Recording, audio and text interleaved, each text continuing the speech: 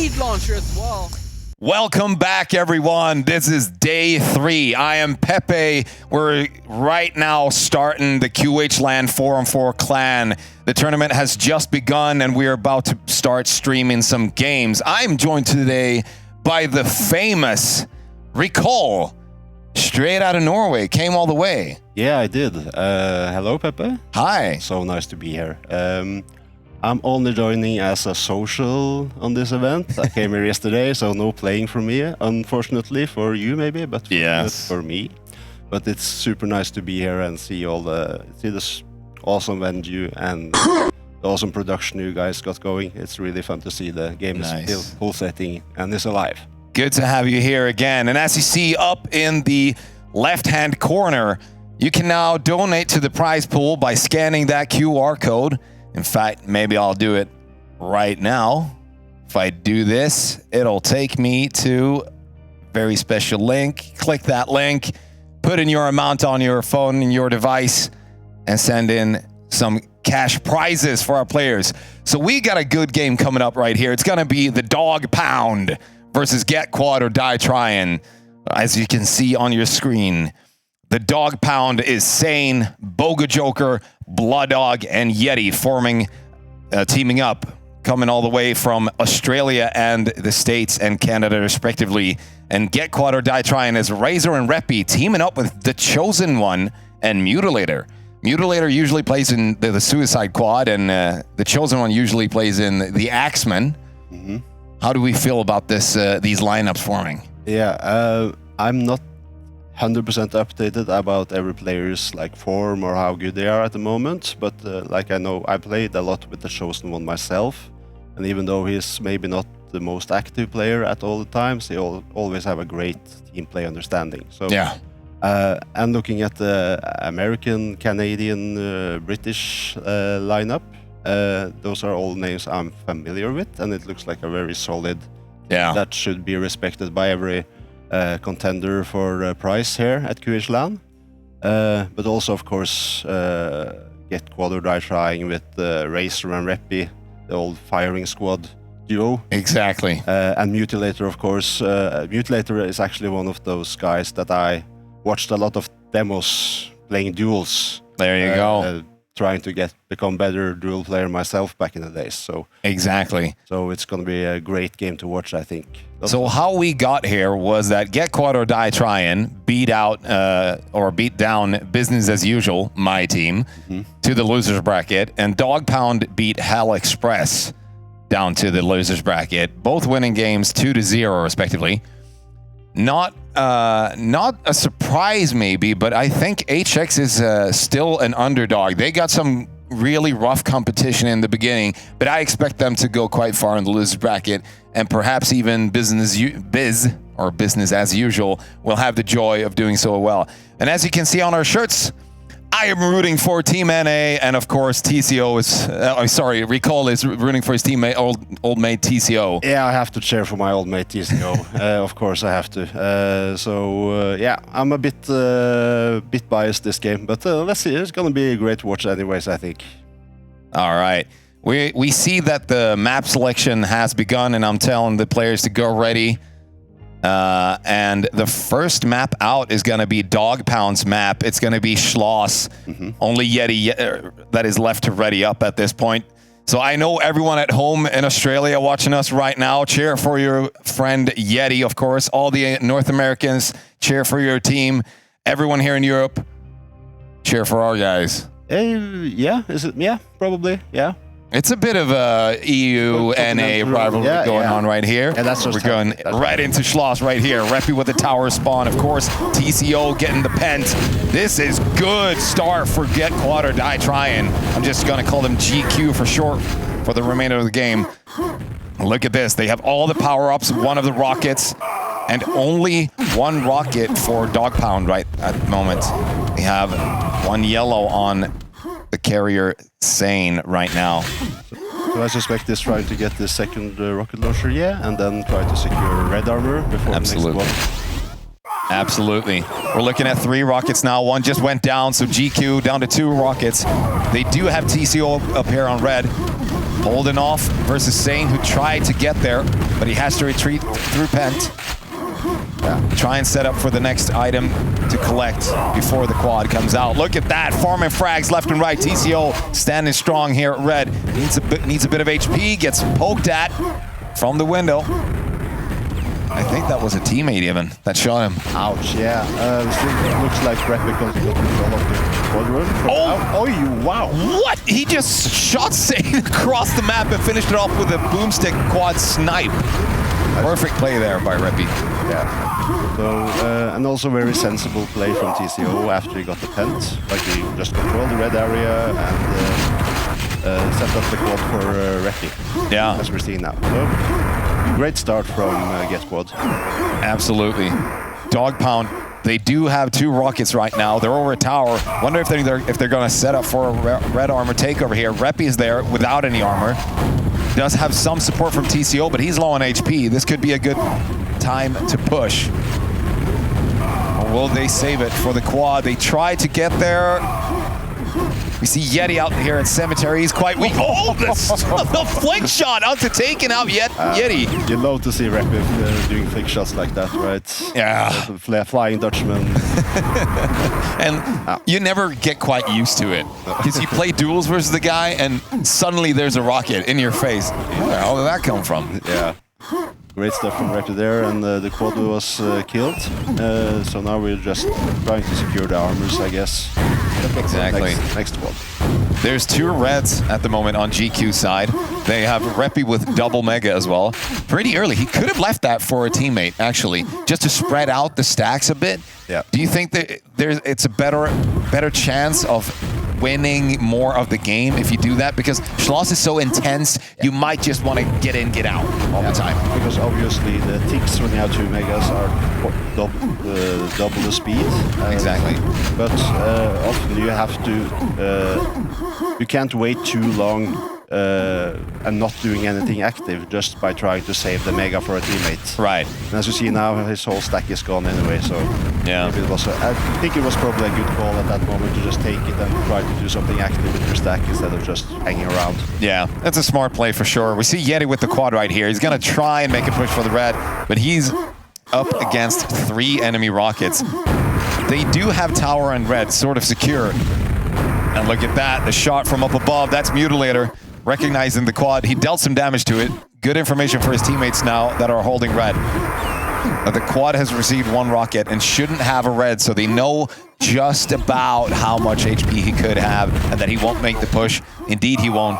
Securing tower for Blood Dog instead. That's a perfectly sound choice there. Look at TCO, quite weak here, no armor. He's gonna get challenged by Yeti. Does get 1 hit. Mutilator Knight right now to challenge him up on the wall. Yeti needs to retreat back down. Those shots are deadly. You get stuck down there in the rat cellar, if you want to call it that. Definitely, it could be a troublesome spot to be in. And also, yeah, let's see how this squad goes, because the last squad Yeti had was kind of lackluster. Sure, he secured 1 rocket launcher for his teammate. Yeah. And that's good, but this one could definitely have potential to make a big impact. Oh, the double rockets meeting Blood Dog at the entrance. Yeah. That's not a nice way to greet your friends, but we're not friends right here. We're enemies battling it out on Schloss. Yeah, and even with the quad, it can be so difficult to hit the people flying up the top of the red area there. Oh, yeah. Yeah, sorry, Blood Dog. That quad just ran out, and the rockets ran out before that. So there you go. Not a chance to challenge the GQ squad right here. They are right now at 1 rocket though, so how are they still keeping the lead this intense? They're about double the frags right now. They haven't picked up as many rockets as we might hope for. And now we got Pent coming up. Exactly. This will be super interesting. That Pent area is like that's like a death trap. Oh, the air gives are coming out. Mutilator securing the pep for his team. Gets to take out both Sane and Blood Dog here. 1 rocket gone, and now Mutilator solo rocket on the field. So what he needs to do now with quad over just to secure red, in my opinion. Exactly. Yeah, that's exactly what he does. He needs to make sure that the red and the next rockets that are coming up are guaranteed to his team or denying enemies of it. Because he's got some time before the red, and the pen isn't really running out yet. Just the final second there. Perfect lineup here by Mutilator. The enemies recognize that he's all out of armor. One fight versus Blood Dog right here, and he's gonna go down. Some shots being missed. Razor. Ooh, I think Razor should have killed. Oh, okay. There we go. There we go. He got shot. Gunned him down at the end there. It felt like that fight took forever, and then finally we had no rockets left, and we see one rocket picked up here at Cathedral. That one just barely makes it out alive. It's Mutilator carrying that one. Gonna retreat back to Cat. See if he can get closer to the quad. He cannot. Yet he's gonna pick that up. Yellow stolen by a teammate. That's fair enough. It's so hard to save anything. Like we said earlier, Yeti finds a Mega, that's lucky. But when you see that tower yellow, it's kind of hard to recognize that. Are there enemies nearby, behind me? Where are they going to be coming from? Can I leave it for a buddy? It's better safe than sorry at that point. Yeah, I think it was without a proper weapon for the quad in that situation maybe. But yeah, he could have considered going somewhere else with 2 enemies with rocket launchers standing inside that area though. But yeah. Absolutely. It's that sort of decision making that really flips the tables here back and forth. We see Dog Pound right now 30 francs behind. Not a huge lead for Get Quad, but Quad's coming up. Yep. Look at Blood Dog flying across the map. He doesn't get the kill. Oh no. But it's going to be Hal. No, still alive somehow. Reppy, no, there he goes. Finally goes down. But Mutilator down to 4 HP right here. We can see him at Yard trying to make a push to find some HP somewhere. Razor now with the fancy moves. He's been practicing. We see that. There you go. That's such a nice attack. And they got the pack even. Absolutely perfect. In this area, like a shotgun, a super shotgun might even be more efficient to fight against a rocket launcher than a rocket launcher when you got the quad. So great decision by Razor, just going for the red area. And looking up immediately, not trying to take a chance that there's no one standing there because he couldn't see him at first. Sane was pushed quite far back on that chandelier. So, Razor meeting some pushback here. A Cat has to back out, get back to the red. Not a lot of armor in GQ's side right now. Bogo and Blood Dog, however, and Dog Pound have a yellow each. This next quad is the one that Dog Pound needs to get back here. One rocket denied. Sane, of course, yet again, better safe than sorry. It's better to have it on your team or deny it. There's so many. Oh! And dropped the pack as well. No way! Sane, look at the fancy moves from this guy. This guy is on fire. Red control. Red control, 4 rockets, and the quad. This is the shift that they needed to get back here. We see the frag difference is still the same, but after this quad run and these rockets are running out for GQ, we might not see it be the same for the next coming minutes. And the most important part is the Pent is about 1 minute and 15 seconds away. Yeah, so it's looking really good for a takeover now for Dog Pound. So we'll see how Get Quad is trying to counter this this one, because the next minute is going to be quite crucial for the outcome of this match with the head coming up, as you said. Exactly. Quad coming up right here. Sane drops down. There's an enemy. That's TCO getting quad blasted out of there. Sane feeling pretty secure right here. Quad doesn't have to move anywhere. Needs to hear from his teammates right now what is safe, because jumping out blindly here towards Pet can mean danger, because there are spawns nearby that are hungry to try and boomstick you down. But he's going to make it all the way back to red, safe and sound. 4 rockets now for the Dog Pound. Yeah, it's looking really nasty now for the... And look at what happened. We're tied on the scores. Yeah. Oh, this is perfect. What a setup here from Sane.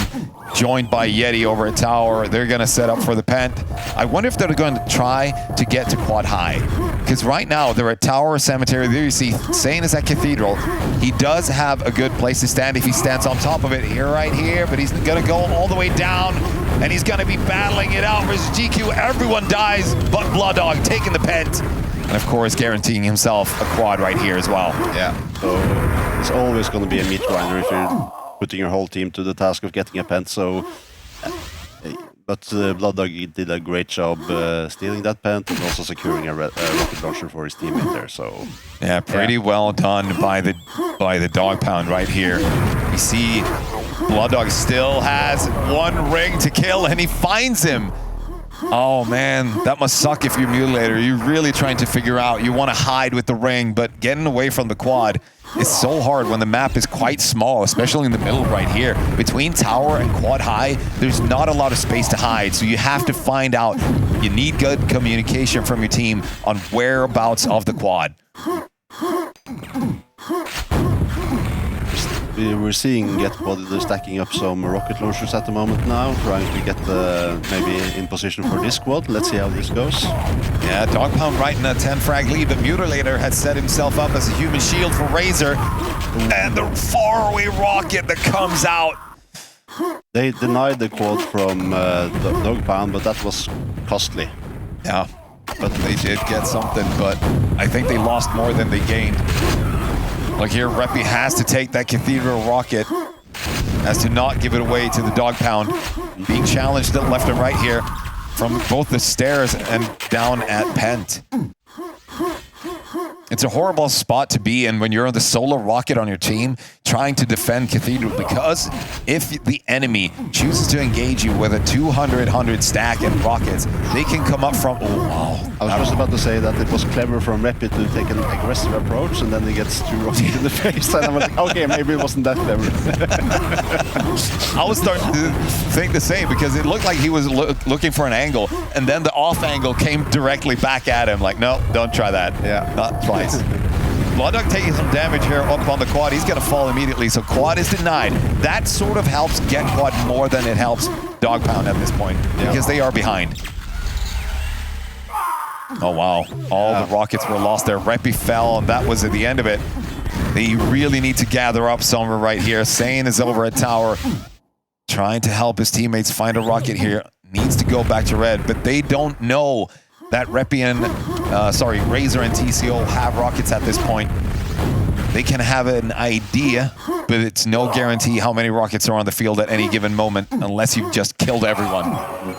We also see Dogpound playing a bit defensively at the moment, because maybe they're unsure, maybe they don't know about the weapon situation on the enemy's team. And the ball coming up in like 10 seconds. That's a good angle to take from Sane. Yeah. This one is perfect. Can he get there? Yeti, of course, on top, killing off one enemy, maybe 2. Mutilator's gonna fall. That's 2 kills to Yeti, but the quad was taken out pretty fast. Razor retreating back into Cat to gain some HP and armor here. The Razor on the RL on the GetQuad team now, so we just need to try to keep this area as safe as possible. Yeah, we see Reppy finds himself a rocket, so now there's 2. But what they cannot do without a quad is push the red, and the red is the key to the victory. We see it over and over again. If you control the red and tower, you control most of the match. And look at that, the rocket from underneath. That's going to disturb Razor over here at quad high. And there's a lot of frags happening over at tower right now that sadly we didn't get to witness. But here you go, Razor defending Cat. And that's a steal by Dogpound.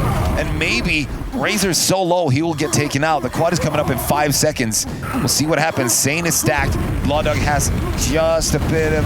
Oh, sorry, that's Boga Joker. Finds some HP, finds the quad. And there you see, finds 2 RLs. This could be nasty. Takes out both. This is rough if you are GetQuad members, but there's a pack laying there and he can't... they just needed to flood in there because they invested so much trying to stop the quad. Perfect moment for Sane to show up. He gets clear communications from his team. Everybody's dying at Cathedral. He has 2 megas and a red. Goes in, cleans up, goes back to red to keep it safe. And we see like Dogpound is, even though it's been quite messy the last couple of minutes, they kind of keep the control of the red area, and the frags are slowly building up for them as well. So yeah, at the moment with this Pent, it's going to be quite crucial. Yeah, Pent is lining up here. Sane is positioned perfectly on top of it. Can he get there though? He's getting shot up. Gets the Pent, of course, and the next up is Quad. Shouldn't be a problem to pick up here. And remember, this is Dogpound's pick, so we are expecting them to have a slight lead. Can see that he can see a ring, but he's trying to figure out if his team or not. Oh, he spots it from far away, but TCO gets away. Effective work on the feet there. Yeah, nice movements. Absolutely. one thing that absolutely matters less, probably, than in certain situations is how well you move around a map. But we can see it can really help you out sometimes, even if TCO did not have a weapon there. Yeah. That doesn't mean Sane knows he doesn't have a weapon. Exactly. And which makes him even more hungry to chase after him, giving more space and time for the rest of TCO's team to gather resources. Unlucky for them, though, they have not gained more than one rocket, and it's Mutilator right now at Cathedral. Meanwhile, Bogajoker, Yeti, and Blood Dog all have their respective rockets. Blood Dog is going to fall, but we're here at the quad. Mutilator picks that up. He's going to dip right down on pretty quickly to try and figure out a way to attack the red. Now, this is what I know that GetQuad has been trying to strategize about, how to get access to the red when you're having a quad run like this. Absolutely beautiful work. I appreciate the attempt from Bogajoker there, but maybe a bit ambitious, trying to stop the quad, jumping back into the window, but let's see. Oh, the snipe from a fresh spawn Blood Dog. That was unlucky. If you're a Mutilator right there, you're like, I gotta wait for so long. Yeah. And eventually that happens, you're absolutely heartbroken. But maybe he got the info from Bogajoker that he was weak, so yeah. It was deliberate also. But at least, yeah, quite impressed by the last 10 minutes from Dogpound on this map. They kept quite good control, even though things got a bit messy. Yeah, absolutely. We can see the Dogpound right now, 50 frag lead with 2.5 minutes left about. And I don't see a world, especially with this quad in the hands of Sane, that GetQuad can get back from this even. No, it's probably getting a bit too late. Like, we got 48 frags, the difference, and only 2 minutes to go. It's quite a lot on this map to rack up, so... Yeah, even if they are pushed back at the moment, TCO and Razor have 2 red armors stacked on top of them, and they're out at Cemetery looking for HP. There you go, TCO with a Mega as well. This next quad is gonna be brutal because Mutilator also has a rocket right now, but there are also 3 in Dogpound's hands. Sane has to retreat back to Cathedral. Where is the push coming from? It's gonna be coming from tower side. As you see, Mutilator setting himself up at quad. TCO is over at the quad as well, and Razor's joining them too. Oh. But it's going to be steal, and the pack generated. Blood Dog guarantees himself the victory. Absolutely set right there. Nice steal from Blood Dog there. You got to appreciate the sneak quad steal there, for sure. So good. And also getting a pack and everything, so yeah, that's definitely the nail in the coffin for GetQuad on this map. Yeah, a big shout out to our friends who are traveling all the way from North America to play with us here, and also Yeti traveling all the way from Australia. I think his flight time was something like 25 hours or something like that. So, yeah, there you have it. Blood Dog right now has a red. TCO jumping over to tower to get one more weapon for his team before the game ends. They want to get some frags on the board here just to feel like, well, you don't have us that easy. They got a good start, though. GQ had a really powerful start. We see a fight here at Cathedral. It's going to be a bore into Bogajoker. Blood Dog to clean up a mess that was left behind. Last quad coming right up. Sees enemies dropping down every... Oh, my God! I thought for sure Reppy would have one more rocket, but I think he just ran out of rockets at that point. Yeah, and even though like the scores are getting a bit much in Dogpound's favor now, it has been a really even matchup, I'd say. Like, absolutely. GetQuad had the control for the first 10 minutes of first half, and then Dogpound took over. So. And a bit more effective with the resources that they got. They utilized the red armors, made the push really, really strongly a couple of times, denied or took or, you know, anything with that concerned the quads. And the following pent was just an easy pickup for them because they had the full rockets. They had already guaranteed themselves the upper hand before the pent had even spawned. And look at that, Reppy cleaning up at the last second. We can see the North Americans right here. You got Blood Dog on the right. And in the middle of the screen, you see Yeti. On the left, you have Bogajoker, and next to him, to the right of him, is Sane. So we're gonna jump into the next map. We'll see what that's gonna be. It's gonna be GetQuad's pick this time. What do you think they're gonna pick? I'm thinking it's gonna be a DM3. Yeah, I'm hoping for a DM3 myself because that's one of my favorite maps when I was playing. Yeah, we're right. Great stuff.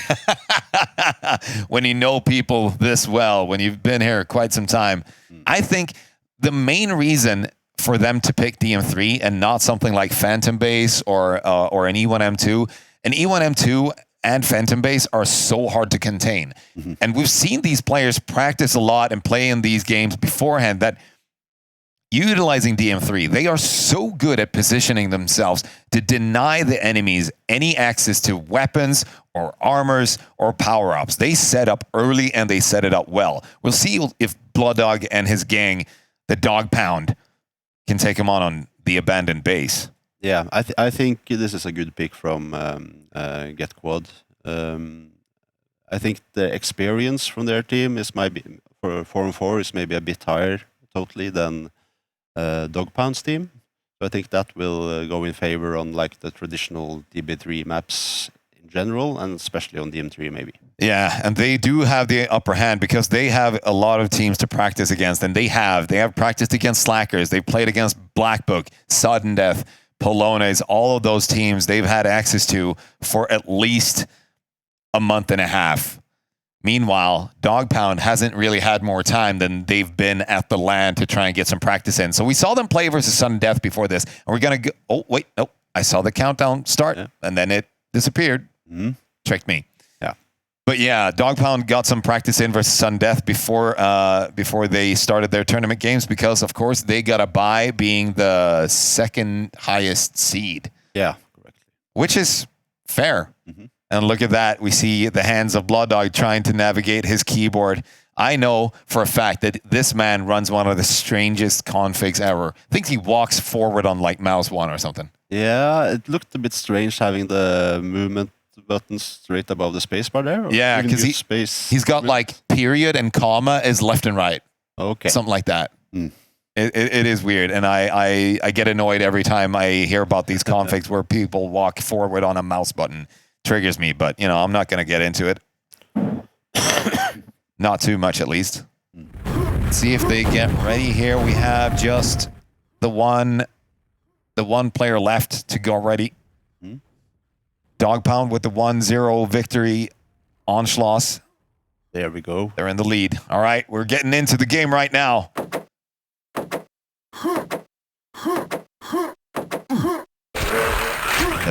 The spawn, of course. I know people love that sound. It makes me cringe every time. Great start for Dog Pound, though. Yeah, RL and the Pents. Oh, wow. Reppy gets away with the LG. That's pretty good. Good for his team. If he can get himself to the red, they have a perfectly good setup to kill off at least one of the weapons or make a push for the quad. Yeti's obviously going for the rocket here.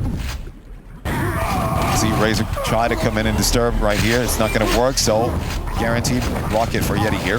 Yeah, flawlessly executed first spend from Yeti. He gets the second yellow and then continues to get the second RL without much competition. So now it's very healthy spot at yellow armor. We see Reppy with a rocket right here. He did get a pack delivered from his team, I think.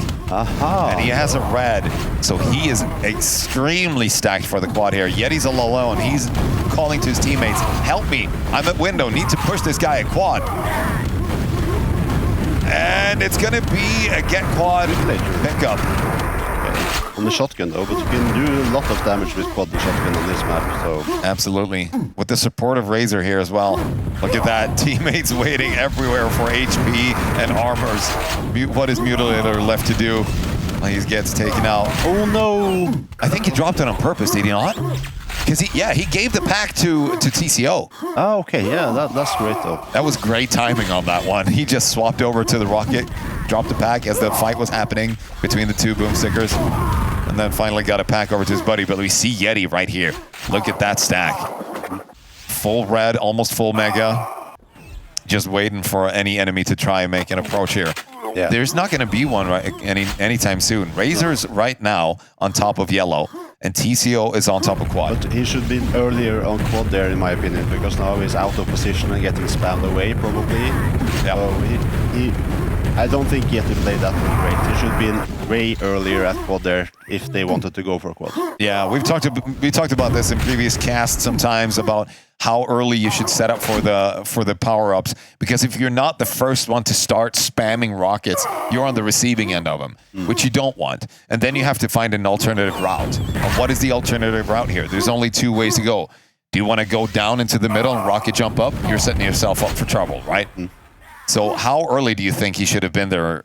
Like, at least he should have peeked out the moment he saw a teammate entering the red armor room. He should have peeked out and see how things were, at least. Right. He was hanging around in the red armor room for like 5 seconds maybe, even after a teammate was the other one there.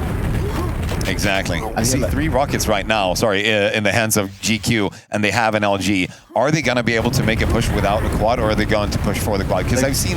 Yeah, they're going to push for this squad, and then probably, if they get this squad without too much trouble, they're going to take over red.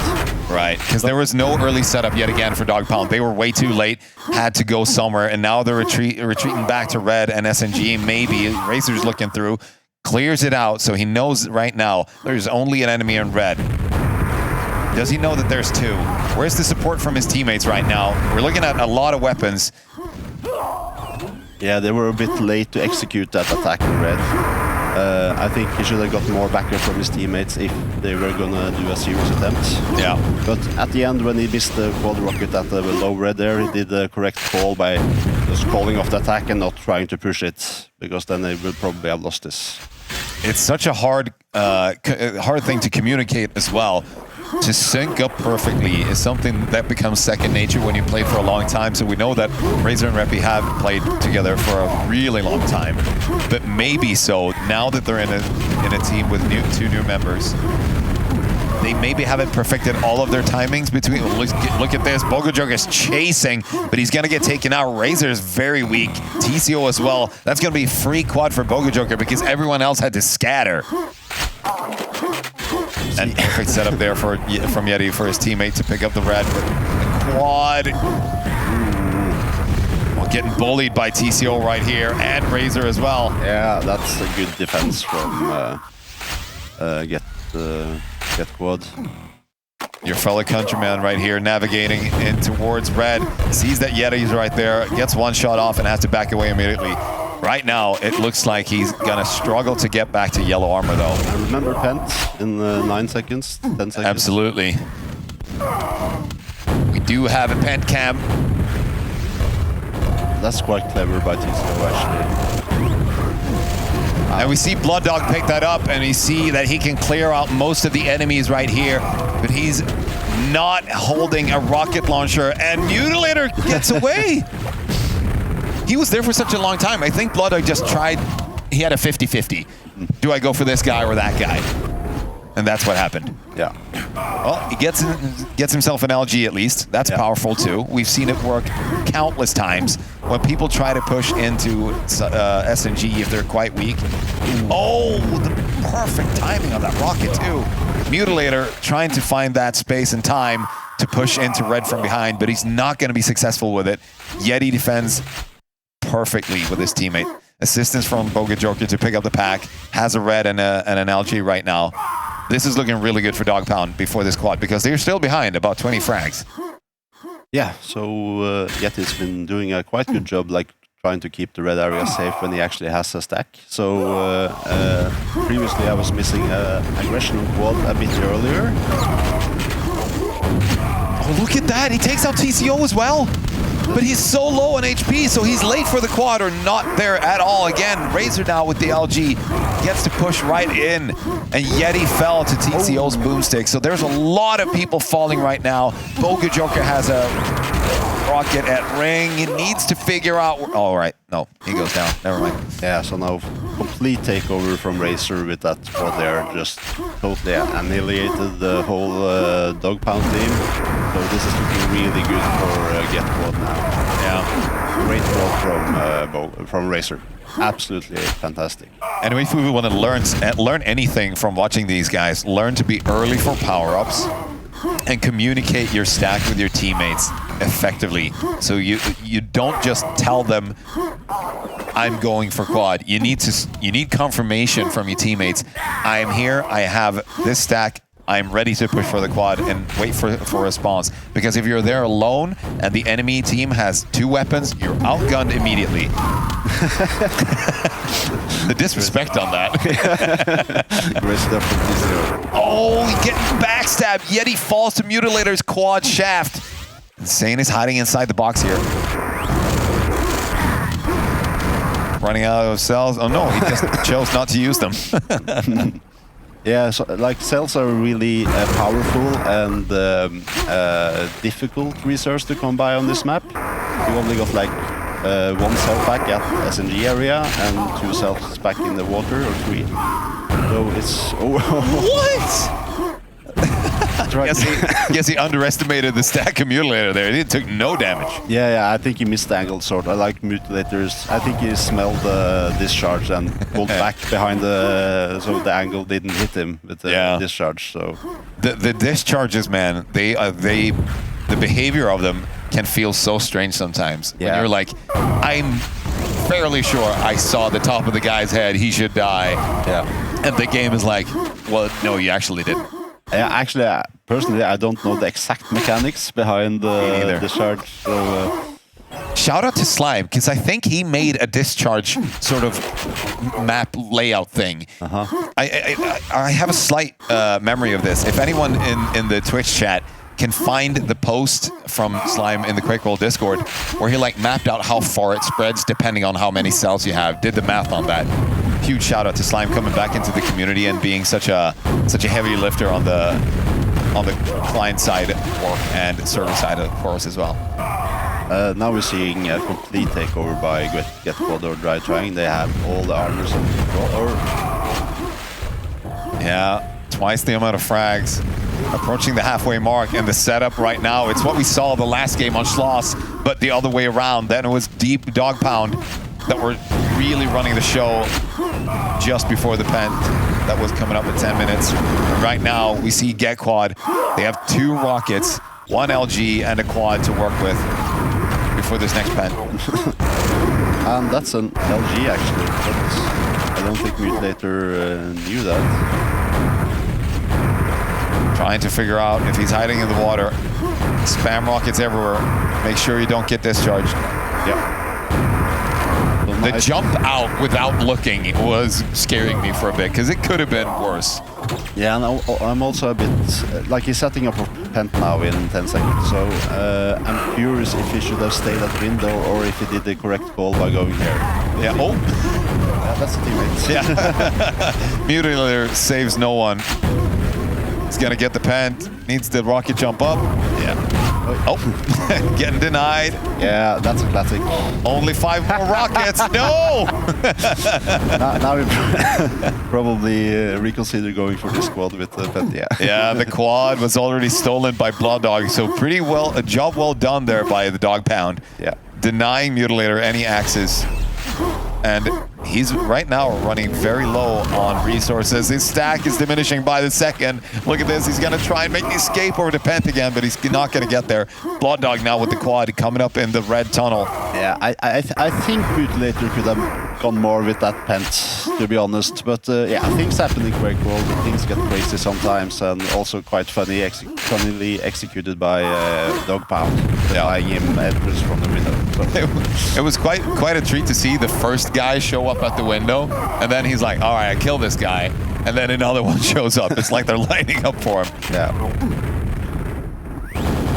All right. Blood Dog right now, only the red is his name, not a weapon. He's gonna try to jump in first to distract the enemies. Mutilator, of course, on top of the quad. Gets a couple of nails on the enemy rocket launcher right there, and he will fall. So there's only Reppy right now with a rocket launcher. And an LG on top of yellow here. If he could get over to the red on time. Oh, okay, he's gonna choose to not go that route immediately. Yeah, I was thinking about maybe you shouldn't care too much about that Mega, because you should know that the stack on the enemy team is quite low, so your main priority should be to get quickly to red. Exactly. But I saw he kind of changed his mind, and then he saw his teammate taking it, so yeah.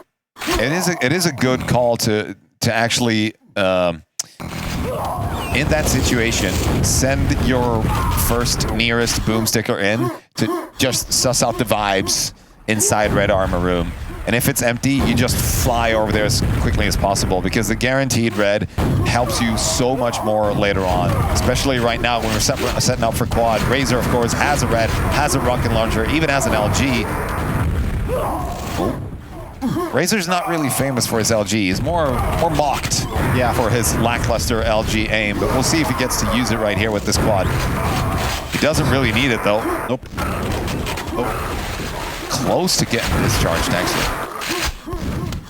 He gets rid of the LG pack if there ever was one. Getting quite harassed by boomsticks here, too. Yeah, so let's see if he survives. That's a bit unfortunate, I guess. Maybe? If you make it out alive with 1 HP, at some point you're going to get punished for it. But why didn't he take that health back? Or cared about spawns? Not? Oh, yeah. The Razor special. I'm going to go up and bore here. Yeah. Yeah, maybe good play, I'm not sure.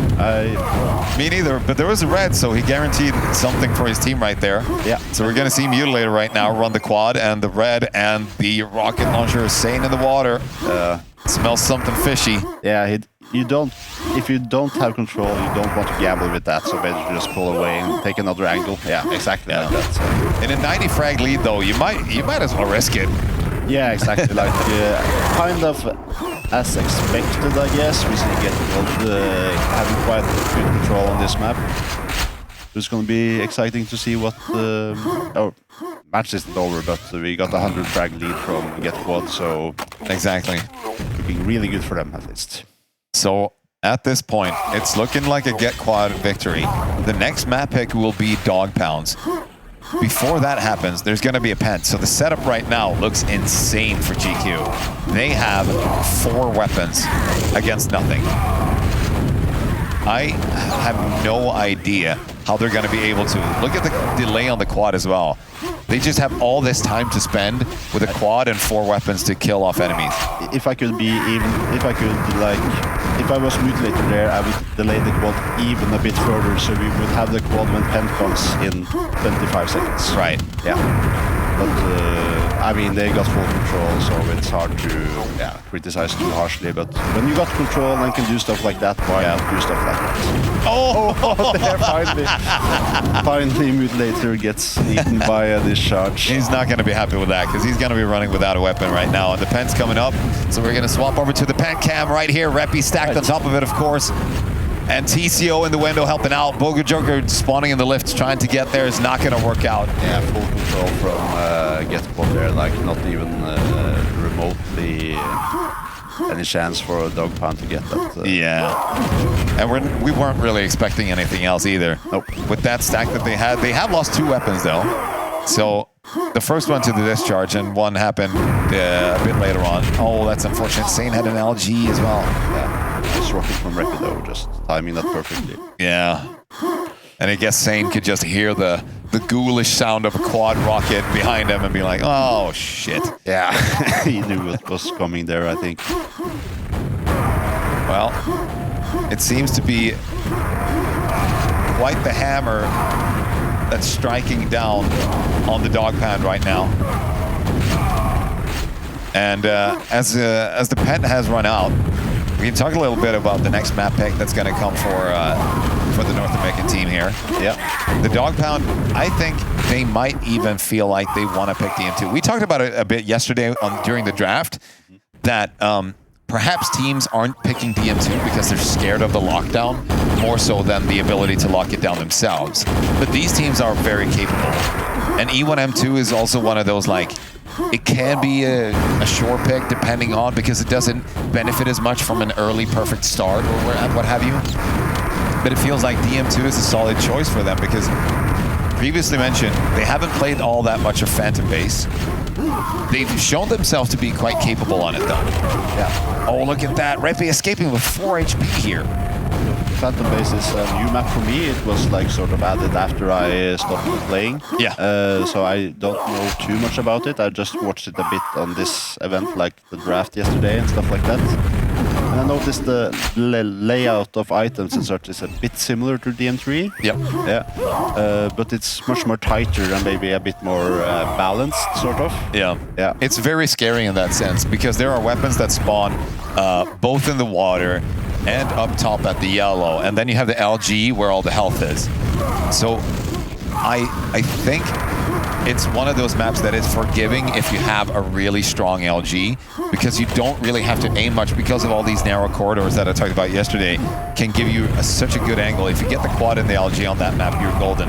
It's more so difficult on DM3 to navigate that sort of stack because the LG only reaches so far, right? And when do you want to use the weapons? When you have the quad, you want to try and get people killed around water in that area and not die to a discharge. So going for the LG is can be such a punishment as well, unless you're in total control like we see right here. Yeah. Dog Pound not gonna be able to reach 100 frags. Is it so? I don't know. Right now the stacks are pretty even though. Got like Sane with a weapon on the red tunnel, so instead, let's see if Sane can do some magic from there. And stolen red by Boga Joker, so perhaps a good setup for the quad here if they recognize that they have one weapon, but he's not looking too healthy. Does he dare push towards it? He's gonna go for the red, he's gonna get taken. He got spammed away and yeah, taken out. Easy for Razor there. Razor, quad LG coming up the stairs. Boga Joker inside red. He's gonna get, splat, splat. Absolutely pinned to the wall there. I mean, that was a beautiful play by GetQuad, actually. They lined it up perfectly. Send in one guy, then come in with the quadded LG to help out. Absolutely obliterating Boga Joker in that scenario. And in general, just I think really well executed from GetQuad on this map. They sort of shows class here, and they show that they're at another level than Dog Pound on this map in general. Absolutely. So, on the last 45 seconds run, we can go through a bit what happened in the quarterfinals as we see that the bracket is right now updated. Sudden Death beat Unknown Soldiers 2-1. 2-0.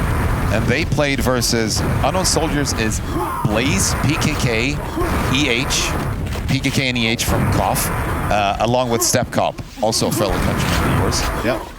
They won DM3 by about 60 frags, and it was actually really close for the first 10 minutes. I think it was like 1-2 frag difference, and then Sudden Death got a pent and just ran with it.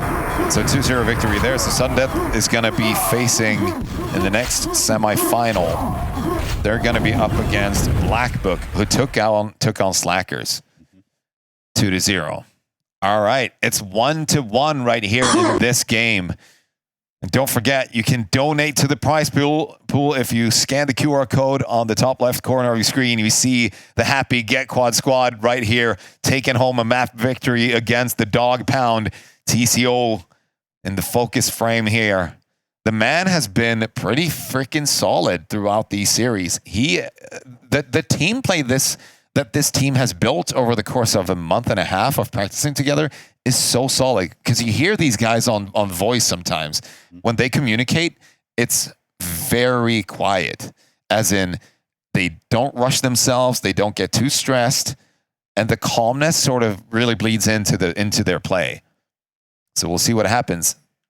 On the map vote, you're going to have a DM2? It's going to be a DM2. Nice. I'm right again. Yeah, you're very perceptive today, Pepe. Very perceptive indeed. This has never happened to me before. I'm always wrong. Yeah.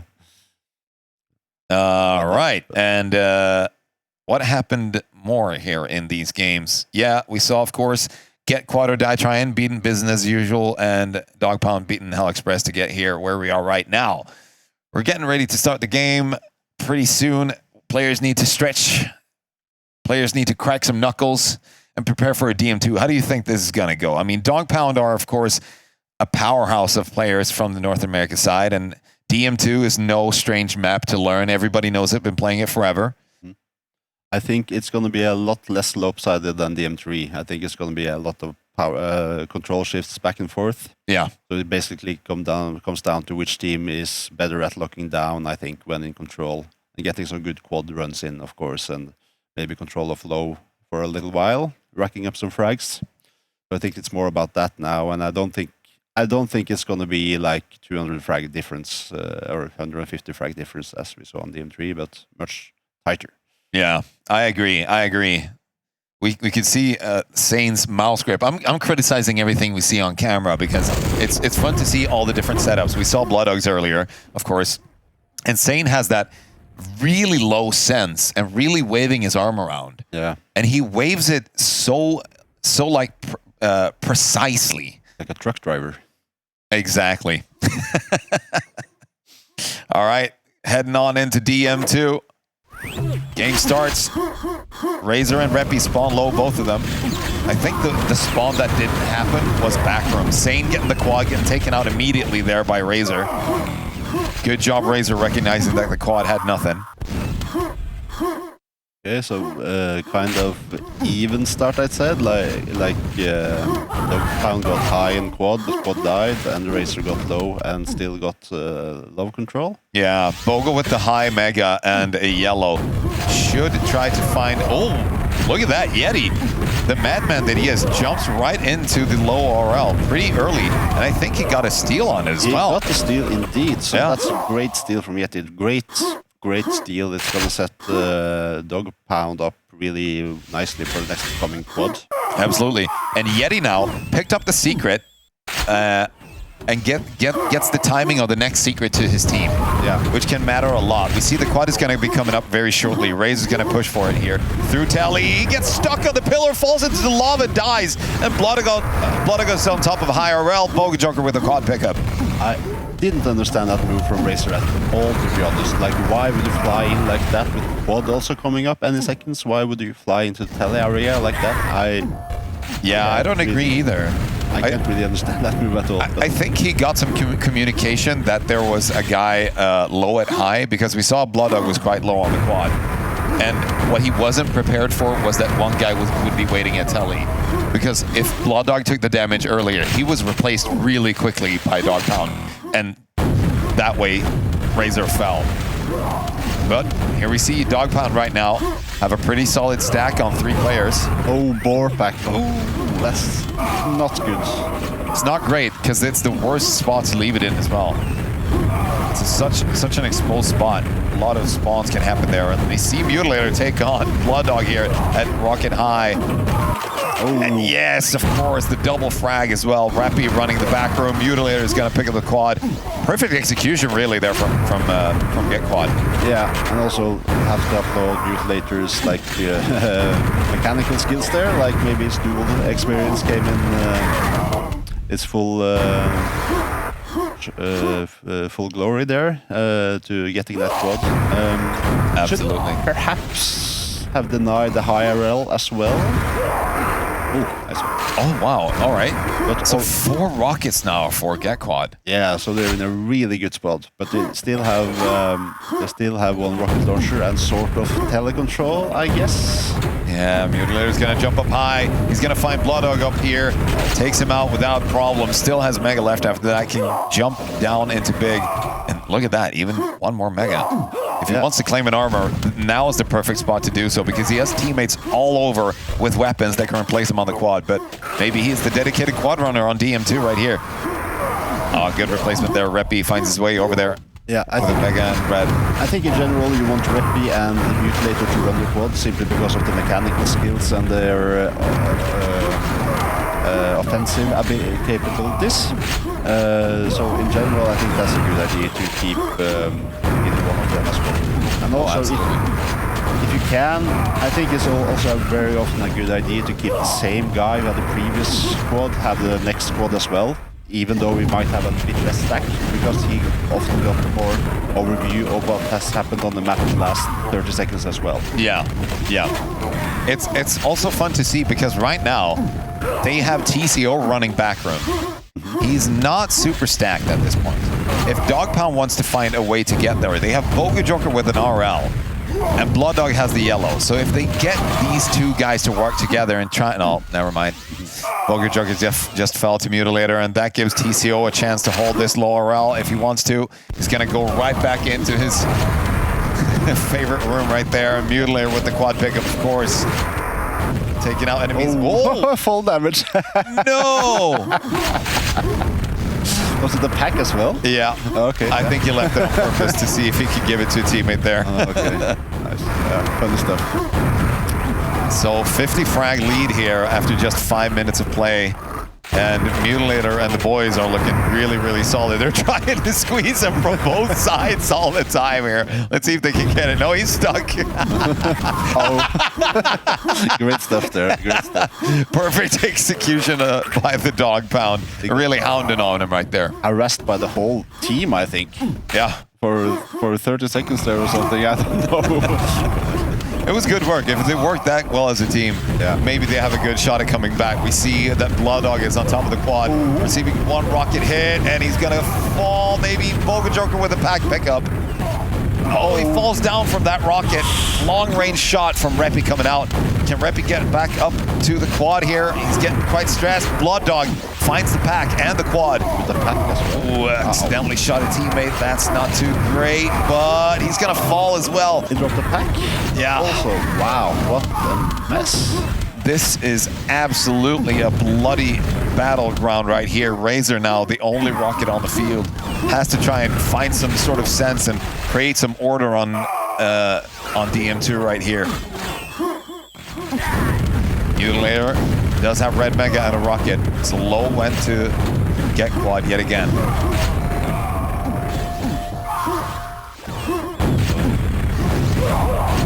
Still looking really good for QuakeWorld here. Like they got an 80 frag lead almost. Yeah. And also full control of the map at the moment, or maybe not. Yeah, even low RL. I see Mutilator is hanging around there, so they. Ooh, that's an unfortunate spot. That's very unfortunate. Look at that, Reppy just roaming around here. But at least they didn't drop pack, so I guess it's not that crazy. But you should know that Reppy should know that Yeti is up at high RL now. Absolutely. I think the main problem for them right now is to get the balance back. They have 3 rockets, which helps them a lot.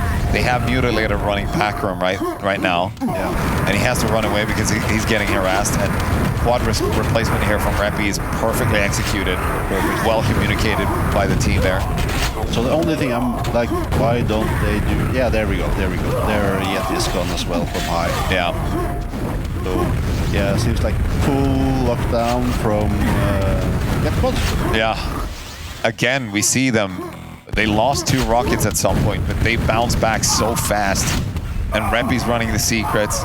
Mutilator running the back room. Oh, that's going to be a trade. Blood jumps down, generates 2 packs, actually. And Razor now, with the quad, doesn't have armor. I don't know where the packs went, though. I think... Yeah, TCO found the packs in secret. Of course, yeah. Yep. Yeah, now it's gonna be a real struggle for Dogpound to get back from this map. Oh, good shot. Yeah, that was a stack, right? Yeah, but I know. I think he didn't hit. So Razor taking a lot of damage with this quad right here. He might get taken out here. And he's the 2nd rocket on his team. That's the last one. Now the shift has come. Maybe we see Yeti and Boga Joker with a rocket each. Bogo, of course, does have a red mega. He's gonna have to try and deny this low. I think he just killed it. Yeah. And great work here in back room. He's gonna take out Razor. He can guarantee much more of a stack here for his team. They're low spawn now, I think. Was that the low or the high? I think I heard a pickup sound, but I'm not entirely sure. I think the pickup sound earlier was the SSG that someone took in the background. Right. Yeah. Because low was before high, I'm pretty sure of it. Yeah, we see high getting picked up right there. Insane. Can he make it out alive? The lava's open, but he can make an escape. Pretty accurate with the boomstick and the quad here. 13 HP left. Yeah. As long as no one spawns next to him right now. Good shot there. Suddenly a complete takeover from Dogpound. Yeah. Out. Like 1 minute ago, there was 4 rocket launchers for QuakeWorld, and now there's 3 rocket launchers for For Dog Pound, yeah. And that's exactly what you predicted. You said there's going to be a power shift, and we saw it a bit through like the 50-minute mark, and now we're at the 11-minute mark, and it has shifted entirely. Mutilator picks up a rocket, dies immediately. Laurel is going to be up, and it's going to be picked up by Sane, who's hurrying towards the quad here because he's the stacked one. But look at that, Razor is on top of it. 24 HP left. Can he make it out alive? Surely not, no. It was a great steal from the quad. Like, Dog Pound should have had that quad, I think. Yeah, they don't necessarily need the quad right now with the enemy team having no rockets, but we see TCO pick up a rocket at high. If he can backstab one of the Dog Pound guys with this rocket, it'll be devastating for the Dog Pound. They're just lagging behind by 70 frags, by the way. Yeah, and on aim 2, that can happen real fast. Absolutely. 4 rockets now. Look at the stacks. They have red. They have mega. They have everything that they need. There are just yellow armors across the board here for Get Quad. The Mutilator just got the high RL, by the way, with a good stack. Oh, right. He got a mega too. Quad, and quad is coming up in 5 minutes. So, no, 5 seconds. Yeah. Not bad. Yeah, it's going to be a Razor steal again. Wow. Like, this is so weird to me. Like, they really need to catch up on frags, and they don't push for quads with that much of a stack. That's sort of weird to me. But yeah.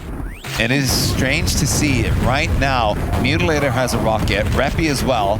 They're trying to find some ground to stand on, but Mutilator is getting spawned on and pushed by so many boomstickers. He has to jump back onto high. Not the perfect place to be when you want to defend against enemies incoming, but we are seeing Boga Joker trying to make his way forward. Sane as well. They're both stuck in red mega right now, so they're stuck before this quad comes up.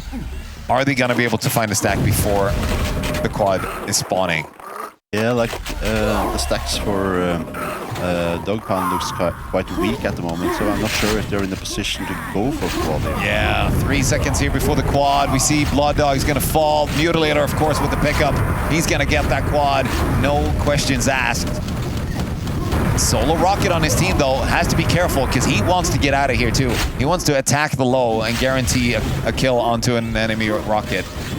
You definitely want to at least apply some pressure. Oh, the door closes right in front of the rocket. So ooh. Lures a little bit to the ground. Gets a good kill, though. The counter rockets here from Sane and Blood Dog. Really working their way towards Mutilator. He's going to go down. That's a pack. Teammate picks it up. That's fine. Yeah, that was a bit too greedy from Mutilator trying to go for the secret there at that point. Talk about greedy. Razor right here as well. He's getting assistance from his teammates, but one of those rockets could have just as easily hit Razor himself. And quad's coming up yet again. You see, Dog Pound don't really have the stack to contest this quad, so they have a lot of work in front of them to sort of plan ahead and try to get the stacks for the rocket launchers in time for the next quad, because they really need to start getting some frags now. Yeah, after the control shift that we saw, them getting pushed back into red, so both Boga and Sane were stuck at red armor at low. That gave Get Quad so much time to just set up themselves perfectly, and now we're seeing them have 4 rockets, and the 2 rockets still on Boga and Sane, trying to figure out what to do next, because they can't get the lower L. It was stolen by Reppy. Look at that, the push from Bogo, and the trap set up here by Sane, perfectly executed. That's clever, that's clever. And Mutilator now going to try and take the fight here at Water versus Sane. Can he get there? He's getting assistance, Sane, from Boga Joker coming up right now. He jumps up to the quad. Quad is up in 2 seconds. And it's a bit too late for the Dog Pound to even approach the quad. Can he get the shot here? Bogo just can't make it out alive. Very, very slick play from Mutilator there. Like, playing with minimum risk. Not sure about that, but Lava opens! Oh, he gets out alive. I don't know how that happened. All right. Yeah, now it's starting to, like, 100 frags, 5 minutes on team 2 is certainly achievable. Yeah. If you get a full lockdown again, but you see 4 rocket launchers on QuakeWorld team. Yeah, it should have turned about a minute ago if they wanted to get these frags back. Yeah, I think the main issue for Dogpound this round was not pushing quad when they had the opportunity to do so. Like a few minutes ago, because at some point when you're below in frags, you need to start getting them. Oh, wow, okay. From Bulldog Dog on the quad there. Yeah, it's really trying here, but Mutilator right now in the telly. Trying to defend as much as he can from enemies flooding him. Does get a Mega, so that's going to help out. But we see Blood Dog right there, push through, trying to get towards this high. He's going to get the rocket, but gets taken out immediately. So the 2 rockets remaining right now for GQ are on Mutilator, of course, and on TCO. Trying to find himself a red armor in secret. And Yeti has found himself a weapon at low, as well as Bogo. Final push here to try and make something happen. They need some momentum. They have a red on Bogo. Yeti is quite hurt and big. Can he challenge Mutilator here? They know that he's on quad right now. If he could maybe line some rockets towards the quad when Mutilator jumps over, that could help them out to set up even better. See Sane get taken out. Of course, Mutilator finds that quad. Quite uncontested, I would say. They didn't really push for it. Yeah, no, and as usual, they have a bit of a trouble with the stack prior to the quads. Yeah. They're sort of depleted, so they're... Oh, that's... Obliterated Yeti there with the quad rocket. Yeah, I have to like give credit to Mutilator for this team to run this. I think it's played really well. They did great moves to sort of lock down the maps and secure probably this second map win for his team. Yeah, it seems like Mutilator is... I almost said it in the beginning, like, is he the dedicated quad runner? Because he's been running so many of them, and he's been doing it efficiently. Look at him right here, trying to figure out a way to get out. Blood Dog is going to challenge him here. Already jumped up. Does he know where Mutilator is? He finds him eventually, only 35 HP left. Razor even lower with 21 here. Can he get the quad and survive? Just barely. One more boomstick shot would have done it. Yeah. And of course, that's when nobody spawns nearby to threaten him. Yeah. Toying with Sane here over on the telly. Yeah, nice. Saving the ammo pack as well for Razor. Yeah, that's good team play right there. Razor's trying to jump in here. Razor just... How did that rocket not kill? All right, the second one does. So Yeti now pushing through the path. Can he take out even more rockets? There he finds Reppy as well. He's going to go down. Pack generated here at Telly for his teammates. Easy pickup on that one. Yeah, so finally we see a great offensive push by Yeti there that we kind of wanted to see 5 minutes ago. Yeah. Not from Yeti necessarily, but from Dogpound in general, yeah. They are on top of the quad. Yeah. Let's see what Bogan can do with this. What? Why did TCO drop down there? Did he think Bogan was that low? Or that close even? I'm not sure. It got messy, that's So yeah, good pull run so far by Bogo. But it's probably starting to get to this point where it's a little too late. Yeah, very much so. 2 minutes left and 260 frags on GQ, and Dogpound with the 142 not going to be able to turn it around entirely, but at least you can get a couple of more frags on the board. Yep. Oh, good shot. Oh, no. The perfect timing, but look at that. Yeti already set up here. Yep. They have 2 rockets right now at high. Sane carrying the one and Yeti the other. This squad should at least go through. Absolutely. Finally, we get Sane on camera with a quad. Let's see what he can do. This man has some really nice movement in aim as well. Struggling a bit to take out Razor with the red. Oh, no! I mean, nice play by Mutilator. Yeah. Effective at placing those grenades. precisely where he needed them. And it's 1 minute left. You can really notice, like, Mutilator has probably played some duels on the M2 in his life, in the certain fight situations. For sure.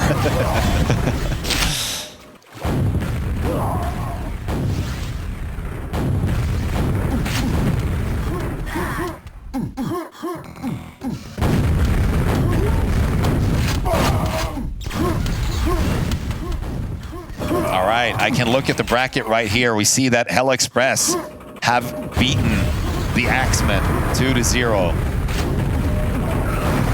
And Unknown Soldiers are in the lead versus the No Name Warriors. No Name Warriors, of course, being Glad and Zepp out of Russia, and Rocket and Hang Time.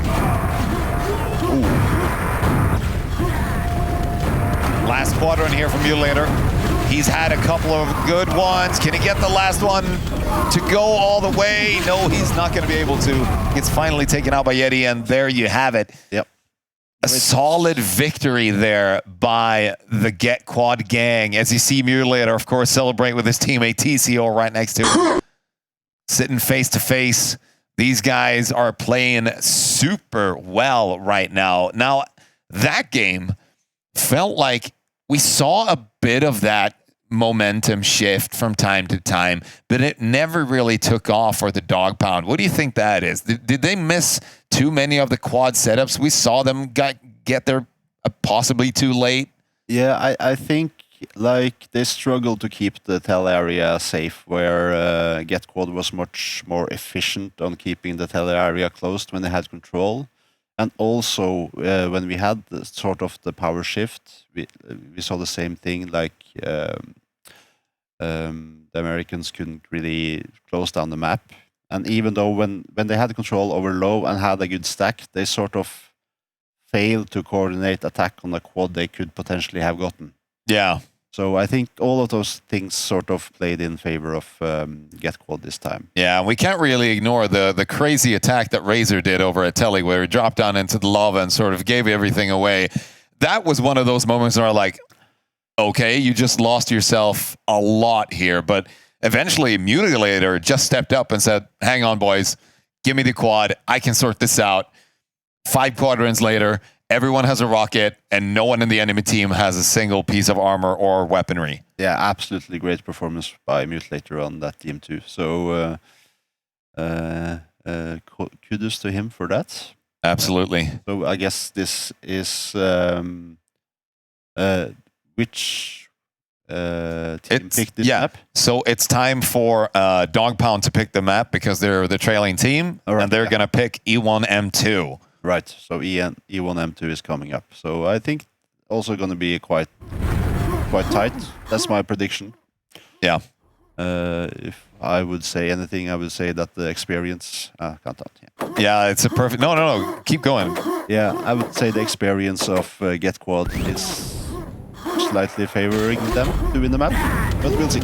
Yeah, rocket jump up to the Mega there by Razor. First quad goes to Bogo.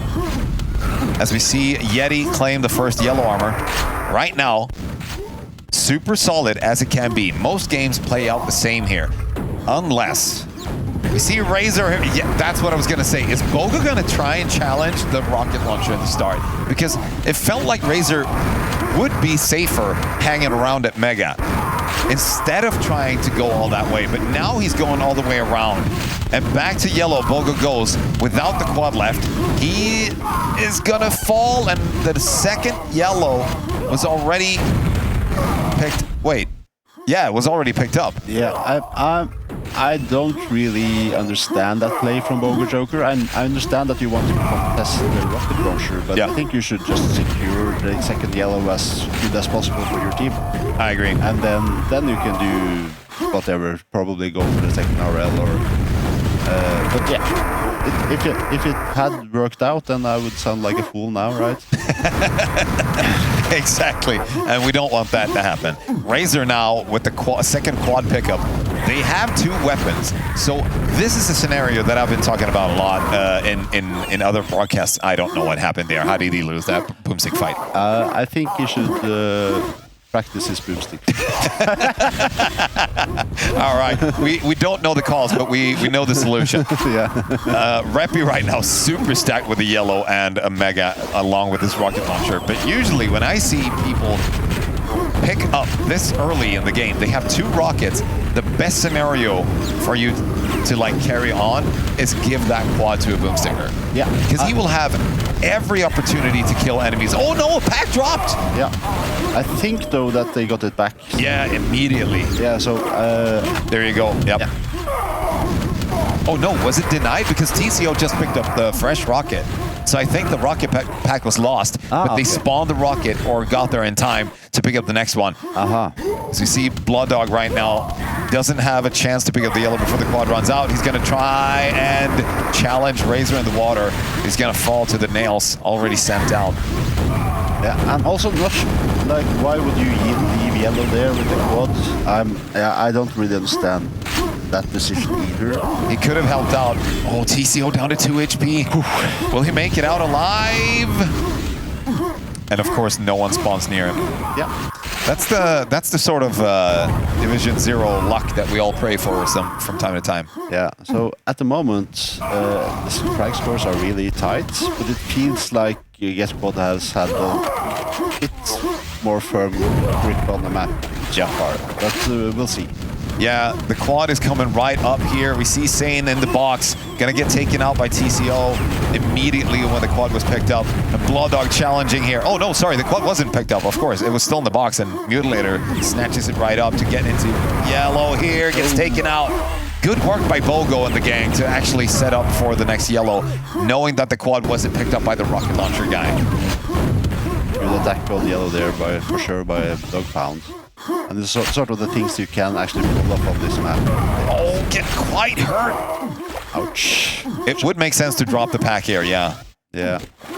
They should know that Bogo is weak. Reppy's in the water. Yeti's helping out. Yeti got the yellow. Not giving away the pack just yet. All right, so restack up on Bogo right here. They had the intention of dropping, right? Yeah. And then they, okay. And look at that. Mutilator just took the mega and found his way into yellow right now. So if Bogo goes in here, he's going to fall immediately. Wow. Yeah, clever play by Mutilator. Yeah, it was really well executed.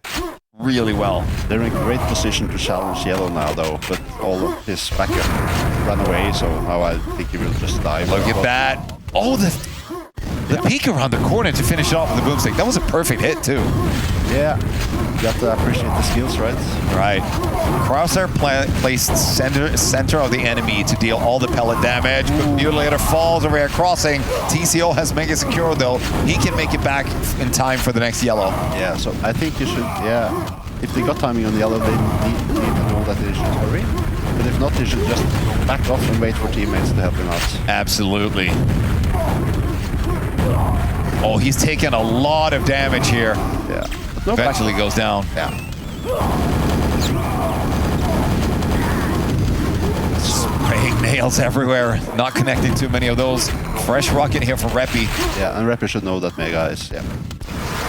So, and code for Sane here. Let's see how this boomstick pod goes. Yeah, not really challenged here at Yellow Armor at this point. I think, yeah. They got about 5 seconds to push him out if they want to, but Reppy's already in crossing with the Mega and the rocket that he has. No way of him to get in there in time. Sane right now can't get to the next rocket launcher pickup either, so that's going to go to TCO. Trying to make the last seconds of the quad work there. Can't really find the enemies that he wants to, but the dog pounds are hounding after the rocket launcher that was carried by TCO, and he's going to go down. No pack though again, so like super important on E1M2 as well. Yeah. Because sooner or later, if the enemy decides to hunt you down, you're gonna get taken down on this map with a rocket launcher, even if you got yellow and Mega and everything. Like, so it's super important to not drop backs when you're in those situations. Absolutely. Blood Dog right now. Look at the stack on him. 37 rockets. He takes a bit of damage here.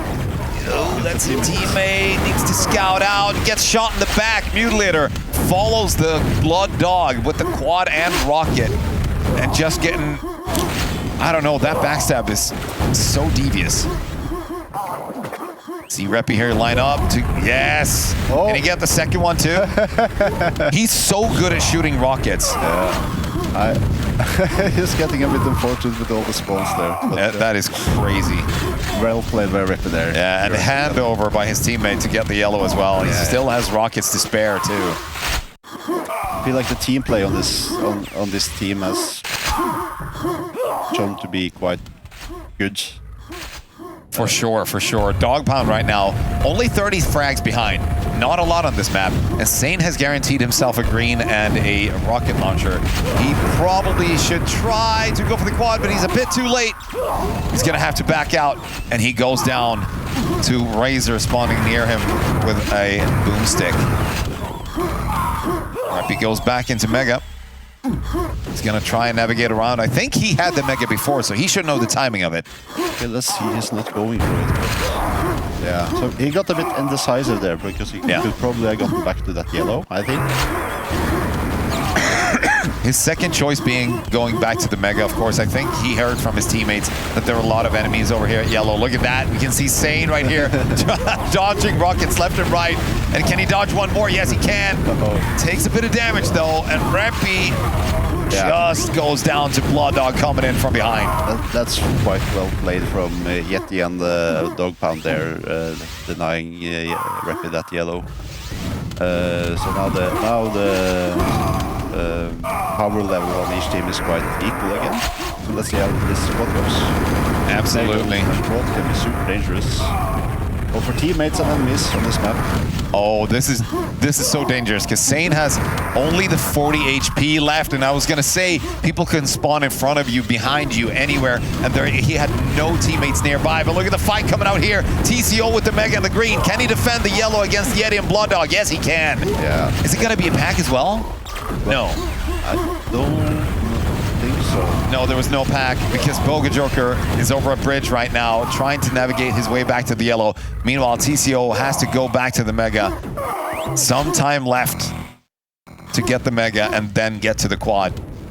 So they should have the timing on this Mega as well because he had the previous one. So exactly, and a fresh rocket to be spawned here. Dog Pound lost a rocket. They have a new one right now on Boga Joker. He's not going to be able to push for the quad right here. Sane's going to give it a try with his boomstick. Not going to be successful, and TCO with the pickup. Right, got the buckshot also, so... Yeah, that's perfect. And the yellow armor just waiting for him. And now he should also have the timing for the Mega. Correct. So he's going to be hurrying back to Mega, make sure that the enemy rocket that is possibly still alive, I'm not sure that they know, well...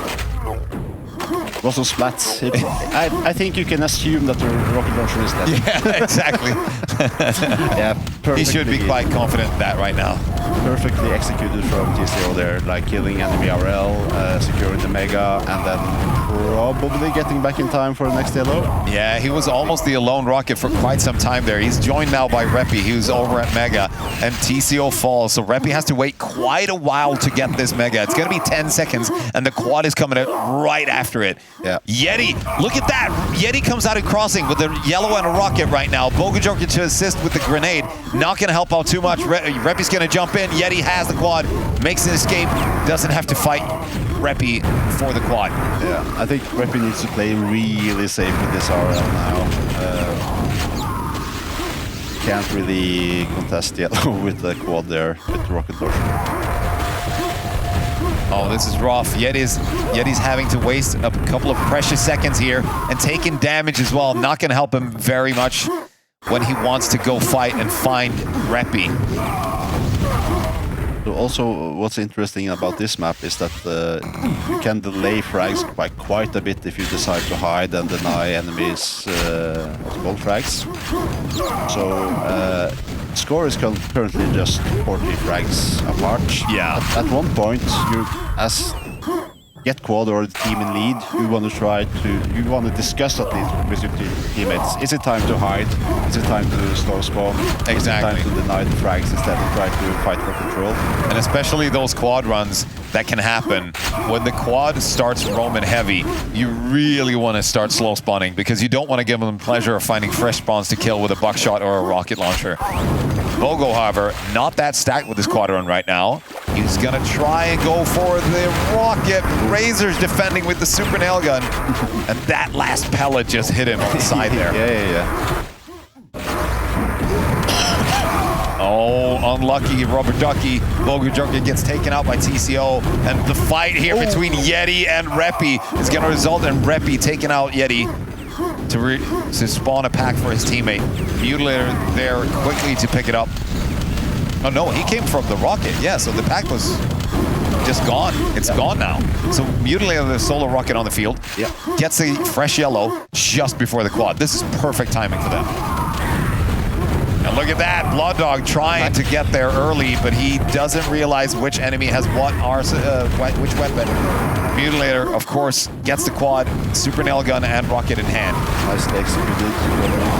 Oh, good steal. It's so difficult. Just run. He very much extended his stay for way too long there. I wouldn't have been comfortable doing that. Yeah.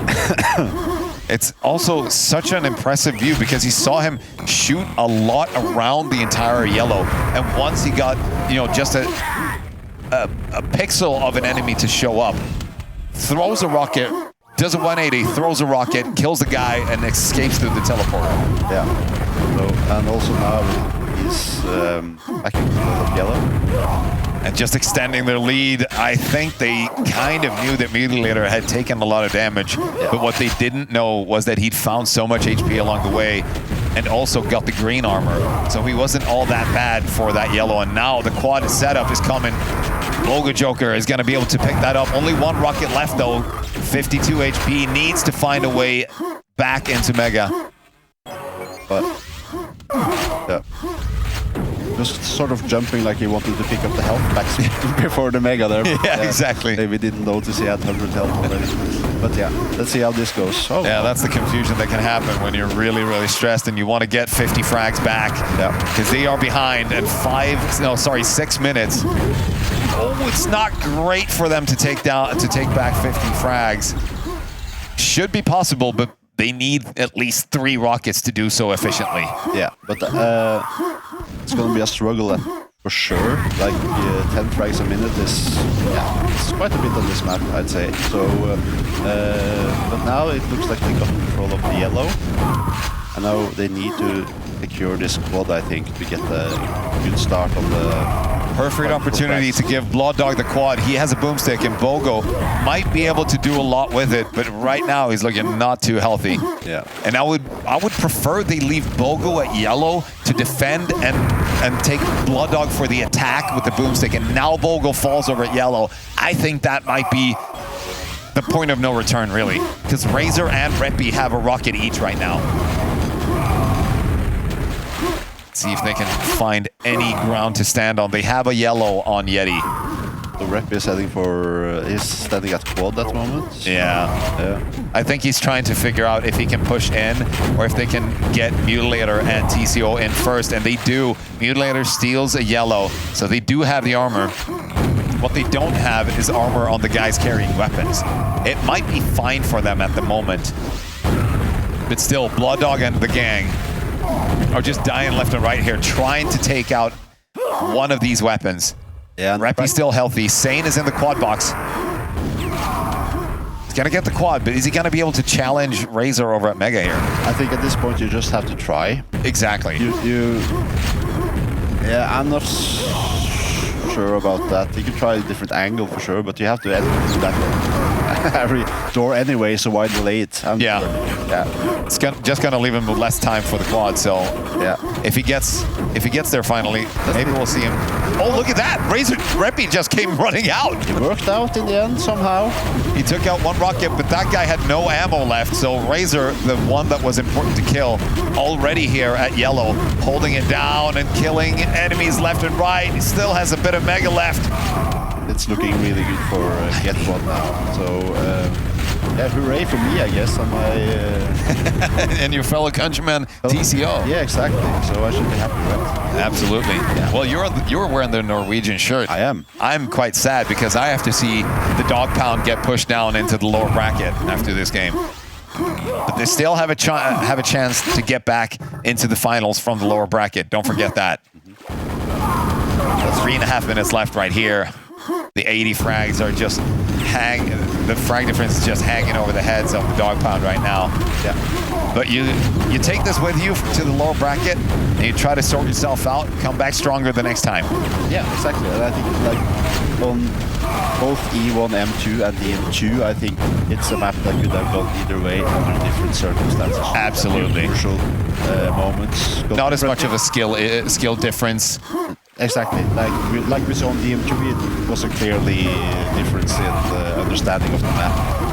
For two teams, like you get what was just way better. Absolutely.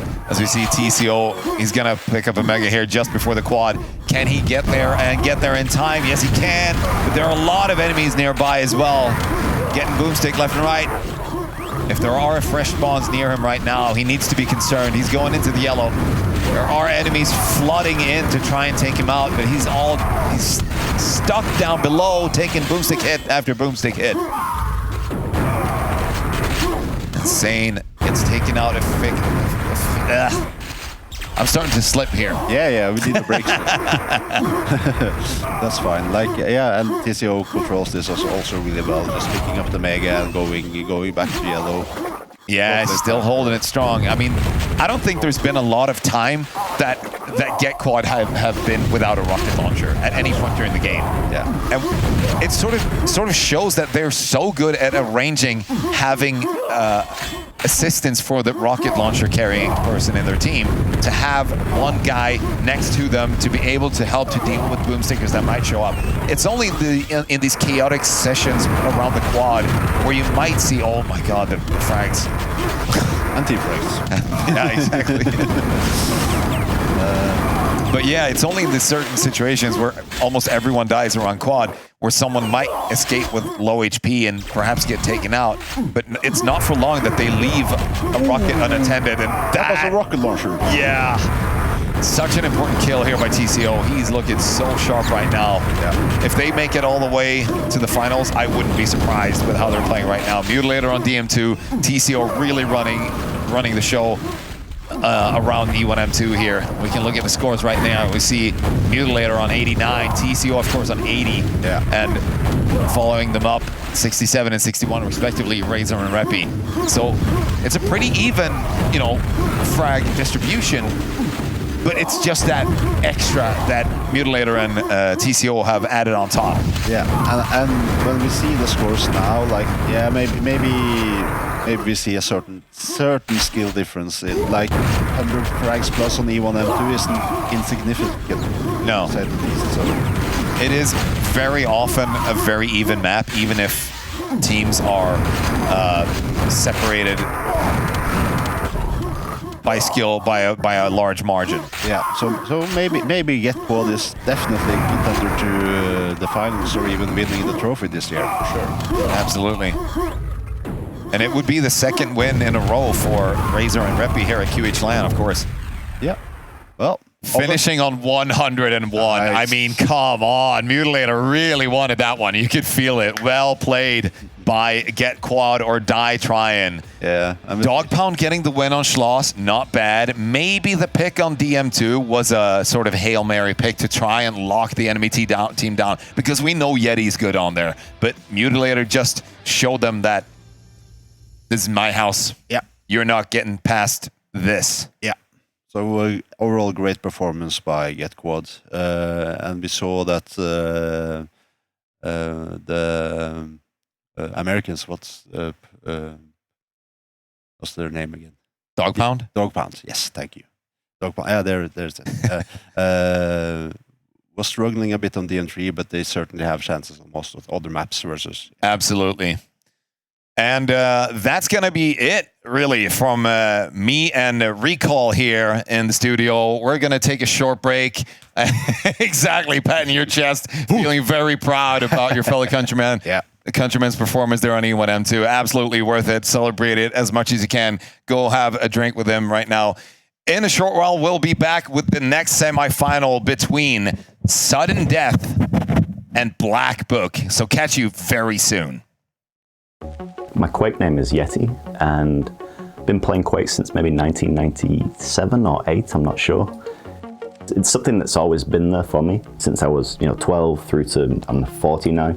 So, I guess it's special that it's always been there. They had a feature about the PGL tournament in the US, and it was Thresh and Entropy and those guys. And I remember seeing, I think it was DM6, and someone dropped into the rocket launcher spawn and shot a rocket across the map. And I just thought, what is that? I gotta play this game, right? So I was 12, my brother was 14. And the thing about Quake in the UK was you had to be 15 to buy it in the shop. We had to get my mum to go in and buy it, and then been playing pretty much on and off ever since. There's definitely been like a year or 18 months where I haven't played, and then I've come back and played a bit in free-for-all and stuff, but I guess been playing most heavily in the last 5 or 6 years. It feels great to play, right? The playability is good, the movement is great. It's easy, it's quick to get into a game. 10 minutes you can play a quick game and have fun. And it's just so, it never changes. So I'm meeting people here in Sweden this week that I've known as names online for sometimes like 25 years, right? And I'm meeting those people for the first time. And then there's a lot of players in North America that I've been playing with pretty much daily for the last 4 or 5 years, and I'm finally getting to meet those guys in person, so that's good. And you build up this like sort of network of people across the world, which is cool. So I lived in England until I was 28, 29, but I never actually made it to Sweden, and come across basically just for the LAN. And obviously we got a bit of snow outside, so it's been quite special. I think I'm glad that it's been that real winter weather, because back home in Australia it's 40 degrees Celsius right now, so it's gone from the two extremes. So my first ever LAN was 6 months ago when we had one in Sydney with about 20, 25 people. So that sort of gave me the taste, I guess. And I've always followed QHLAN from afar, and I've enjoyed watching the streams, and I've known people who've come. And I've always had a bit of FOMO during the event, so it's nice to get across here and actually be in the thick of things.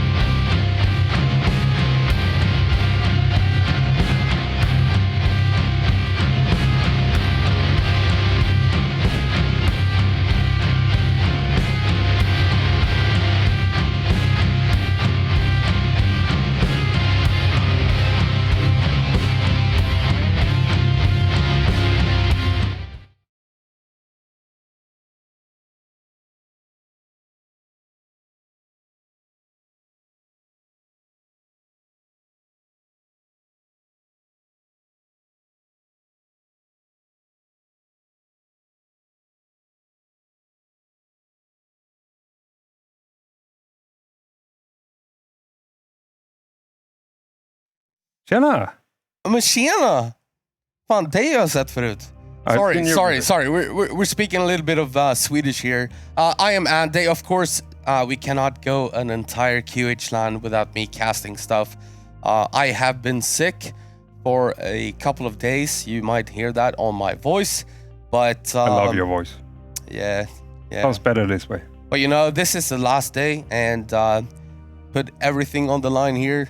I don't care if my voice is broken for the next couple of weeks. I don't care. We have the 4-on-4 clan tournament going on right now. In the first semifinals on the upper bracket, we saw Reppy's team, the Get Quad or Die Trying, beat the Americans. Yeah. And now we're gonna see Sudden Death, my team, and also your team in the past, against Black Book. How do you feel about that? I feel that this is going to be an exciting game for hopefully. Yeah? Yeah, I've talked to the Sudden Death guys and they feel confident. Yeah. And I've seen what the Black Book is, Milton's team, they're always good, but I hope for a tight game. Yeah, me too. And also Sudden Death, we've been doing very well the last couple of weeks and months. And Black Book, they've had a couple of players not making it here, like Wimpe from the Netherlands couldn't make it. So they're a little bit hindered, I guess. They don't have the best team that they could muster, but they're still a formidable team. They have Milton. Milton, obviously recognized as one of the best players in the world, if not the best. I think he's the best. I think we can say that. Yeah, With full confidence. probably the best. Yeah, so you can never really bet against him. But Sudden Death, I feel like, I don't know. I obviously I've been on the inside, so I have like some inside information. I know the chemistry of our team. I know that we've been doing very well. In my experience, Sudden Death only downfall is their nerves. If they can keep their nerves in check, yeah, I think they're. And here we can see the Black Book team. There we see Creature and we see Diki on the near front here, getting ready for the game. And do you have any predictions for this? Because I'm not sure, man. Is it a best of 5? Yes. Then I have a prediction. There's Milton as well. Milton, Mohawk. We go in the full. The full? One. Yeah? We go on 5 maps. Okay, so 3-2 to who? I'll leave that to later. Yeah, leave that to you. Whatever. There we see Xantum and Laxap, of course, and then on the far right or the far left, you got Carapace and BPS getting ready for the game. I'm gonna let them know that we are ready. We can get this game going. As you see, a big smile from Xantum. He's ready for this, as you know. That's good to see. I feel like both teams are pretty casual right now, but it's going to turn depending on how the map goes. The first map. Which clan pick is this first map, Team 3? I'm not sure. I'm gonna guess Sudden Death, actually. I think. Because I think that Black Book is gonna pick Schloss, I would imagine. So here we go. We're gonna, I think, get ready here. Yeah, they are getting ready. And if you can press the button just to get spectator, there we go. And here we go. The first rocket is gonna go to Xantum. The pent is gonna go to Laxap. So this is a pretty decent start for Sudden Death. Black Book did get the quad and the quad and the ring, but he was killed off actually. Milton died right away. So Laxap here with the pent. He's obviously gonna go for the second rocket launcher because that's what you do with the first pent. Gonna come up in 1 second. There you go. So a decent start here for Sudden Death. Definitely. Yeah. Let's see if they can turn it into something. Yeah, so let's see what Laxap does here. So he has a couple of options. He grabs the second yellow armor there, or third, I guess. And he's gonna try to make his way back into the red armor room. Yeah, and he will. Okay, so he's going for this red armor. They're gonna ignore the second rocket launcher. You see all of Black Book in the lower right of your corner. You can see all of Black Book is over there at the red, at the rocket launcher room. Yep. So Milton is gonna pick that up. But Carapace with a quad here. He doesn't have a weapon. He's just... Or health. Yeah, he doesn't have anything really. He's just gonna try to get some health, but he's gonna go down. So nothing coming from that quad. Milton still alive here, gets the red armor still. That's a little bit surprising though, considering Laxap still had that rocket launcher, right? Yeah, I don't know why he backed off there. Yeah, oh, he's gonna go down there to Milton as well. So that's all the rocket launchers gone. The Xanthem has one. Yeah, Xanthem has a new one. Yeah. But apart from that, it's a pretty decent start after everything considered. I think it's pretty good for Black Book. And Milton going strong here, of course. Milton, as many may know, is the best player in QuakeWorld. I think nobody would deny it. He has an inhumane amount of hours in this game. Yes, you know, back in the mid-2000s, he was considered a very good player playing on a bad team in Satanic whatever Slaughter. Yeah. Satanic Slaughters. Yeah, but he was always the best player there. It wasn't until they formed the Viper squad that everyone acknowledged that he was like, he's the best. Yeah, and he still dominated is, for because he hasn't stopped playing until 2000. So that's like 25 years of continuous practice. So you may see players playing for a long time and practicing a game for I don't know 10 years or something. Here we got Milton playing for 25 years without any breaks really. Yeah, that experience adds up. Yeah, it does. They seem to be Black Box took back the control a bit. Yeah. Here we see Jabbe on the quad. He's the only rocket launcher on his team, but there's only a lightning gun over at Red Armor. That's BPS. Let's see if they can butt heads a little bit here. Yeah, they will. Yeah, BPS is gonna fall down, fall away, and fall back. That was actually nicely executed by Jabbe. Yeah, for sure. Jabbe now just gonna take care of this red armor, grab that. And actually BPS did go down as well, so Jabbe is the only strong player on Black Book right now. But and Laxap has a lightning gun in yellow, but not a great stack. No. This quad should go to Jabbe. Laxap is gonna try to challenge him, but it's not gonna work. It's gonna be all Jabbe from here. He doesn't have any armor. He's gonna have to back off and maybe try to grab this yellow in 2 seconds. There you go. And now, really, what he should do is just secure red, make sure everything is safe in here, kill these boom stickers. And there you go. That's exactly what he needed to do, right? Definitely. And as I said, it's a small margin, but it feels like Black Box are in a bit of more control. Yeah. Since the first 2-3 minutes. Yeah. And we got a crucial pent coming up.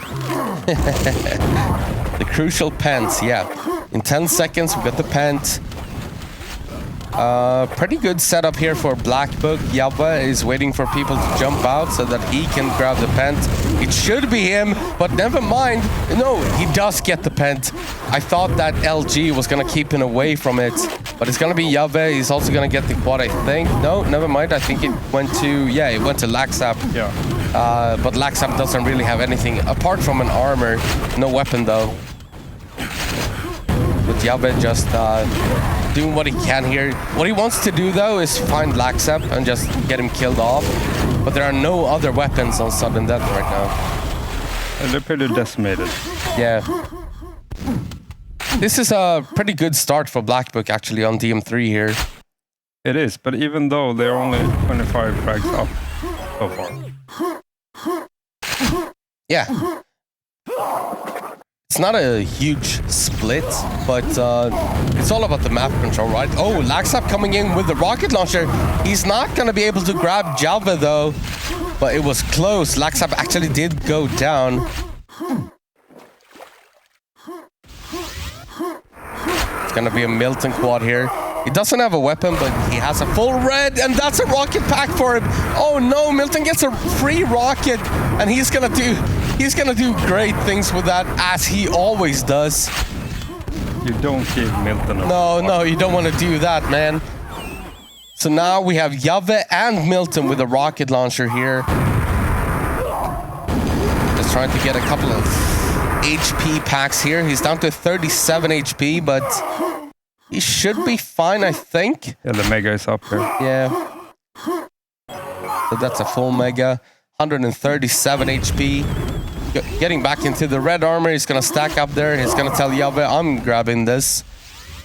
And then he's going to get ready for the next quad. So we might see another Milton quad coming up. Actually, Xantham is trying to put an end to that, but... That was a nice backstab. Yeah. Closely. Alright, so Milton is gonna have to grab a couple of HP packs here, but Jave is gonna pick up the quad instead. And so far, this is looking great for Black Book. It is.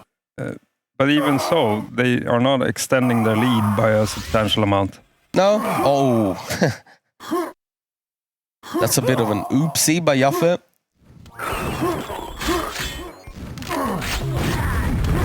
Oh. Annoying damage, a little bit of team damage there, but oh no, oh, that's not a great way to go down. So now only Dicky with a weapon. Yeah, Dicky and Carapace. So the next big objective is going to be the quad, of course. Here we see the fight for it. It's going to spawn in 7 seconds. Should go to Carapace. Yeah, I think so. Diki's forced to back off, so it's gonna be Carapace on the quad. There you go. He's got almost a full Mega, a little bit of red armor. Ooh, almost catches Diki there. He's gonna challenge Jave. Oh no, he goes down to the boomstick of Creature. Can't ignore the boomstick. No, you can't. And now you got 2. Make that 1 rocket launcher on Team Black Book. Still a very, very close game, though. We're only 8.5 minutes into it. Yeah, even though Black Book feels like they have more map control, it doesn't show on the scoreboard. No, it's still. I mean, they are in the lead, yeah. But not in a substantial lead. Yeah. And now Carapace has a rocket launcher somewhere. It's not very strong though, but it's gonna be a fight over this quad. Let me see if I can find here's the quad view. Carapace 4-pack there. It's gonna be Jave again.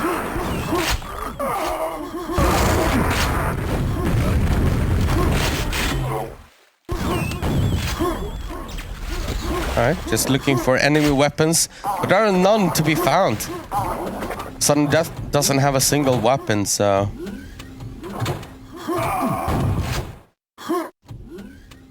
I mean, at this point, halfway through the game, Pent coming up, in your experience, what's the priority? Go for Pent or go for map control? Yeah, you want 1 or 2 weapons to survive, and then you go for Pent and just make an all-in. Because you know that you're behind here, right? You're 30 frags behind, or 40 even. And you just need 1 or 2 weapons to survive. Get the Pent, and then you get the next quad, and then maybe you can make something happen. But here we go. The Pent is about to spawn. It's gonna be Jave. That's bad news for Sudden Death. It is, and they have no weapons left. But no, they have nothing. Actually, Xantham has 1, but that's nothing really. And the quad was basically denied. Yeah. Xantham is running for his life. Jave's gonna try to catch him, and he will as well. So that's the last rocket launcher for Sudden Death to go down. Yeah, this is looking great for Black Book so far. It is. In this winner bracket semifinals. The Sudden Death needs to make something happen in map control wise to Yeah. change the tides here. Yeah. They haven't had much control of red at all during this game, and here we see Carapace trying to do whatever he can. He has to drop to Pent to grab this Mega because he was so low on HP.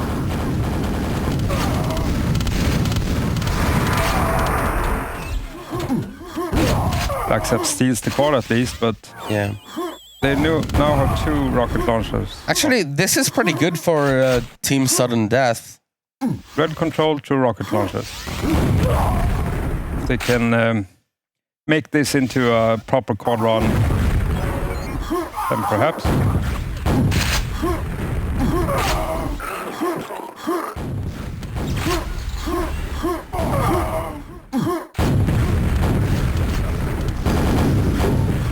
Alright, so they do need to kill Yave here, who's the only rocket launcher on Team Black Book. But most importantly, they need the next quad in a couple of seconds and try to get as many frags as they can. They're only 30 frags behind, so it's certainly doable. Definitely. Here you go, Carapace with the quad pickup. It's gonna get one kill. I don't think, yeah, he's gonna grab the Mega. I don't think he wants to wait for the red though. That's playing it super safe. Okay, never mind. He is gonna go for the red. Interesting choice. Yeah, but then again, 7 at 30. He's got a couple. Yeah, he's got time. He's got time. Oh, that's a great kill on Diki. So Diki is gone. No more weapons for Team Black Book. That's another one killed. Creature goes down. 2 rockets now for Team Sudden Death, and ooh, we might see a little bit of a comeback here. It might. 37 frags. It's doable. Yeah, for sure. They only have Milton with a grenade launcher. That's not gonna do much. No, only DPS can be a surgeon with the grenade launcher. We've all seen it, but here we go. Carapace with another quad run. He's gonna make sure that SNG is safe. And after that, yeah, make sure that red is safe. But I would imagine he would push yellow here, maybe. Do they have... No, yeah, he's gonna push yellow here. Still a rocket launcher for Black Book. But now they have 3. Carapace is gonna grab the yellow, just be on his way, grabs the Mega at the hill, dodging as many grenades as he can. He's gonna ask his teammate to go first. Please go first. I don't want to eat all that spam. Okay, he's gonna rocket jump instead. So yeah. Red control back. Yep. Just like that. But the quad is coming up in 5 seconds though, so doesn't look like Carapace will be ready for it. Creature is here though, so Creature from Black Book is gonna be the one picking up the quad. Milton has a stack as well. Yeah.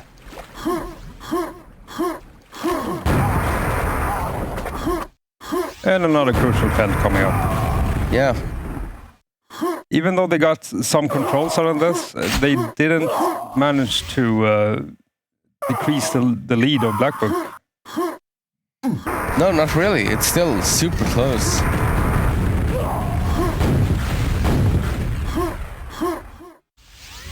That's why I imagine Carapace stack quad run would be more aggressive to put pressure on them.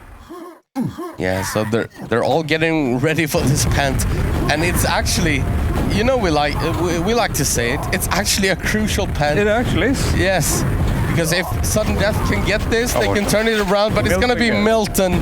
It's gonna be Milton with the Pent pickup, and you know what he can do with that. He's gonna get a couple of frags, getting ready for the quad as well. No, never mind. The quad was picked up by by an enemy actually, Xanthem.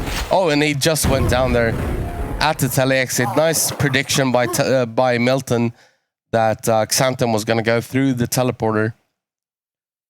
Great job by Milton.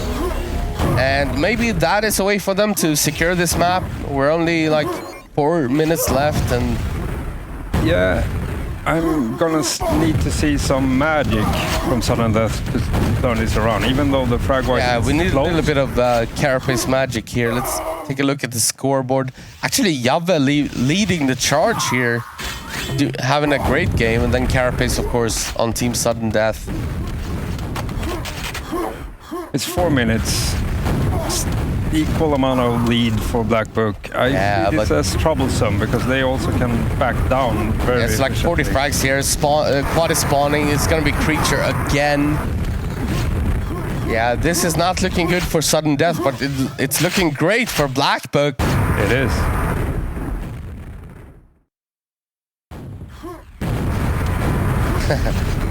Trying to decide who's gonna grab the yellow armor. Creature's gonna go down to a random rocket though from Xantom. I don't know, guys. My voice is a little bit shot, but I think you're doing a great job at it. Deal with it. I'm gonna do my best here. You talk until you can't talk anymore, Exactly. and then I'll just that's make. exactly what I'm gonna do. Then I'll sit here and throw anecdotes for the rest of the time. Yes, that's what you should do. But yeah, it does look like this first map on DM3 is gonna be difficult for Sudden Death to win. And also, big kudos to Black Book. They don't have the commando team. They have Diki, Jave, and Creature instead of the likes of Vala and the couple of guys that we stole in Sudden Death. Xantom and Laxap. Yep. They're ours now. So you're way too professional, and this map is over. It is over. Let's face it. Yeah, it's going to be very difficult. Cannot turn this around. Carapace has the quad here, but I'm not sure he's going to be able to grab enough frags here. But, that's good though. I'm curious though. This, in my opinion, should have been the pick of Sudden Death. Can we get a confirmation on that? I'm not sure actually. But Black Book has played a great game so far. Kept everything. They weren't dominant in any fashion, but the map control they had, they utilized better than the map control Sudden Death. Yes, yeah. And that's all the difference that you need, basically. Yeah, so 213 to 162. I'm gonna agree with you, Fefe. It's a little bit too late for Sudden Death here, but not even a miracle like Locktar's Pentron. Right. I still need to see that clip on Schloss. It's the best Pentron I've ever seen. Yeah, did you see it? Yeah, I did. Oh, I need to see that. Probably showed me. Yeah, I need to see that so bad. I talked to Boga Joker and he said that was like the most amazing thing he ever saw. Oh yeah. Yeah. I've never seen anything like it in 30 years of Quake. The amount of rockets spent on trying to rocket jump versus killing enemies was amazing. Yeah. Impressive, actually. Hey, actually, Locktar, I believe he had a great time with the 4-4 this year. Yeah, as I always said. As I said on QHLAN2026, he's actually a better 4-4 player than he is a 1-on-1 player. And now he proved me. Yeah, and also I think he had the perfect team for Locktar, I think, because none of them went in with any form of expectations. As no one does when they play with Locktar. Right. So they just had a bunch of fun, and I heard from Boga Joker that it was a bless to play with those guys, and also, of course, Macer and Nidwire. They had a great team and made second place, and I think they had a great amount of fun. But here we go, the last 3 seconds of map number 1. It's gonna go in the favor of Black Book, and there you go. First map. Yeah, there we see the Black Book, Milton. We see Jave and then Creature on the near. In my experience now, and Diki, there's Diki. It's pretty crucial for Sudden Death to take the next map. For nerves and to keep the game alive. Yeah, I'm gonna expect they pick E1M2 here. Would make sense for them, I think. It would, or DM2. Yeah, maybe DM2 as well. BPS loves DM2, so. Yeah, I saw he also made some personal shifts to the map. He had a file and cut out some corners so he can do his special grenades. Right. All right, 1-0 Black Book on DM3. I don't think that sudden death we're expecting that. I wasn't expecting that. Yeah, I thought, yeah, there we see sudden death. We see Carapace and Laxap.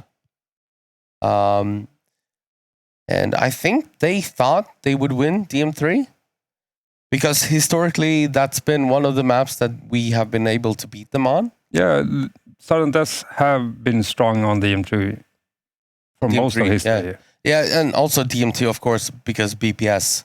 Yes. BPS loves DM2. But DM2 is more unforgiving when you lose control. Oh, yeah, for sure. Like, you can lose 100 frags in 5 minutes. That's why I was surprised that they didn't push harder when they gained control in the late game here on DM3. They seemed cautious. Yes. So let's see. Where do we go from here? And I apologize. I'm going to open up the console here. Oh, all right. So Black Book is going to pick Phantom Base. Oh, no. Xantum is going to hate me because he asked me before this that I should play all the Phantom Bases because I know these maps. But there are multiple? Doesn't. What? There are multiple Phantom Bases? No, there's only one, but he doesn't like them. Even though we have a meme that says Xantum Base. But he doesn't agree with it. He wanted me to play them, but I'm up here. I'm going to be casting and ruining my voice because it's the last day of QHLAN, man. This is what we need to do, and I'm going to spend every single inch of energy or, I don't know, any form of volume of energy to make the casts amazing together with Pepe and Serial and you and anybody else who wants to join as good as possible, right? So if you're being serious, I don't make the casting better. I always make it worse. Well, you have good stories about all the players. I do. That's all we need, you know? But they're not family friendly. Kids are watching the show. Yeah. Yeah. So this is a map I haven't even seen before this. Yeah, so Phantom Base is an interesting map. It plays a little bit like DM3, but the weapons are very different. But you still have the red room, you still have the yellow room, but then you have the middle with the quad, similar to DM3. But you also have the pent in the middle. So it makes for a very different playstyle. But it's still a little bit similar to DM3, but you know, you can't rely on DM3 skills on this map. There are more alleyways and ways to get from point A to point B. So yeah, it's gonna be difficult for sudden death here, I believe, because Milton is very good on this map. As he is on any new map, you know, he's very good at just adapting. He's on any map. Yeah, especially Kenya maps. Yeah, true. He made the only map called Kenya. Yeah, sure. Yeah, that is true. He did make that map, but you know, he's good at. He's so mechanically gifted. So whenever there's a new map, all he needs to know is like, where are the weapons, where are the armors, and then he's gonna find a way to figure it out and still have a good game. But here we go. This is gonna be map number 2, Sudden Death versus Black Book. Black Book up 1-0. Let's go. It's gonna be on Phantom Base. Let's see the spawns here. We have one rocket on each team. Xantum is gonna get the pent with the rocket and the quad. This is a good start for Sudden Death. I'm so used to no enemy, baby. Where's Creature though? He's over at the yellow, so Xantum is not gonna find him just yet. But he may be able to secure this next low rocket launcher for a teammate. That's probably what he's saying right now. Come get the low. Come get the low, please. There you go. Laxap does pick it up.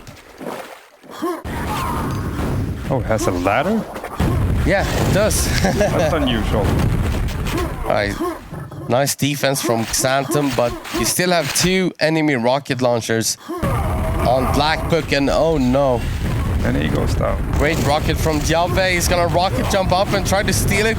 He is. Oh my God, is he gonna get it though? No, I don't think so. No, Carapace took it. Carapace got it with his rocket launcher. The quad is gonna go in the hands of Laxap, waiting for this low rocket launcher. It's not gonna spawn for another 15 seconds, so that's a bad idea. Just trying to survive here. Maybe get a red.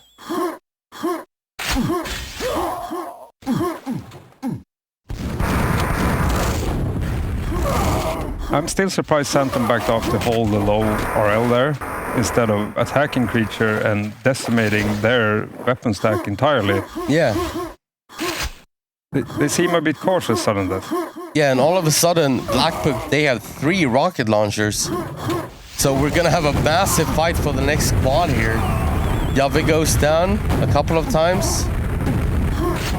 To make that, well, it's still 3 rocket launchers, and they're gonna defend quad as best as they can. Maybe DK will be the one to pick it up. Here we see DK, yeah, he's gonna be the one. He's gonna kill Carapace as well. And another one, so Carapace, no pack for him. He's gonna go down. And now we only have 2 rocket launchers on Team Sudden Death. We have 3 on Blackbook. And DK should probably make his way back to red armor here. To stack up, keep everything safe. Get a kill on that Laxap, yep. And Xantham maybe, oh, Xantham steals the red and gets away as well.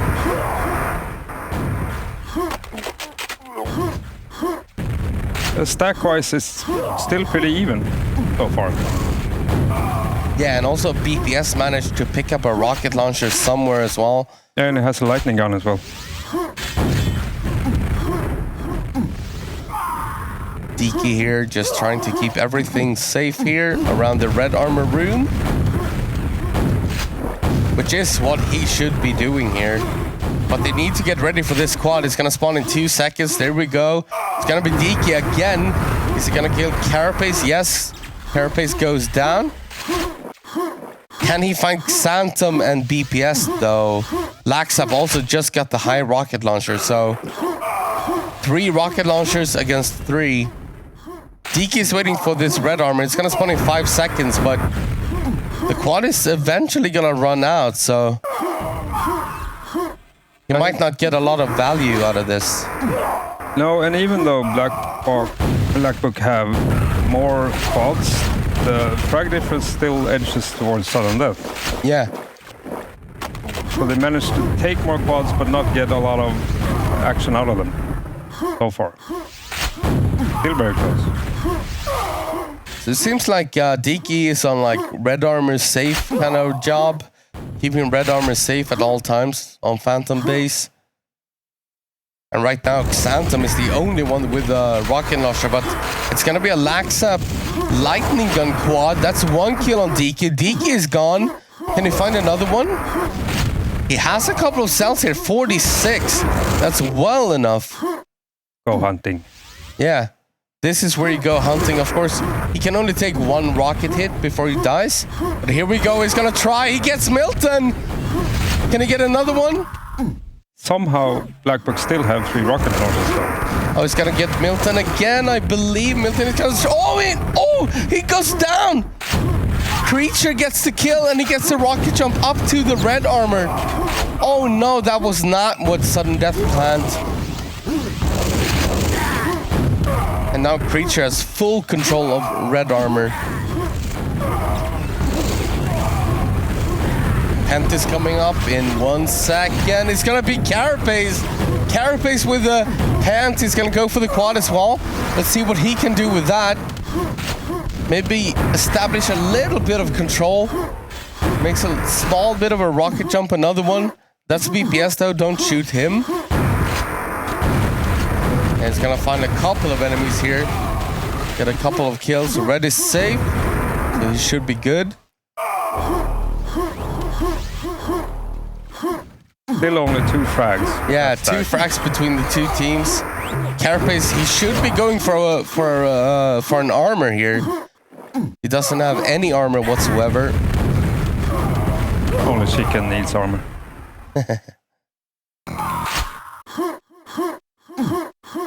Yeah, should make his way over to red here.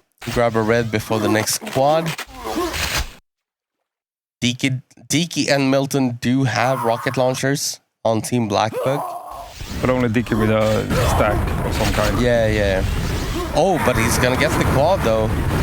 Does not connect with either PPS or Carapace. So they're gonna live to fight another day. Finds Lax up. He didn't have anything though. That felt a bit sloppy for Sudden Death to give away that quad. Yeah, a little bit. I think they could have shown up. So Deke is gonna grab this Mega. He's gonna be pretty stacked here. He has a green armor and a Mega. Oh, that's a nice kill. Big Phantom. But red armor is still in control of Sudden Death though, which is a big deal here. And it shows on the frag count. Yeah. It's still super close though. It is.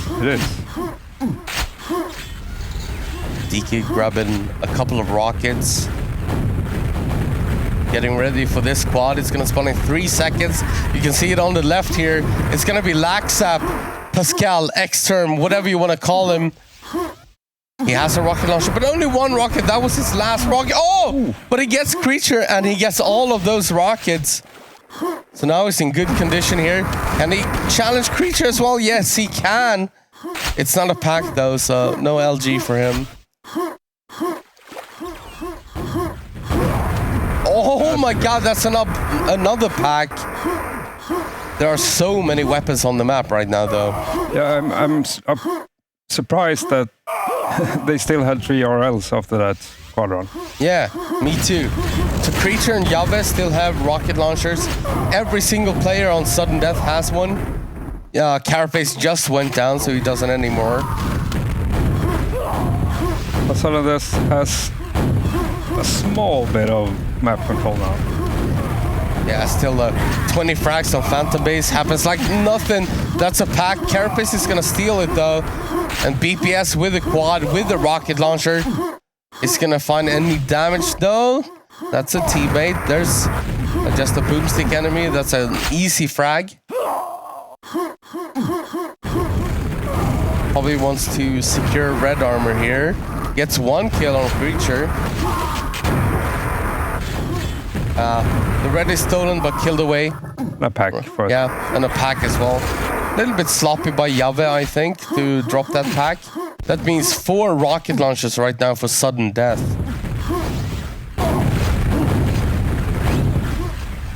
And since my understanding of this map is fairly limited, extremely limited, is there any map control lockdown possibilities?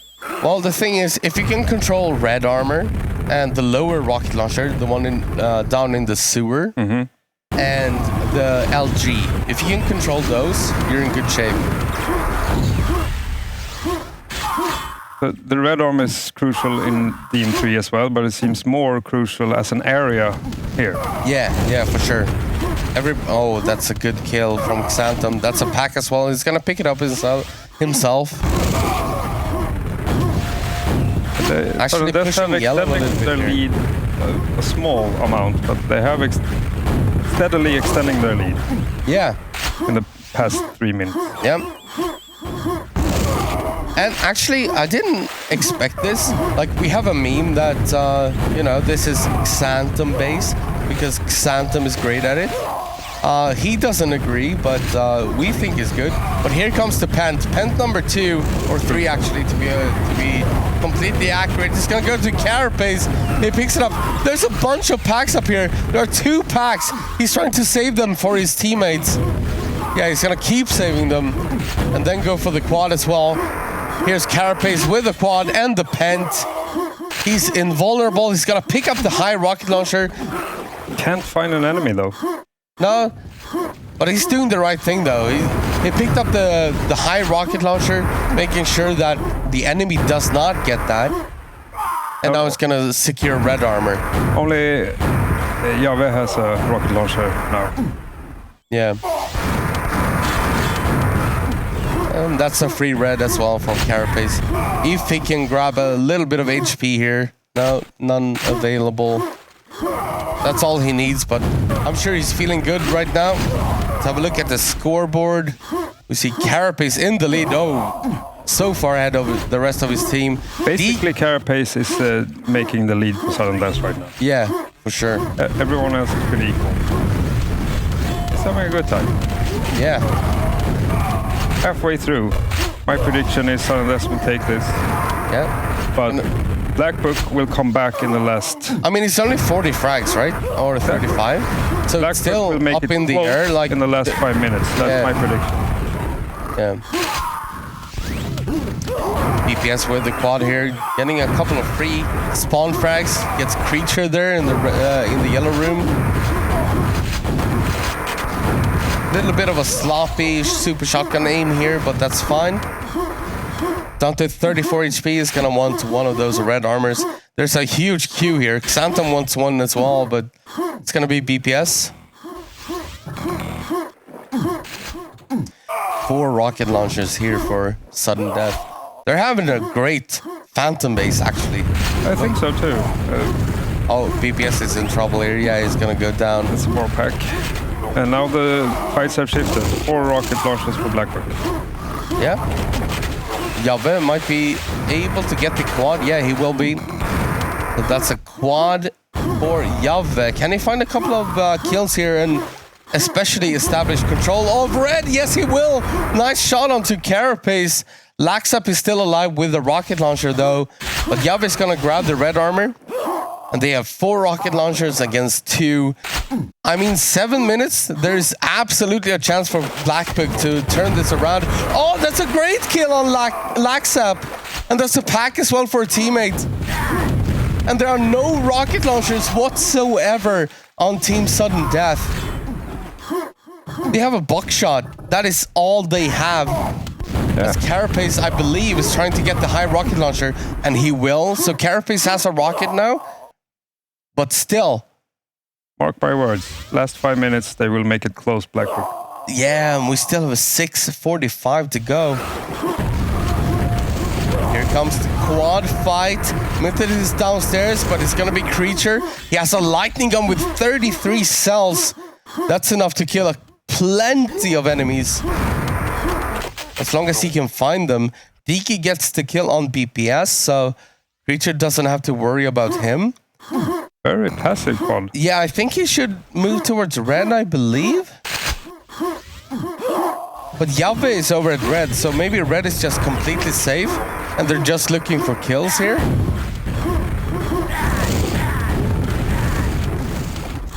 Creature making his way into the red armor room. There's BPS and Carapace with the rocket launcher. Can he connect with him though? BPS, okay, BPS goes down, but that's not a priority target because Carapace had the rocket launcher, right? The Carapace is stacked now. Yeah. Red.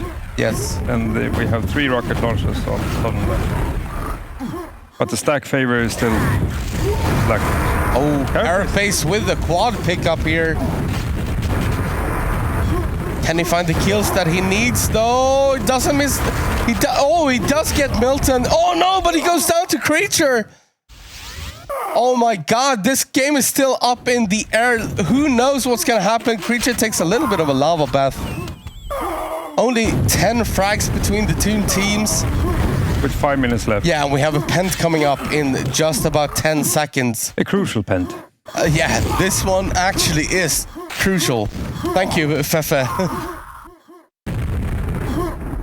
Creature's getting ready for it. Xantham is challenging him. Here comes Carapace as well. Is it going to be Milton? It will be Milton. What will he do though? He tries to go for the red armor, but he's not going to get it. But the quad is coming up in 5 seconds. He should be able to make his way over there and make sure that he gets it. Only 1 frag between the 2 teams now.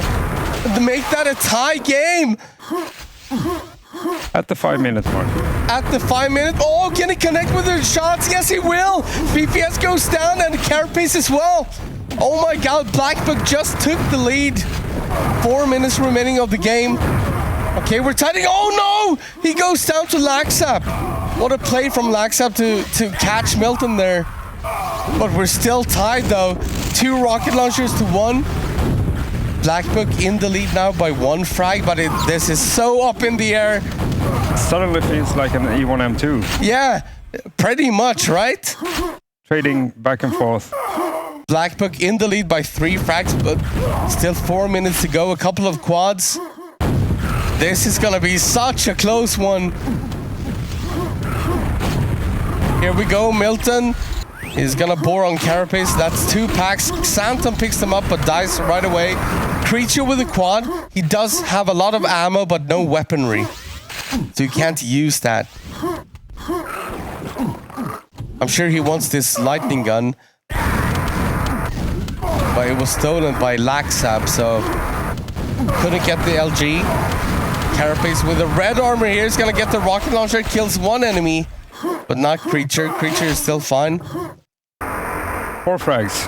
4 frags, 3 minutes left.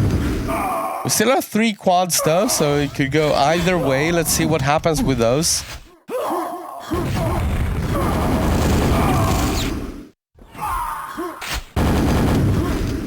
The Black Book is still in the lead here. Yeah, but the weaponry goes to sudden death. Yeah. That rocket goes to Creature though. He's gonna steal the red as well. Gets the kill on BPS. Carapace is the only weapon on sudden death. He gets the quad as well. He gets the kill on Creature. That's a pack as well. He's gonna try to save his for a teammate. No, someone stole it. Oh my god, that's another pack. Yeah, at this point, just pick it up, man. No, he's gonna go down. He should have just picked it up and played it safe. And oh no, it's a disaster for sudden death. BPS is the only weapon. Oh, he goes down as well. BPS is down. Milton now the only weapon on the map right now. He's gonna get this red armor in 3 seconds, I believe, unless he gives it away to his teammate. No, he's gonna pick it up himself. Oh my god. And here we go, another fight over at the LG area. Milton is gonna win that, of course. Oh no, but he's gonna go down though to Xantom's SNG. But Dicky is stacked. Yeah, Dicky is stacked for sure. Quad is coming up in 3 seconds. He's gonna go over there. Laxap is there. He's not gonna be able to control it, so it's gonna be Dicky. Oh, try not to bore. Play this carefully. Oh no, he does bore! I just said don't bore, man.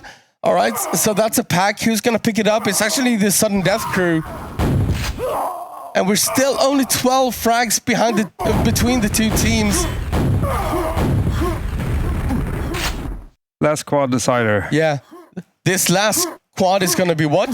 The decider, the crucial one. Yeah, the crucial one for sure. Xantom getting a couple of kills there over at high. But the quad is going to decide everything, I believe. 2 rocket launchers on Team Sudden Death, 1 rocket launcher and 1 lightning gun on Team Black Book. And they need a good quad runner. Yeah, quad is going to spawn in 7 seconds. You can see on the left side of your screen. 5, 4, 3. Looks like Laxap. No, he fell down. Yeah, it's still going to be Laxap. Can he find the frags though? 8 frags between the 2 teams. They're going to be hiding. Can he find them? That's Yav up there. He gets 1. He should get 2, maybe. Oh no! Oh, what a great play by Diki to take out the quad. That's gonna be it, I believe. Yeah, that's the decider. Yeah, that's gonna be it, I believe. Xantom kills Diki, but I'm not sure that's gonna be enough. I think that Black Book is gonna take a 2-0 lead here against Sudden Death, which is a little bit of an upset. Sudden Death were ranked number 1 coming into this tournament, and there you go. My Black prediction Book wins it. Spot on, but the wrong team. Yeah. Yeah. There you go. You see Milton. Milton is so happy. There you see Diki and Creature as well, talking through the game, and yeah, you can see Diki. That's a big smile on his face. That was a good turnaround. Yeah, and Milton is like, yeah, mission completed. Well, my prediction was a full 5-map stack. Yeah, then we need Sudden Death to pick it up here. Yeah. Roll up your sleeves. Yeah. So Black Book so far doing it very well. There we see Nicholas in the background doing all the jobs, all the work with that camera, doing a great job. thank you so much to BME for this production. They're so professional and so good. Yeah, I usually feel awkward sitting here. Yeah. But when the setup is professional, I feel even more awkward. I don't want to destroy it more than I usually do. I don't think you do ever. I think you're a breath of fresh air, you know? And here we see a sudden death, by the way. There's Carapace getting ready for the next map. It looks like it's going to be E1M2. That was actually BPS, and here's Carapace. E1M2. Okay, so and there's a little bit of snooze, you know? It's important for E1M2, and that's the only map I really know. Yes. So E1M2 is going to be the third map, and sudden death, they need to win this. I think they need to win it, and they need to win it in a fairly dominant fashion to get back on track. So just to give an overview of the map, this is the quad room, and here we got the rocket launcher room. There's only one rocket launcher on E1M2, so everyone is going to be fighting over this one. And here's the mega room. A lot of things happening here, and here we have the yellow room. So these 4 areas we're going to try to keep a track of. And yeah. Sudden death. They need to win this unless they're going to be bumped down into the lower bracket. We do have a lower bracket for this tournament, so it's a double elimination bracket system. It ain't over yet. No. So even if they were to lose here, they still have a chance.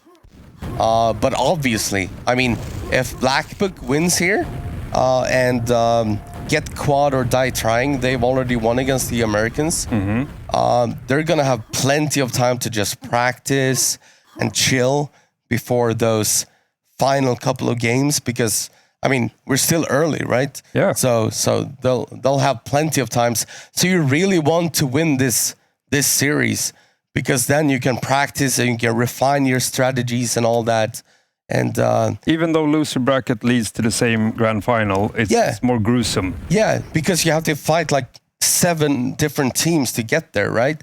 And if you have a bad day or something goes wrong, maybe you lose and suddenly you're like 12th in the tournament. So yeah, winning the upper bracket stuff is so valuable, and it's going to allow you to just relax, practice, do whatever you need to do to be ready for the winner bracket finals. And Milton usually finds that extra energy when it really matters, when it's the finals, semifinals. Yeah. You don't want to give him the ability to chill, relax, and contemplate. You want him to be worried. He has a knack of that, right? Just stepping up to the plate when it matters the most, right? But I think E1M2 might be favored in sudden death's favor. They love E1M2. I do as well. I know that we've been doing well on this map for a long time. I love this map personally because due to the lack of items, you need to be coordinated to not just throw everything away. You still need to be individually very, very skilled. Yeah. Because the boomstick creates a lot of damage. It does. Here we see an overview of the beautiful LAN that Black Molly Entertainment has put together for us. They have been awesome to us, by the way. How has your stay been? You only came today, but... I came this lunch. Yeah. It's been awesome. I saw the production area. I'm sitting here. Yeah. It's amazing. Yeah. It looks like a really good venue. The guys behind the scenes, they deserve so much credit. It's been an amazing LAN, and we're on the final day. Final stretch. The final stretch. And yeah. For some, the most prestigious one. For some, just a spectating day. Yeah, I mean, for most people, it's going to be a spectator day because this is like the best of the best. This is the best that QuakeWorld has to offer. And yeah, it doesn't get much better. So we're just waiting for the boys to get ready. The third map is going to be E1M2, the Castle of the Damned. It's a classic Quake 1 map. if you were alive in the 90s, 96, 97, you probably played through the episode maps and the campaign. And this is the second map of the campaign, E1, M2. Oh, yeah. And so I think most have seen it. And for some reason, it turned out to be a very, very good TDM map. And nowadays, it's one of the most played TDM maps, 4-on-4. It just works for some reason. Despite the lack of resources on the map. Yeah. And still in these type of high skilled show-offs, the frag counts tends to be close to DM2 frag counts. Yeah. So it's hectic and it's fast-paced, but you can't give away too much because the tide can shift very, very quickly. Yeah, it's also difficult because there are so limited resources. There's only one yellow armor. There's only one rocket launcher. One mega. And one mega. There's like most of the fights are actually just boomstick versus boomstick. The first weapon that you spawn with is just a shotgun. It deals 24 damage if you hit every single pellet. So it takes 5 shots to kill someone. And most of the fights are actually like that, unless someone runs away with one of the rocket launchers and manages to survive and gets a couple of free kills.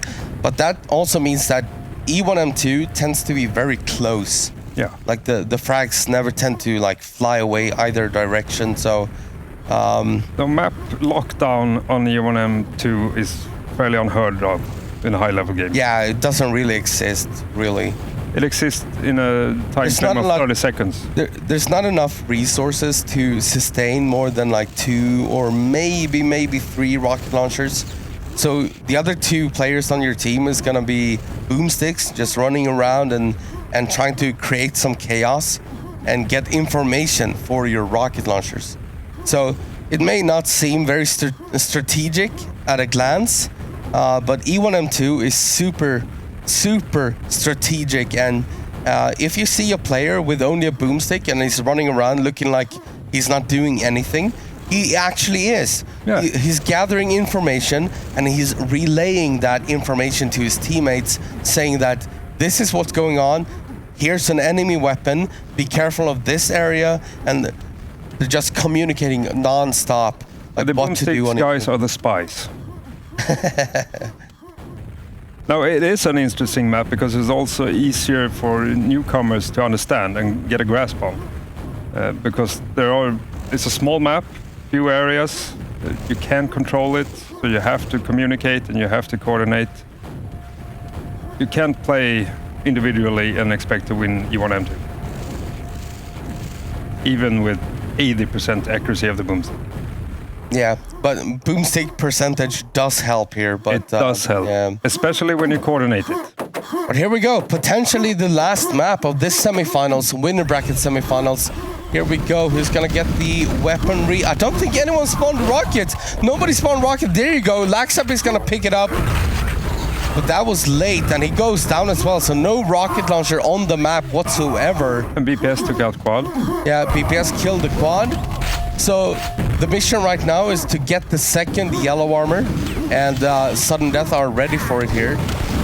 They're gonna grab it. It's gonna be it's gonna be on Carapace, and they're trying to make their way to the second rocket launcher. But everyone is here. Everyone is fighting for it. Who's gonna get the grab though? I think it died. Yeah, nobody got it. Nobody got it. So still no rocket launchers on the map.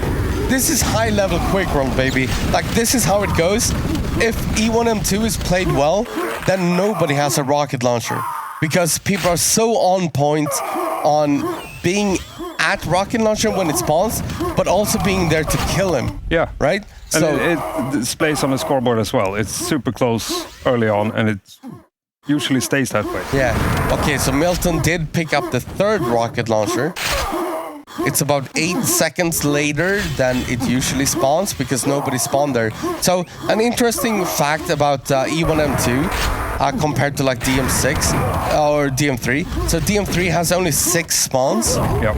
So when you're playing 4-on-4 with 8 players, that means 2 guaranteed tele-frags at the beginning. Yep. E1M2 has 9 spawns, I believe. I think it's 9. So there's always the one off chance that nobody spawns a rocket launcher. As we saw. Yeah, as we saw in this game. So that makes it so that the timings are completely off. So normally people are used to the rocket launcher spawning like 1 or 2 seconds after the 30-second marks. So either at 2 minutes or 2 minutes 30, for example. But whenever that happens, it offsets everything, which is interesting. It makes for an interesting game. There we see Carapace go down with the quad right away. But still, Sudden Death has managed to have 2 rocket launchers. Yes. But Milton has a good position here. He also had control over yellow. And both rocket launchers of Sudden Death are in Mega Room. And Milton seems to know that, so he can just spam away a little bit. Oh, needs to be careful though. Might fall back here for the next yellow. It's gonna spawn now, so he might grab this and go back and get ready for the quad. It's gonna spawn in like 20 seconds. And I think he's gonna take the fight here. Yeah, he's gonna get Carapace twice over. Just make sure the quad is safe. He's gonna get another one here. He's dropping a little bit lower. Yeah, he's gonna run away a little bit here. He might not go for the quad at all. In 7 seconds. Actually, he's gonna make his way back, throw a couple of grenades, finds the one sneaky guy in the quad box. Yes, look. Oh my god, this is a good start to a quad run from Milton. Gets a couple of kills, down to 10 HP though. Can he survive? He's gonna grab a health back here. And oh, he does die on the other side. Xantum set up a trap. Backstab. Yeah, a little bit of a trap. So Xantum with the ambush on Milton. And maybe this is an opportunity for Sudden Death to really run away with this game. Yeah, even though Milton had a very successful quad run there, Sudden Death still kept the lead. Yeah. Frag-wise. Yeah. Santomir just keeping yellow armor safe. He might maybe pick up the next one himself as well, just because he's down to 82. And why not, you know? 67 now, so he's gonna grab it. And the next agenda is quad in 4 seconds. He's gonna be there. Carapace is there as well. Yeah, this is gonna be a Sudden Death quad for sure, I believe. Oh, whoa. No, never mind. They left. It's gonna be Jave with a rocket launcher. He's gonna pick up the ammo here as well, so now he's got 12 rockets. He's gonna try to make his way down into the yellow armor room. He's gonna be here. It's not gonna be up for a while though. So he's gonna have to stay here for 10 seconds more. That's gonna make the quad run kind of run away and run out before. Oh my god! No, he gets killed! He gets killed by Xantum. That's gonna be a pack as well over on this other side of the map, and Xantum is gonna grab both the quad, the rocket launcher pack, and the yellow armor. I'm flabbergasted. I felt that Sudden Death backed off in a good way. Yeah. Nice attack, sneak attack. Here's Milton with a rocket launcher, by the way. I think he wants to rocket jump or snipe someone, but he can't because Xantum is ready for him. Quad is coming up. Looks like a Xantum quad here. Yes, it will be. Xantum with the pickup here. He's gonna make his way back to yellow armor. Kill a boomsticker and then grab the next one. Let's see what he does after that. There is one enemy rocket launcher. That is Diki. Diki is over at Mega, as we can see in the lower right corner. Can he find that kill though? There's Diki. You can see him on your screen. Can he find the kill? Yes, he can. And that's a pack as well for a teammate. Very good kill. A great kill from Xantum. Diki stole the yellow though, and Creature got the rocket launcher. Yeah, I think they can deal with that though. Creature got the fresh rocket launcher, right? But he's gonna have to just take passive for a little bit. Xantum is down. Oh no, that's a pack drop as well. Creature is gonna rocket jump up to the yellow. He's gonna get the pickup as well. Oh my god, he's gonna get a couple of kills, but he does go down. He bores. Who got the packs there? I think that Black Book might have gotten them. I think so, but there are only 2 rocket launchers living currently. Yeah. BPS has a rocket launcher as well. Yeah, and yellow is spawning now. That's going to be perfect for BPS. He needs a rocket launcher though. It's going to spawn in 5 seconds. He should make the journey down there. Yeah. There you go. He does have rocket launcher, and he's gonna save it for a teammate. Yes, he will. Oh, he eats 2. Oh, he eats 2. He gets a kill on Creature though, but that's okay. Milton is the one with the rocket launcher over at Mega. So the question, so Milton is gonna wait for this Mega. It's gonna spawn in 2 seconds. After that, let's see if he makes a move for the quad here. So he's gonna pick it up now. So Milton now has 200 HP. Let's see if he makes a move for the quad, or if he moves back. Gets 1 kill. He's down to 133, as we can see in the bottom right corner. Sorry. It's not very stacked now. Yeah, Carapace is getting ready for the quad. Eats a rocket though. But he's gonna boom back to the yellow armor room. It's not gonna be up for a while. He's looking for ammo. He's down to 0 rockets. There you go. He picks up the grenade launcher. That's 5 rockets for him. But now what does he do? There are 2 enemy rocket launchers to kill. That's one of them. He gets. Oh my god, he gets it with a splash. Right. Looking good for sudden death right now. That's another good fight though, but Carapace is reigning strong. Yeah, he's in full control here. Down to 30 HP, down to 5 HP, but picked up the health pack, so he's fine. 7 HP, Carapace. Oh no, he's gonna go down. So no more Carapace. But only 1 rocket launcher still for Black Book. Yeah, it's in the hands here, as we can see on Diki. BPS getting ready for the quad. As he grabs it. Let's see, sorry. There we go. Here we see the rocket fight here. It's gonna spawn in 5 seconds. Looks like Carapace is gonna get that. As we move over to Diki, trying to survive at the Mega exit here. 22 HP, that's just 1 boomstick away from dying. Being so careful with this rocket launcher, but does go down. Milton over here though, with the yellow armor. Can he make a move for this quad though? Only 18 frags still. This is such a close game still. It is. Oh, he finds Carapace. That's a pack as well. Carapace had no idea it was coming. That's a team pack for Diki. And now quad coming up in 5 seconds. It's about 20 seconds late, and Milton is ready. He's gonna take the quad. Let's see if he can take over yellow control as well, which I believe he wants to do. He might be forced to fall back here to Mega though. Seems like it. He's gonna try, man. Oh no!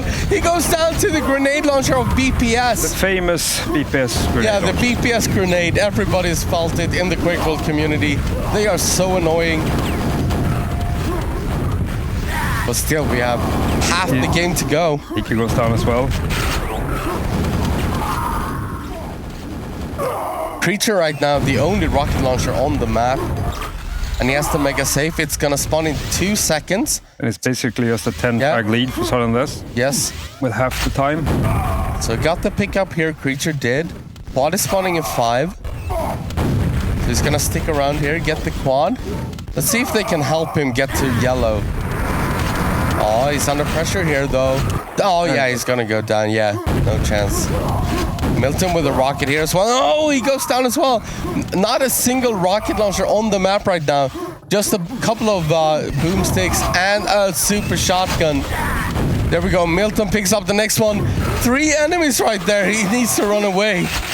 Gets the Mega though. This is perfect for Milton. He's gonna get another frag. Could he get to either the green armor or the yellow armor? The yellow is gonna spawn in 5 seconds. He's gonna be trying to make his way there. Great rocket. Can he finish another one as well? He needs to pick up and he will get it. And he basically made the score even. Yeah, that's gonna basically tie up the game. Oh, down to 14 HP here. The quad is about to spawn in 10 seconds, but I don't think that Milton should go for it. I think it should prioritize health and armor. Creature's gonna grab the quad instead, which is great news for Black Book. Oh no, this might slip out of Sudden Death's hands. And they can't give up too much now, or we have a repeat of the previous map. Yeah. Well, they lost control. Yeah. Creature playing it safe here, as he should. Xanthem does have a rocket on Team Sudden Death. Lots of enemies here for Creature, but that's just free frags for him. Yeah, they basically turn the frag count around in less than 2 minutes. Xanthem over at door and bridge. Can he make something happen with that rocket launcher? Carapace goes down a couple of times. I mean, they need the quads from here on out. They do. 3 rocket launchers now on Blackbook. Creature with a quad pickup. And the lead keeps extending. Yeah. Quickly. Yes. This is not looking too great for Sudden Death right now. It's all, at this point, up to Xanthem. Yeah. Can he find a couple of kills? Because he's up against 3 rocket launchers. Yep. And here's Milton with a full mega. He has the mega and now the yellow as well. So Milton is stacked to the teeth.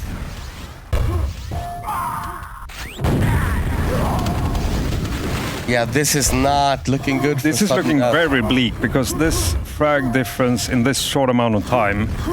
Yeah. They need to reset hard Sudden Death to be able to get this back. Yes.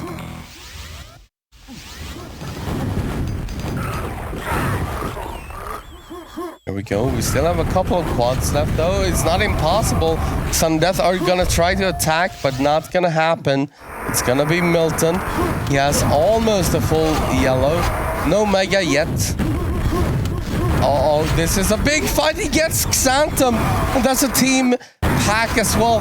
4 rocket launchers on Blackbook on E1M2. You never see that. 4 rocket launchers on E1M2. That's unbelievable. And Milton has the mega. He's gonna make his way to yellow. He's gonna grab the yellow as well, I think. No, he's gonna give it to a teammate. Oh, I thought they should give that to Milton, but oh my goodness. Let's have a look at the scoreboard here. Milton on top with 80 frags. Insane. Xanthem doing well for Team Sudden Death, but yeah. And that turnaround was insane, actually. They're now in a 50 frag lead. Yeah. In 5 minutes from a decimate of 25. Yeah. Let's see. Quad is about to spawn here in 2 seconds. Deke is there. He's gonna get the grab. Yes, he will. So my prediction on a full 5 maps was clearly wrong. Yeah. It's gonna be a sweep for Yeah, Blackbook. it does look like that. It's gonna be a sweep. But that was not what I expected. No, me neither. And this turnaround actually, I didn't expect as well. So the way we did seedings this year was that we talked to all the captains of every single team, and we asked them to rank the different teams. Mm-hmm. So every single captain got to make the ranking, and Sudden Death actually ended up in first place as the highly or the most high-ranked team. But Probably Blackbook deserved as well. yeah, I mean, Sudden Death, we as a team have been doing well the last couple of months. We won 2 tournaments in a row. But right now it looks like Blackbook is gonna knock Sudden Death down into the lower brackets. Yeah, because that frag extension that they got in that short amount of time, I can't see Sudden Death take that back. No. Not in 4 minutes. It's too many frags on a map like E1M2. Yeah. And also they've been playing so solidly. Like every single fight that they needed to win, they won. There was Carapace trying to defend this yellow armor. He will. But it's a little bit too late, I think. There's still a couple of quads. But so far the frag difference that Blackbook extended stays the same. Yeah. Sudden Death is not gaining anything. No. They're still just about 60 frags behind. And 60 frags On DM2, maybe Yeah. doable, but on E1M2, it's just so hard. That's actually why I was so impressed. That frag extension that they got, Black Book, in that short amount of time on the E1M2 is super impressive. Especially against a team like Southern Death. And here we see Milton with the quad, with the buckshot, and the mega. Might look for frags or the green armor, and then go for the rocket. It's gonna spawn in 5 seconds. Yeah, that's as much of a nail in the coffin as it gets. Yeah.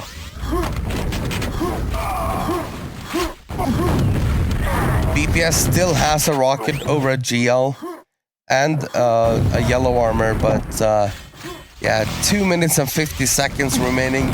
He's gonna have to find a couple of great kills, and he does find Milton. I mean, that's a good start, but a little bit too late, I think. I think so too. Basically, Blackbird can slow spawn from now on and still keep the lead. Yes, I believe they can, yeah. It will be close, but they can. Hey, but enjoy the show. We see BPS here with the rocket launcher and the quad.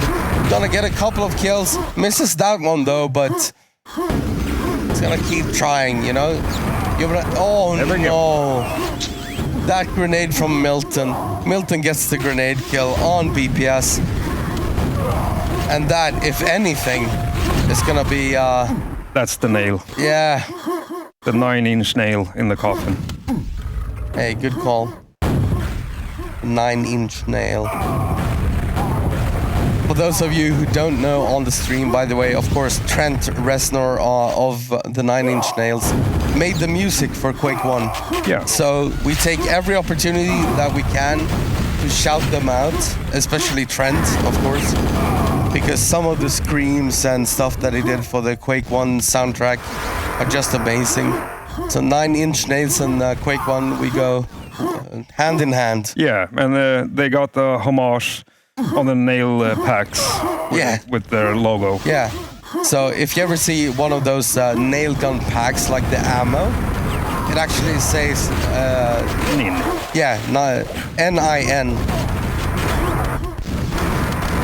So here we see Xanton with the penultimate quad. So the second to last quad, but he's gonna go down to creature. And yeah, Black Book. Man. And that was impressive. Well.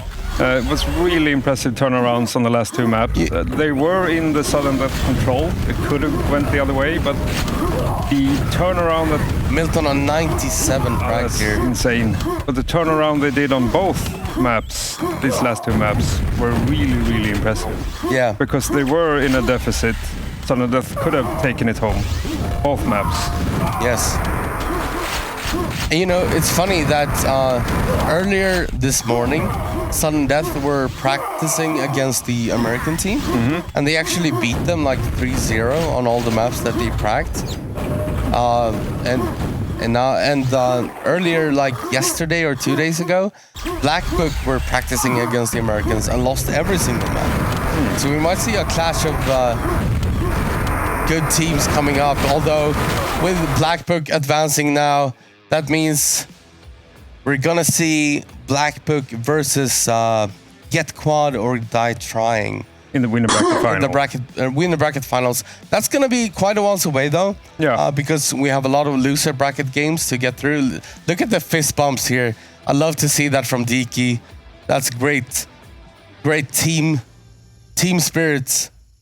You see Milton there with a mohawk, always focused.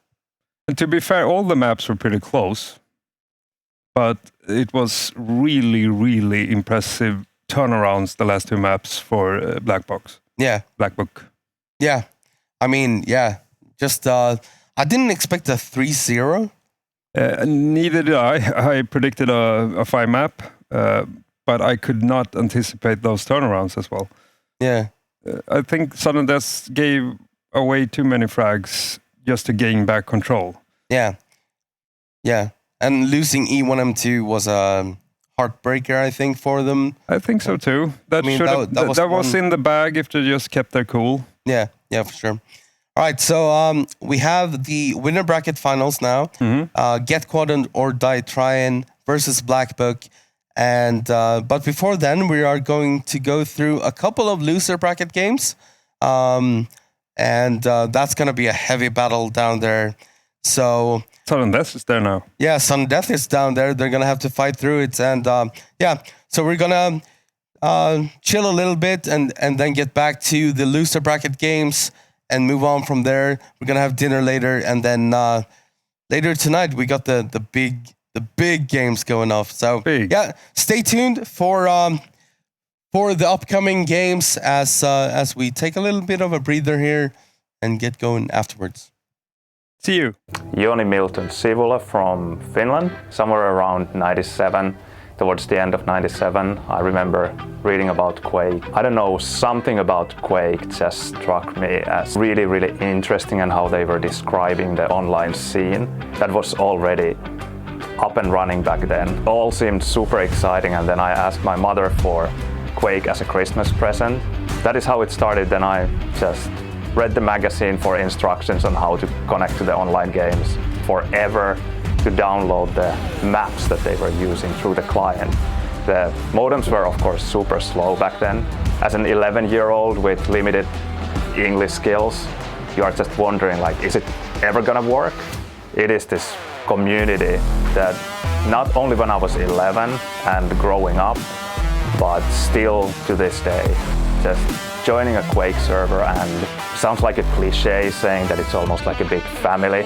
Not always so happy family, there are rivalries of course and whatnot, but anyway, people get along a lot better in Quake than they do, let's say, in Counter-Strike. If you join a random game, you probably know what it is like, or in Apex. Well, I do a lot of climbing. It's another passion of mine. There's another really avid and really good climber in the Quake scene as well. Watched his climbing videos quite a bit, without realizing that he's the Quake player that I have been also playing Quake for a long time with. I love meeting all the people because we play together almost every day, and then yet we don't get to see each other very often. It's great that it started already yesterday, being Wednesday, and runs all the way through Sunday afternoon. So there's enough time for interviews like this, mingling with people, just going out for lunch or whatever, not just playing all the time. Although shout out to the guys creating the SL app, the public transportation app. It sucks. It's terrible.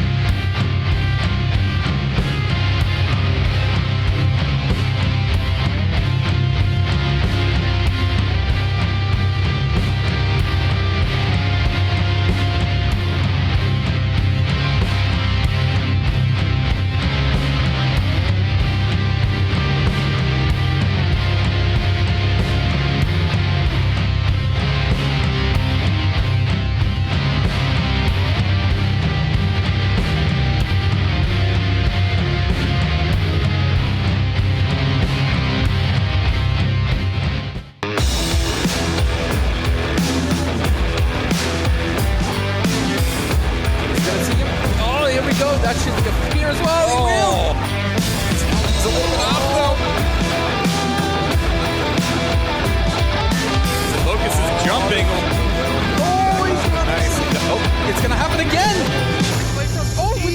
With a grenade launcher as well. All right, everyone. Welcome back to the QHLAN 4-on-4 Clan Tournament.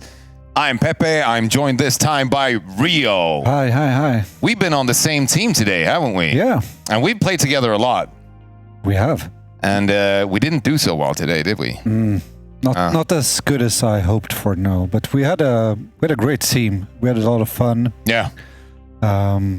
Maybe hoping to win one more game at least, but it's what it is. Absolutely, that's what it is. There are two teams who did extremely well, and we're about to witness their game instead. It's gonna be Get Quad or Die Tryin' versus Black Book coming up right here on the screen. Of course, it's Milton, Yave, Dicky, and Creature taking on Razor, Reppy, The Chosen One, and Mutilator. So these teams have really gone hard in their previous games, the They're semifinals. undefeated as well, in total, I mean.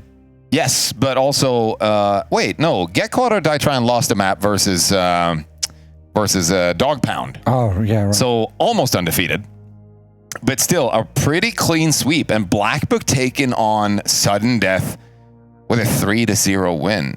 Yeah, that has to count as an upset. Right. We seeded the teams yesterday with a committee of players, and basically Sudden Death was the highest seed of this tournament. And and Black Book taking them out 3-0 has to count as an upset. Yeah, absolutely. I mean, the highest seed by no slim margin either, because previously in the online tournaments that we've seen, both the TB4 tournament and the Sunday Spawn Frag in 19, Sudden Death took it home the gold versus exactly Black Book in those. Yeah, that's true. So those finals were very exciting. We do have a map pick already. It is going to be... sorry. Oh, no. Not all here yet. Okay, so we're still waiting for one player to show up. But we see our good friends, Dicky and Creature, on the screen here. And there's Milton coming back to his seat, prepared as always. A little smile on his face. You know he's got something cooking. And then Yave, of course, my brother from the same hometown. I love seeing these guys show up and play together. They've been playing so well, and like the fact that Dicky and Creature sort of came back to play 4-on-4 again, and they're so crushing it right now is fantastic to see, because Dicky started coming back about less than a month ago to start playing some 4-on-4, and then Milton asked him to join his team for QHLAN, and he's performing like he never left. Yeah, and Creature is one of those people that I think are always a really stable player, somewhat maybe underestimated, but there's a difference playing online tournaments and playing on LAN. Absolutely. I think when the pressure hits you, in these types of games, in these types of LANs where you really, really don't want to get knocked out, Creature is one of those ice-cold Finnish nerves. Exactly. That just delivers on LAN every time. When the pressure builds up, some turn into diamonds, absolutely.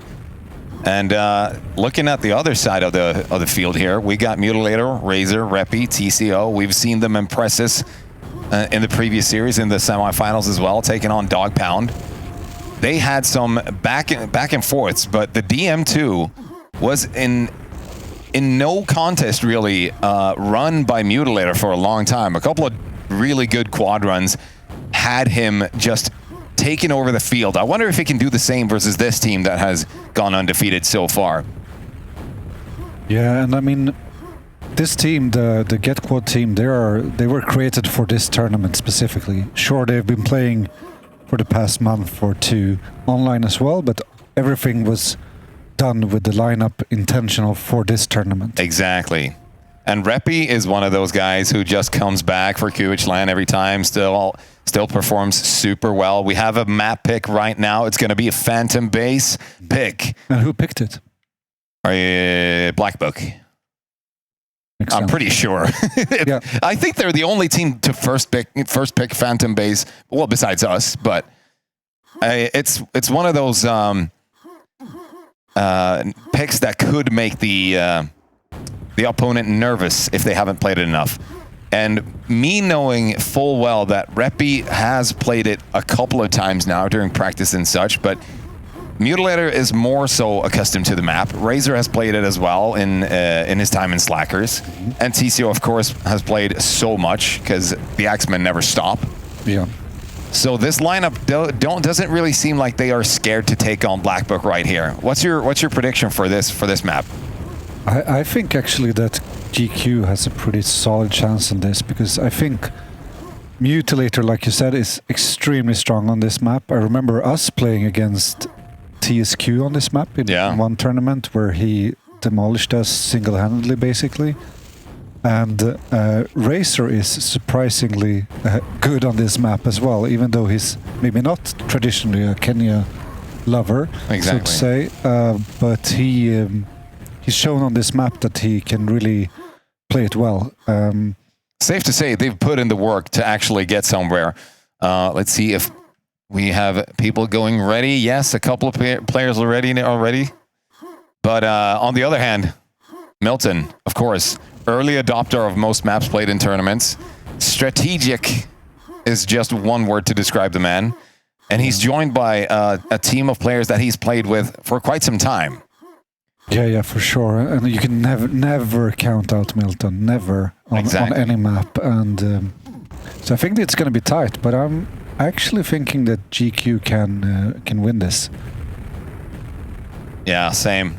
So one of the turning points, of course, on every map that has a pent, it's one of those, how do you prepare for it? How do you set up your team? How do you position yourselves? Do you get the pent? What survives? Do you have the correct information on what enemy weapons got out of the fight and how do you find them? This one has an added element to that, and that is the ring. Yeah. It's usually very delayed. It's sometimes forgotten. Exactly. We saw that in a previous match when it was picked up like 3 minutes later after it had spawned. And it's so just perfectly hidden in plain sight. Yeah. You pass it all the time, but people don't really go check too often. Yeah, because they think someone must have picked it up, right? Exactly. We'll see what happens here, if they pick it up in the start or not. Phantom Base getting ready to go right here. All right, we got Mutilator with an early RL. Milton, of course, picking up the pent. And his teammate, Dicky, finds the quad early as well. That's a perfect start for them. Let's see if Mutilator can survive. He finds his way over to Red. That's a pretty good team play aspect of the whole thing, right? If you find someone with a red, no, that was Reppy, sorry. Yeah. Mutilator had to leave, but Reppy got the LG and the red, so they were saving it for a teammate. That's perfect team play right there. Mutilator goes down though, so no rocket anymore. Exactly. That's unfortunate, but that can happen. And the RL was stolen as well, so no rocket launcher from Milton just yet. Has to go back to red and collect himself and possibly get some assistance to take out the enemy Razor, who's on top of the red right there. Steals it and gets away with it. Also gets the kill onto Milton. But Dick is the only weapon on the map right now. Which is super important because he can support his team towards the quad here. Quad is not going to be too late. Has to get over there quick. As long as he's not run down by enemy boomstickers, he's not going to be... Reppy tries. And yet again, goes for it. But Dicky finds a way. He's a solid... Like you said, the stone cold finish mentality working its way through Phantom Base right here with a quad. If it's possible for him to get back, you can see we saw TCO over there on red. They know that there's an enemy RL right there. He's not going to go challenge without some more health pickups right here. And Reppy steals the low RL as well. That's looking pretty good right now for GQ. Yeah, even though Dicky and Jabba have guns.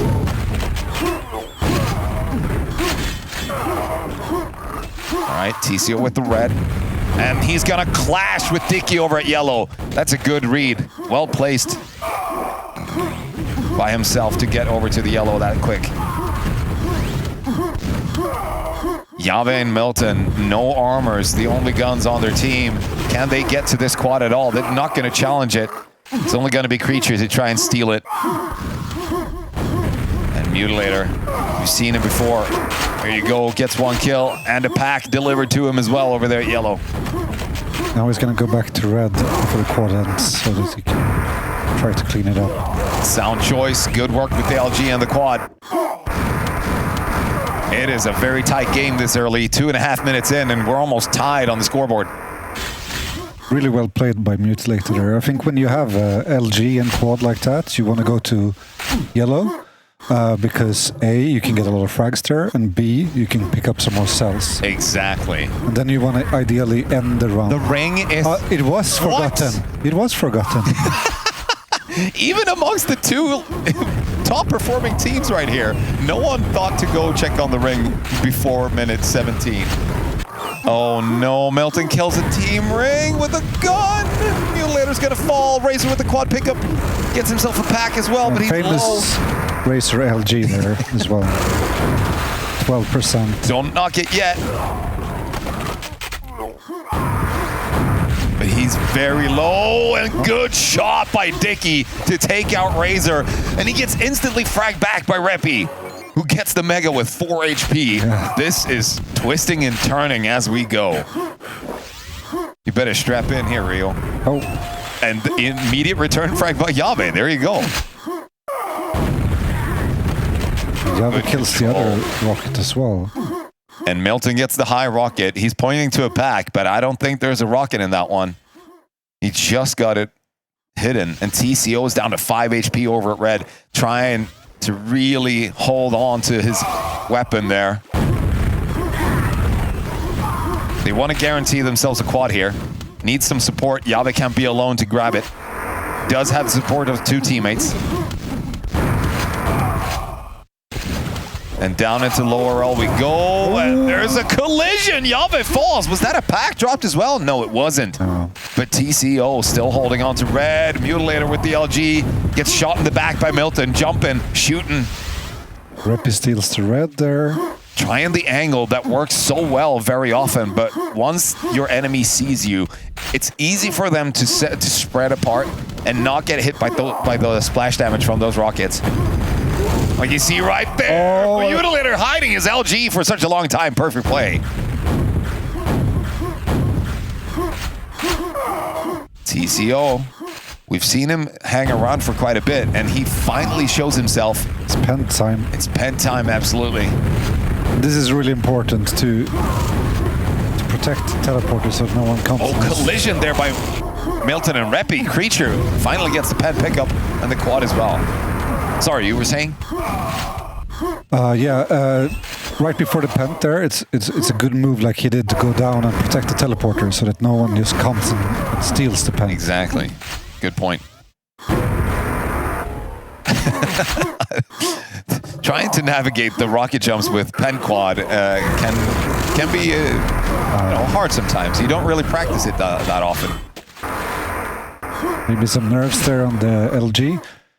Yeah, it didn't really connect a single cell. But for some reason, you always have worse LG when you have quad because you know you just need to hit one cell. Exactly, and look at that. Yeah, he immediately switches it up.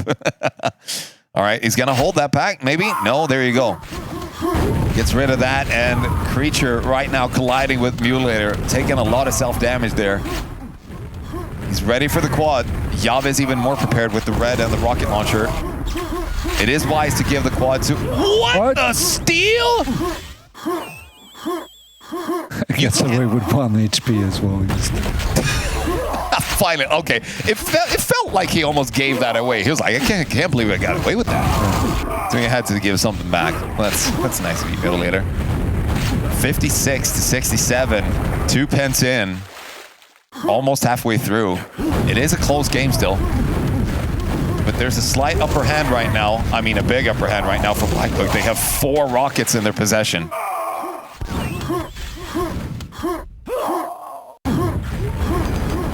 Good control here over red. It's hard to fight there, but against an SNG enemy, you should be able to get rid of him pretty quickly. Melton does quick work of him. And a fresh spawn as well, eliminated by Yave. We have 4 rocket launchers for Blackbook. Exactly. They have held on to those for about a minute or so. Next quad coming up. Yave, of course, with the LG. Perfect candidate to pick it up. Can he get the kill onto the enemy RL in here? No, he's already gone. Guarantees himself a passageway into red right here. Some clear communication from his teammates. Just to let him know it's safe to go here. And then it wasn't. Reppy steals that rocket pack moves away through through the teleporter, and Java gets to find the red undisturbed.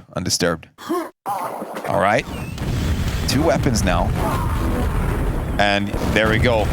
That remembers. Exactly. If there's someone who remembers the timing of the ring, it's probably going to be Milton. See if we can do something sneaky here with the... I would hope so, and I would assume he tries to backstab someone here over at quad.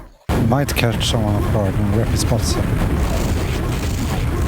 Oh yeah, Mutilator trying to stay on top of the quad, not going to be able to. Razor picks it up, gets an LG pack, falls immediately, and Milton defaults back to red.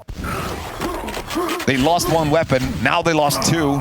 Can Black Book get something back here? The lower L is about to spawn, but so is the high. So that is giving Get Quad a pretty decent opportunity to pick up a better stack for themselves and attack Black Book yet again. The battles that happen around quad can be so deadly, but once you get through it with a pretty good stack, when the quadrants can start, that's when the frags start coming. Black Book have gained a slight lead here by 30 frags, but we're just 1 minute away from the next pent, which can throw a wrench in the whole system for Black Book here. Yeah, it's going to be one of those crucial pents, like we say. Exactly.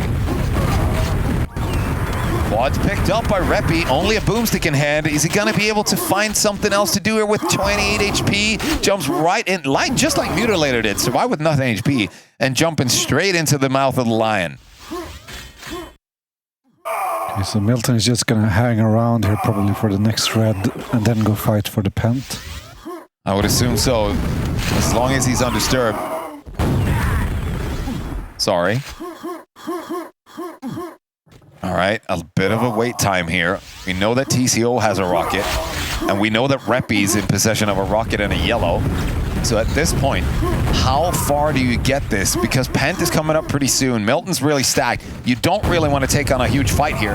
If you're TCO, you kind of want to be in the behind the curtains, sort of. Yeah. And if you're Reppy, you want to get that initial fight. But here you go, TCO takes the fight. Razor with the Pent pickup. And he gets 1 kill. Can he get another one?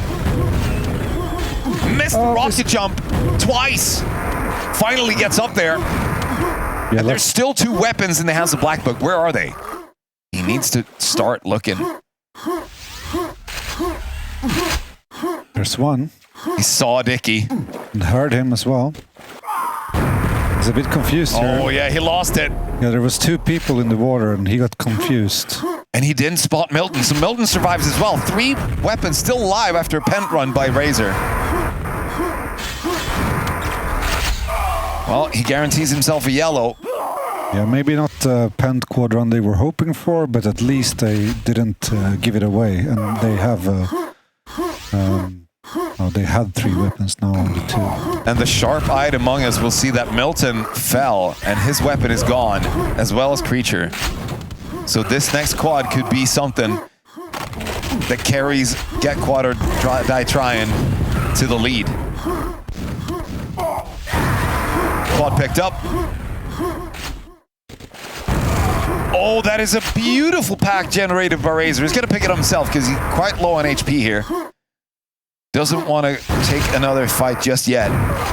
Needs to secure himself a bit more HP and armor. But they have 3 players with weapons right now, and there are none in the hands of Black Book. If the frags don't start coming now, when will they come? Should try to go for the cells here to teleport her. Well, he should. I don't understand how Razor didn't die there. I didn't curse him, I swear. He's fine. Oh, well, for the time being. He overstayed his welcome there for so long. He could have just dipped out. 5 seconds earlier, he could have dipped out, gone back to red, and just gotten help or left it pack for a teammate instead. Yeah. Oh, TCO down to 1 HP as well. Quad is coming up. Mutilator with the pickup. Get Quad or Die Trying. It's a good name. They're definitely going for that quad, and they're getting them as well. So this is what they need to do to make the comebacks. Now we have 15 frags instead of 30 that we had a minute ago. Yeah, it's getting closer and closer by the second here. It is a solid team. We've gone through it earlier. And the ring, you can see on the left side, is about to spawn in 3 seconds. Yeah. Who's on top of it? We see Milton in the water. Went to GL in yellow instead. All right. No ring pickup just yet. We have Dick in the water as well. 4 weapons in Blackbook's hands right now. No one goes for the ring. Okay. How long are we going to save it for? The next quad is coming up too. Yeah, now it's almost too late to go for it because you need to go for quad. Exactly. Good shots coming out from Milton. He does get the frag onto Reppy with the quad rocket. Has to push back to find some HP. Goes around, finds Mutilator as well. Every weapon in GQ now eliminated. And the LG is up for him as well. So he hit the quad LG. Oh. You know, you saw that devious smile that he gave to the camera before? I think he's got that same smile right now. Just going crazy across the entire field. Still no ring pickup though? Still no ring pickup. I think they forgot about it again. Yeah, everyone forgot about it. No one's going to check. I'm a bit concerned right now because usually the higher level teams don't tend to forget such important power-ups. But okay, we're fine. Next quad is coming up. Milton's going to leave that yellow for another day. Taking a fight with Mutilator, getting the quad, getting the LG. There you go, almost kills another one. The last weapon remaining for GQ just fell as well to Dicky instead. And you know, now so much has happened probably, so they just think it's gone, you know? Yeah, most likely. There you go, guaranteeing a weapon for a teammate. Back to 4 weapons it is for Blackbook. Oh, TCO found it eventually. Oh, there you go. TCO with the ring, no weapon in hand though. Pent's coming up. Is TCO gonna hide behind the Pent right now? Is that what we're gonna see? No, he goes down. Preacher helping Milton out to get to the Pent here. That could have been an epic Pent steal. Pretty long delay there on the Pent to actually guarantee a Pent quad run combination there. Impressive play by Blackbook. They know that there's one enemy RL at least in red or around because they saw him jump in there.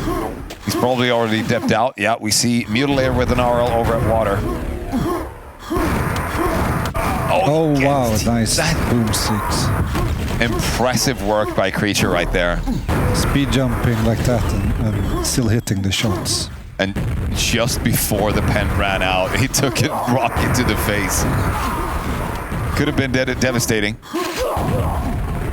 Instead, he's going to clean up over at red. Good shots. And now we have a 40 frag lead as well, almost. Yeah, it's getting really, really close. And the quad is coming up as well. Reppy does have a rocket launcher. Mutilator has an LG. And TCO has a rocket launcher of his own. Can they get to the quad from here? Creature's pretty low on HP. The fresh red has spawned, but there's no one there to grab it. So it's going to be an LG quad run here for Mutilator. Yeah, he gets the quad uncontested. Finally, Milton picks up that red.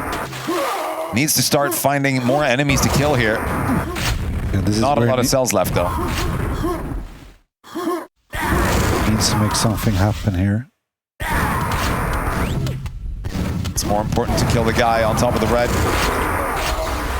Guarantee yourself an armor and get the hell out. Try to find more weapons. We know that Reppy is over at Pent right now. Maybe he's making his way over to red. Absolutely is. He's quite hurt, though. And they don't have the timing on. Oh, they transfer the weapon over to Razor. That's smart. Gonna be waiting here for a long time. Oh, it's so annoying when you're Mutilator in this position. Let's see what happens on the other side of the field. Creature goes down. Yave has a rocket launcher to pick up the Mega. Quad just spawns. Creature stole it. Back to Mutilator we go, and he found himself that rocket after a long, long wait. Seconds feel like an eternity when you're waiting for a weapon. And a good shot onto Creature. He's 35 frags or so behind. It is absolutely doable if they get all these quads and kill off the enemies, but Milton seems to be avoiding every shot Mutilator throws at him. Low on cells, needs to get back up on the quad here soon. If Mutilator can find another armor, that would be perfect as well. He's got support from Razor too with an RL. All the way back to red he goes. Creature trying to help Milton out here over at quad. Yave as well. Guarantee their win. 40 frag lead right now. This quad, absolutely uncontested. I don't know why the Get Quad guys didn't go for the quad. Yeah, I think it was their only chance to win this map, so... Could possibly even have been over before that, but... Yeah, but like... The last chance? The last chance. Don't you want to go? Yeah. Yeah, maybe a small misplay there by the team. Hard to communicate if they weren't really feeling it. Just throw everything at them right now. They have no weapons left. It is all over at this point. 1 minute left to go, and it felt like at the 4-minute mark, we still had a game on our hands, but right now, absolutely over. 60 frag lead. Look, the frags just keep on coming for Black Book, and the flow has stopped entirely for Get Quad. I guess they're not too sad about it. It is not their map pick. As the next quad is coming up, Yave is on top of it. Trying to find these angles to shoot at, and the door closes immediately before his rocket connects. And it's the last 30 seconds. 60 frag difference, not much to do here if you're Get Quad, but think about the next map you're gonna pick. Do you think they're gonna go for DM3 again? They've been pretty solid at that and used it as their first pick a couple of times. Yeah, I think they are very confident in DM3.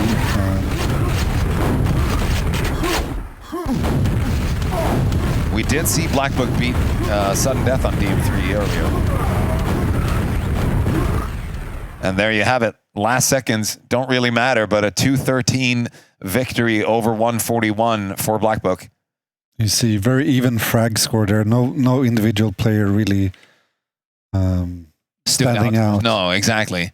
Only Milton with the 9k damage. That's not so high on Phantom Base, actually. Especially with quads in possession. And Java getting the Boom Sticker Award with 43.8%. That's not really high. That's not the Div 0 boomstick we'd like to see. So maybe some shaky aim here. It's quite possible that we're going to see a DM3. I'm not sure, but it's my first bet at least. We got some stats over here. Pent wise, Get Quad got 1 pent. And Black Book got 3, so that's a deciding factor for sure. And the quads were quite even, 11-9 in favor of Black Book. It's going to be E1 M2 instead. Okay. Oh, really? It's not a huge surprise because it was probably either this or DM3, but I am more surprised because of how well they've played on DM3 previously. I'm just going to check one thing here. And the stats, we're going back up there. Yeah, so we only had 3 rings. Yeah. Oh, no one took the last ring? Yeah. Well, didn't TCO take it? No, that was the that was the third one. It was so delayed, yeah. All right. Well, that's always something. As we're seeing players get warmed up here. More pre-firing, more pre-war fighting. People never really get tired of pre-war, do they? Swear to God, there should be a setting where you can't fire unless you're ready. I wholeheartedly agree. Up until then, you can just do nothing. Yeah. You can grab, you can pull down the console, and you can type ready or observe. Yeah. Otherwise, you're standing still. Can't do anything. Yes, that's how it should be. And if you try to shoot, plus fire is equals ready. Very good. I think we have a pull request coming up pretty soon here. Type in the chat if you agree. All right, E1M2 it is. This one has been TCO's home platform for quite some time. I'm betting on him actually running a couple of quads here. I would hope at least we get to see that. And also Mutilator did a pretty good job last time around. He got the top frag when they played in the semifinals. So, you know, top fragging Mutilator and with the support of TCO. And I'm not going to say that Reppy and Razor are in the backseat at all. Razor is extremely good on this map as well. So I understand why they're picking it. It's, I think, TCO's best map. Maybe even Razor's best map. And Reppy can be really elusive as well. He's slipping around. He's really, like Milton, he's really quick on his feet and right. Good at shooting rockets without taking damage. Yeah, that's a really, really important skill to highlight, actually. I don't think we talked about it previously on the stream, but shooting rockets can hurt yourself so much. Yeah, and you take a look at Milton here. He's going to shoot rockets that goes behind the enemy and splashes them from behind, so he takes minimal damage. All right, into E1M2 we go. TCO navigating himself up to the stairs. Mutilator with the quad pickup. That's some good teamwork, but they only have the quad to work with at the moment. Milton has the rocket and the green armor. That's I guess no one spawned. Delayed yellow. Yeah. Oh yeah, it must be. No one spawned there. No one spawned rockets either, probably. So Milton got the green and then the rocket. Or a teammate spawned there and waited. I guess they must have held the green armor. Yeah, because the RL is on time. Oh yeah, you're right.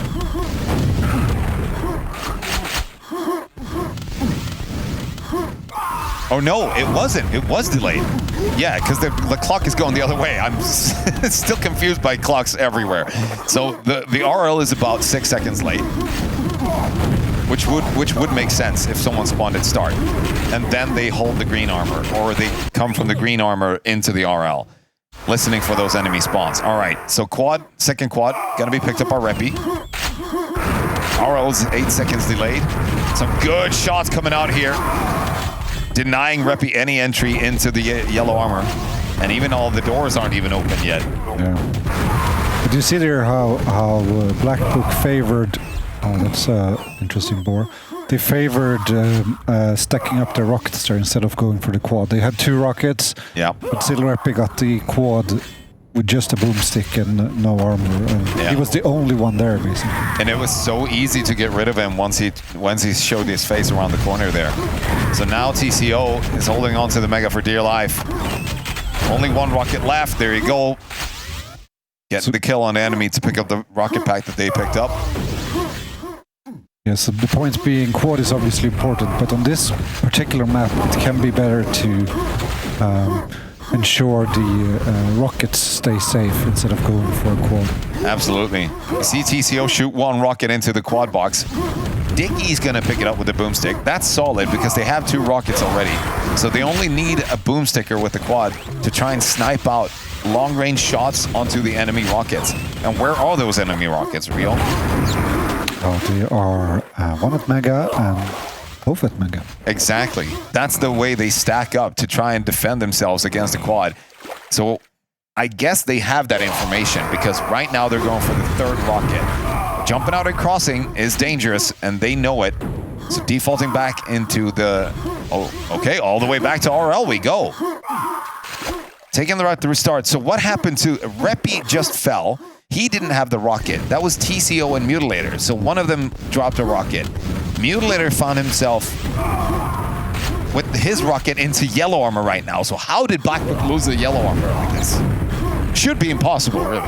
Yeah, they had 2 rockets there, so I'm not sure what happened. Me neither, but we'll see what happens right now. Dickie with the quad pickup here. Almost gets telefragged there. Oh, the shot pushes it forward. Is he gonna go down? No, Razor. Razor goes down, takes Dicky down to 3 HP. He's hiding in start. He needs support here. Where's the team? 5 HP. Oh, he gets around. No way. He has no rockets. If I'm Dicky right now, I am shaking in my seat. Yeah. All right, he makes it all the way out. But Milton has the mega, so... Yeah, we're going to try and figure out what's happening here over GL. That's going to be a kill for Milton onto TCO. He's going to jump right back in to try and take out Milton. He knows he did some decent damage on him. And the quad is about to spawn. Mutilator's on top of it. They pushed back Black Book. So far, they can get the quad without any competition. Oh no, he fell down! And the yellow was picked up by Reppy. That's solid. Good teamwork. Oh, good shot, but they don't connect. And Dicky with the back stab. And Dicky, we saw him escape earlier with basically no HP, and this is when he shows his face again. Snacked up, had the mega, got a couple of rockets, feeling refreshed, did some stretches. That's now they're talking about who gets the mega. Exactly.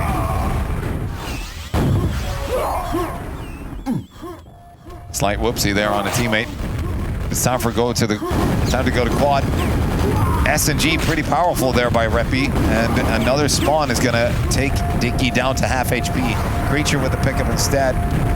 Sound choice. Just needs to wait out the spam right here. Are they gonna push for the yellow at all? I'm not so sure. The rockets are both hiding at yellow. I think Creature and Milton is gonna do it just to try to disturb the... Good shots right there by Creature onto the fresh yellow pickup. That's enough, really. That's all the quad needed to do at that point. Really good. Now we send in the cavalry.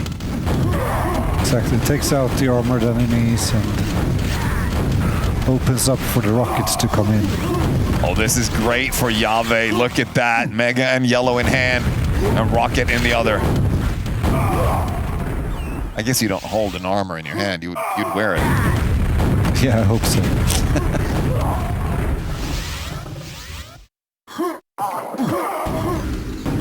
All right, quad is coming up shortly, just after the yellow. Is Yava gonna make it over there in time? I don't think so, but they have Creature on point. Yet again, unthreatened quad. This time the quad gets a yellow and has a possible way into another rocket for Black Book. 3 rockets on the field is powerful, but it is also hard to manage the resources like that. Yeah. Eventually one is going to go down just because you don't have enough armors. And not enough rockets either. So yeah, he's going to push in right here. It comes with the backstab onto Mutilator. Mutilator was looking the other way because there was another enemy there in the water. And he got a good shot onto Milton as well. Unfortunate for him, he didn't go down. So right now, Black Book 3 rockets, get quad nothing. And remember, we're already at 1-0 in map score. And right now, Black Book are in the lead on the second map. Is it going to be a 3-0 sweep again? I don't think so. It's not possible. Not, but,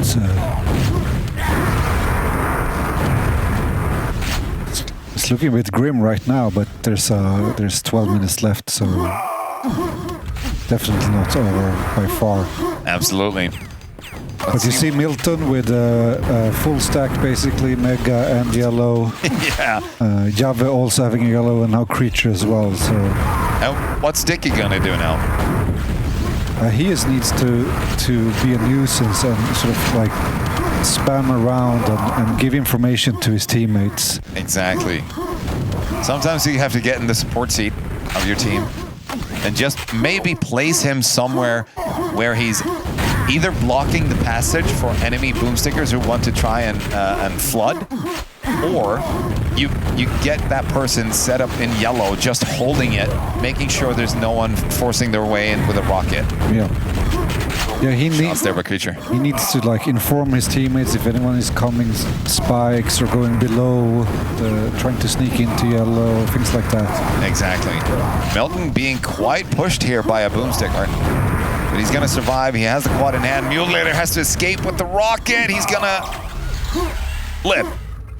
He lives, and the other 2 rockets on Black Book are dead. So now it's. Oh no! Now it's. even field again. They got a takeover at yellow, and Milton now tries to force his way in, but he gets stopped by some nails. That's not great because the quad has all run out. They want to go for the next yellow, but is it possible for them to do so? From up above, is he going to get the kill? No, Mutilator escapes. And everyone spawns on top of Milton right now. Perfect timing for Milton there. Oh, that was close. So important not to choke right there. Oh, nice shots by TCO. He's not the last rocket on his team, though, so Yave does have one.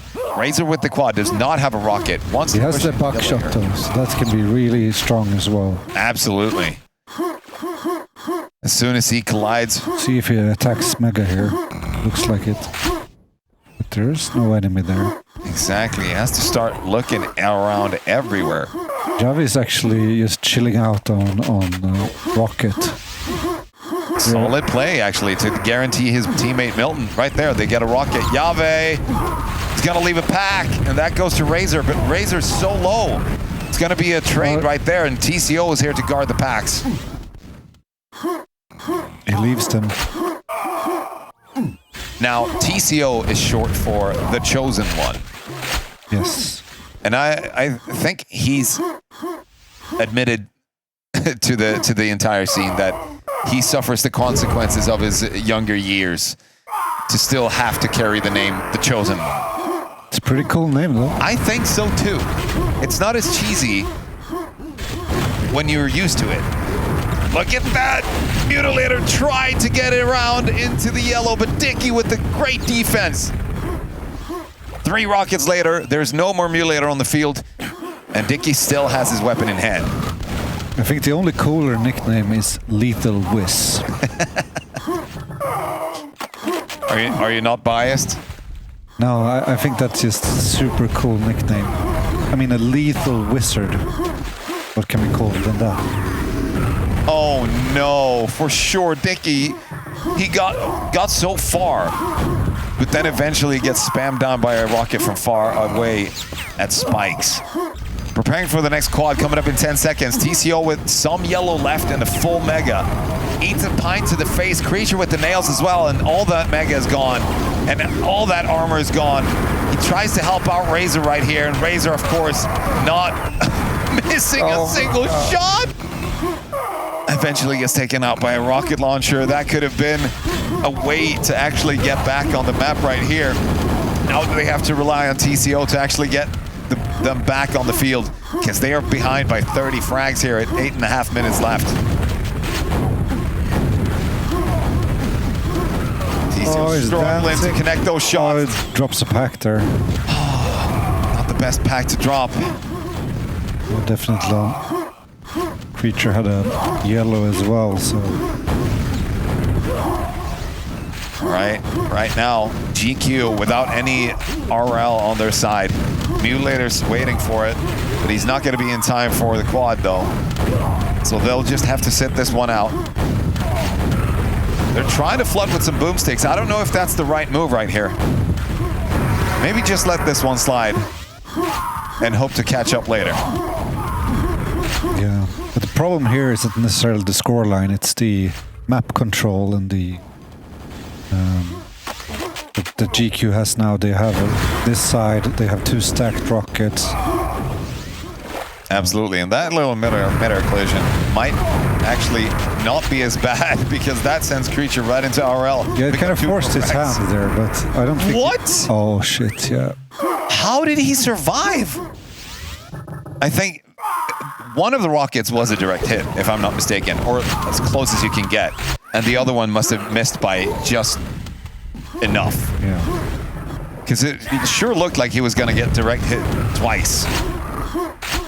And he did not have the mega or a full armor, right?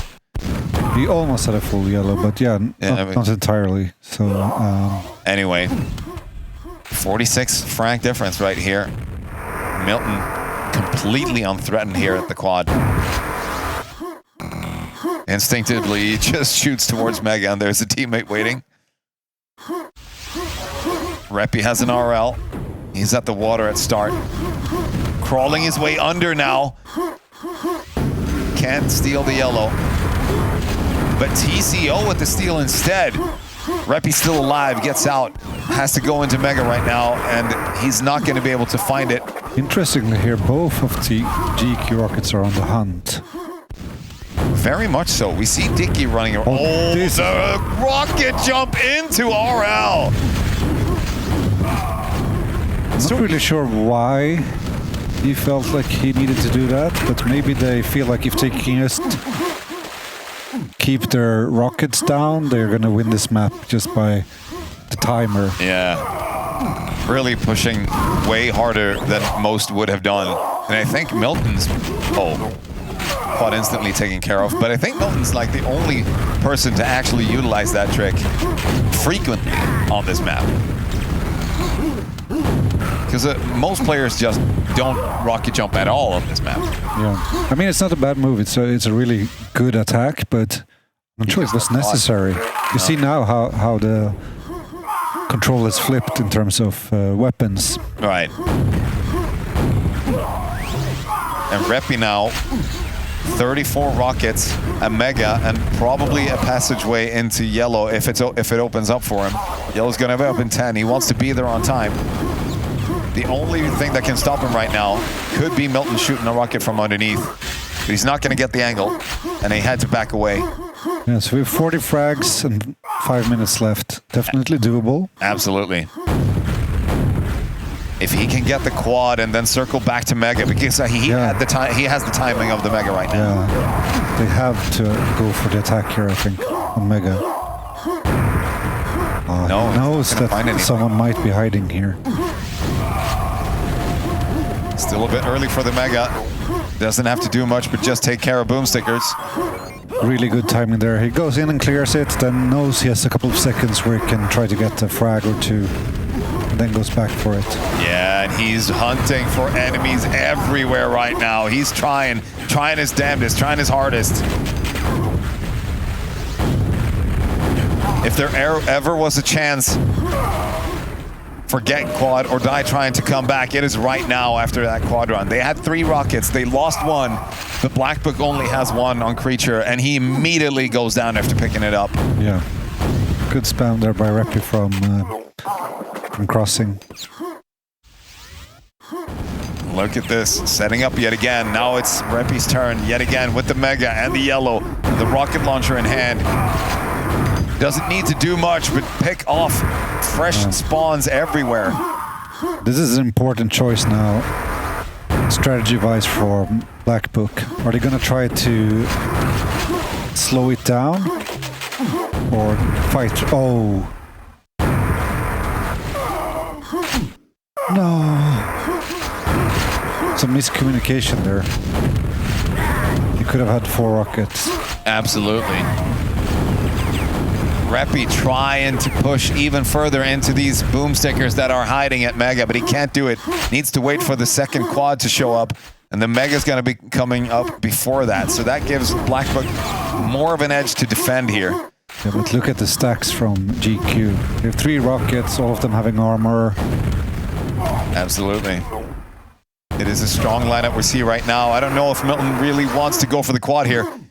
They are trailing in stacks. The only thing they have on their side right now are the frags, but that's about to shift. And now I don't think they can slow it down anymore. It's just 10 frags, so they're gonna have to try to make something happen.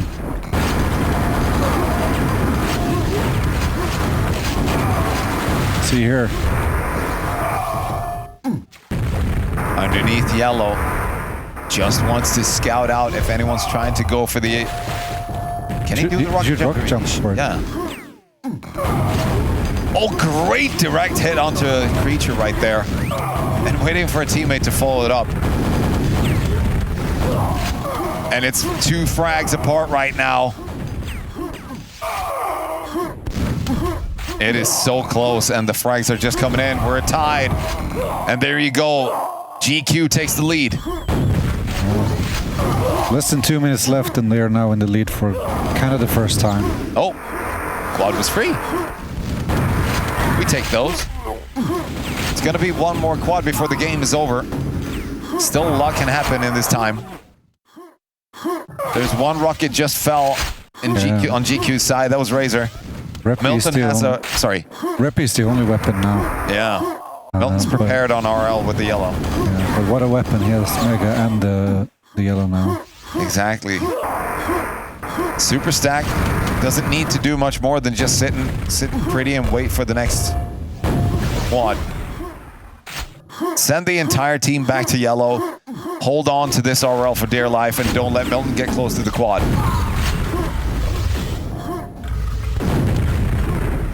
But look at Reppy. He is so hungry for frags right now. They don't want just the win. They want the domination. Oh, and he kills Milton goes Milton. down. What a time to find him as well, just before the quad.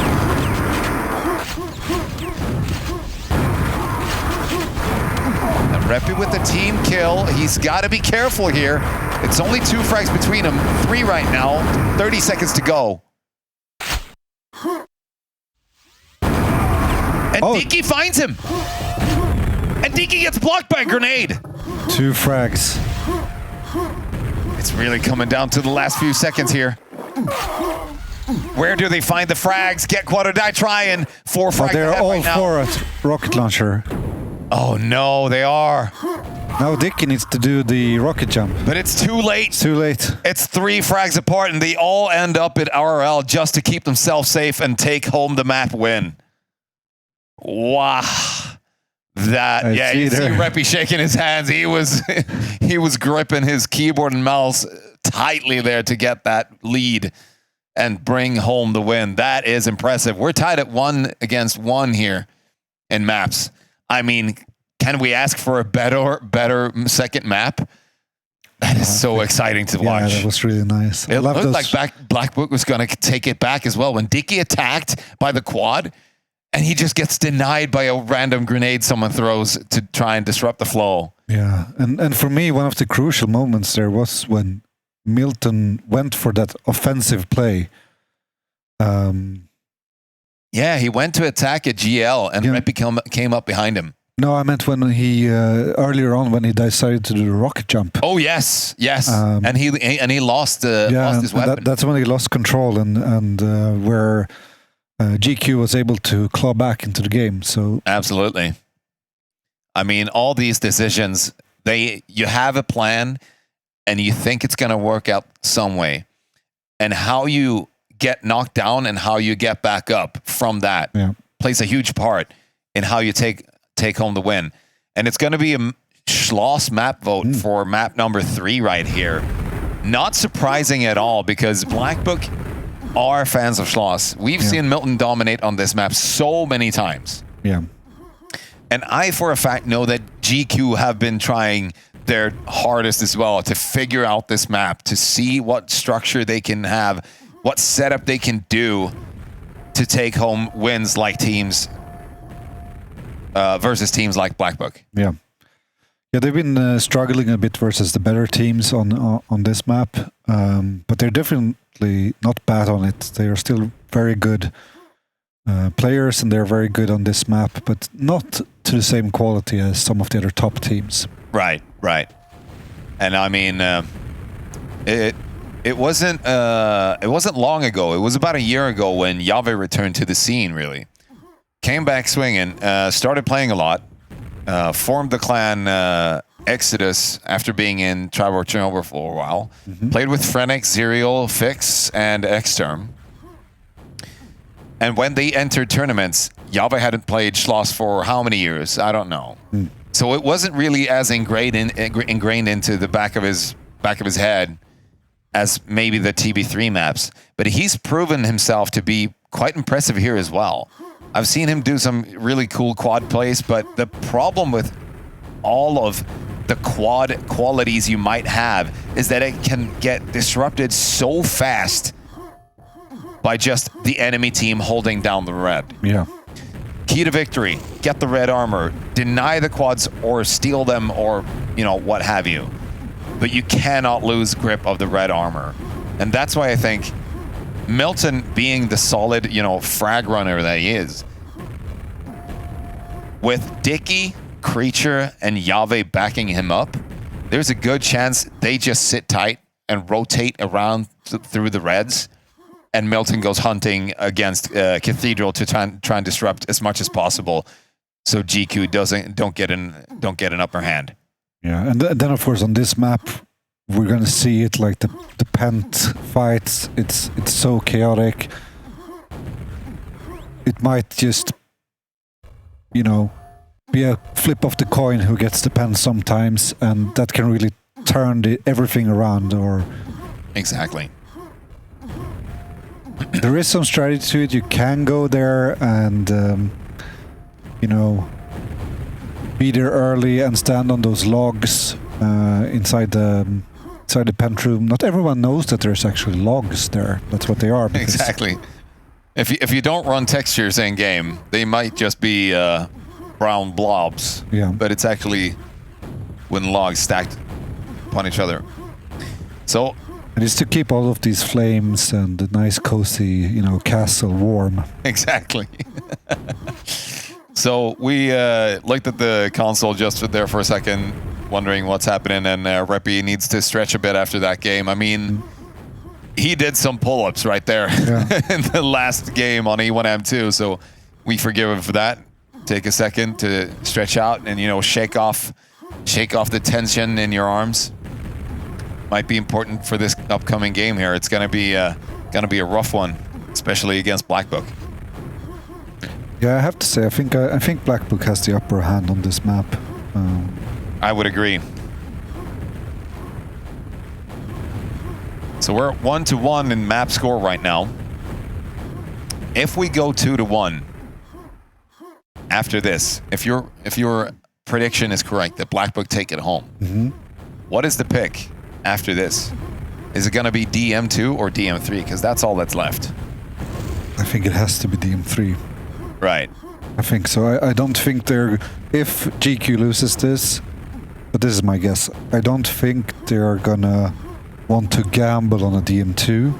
And by gamble, I mean it is a map that can get locked down and, you know, just from a sheer, like, bad full start against you, and then you lose the map, you know? So, yeah. So I think they want to go with DM3 because it's a more open map. It's also a really good map for players like Reppy and Mutilator, I think. Yeah, I'm just trying to let some of our crew know that the game is going on for a while, so we don't lose the opportunity for these players to eat later on, because they need a break after this, and then we're gonna, of course, head into the losers bracket finals. Yeah. Do we know what? What teams are in there? Yeah, what teams won their matches? That's exactly what I'm trying to figure out right now while I'm looking. It was Sudden Death versus HX. Yeah, Sudden Death beat HX. And then we had Dog Pound versus Slackers. And it's tied 1-1. Slackers took home DM3, and Dog Pound took home Schloss. And the next map to play is DM2. Right. So it's looking pretty good. And then we're going to see the team that loses this fight is going to have to versus either Sudden Death or the winner of Dog Pound versus Slackers. Yes. So both of the top seed teams are right now in the lower bracket. Correct. This is insane. Yeah, it's pretty cool. All right. We're getting ready to fight on Schloss. And a ring spawn for Dicky. TCO with the tower. Yave gets the pent. Perfectly handed over resources to Yave. And that's a red armor taken out, eliminated very quickly.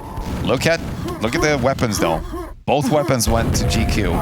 And one is here. TCO was trying to shoot away Yave from the red. Nice quick red pickup there. Is he gonna make it over to tower? Oh, there's no one there. They didn't even try. You have to try to deny the pink guy. If you're a boomsticker, I think it's a good idea to just try and get there. And especially as we've seen previously when I think it was Mutilator on DM3 when they were playing versus Dog Pound. He was denied entry into the window when doing the rocket jump from Pent. They did it with 2 players. And the start here, when the Pent guy wants to jump over to the tower, sit tight on that spawn and just shoot him with 1 boomstick, and you've denied his entire movement. You knock him back just enough to deny him access to the tower RL. I have yet to see people utilize that strategy effectively, but here we are. Razor with the quad, trying to take on Yave. Oh, that's a close hit. And Razor has to figure out where he's gonna go right now, because he's stuck between a rock and a hard place right here. Over a yard. Yave, shots don't connect as they should. Yeah, and I think Razor thought that didn't think he had an armor there, so he was trying to go for the buckshot quad to finish him. Yeah, gotta be careful around that place. Milton effectively dodging rockets coming from quad high. This is what is fun and chaotic with this map. We have 5 RLs alive now. I love it. I love it. So many fights can happen at, you know, all these strange places. Creature with a quad pickup, getting shot. What? The rocket placement there from Creature is amazing. That's exactly what you want to do. When you have an enemy standing up there at tower, try to find the angle where you can hit him, and he hit it in... Oh God. As soon as you give them praise, they throw it right back at you like, no, watch this. No hands. Yave keeping red secure. His teammate Milton picking up the Cathedral RL just to steal it. That's perfect. That's all they need right now. Tower RL is going to be up very shortly, and Dickie's on top of it. Getting quite challenged, though. It's going to be Creature taking it instead. He now needs to get back to this red that's spawning in a very few short seconds. Swapping out for Yave a tower. Perfect play. This is where you guarantee yourself a couple spawn frags as well, because there are at least 3 or 2 spawns there that you can access directly from tower high. Razor snatches the quad though. I don't get how he got it, because Creature and Yave was at tower high and had both megas and some red. So maybe he just shot a couple rockets and dipped out, because keeping red secure is more important. This time around it works out for him with the buckshot. I am amazed that worked so well. He got 2 shots, the first one to send him flying, and the second one was just skeet shooting, really. Now he needs to get to the tower. Can he get there on time? No. Rocket's gonna be picked up. And a pack was dropped, but it's Milton holding on to the tower rocket right now, and Creature with the grenade trying to get rid of Razor. Trying his hardest. Milton survives, gets his rocket over to Cathedral. Quad coming up, Razor with the pickup. Denied it at least. Very important. As soon as they have an in towards red, they need to be there really quickly. Yave's right there right now, trying to figure out if it's possible to take. He does get it, and the Mega. This is perfect. They have a Cathedral RL coming up, and there are no rockets in GQ's hands. Yeah. Perfect setup here for Yave to take a weapon and immediately get back to the red. And the rocket jump up just to try and deny GQ any rocket right here. That is perfect. This is why we believe this team is better on Schloss. Yeah. And Pent soon. Absolutely. Pent coming up. Milton needs a red before it, but I don't think he's going to have one. No. Forcing Dickie to go in before him. Yave with the Pent pickup, of course. Yeah. Gets the quad as well. And the timing's just perfect. There's a teammate on top of Cathedral. He can rocket jump across the map, flying in the air.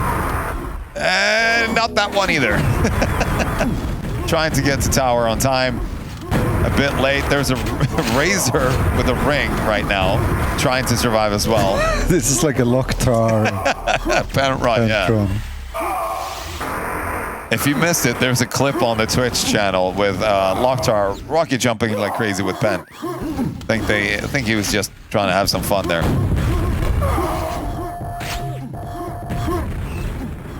All right, red secured yet again. This is what they need. Black Book on 73 frags after the second pent, and get quad on 59. Not miles apart. We'll see what happens after this quad. Yave's prepared for it. He jumps all the way in. Of course, not checking high. He's gonna take out the quad. That's equally important, but no, you... Oh, no. That's a team kill from Milton as well. They have the timing on both RLs locked down. And I think the problem was that in the kill feed, if you don't realize that the quad was killed by Yave there, you're just going to shoot at what comes first. And that, unfortunately, was his teammate coming into the Cathedral. But a pretty even scoreline here, after all. See here, Milton really don't want to give up that tower. Continuously rocket jumping there to try to deny it.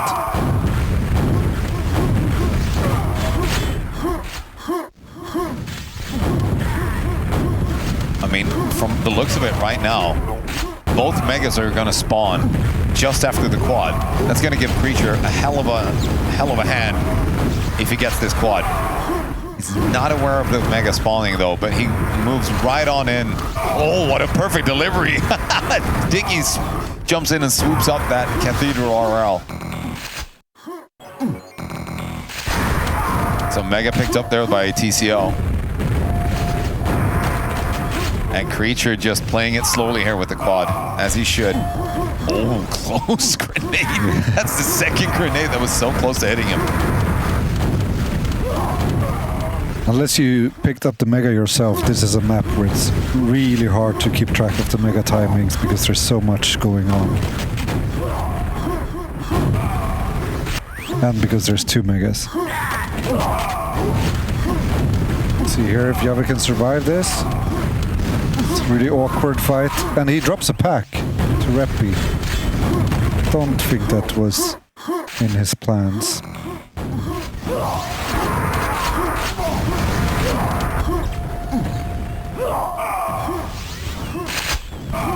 Creature with the move run in a row. Exactly. All right, calm down. All right. It worked out fine, but I can feel the frustration as well. Like, are you waiting for the bus? All right, the snipes with the quad boomstick. Working out pretty well here. Creature getting overwhelmed by boomstickers at tower though. He's gonna fall. So that is the rocket that they had. Now Milton with the fresh rocket at Cathedral. Red looks very much in control by Reppy and his teammates right here. Don't stand on this spawn, please. Yeah, he was standing on the spawn, but what I actually think he was doing is he didn't want to go through to tele in case the other one doubled back and tried to telefrag him.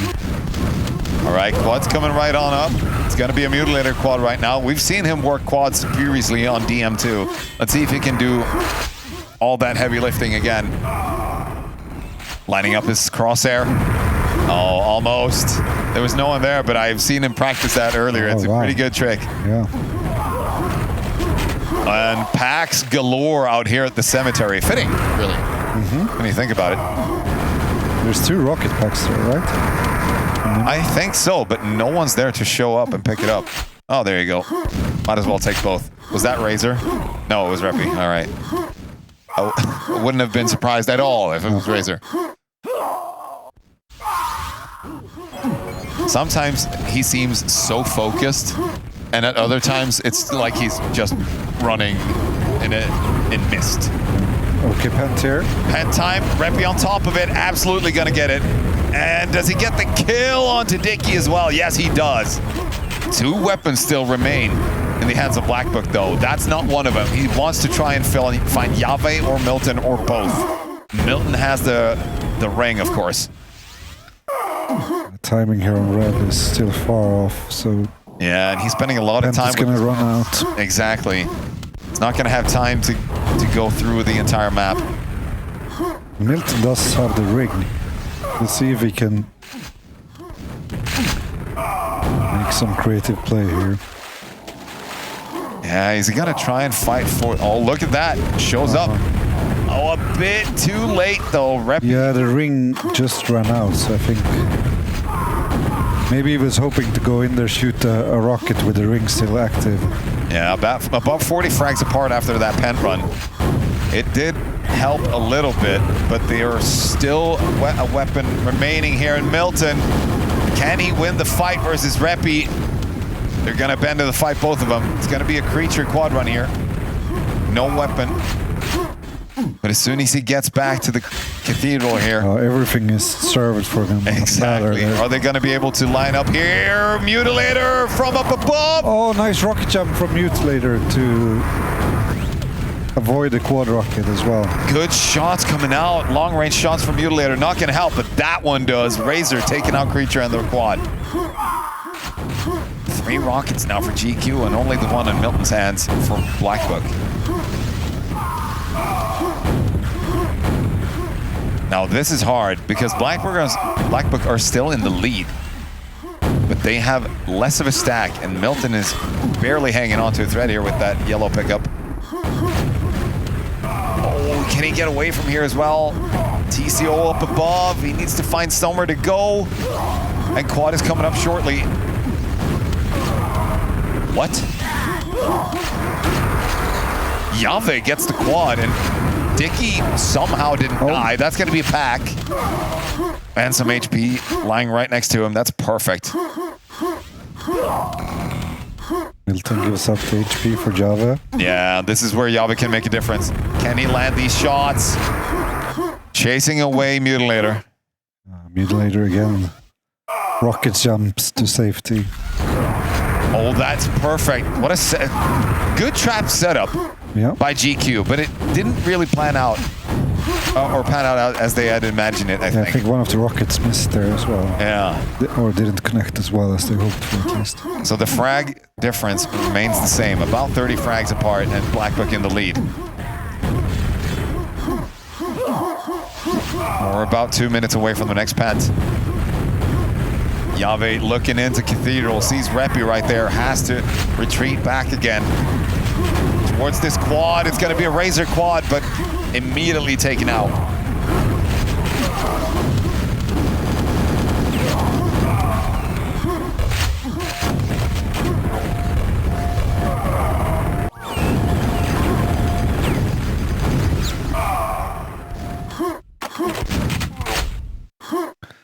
Still just below 20 frags though, so as even as it's been the entire game. GQ actually have red under control right now, which is the key to victory. And the perfect setup for the next pent would be this quad coming up, either destroyed or picked up. Yeah. And no more weapons for Black Book. They have the one on Milton right now. There is time for them to actually get a couple more if they just ignore the quad. I don't know how hungry you should be for the quad that's coming up before the pent unless you have a really, really good stack. It's going to be a Razor quad pickup. Not the strongest in the team in terms of armor, but probably fine if he just finds a kill right in here. Trying to shoot. There's a rocket laying on the floor. He's going to pick it up and gets both creature and Yava right there. And,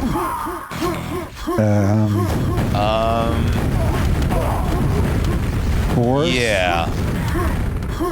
About that pen setup. Reppy's here early, which is good. But they have no... Okay, Razor now managed to get back a full stack. All right, we're parked here at the wooden logs. Creature immediately decimated. It is a great setup, being early on the pen. Mutilator steals it from his teammates.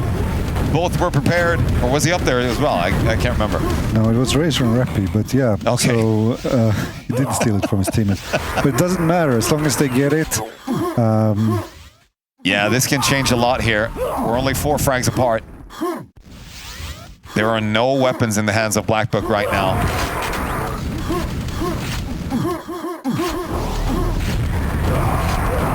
And look at that, all the quad buckshots doing heavy work. Gets stuck with his left foot on the window frame there, but... Yeah, gotta tie your shoes, Muty. Gets the red eventually. And they're in a really good spot now with 3 rockets. This is this is perfect. After a pen run, having these stacks, if the frags aren't coming right now, when are they coming? Because they are not far ahead. It's just 5 frags. I think they should try their hardest with Mutilator stack right now, not to go this route. Go from behind. Go all the way around in that circle staircase, in the spiral staircase. Complete chaos at quad. So much destruction, and I don't know if GQ really came out victorious in that entire fight. No, they have the red control still, but they lost a bunch of health and armor in the process. And look at that, it's Milton with the trick jumps, absolutely destroying Mutilator inside red armor. Yeah. And gets shot down from far away. TCO to save the day. And here comes Creature trying to get revenge. Last rocket on his team. 10 frags. Needs to stabilize a bit. Takes out 1 RL here. How is it turning so quickly? And GQ are in the lead by just 10 frags or more. Takes out Razor. That's a pack as well on the quad. And he can hold it for not long. Creature! Oh, he wanted to kill Gary Gibb as well, but couldn't really find the... Easy to say in hindsight, but maybe he should just taken the pack and went back to the armor. Yeah, especially after that first half hit that he received. That's when you just get out of there. He wasn't in a position to save it really, but you know, you want to try. You really want to try. It's better to have more weapons, especially when you're trailing 20 frags. Yeah, it's like I said, it's hindsight is 2020, but yeah. Exactly. And Reppy gets back down, wants to figure out where to go right now. Perfect timing on that Mega. The next quad is going to be up in a while. But look at the people flying over from tower. People rocket jumping like crazy. 4 rockets for GQ. Drop down to 3. Black Book with the 2 left. 2 now down on GQ as well. Yave with the quad steal and the rocket pack pickup. Time to get some frags now, though, because... yeah, they're running behind. You can't steer the car if you're in the back seat.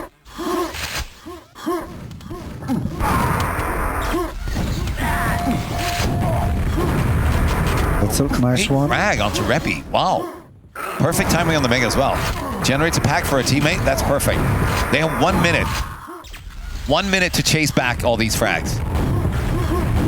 It's stolen. No! Mutilator showing how it's done. He tied his shoelaces that time. Yeah. It just puts a shame to Yave's attempt to get to the red first. Some Air Jordan shoes there.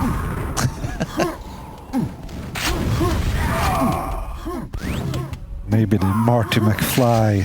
Oh yeah, those ones. Muty McFly. TCO with the quad pickup here. The last quad. It's going to go to GQ. Yeah, they're going to win this map now. Yeah, it's looking like it. I don't see a world where anyone can challenge TCO from here, and he just has to... Well, he's only at 1 rocket. So as long as GQ stay hidden here at Cathedral, they're not going to lose. Can you just chill out? Oh my goodness. He gets the frag on Diki anyway. I'm not sure why he would show his face at all right there, but somehow it worked. Yeah, when you have the quad, you have the quad, you know. You want to make stuff happen. It's just the nature of the...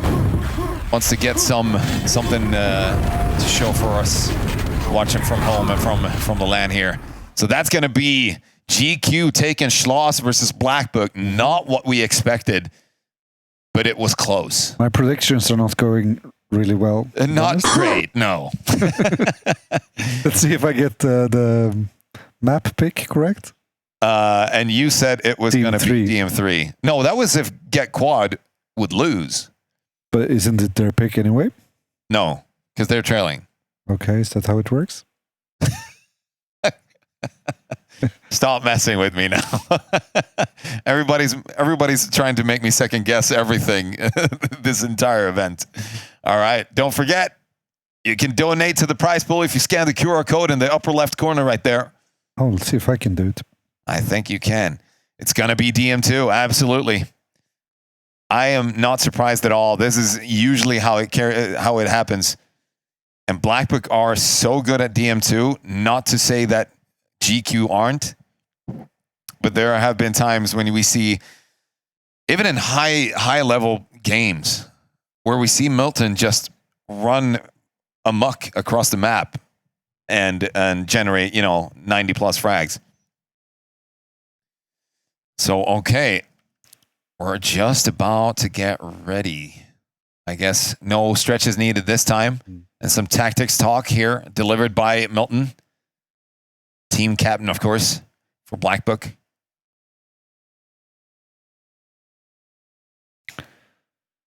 Okay, I'm going to donate as much crowns as Milton gets frags. Oh, that's a good one. That's a good one. On this map or total? On this map. Throughout the series? Yeah, on every map from now. Well, how about you donate as much as Timmy has generated frags in the FFA leaderboard? No. I think he's up at 8,000 right now or something. It's crazy how that works. It's above my budget. All right, we're on DM2, waiting for players to get ready. My prediction for this one, for the first spawn here. Yave gets low. Creature tricks up Milton to quad. They get a full start. Oh.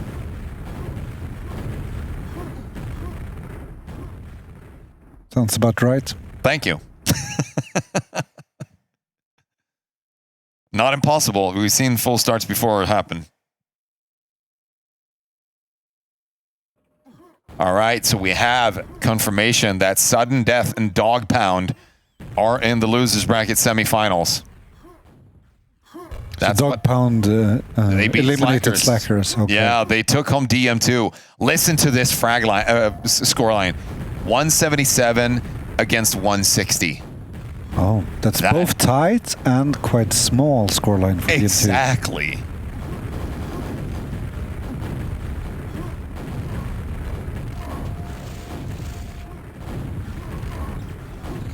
But I remember when we played in QHLAN2022 in the final versus Commando, we also had one of those like really low scoring DM2s. I think it was like 120 frags or something like that. Yeah. I remember a couple of times when we've seen really low scores as well. I think it happened on this LAN or in some tournament recently, where the total on DM3 was like under 250. But I think it only happens in these like really highly competitive games where players don't want to give away anything. They don't want to just attack water, for example. Right. And you only you sit and save and save and save. Yeah, exactly. Until you've built up a dragon's horde of armor and weapons. And then eventually everything clashes. Yeah, exactly. Or you at least wait for a synced attack, or you don't want to, just do something stupid.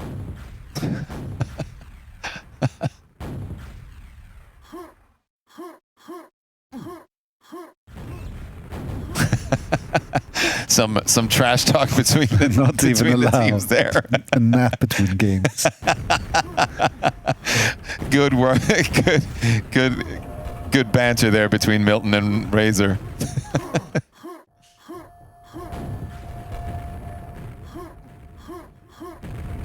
All right. So what do we think here? I gave my prediction for the first spawns, but realistically, we've seen games shift back and forth a bit, but mostly it's happened in like instances of maybe 3 or 4 times. Not as much as you might think when one team gets control.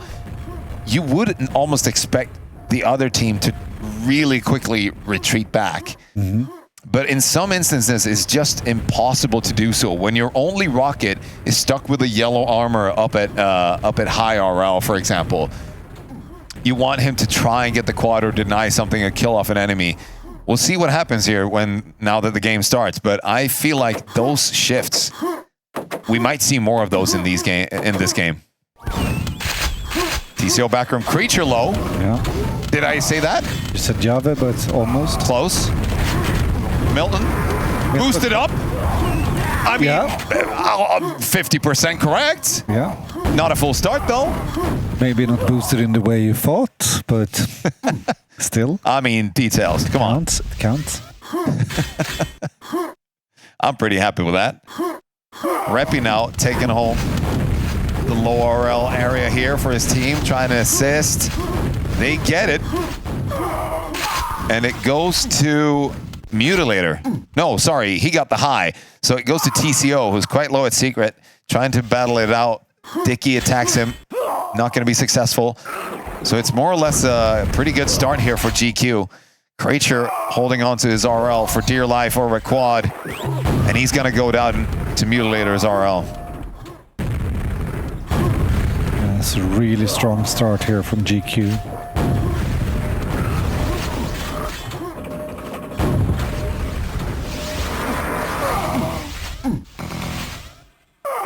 Yeah, that second quad pickup here for Reppy. TCO, Reppy, Mutilator, all carrying rocket launchers right now. Mutilator is over at Telly, needs to wait for an armor. You see Yave with the rocket at backroom. Here's the armor pickup, knows where he's located at, and he gets the direct hit with the quad. Almost gets telefragged. Holy. And Reppy's not as healthy as you might expect, so he's going to leave that pack at backroom. And did they get it? No, Milton spawned the pack. Milton spawned it. Yep. Obviously. Come on now.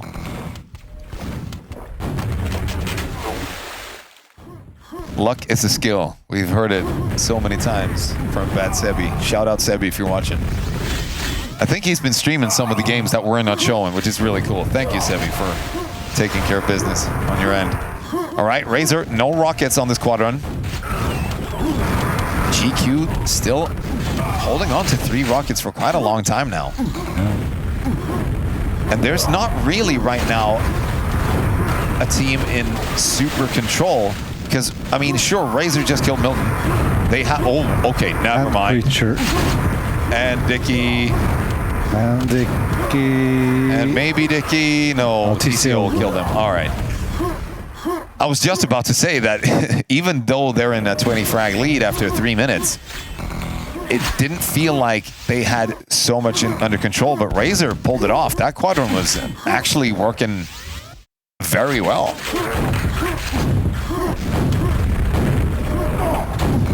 Down to 4 rockets. Gotta save him. Mutilator walked on a spawn there after killing someone in Telly. Oh no. TCO on top of the quad here. Getting some support. Happens to the best of us. Yeah. The best of us. For reference, if you caught the draft games yesterday, Rio had an accident where he walked on a spawn on DM3 with 100 cell pack and quad and LG in hand. So go back and watch the VOD if you feel like witnessing something tragic. Yeah. Water control, they have it. 3 RLs, they have that too. GQ right now, 50 frag lead after 4 minutes. This might not work out as expected or as Black Book planned. They need something right here. We need Yave and Dicky to step up with their weapons right here. Mutilator's on top of the quad. Yave's over at low RL and Dicky in back room as well. They're hiding out for quite some time now, gathering up their resources. Yave Creature and Dicky now with weapons. Yeah, Milton scouts out the quad. That's important. I love this 7 rockets alive on DM2. Absolutely crazy.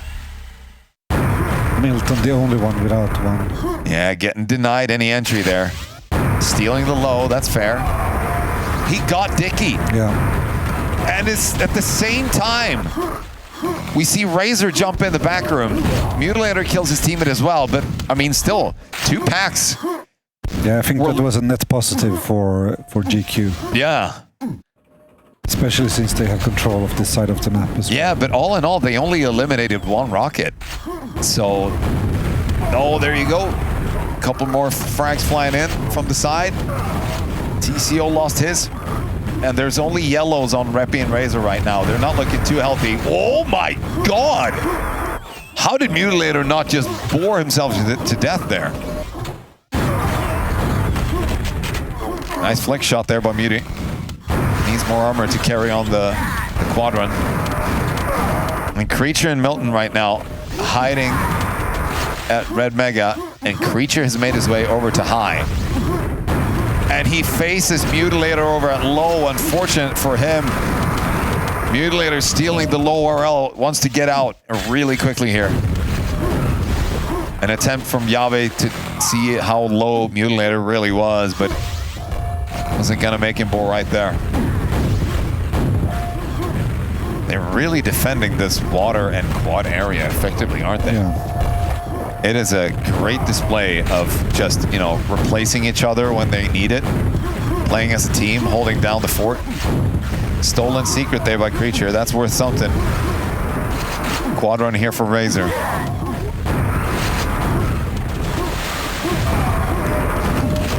"90 frags in less than 7 minutes. Meanwhile, 22 on Black Book. They need to get something done here. How are they going to claw their way back from this? Or they will suffer a 3-1 defeat. Clean play by Racer. 200, 140 stack on Dicky right now at low RL. It's not like he can magically make 2 RLs disappear, but if they scout out which ones are low, they did get rid of Reppy now, which is good. But that caused Dicky to have to, made it so Dicky had to retreat yet again. Yeah. And they're easily going to restock on RL from high. So, all in all, it was a fair trade, but that rocket, all these rockets not connected, and Dicky goes down. That's the last RL they had, and they forced his way into Telly. And now Mutilator, with all these quad rockets, getting a bunch of frags in no time. I don't know what Dicky was trying to do it over there at Telly. Seems like a stretch to try and get his frags all the way across the map right there when the quad was lurking around the corner. Yeah, this is not looking to be one of those low scoreline games for sure. No. And it's 100 frag difference after 8 minutes played. It's rough, yeah. Yeah, this is DM2 for you, peeps. Milton goes down. The only RL they had. They find a new one on Yave. Gets a pack over Telly, slips, goes down. Oh. Mutilator again. Got to be careful with those shots. It's reducing his own stack a bit. Not too worried when Secret's waiting for him. Creature now should be able to contest something with the red armor. And a buckshot perhaps. Only 2 rockets remaining for GQ as they pick another one up. And oh my God, it is a slaughterhouse at low RL right now.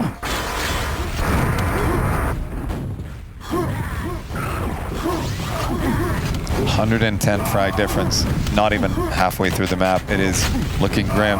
They just keep holding it down. GQ are so, it is impressive. Don't get me wrong. I respect them all as players, but this is crazy versus a team that good.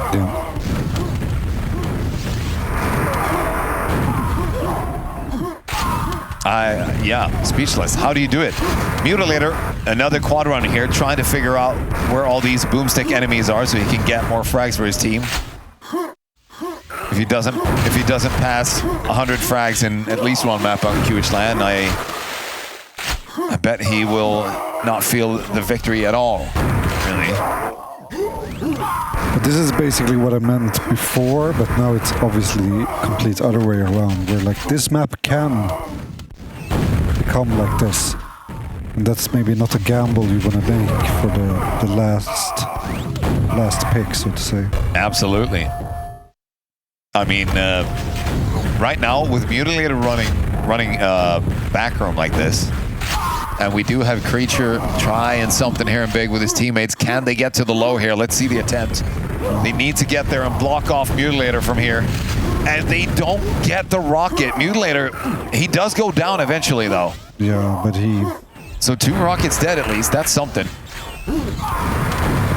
It is, but they have nothing else, basically. No. See if they can get there. They do have a lot of players on high RL though, and the quad is running out, so Razor won't be able to do much about it. Except he will. In the last 5 seconds of the quad, he manages to get rid of Creature who stole a high RL. That was a way out, but it's not going to hold for long. Let's see Razor down here taking a lot of damage in Telly. Didn't drop the pack though. No. And TCO guarding the high exit from all these slippery boomstickers trying to squeeze their way out. Dicky with a grenade launcher. Not dealing enough damage to take out TCO. He gets the quad. And the stacks on GQ are just insane right now. They have 3, they had 3, but right now 2 red armors on top of their already stacked RLs. 1 yellow and now a fresh red onto a quadded TCO. Trying to get to the low with all of this. Can we get it? Yave dies, trades with TCO right there. Yeah, and Mutilator wants to get back to those packs, but he can't get there. Great sloppy aim from TCO there, so he decides to just bore it out.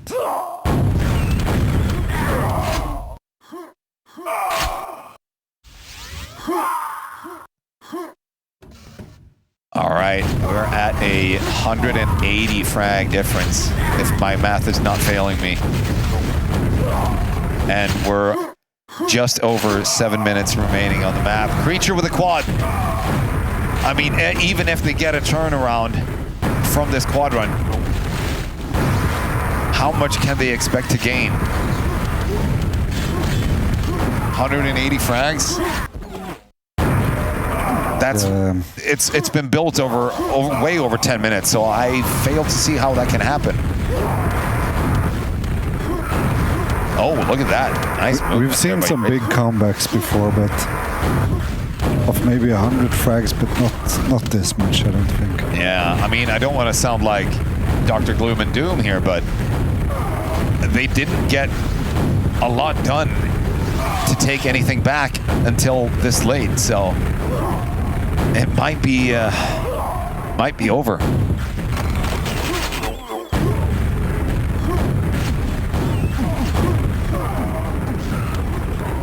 All right, Creature on top of the quad again. Oh, no, he goes down. Yeah, Razor with some nice rockets. Yeah.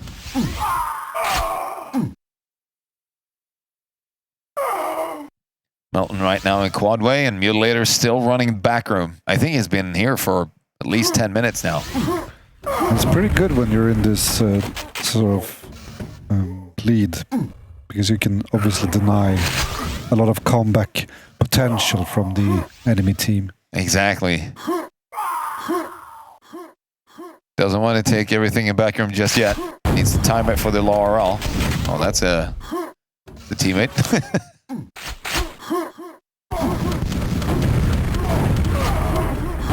And Mutilator really helping his team secure stuff at low here, but he takes a lot of damage doing so. He's going to have to rely on his teammate Reppy or Razor to go for this quad, but they won't. It's going to be a Creature quad again. 3rd in a row, if I'm not mistaken. They don't technically need to right now, just, you know. And yeah, that's a pretty good poke at Razor here, but he's not going to get the kill. The door to the secret closes. No shot from Creature. 2 rockets left. He could have spent 1 at least. He won't do it. Does he know he has to rocket? Yeah. I'm not sure, but I think he was waiting until he faced another rocket anyway. keep the suspense.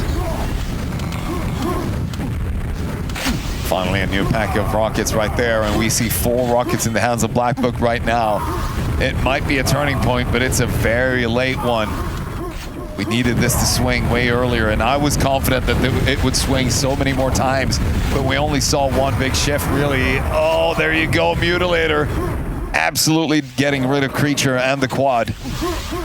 And 2 swift rockets. I mean, you cannot overstate how important Mutilator has been. Keeping low safe, etc. But taken out by Milton. And all the weapons are gone for GQ. Let's give us a nice 100+ frag final score for Black Book here. Come on. We believe. You believe, right, Rio? Yeah, and I know. I mean, I don't want to be alone here. I feel like a bit cheap here because Milton is not getting as many frags, so it's gonna be easy on my wallet. But let's hope to get some more frags now for the prize pool. Yeah, we should have changed the rules for the donation game there.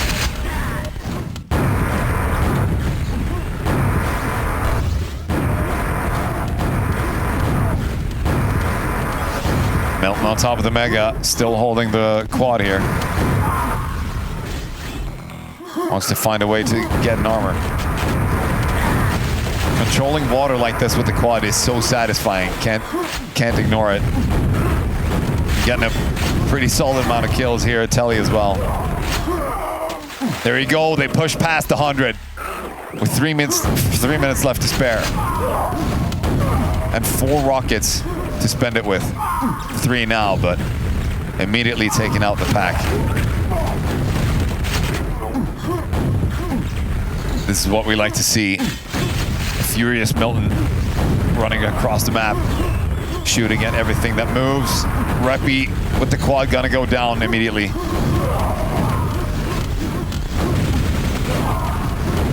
See what you talked about on E1M2, how he places those rockets just to the side of the enemy, behind them, to maximize their damage and minimize his own.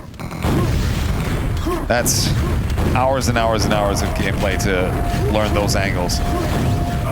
But nothing can prepare you for some wild grenades being thrown around. So Reppy right here, saving a pack for his teammate up a quad. And Dicky coming through the secret right here. Yave with the assist maybe from Red Armor Mega. Back room. Is he gonna go through big and try to fight for this quad here?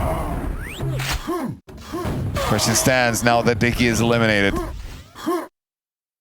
He's on quad. Time for Yave to shine here. What? Oh no, that was another frag that happened at the same time. I thought he got 2. I just heard the double frag noise and I was like, did he get both players at water? That's insane. Oh no, unfortunately he gets taken out there, and the spam of grenades still raining down from Reppy.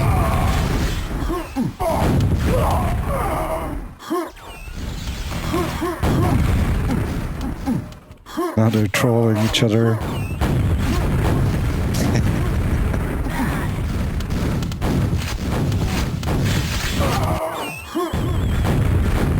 Oh, nice block there by Reppy.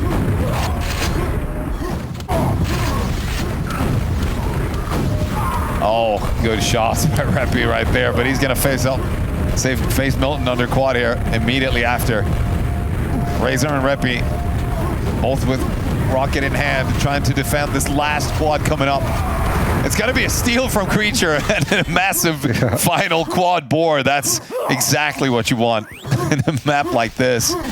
281 against 140 with 25 seconds to spare. Let's see Milton here getting some final frags. Pushing Razor down into the lava. That feels good as well. just as good as getting a couple of frags. Shooting at spawns everywhere. Need to eliminate as many as possible in the end here to polish the scoreboard.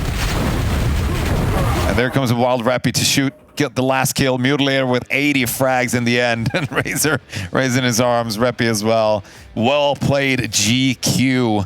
Of course, an unexpected win on the previous map here. And a very crushing win here on DM2. I'm talking about Schloss. That was won with about 20 frags. Yeah. 24 to be exact, but a massive 140 kills on DM2 here. Yeah. I mean, it is crushing to see, sure. I mean, it's not how hard you get knocked down, it's how you rise up, right? Yeah. So we have a Black Book right now in the losers bracket finals. That's where they're at. And moving straight on into the grand finals, we have Get Quad or Die Trying. Yeah. And we're going to be back with some more action pretty soon. But first, we're going to throw you to a short break. So my name is Martin Mutilator Samuelsson. Through my older brother, he introduced me to the game when I was 11. Yeah, it was back in '96. Fully immersed into Quake. I never played any other game, basically. I tried Counter-Strike, I tried Quake 3, I've tried Heroes of Might and Magic, but I always came back to Quake. As soon as I came home from school, I started watching demos, I played against the bots, and I waited for the clock to turn 6 in the evening, because after that, the internet became cheaper. Of course, the friends you make along the way, that's the biggest thing. I've met many amazing people through my days in Quake, and locking in and preparing for a big tournament and then ending up first place, that really taught me something about myself. It taught me that if I put my mind into it, I can do it. I can elevate myself and become the best. Whenever I found myself in hardship, I knew that, okay, I have to push through. It's rough waters right now, but Queen will float eventually. So my field of work is psychology. I'm a clinical psychologist, so I see patients. Rule number 1, don't skip the basics. You have to sleep properly, you have to eat properly, don't drink too much caffeine or alcohol, no shenanigans, just stay disciplined if you want to perform well. There's like no way around it, in my opinion. The second part is that you need deliberate practice.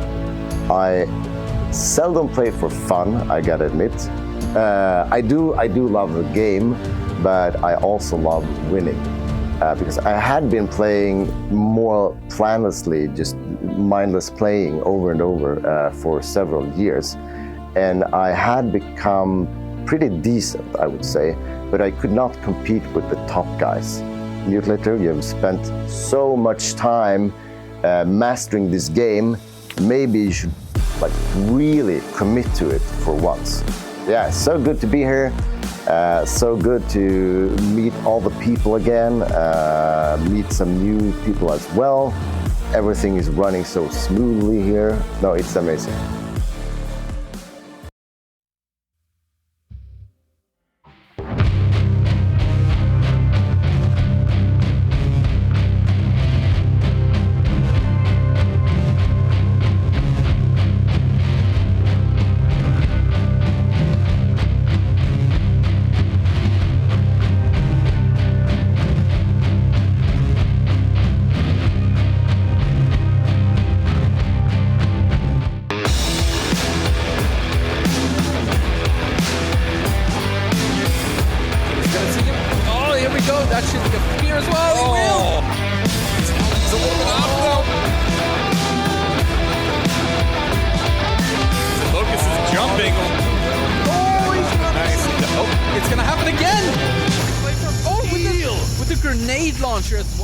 Welcome back to QHLAN2026.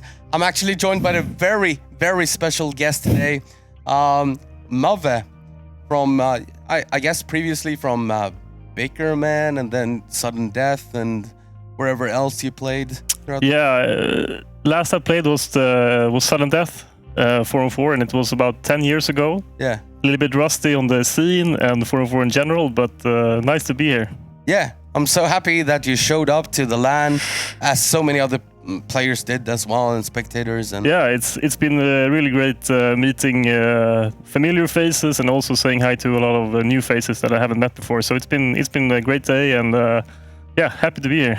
yeah. So up next we do have the Americans, Dog Pound. So something that was very special for this year is that both Blood Dog, Boga Joker, Yeti, and Sane all made it to QHLAN, which is something that has never happened before. No, I was really since I've been out of the loop, I have heard through I mean, been on Discord and talking to you guys that the Americans have really been on the uprising. So it's been really cool to see them come here as a full team and actually doing really well. So I've been really impressed with what I've seen. And they're gonna be up against our guys. My old team. Yeah. Your team and my old team. I currently play on them, but obviously I'm doing casting duties and stuff. So as you can see on the screen here, we got Carapace, BPS, Laxap, and Xantum versus the Americans. There you can see Xantum and Laxap right next to each other. I'm gonna let them know that we are ready for this game. It's a really crazy team. Yeah, for sure. With a lot of top players, so it's going to be exciting to see what the Americans can do against the Swedish powerhouse of Sudden Death. Yeah, and this is a loser bracket game, which means that whoever loses this is actually out of the tournament. So like it's like a battle of juggernauts. Both teams were kind of expected to maybe make it to the finals and get first and second place. Because we asked all the captains to seed every single team individually, and Sudden Death ended up as the first team, and the Americans as the second, and now they meet in the lower bracket. That's so for yeah, one of them are gonna go home after this game. We got a slight delay on the countdown here. Yeah, but we'll see if Sudden Death can recover from the previous loss. Yes, let's hope they can get their morale up and get excited. And yes. Yeah. Dog Pound is coming from an impressive win, so... Yeah. I don't know who to cheer for. I'm so happy to see the Americans, but also, of course, Sudden Death is my team, so we'll see. Pascal is going to get the very first pent here. They also got... Oh my god, it's a perfect full start for Sudden Death. As you can tell in the bottom right corner of your screen, they've got the pent, the quad, the ring, the rocket launcher. They've got everything right now. So this is a great start for Sudden Death. I do think that this was their pick though, because Dog Pound, the Americans will pick Schloss as their map. So this is Sudden Death's pick. I feel like the pressure is all on Sudden Death right now. I think so Let's too. see if the Americans can, or the Dog Pound can take advantage of that. Yeah, and I mean, yeah. But also, I do believe there's a little bit of pressure on the Americans as well, because a lot of players around the world, not Europeans, but from all over, you know, Australia and like we have a great scene down in Australia nowadays, and in North America, and they've all said like these four players would win against almost any European team. Like that's been kind of the jargon along other parts of the world, and now here they are trying to prove that. But yeah, they did lose one game, so they're in the loser bracket here. But I do kind of, I don't know, it's very difficult for me because I kind of want them to win, to prove that the North Americans, they can compete, It would be a good win for QuakeWorld in general. Yeah. To see like an underdog American team rise to the top, it would be very good for the scene, I think. Yeah, I believe so. But they have a tough journey ahead of them. Yeah. Beating, just looking at the lineup, BPS, Phantom, Laxap, and Carapace. That's a... Yeah, that's a very strong lineup to try to beat. And also fighting for your life. And this is only a best of 3 as well. So you don't get too many chances, or there's no room for any mistakes, really. Well, BPS goes down with quad. Yeah, he did. But they still have Xantum over at red, keeping it safe with his rocket launcher. Carapace asking, should I take this? And he even like turned around and looked at... I want to have it, but... He's a good guy, Xantum. He's a team player. Yeah, for sure. Alright, so the game is gonna slow down just a little bit. Xantum is doing his job. Yeah, just keeping red safe here. We did see on the other side of the map, though, in the bottom right corner of your screen, Sane did get a rocket launcher, he lost it. but he was killed. Crucially before the quad. Yeah. So the next squad should go to Carapace, I believe, who has the lightning gun. He's gonna be ready for it. Xantum is gonna give some support. Oh my god, that's what a 57 cells as well. What he has so many cells. I remember in QuakeWorld, a normal lightning gun deals... Oh, there you go! A normal lightning gun deals 30 damage per millisecond. Or is it... No. What is it? It's 300 damage a second. So that's crazy. Yeah, so times 4, that's a lot of damage. That's 1,200 damage a second with the quad. So how did they manage to get so many cells so early? Yeah, that's a big... Yeah, I'm not sure. They must have ferried a couple of cells across the map or something. I'm not sure how that happens. Why he called him the Carapace. Yeah. So this is a great start for sudden death on DM3. But I do think that on DM3, they might be the better team overall. They have too much experience here. Let's say they didn't really need the full start, probably. No. They could probably make do without it. Yeah. They are taking advantage of it. Yes. And so far, so good. Pokejoker does have a rocket launcher over at Lift and Pent, just kind of trying to survive. But that's the only weapon that Xantum is looking for right now, apart from a couple of free kills. He's trying to sneak into lifts. Yeah, Pokejoker is gonna sneak around on the other side of the map. It doesn't look like Xantum has any idea of that, so probably nobody does on Team Sudden Death. He's still in lifts, by the way. He's being very patient. We can't see it right here, but he is over there. You can see it in the bottom right corner of your screen where you can see the locations of the players. Seems to be... Oh, there he is. And he did go down, and here we go. The Pent is going to go to Carapace. He doesn't have a rocket launcher. They're not going to board him, so he's going to have to make do with his lightning gun instead. With 49 cells? Yeah, so he can do it all. Oh. Yeah. Well, because of that, he did miss the quad, so no quad for sudden death, because he didn't have a rocket launcher, so he couldn't rocket jump.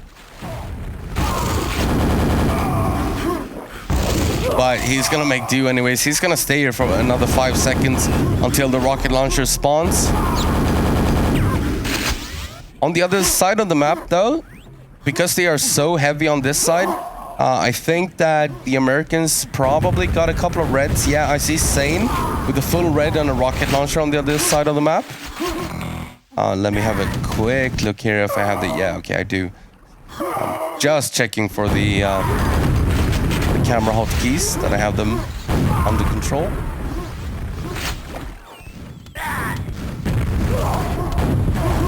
Alright, so quad coming up here. That's not quad, this is quad. Looks like Sane is gonna be the one to pick it up. And it is. Alright, so maybe an opportunity here for the Americans. That's a pack, by the way. Carapace seems to be sneaking into red. Oh, and Pokejoker got it as well, so that's another rocket. Let's see here if let's see. Sane can take over. Oh. Alright, it was fine. Carapace is still in red tunnel, just sneaking around. Nice kill on BPS there from Sane. And I think this is exactly what the Americans needed. If they can keep red safe here for a little bit. Yeah, Carapace seems to have it down. Yeah, that was Carapace as well, pushing Sane away. He's gonna have to run for his life. Carapace still seems to have unlimited amount of cells in his LG pack. That's good for him. Yeah. Lots of weapons on the field right now. We have 3 in the hands of the Americans, and it's going to be Pokejoker with the quad here. Let's see what he can do. He's a very flashy player. you're gonna see him do some of those, you know, like Milton-esque moves, where he just does insane things. Let's see if he can connect with any of these rockets. He gets lags up. Can he get another one as well? Yes, he does. He gets lags up again, and well, make that 0 weapons on Team Sudden Death right now. He's trying to defend himself. No! He falls down, and then he left the pack as well. Oh no, that's a disaster. You see the long nerves. Yeah, you can tell. There are a lot of nerves in this fight because whoever loses is out of the tournament. Red is still open for them to take. Let's see what Blood Dog can do here. Yeah. Oh no. Alright, it's gonna be BPS. He does have a rocket launcher, only 4 rockets though. Yeah, he's gonna 1 HP. He's gonna back off to yellow and hope for some health here. It was a really nice sequence of events there for Dogpound. Unfortunately, they couldn't really take over fully, but they made the map a bit more chaotic at least. We'll see what happens. Yeah. 3 weapons now on Sudden Death, so yeah, they need another one of those, you know, where Boga Joker gets the quad and actually gets to the red armor. BPS also has 35 cells, by the way, so he would love to get a lightning gun right now. Just gonna wait here for the quad. He's probably gonna help at the quad. Oh no, never mind, he's not. Instead, it's gonna be Boga Joker with a lightning gun. He's only 8 cells. Yeah, he's only got 8 cells, so he does need something. Eats a rocket from Laxap. This isn't gonna... Oh no, he doesn't connect there either. Yeah, he's gonna have to take a dive and just look for cells or something. Difficult quad run to make anything happen from, but... Yeah, that's... I think he played that a bit too passive. Yeah, maybe. I feel like he probably felt like he didn't have enough of a stack. I would have loved to see him go for red there with help from his teammates. Yeah, the consequence now is that Sudden Death is on 4 weapons. BPS is gonna secure that. Yeti is ready for the pent, but it's gonna be BPS getting the steal on the pent. Yeti was doing everything he could to get the pent, but nope, it's gonna be BPS. Quad is about to spawn. They're gonna give that over to Xantum, so they're splitting the power-ups here. So pent on BPS, quad and ring on Xantum. And the only thing that the Americans have got going for themselves is that Blood Dog has a lightning gun in the water, but that's not gonna help much. Maybe he can take a page out of Horatio's book and do a discharge or something. Yeah, he did as well. He did. He killed Laxup with it, but yeah. So Sane is gonna grab the next rocket launcher. But yeah, they need some red control here. The Americans do, if they want to have a chance in this game. Needs to happen pretty soon here. Yeah, quite a big deficit. Indeed. So quad is about to come up in 5 seconds. Let's have a look. It's currently empty. It's gonna spawn in 2 seconds. 1, Carapace is there, and Carapace is gonna grab it. He has a lightning gun, 20 cells. Oh, gotta be careful. Boga Joker did discharge in the water there. Didn't get the kill though. Sane is the only weapon on Team Dogpound.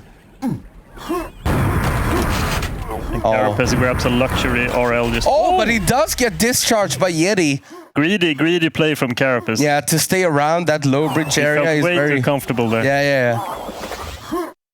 Grabbing an easy RL. Getting a little bit overconfident. Yes. He wants to see the frags go up. Yeah.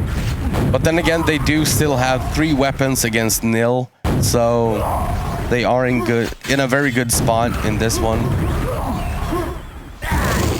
Yeah, Sudden Death RA control has been really good this game. Yeah. Denying almost every attack. It's gonna be another quad for BPS here. and they have nothing. All they have is Yeti, and he could maybe get another discharge, but you know, you can't just keep discharging every single time. Oh, he even goes down. That was providing more for the Americans. Yeah. Yes. Yeah, they need to find a way to get a couple of backstabs in or ambushes or whatever to try to get something going, because there you go. There you go. Yeti gets another one. Yeah. Yeti with another discharge. I mean, he does delete one weapon, but they still need to find a way to get away with their own weapons and stay alive, you know?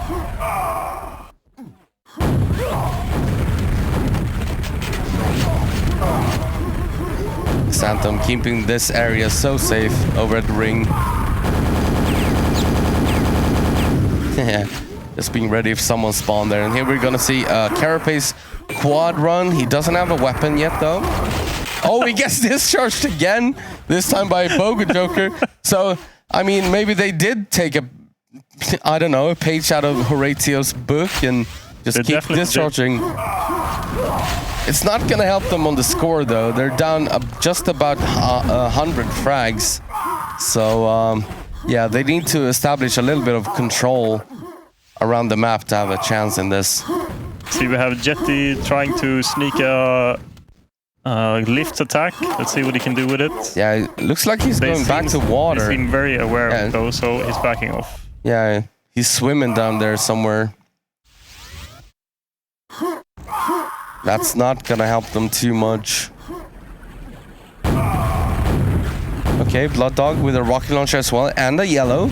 Doesn't take any damage from that. Quad is coming up though. Let's have a look at Quad. BPS, Xanthem are here. BPS it's gonna be BPS. Sane is downstairs with an LG, but not finding any discharge again, who knows? Yeah, maybe. That would... the axe kill on Boga Joker. Oh, Boga's. I'm sure he's laughing down there and having a laugh about that. Sane is looking for another discharge, I think. But this is a rough go for the Americans on this map. It's looking really rough. They had their chance about 5. Let's have a look at the scoreboard. So we got BPS at the top here. And Sane is topping the Americans. 26 frags. But we do have Pens coming up here. Let's have a look. Oh, it's going to be Blood Dog. Finally. Can he kill Laxap as well? Yes, he does have a rocket launcher. Is he going to kill him? No, he's going to go for the quad here. Here he goes. That's the quad pickup. I mean, I think there's not enough time to actually win the game, but if you can have a good finish here, that's going to help so much. That's a great kill on BPS. Let's even up the score, get the morale high. Yeah, exactly, right? Missing a couple of shots there. He needs this red as well to be confident with the quad now that the pent is over.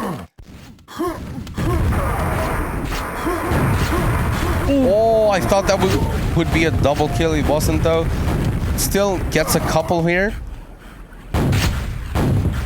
And right now they are in control. It's just a little bit too late, I think.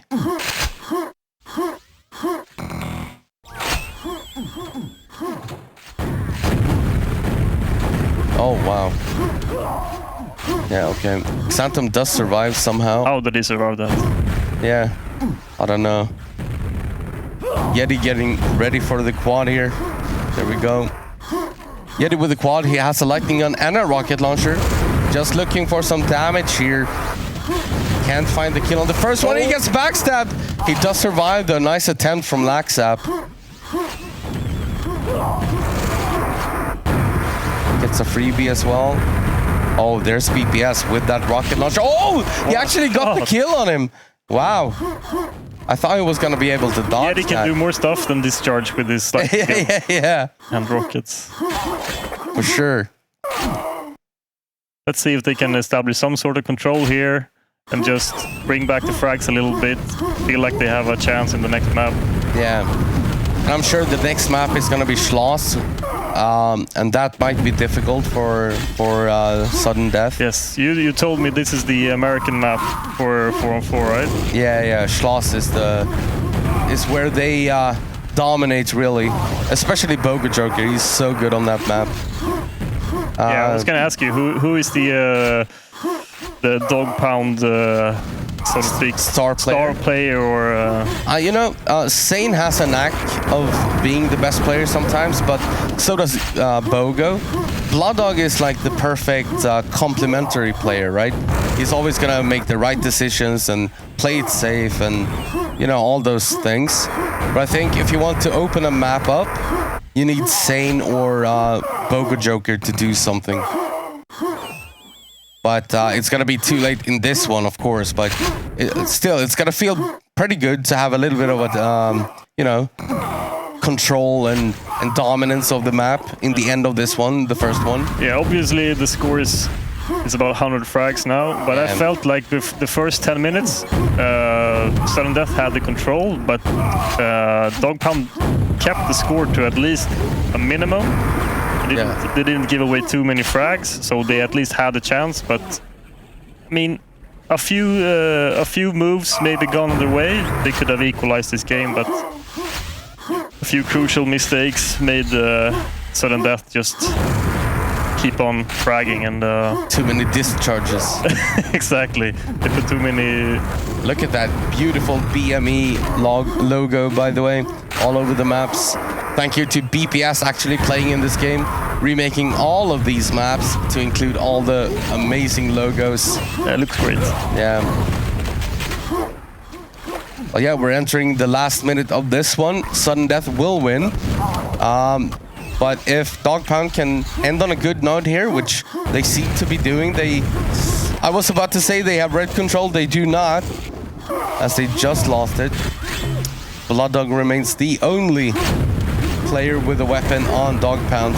It's gonna get one kill, that's a lightning gun as well. It's gonna get the last quad as well, but go down immediately. They denied us the last quad run. Yeah, unfortunately, but hey, I think this is expected from both sides actually. I think that Dog Pound is actually okay with losing DM3 as long as they can win the other ones, because the other ones should be closer. DM3, I don't know, it's something about Europeans. We've just played it a little bit too much, I guess, in mixes, and I mean for 25, 30 years we've played so much DM3. We know it so well, and they haven't had the opportunity to practice against such good players. But there you see BPS being fired up. BPS top fragging, looking happy. This is what we need. This is what Sudden Death needs. They exactly. Need to be, and there you see Carapace as well, changing his snooze. That's something you got to do between games as well. Yeah. There you see Laxap, X-Term, if you want to call him that. And on the far left, we see Xantum as well. The entire team doing so well on this first DM3. Having played in Sudden Death, I know how important it is for these guys to have a positive vibe and feeling good. So I think this was a very good outcome for them. Most of the stuff went their way this game. They played solidly. They had a nice start. They had some nice moments with Pent. I think this is really important for them after losing to 3-0 last game, or 0-3. So and here you can see Bogo with his famous pink walls. He plays with I'm getting blinded just looking at it. Screen. He plays with pink walls, and here you see Yeti as well. Yeti is an amazing story, by the way. He's initially from England, but he moved to Australia, Sydney, and then he made the 30-hour flight over here. So he flew from Australia to get here. Yeah. Wow. All the way from Australia. So Dog as well. Sorry for my ignorance here, but is this an actual team, or is this like a mixed team just with players traveling? No, it's like, so what they do, obviously Australia has a pretty healthy scene actually. Look at all those pictures, by the way, on the wall. Let's have a look at them. So we got... Ganon. Okay, here we have... sorry, okay. We got Lethal Wiz and Boo to the Max, of course. Here we got none other than Ganon. The legend himself. Yeah. This is just an overview picture. And I think we have more over here as well. Oh my god, look at that. More pictures. Oh, here's Milton, of course. And here's Yeah, that's me, and I'm not sure. Oh, that's Zoran in the background. Where the hell is that from? And this is all from QHLAN. Here's Jahar and me, of course. Here's Lockdown and Rep. The goats. Yeah, the goats of QuakeWorld. What a great map, by the way. Kudos to BPS for putting all of this together. Such a cool map. Obviously, what we can see is not what the players see, so don't worry about that. They are not going to be distracted by all the pictures. It's just for our sake. Yeah, maybe it would be a good thing. Maybe we should add that. Yeah. The winner will get a nice picture in the next QHLAN map. We know who's the best team, who's to be afraid of. No, but sorry, to continue on your thought, by the way.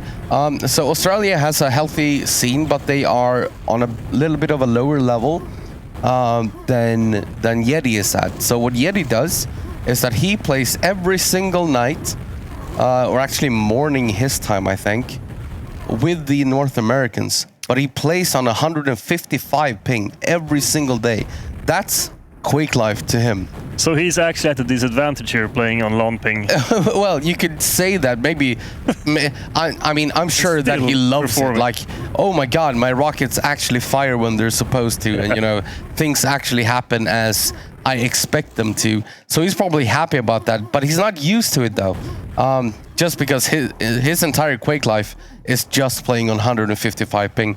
But I guess you could say that they're a team just because it's the best of the best from those regions, but they haven't actually practiced together. Okay, so it's like a dream team from that region. Yeah, in Europe we would call it like an all-stars team, I guess, like from one of the all-stars years. Yeah, it's interesting to know. It would be interesting to see what they could do if they were an actual team, you know. Yeah, playing together for years. So yeah, let's see here. All right, here we go. Map number 2 is gonna be Schloss. This is the pick of the Dog Pound, the Americans, and here we go. Let's see who gets the first couple of things. We got a Pens on Laxap, of course. We got the quad on Boga Joker, but Sudden Death got both the weapons. So a pretty decent start here for Sudden Death. See if they can use that to their advantage. The quad was killed off. So what Laxat needs to do here, he needs to make a decision which weapon to go for. He's not going to wait for the red armor, which I believe is the correct choice. And there you go. He gets the pickup on the tower rocket launcher, trying to kill Sane as well. He is going to be able to rocket jump in, trying to take control of red armor. He's under pressure though. Down to 32 HP, but he does... Oh no, he does not survive. Yeti. There you go. Yeti does get the kill. Yeti the man, once again. Santam, oh, nice rocket jump up to grab the red armor. So the only problem here, that was a nice play from Yeti to kill him, but they don't have any weapons. Yeti just picked up the tower rocket launcher. But it's gonna be a Carapace quad run here. Gets the mega as well, super healthy here.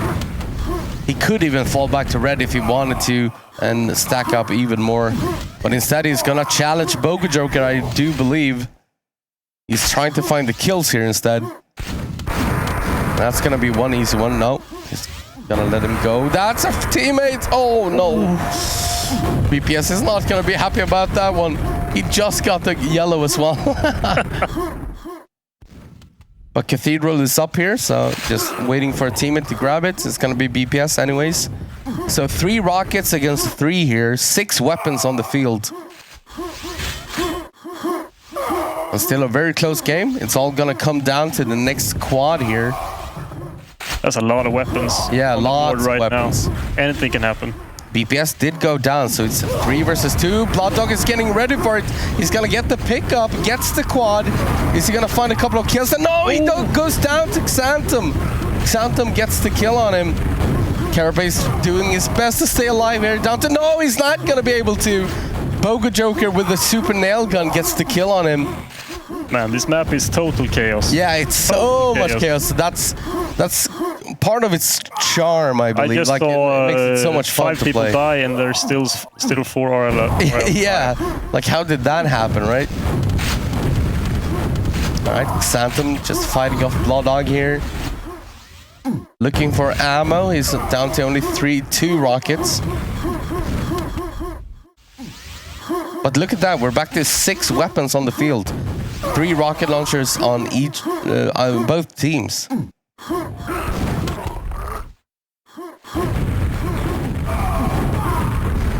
The quad is coming up here. Let's see who gets the grab. It's going to be Laxap. He's very, very weak, though. Doesn't have a weapon either. I think this is going to die fairly quickly.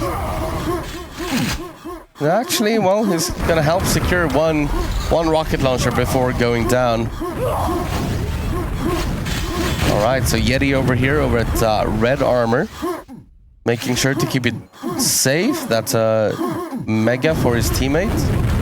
Uh-oh, he's under pressure here. He goes down to BPS. Oh no, he's gonna need help over at Red. Oh, nice snipe from Carapace. Yeah. Oh, he's gonna rocket jump as well, secure the pack, but he goes down for it. That was a little bit too risky. But Plotdog is in trouble as well. He's also gonna go down. BPS just trying to provide a little bit of support here as the quad is about to spawn, and Yeti is the only rocket launcher. There he is. Can actually enable X-ray a little bit here to see where they're coming from. Oh, BPS is gonna go down as well, so make that only 1 rocket launcher on the entire map right now in the hands of Yeti. As he's looking around, just trying to keep this cathedral safe. I'm just happy that you are here, Andy, because this map is actually total chaos in 4-on-4. I have no idea what's going on. Oh, nice. Nice frag. BPS did have a rocket launcher, I think. Okay, so maybe an opportunity here for the Americans. If they can get this next cathedral, which they should, in 7 seconds. Tower did go to Carapace. So Carapace has a rocket as well. And it's time for Pent. Here we go. This is always such a meat grinder. Just trying to get into this little hole where the Pent spawns. Everyone is trying to get there. It's gonna be Yeti. He does it once again. Yep. Oh, it doesn't manage to get to the quad though, but he's gonna kill it off immediately.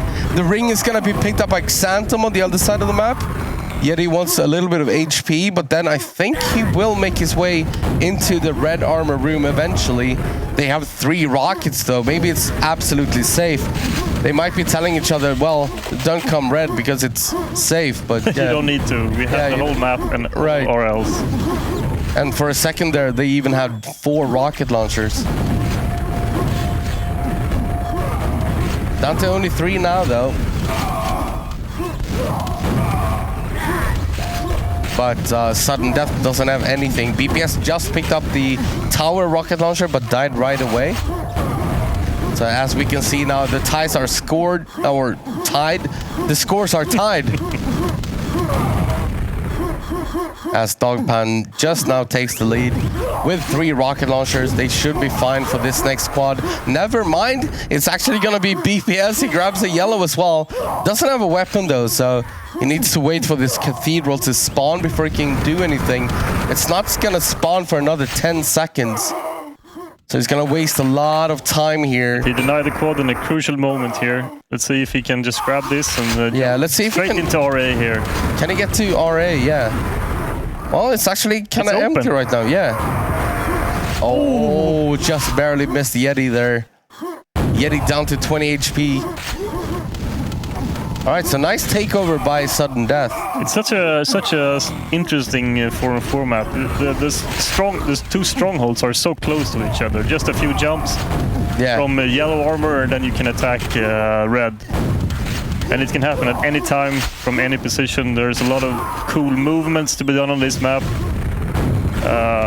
It really emphasizes the beautiful QuakeWorld gameplay. I agree. I think it's a great display of just what you can do in QuakeWorld. Yes. There are so many. The cost of that is total chaos sometimes. Yeah. But you know, there is beauty in chaos as well. If you want to make a frag movie in 4-on-4, chaos is a ladder. Someone said to me at some point in a series I watched a couple of years ago. Damn, Bogo Joker clearing. Yeah, he's gonna go down though. So what's the situation here? Only about 15 frags ahead. Yeah, it feels like this is anyone's map at the moment. Yeah.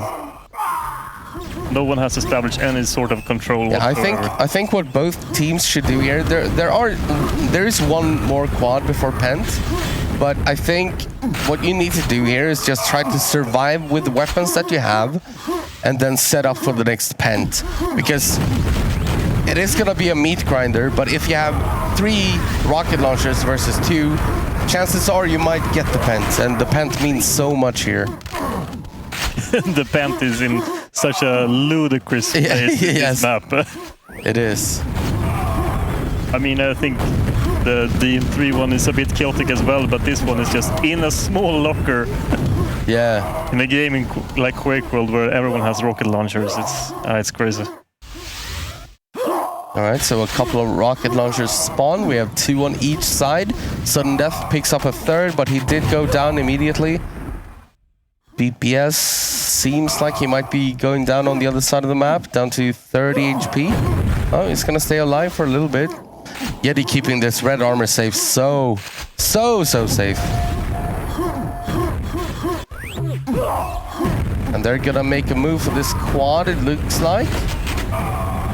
Yeti with the snipes here, but he's gonna fall back to red. Just make sure to keep it safe.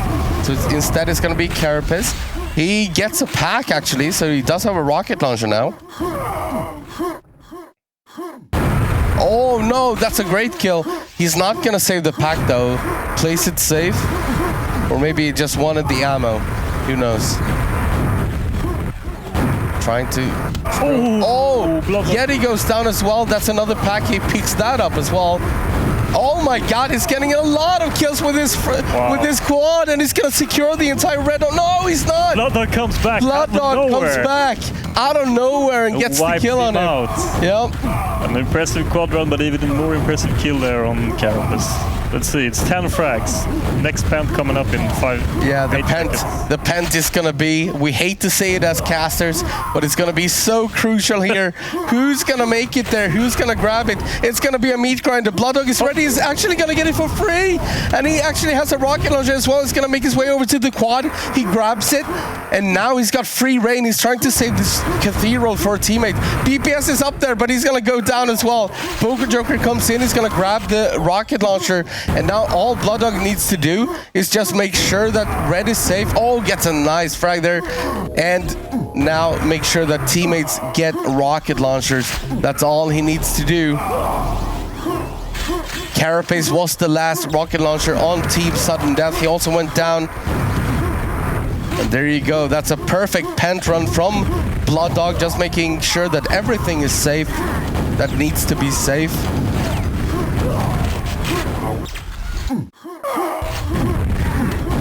And yeah, right now this is not looking too great for Sudden Death, but this is also like a display of how powerful Pent is on Schloss. Like pentagram of protection is just so strong. Blood Dog with the next quad pickup as well. 3 weapons against 0. No problem getting a couple of frags here. Gotta be careful with the grenades here. Yeah, that Pent was... Oh. He's under pressure. He is gonna go down. Doesn't drop a pack though, so they're fine. 3 more RLs left. Yeah. Yeah, that Pent really was the turning point there. It was down to 10 frags. Now we see it's a 30 frags difference. A free Pent on this map seems like... I mean, at the same time, it's almost easy to get the quad afterwards. At the same time, it's also almost like unforgivable for Sudden Death to give up a free Pent. Like, they should be in that meat grinders, because you never know what's gonna happen. Like, even if you're just a boomstick, 100 HP and no armor. To be fair, I think I saw like 5 packs lying on the ground. Yeah, so maybe they did try. Maybe they did try. Yeah, the little box a little bit too early. Yeah, right. Here we got Boga Joker with the quad here. Doesn't have a rocket launcher though, but he's okay with that. It's gonna stack on a little bit of HP and just wait until this one spawns. It spawns just now. And now he has a rocket launcher. 2 against 2, but a pretty good lead here for Sudden Death. He saw Carapace there. Where did he go though? Wow. That was really conservative. He went back, playing it safe. Yeah. But, well, they have the lead, so I guess... Yeah, remember, whoever loses this series is out of the tournament. And it's only a best of 3, so Dog Pound really needs to win this one. Who gets to decide the next one? I think they toss. Okay. Like any other tournament. So the ones who picked first, they also toss first. So Sudden Death would have to toss first if Dog Pound were to win this one. It's looking good for them. Yeah, well, they lost all of their weapons. The quad is denied. But now, well, only one weapon. Kara can reproduce his beautiful slaughter of them from a few minutes ago. Right, let's have a look at the scoreboard here. We see Boga Joker on 54 frags. He is so good on this map. And then we see BPS there as well for Team Sudden Death. BPS seems to have woken up for this this game. Yeah, he's done a lot of good things. Carapace keeping Cathedral safe here. Hoping that a teammate will show up for the rocket launcher about to spawn just now. 1 minute till the next. Oh, that's a beautiful jump by Carapace. It's not easy to hit that jump. Under stress on land. Yeah. Oh, that's a pack as well. He's gonna pick it up, but he does go down. Doesn't drop though, so that's crucial. You don't want to drop free rockets right now with 6 minutes remaining. It's looking really good for Sudden Death. Before the next pent. Yeah. If they want to win this game, they need to get this pent. Ooh, what a grenade from Blood Dog.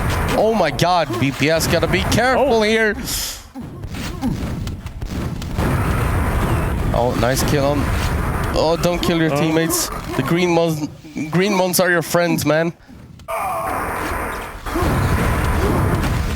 20 seconds. Yeah. Oh no, he goes down to Boga Joker from out of nowhere. And Boga is gonna get a mega as well, setting up for this pent. Let's see if we can free cam it a little bit from here. As we can see, Boga Joker fighting for his life. Oh, he's not dying. He's not dying. He's not dying. He's still alive. He's not dying. It's about to spawn. It's about to spawn. Is he gonna survive for it? Oh, he does! And Boga Joker gets it with 7 HP. He's gonna get the quad as well here. How did he not die? Yeah, he was under so much pressure. But no way, he's not gonna die.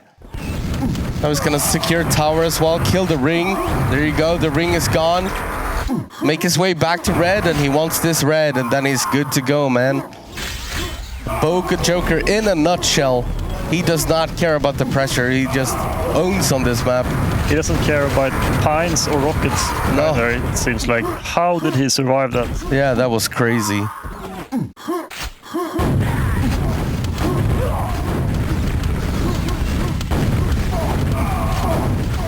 Still under a lot of pressure here over at red. He's gonna fall back a little bit, take the fight against BPS there, gets the kill right after the rocket spawned.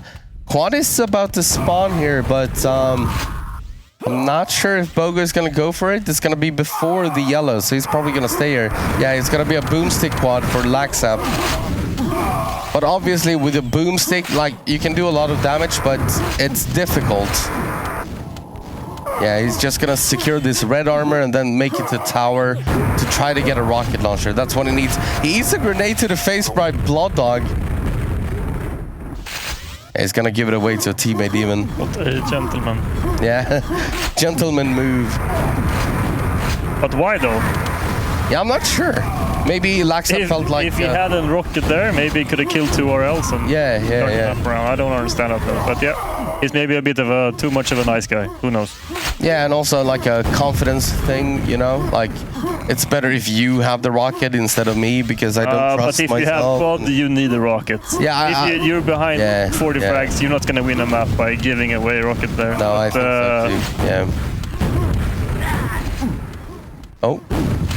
Oh my god, he actually gets it! Oh my god, he was standing on his head! My goodness, BPS with the quad steal. Yeah, that trap door up there is sneaky. Yeah.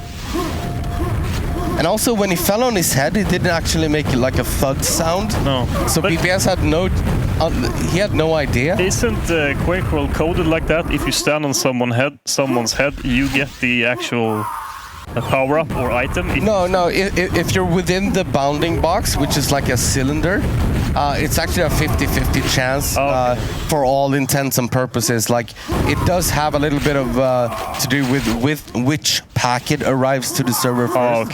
But for any player, and in reality, it would be, or in practice, I guess, it would be 50-50. I was under the impression that if you stand on top of someone, the one on top always gets the item. Yeah, no, that's not a thing. I want to play this game for 15 years, and apparently I didn't know. Sometimes that's true, though, like, because you're still within the bounding box. So if you stand on someone's head, you can still get the item, if you're lucky. Because you're still within the boundary limits, right? So it can happen. But yeah, 1.5 minutes to go. About a 50 frag lead for the Dog Pound. Looks like we're going to map number 3, the deciding map number 3. Who gets to go home and who gets to continue on? My guess is Sudden Death is going to throw away. I'm sorry for my lack of knowledge here, but what's the new map called? Phantom Base. Phantom Base. Yeah, I think they're gonna toss that. Toss it and leave it up to. So it's gonna be DM2 or E1M2. Yeah. What do you think? What do you think the Americans would rather play? A little bit of an annoying question for you, maybe. I think for them they should play E1M2. Yeah. I think SD will be too hard on DM2, to be honest with you. But anything can happen. I feel like SD is a little bit underperforming right now, to be honest. So I feel this third map is still open, but DM2 will be very hard. Yeah. Against SD. So. DM2 will be hard as well, but all maps will be hard. But I think E1M2 is not a bad choice, even though it's like Sudden Death's maybe the best map. But I would like to see DM2.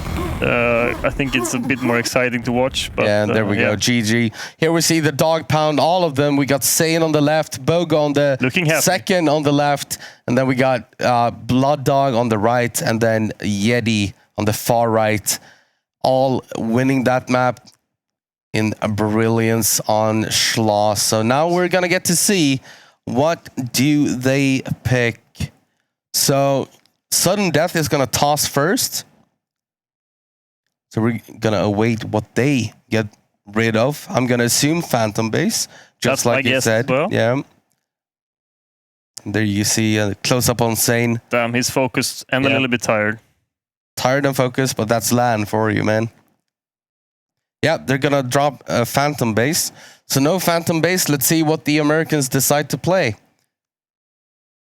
They can choose between DM2 or E1M2.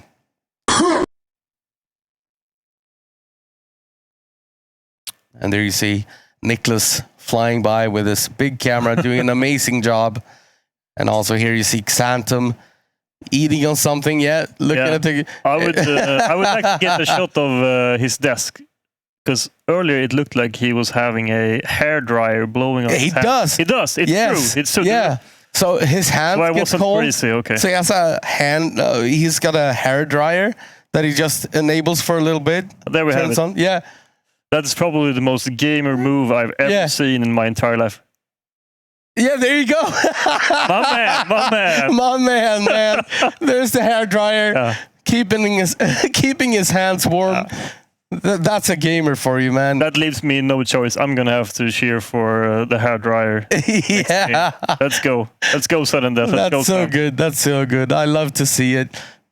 It's important to keep your hands warm during a LAN, and I'm gonna have to copy that trick. Yeah, I mean, why not? You know. So they're still discussing, as you can see. The console is open here. Blood Dog would rather play on Obsidian. Ho Ho would be nice. Yeah, Ho Ho Ho is a good map as well. The Christmas sock and everything. Yeah. Oh, it looks like it's gonna be a DM2. Okay. All right, so E1M2 is dropped by Sudden Death. No, sorry, by the Americans. And we're gonna see this finish on DM2. You know this map very well compared to Schloss. Yes.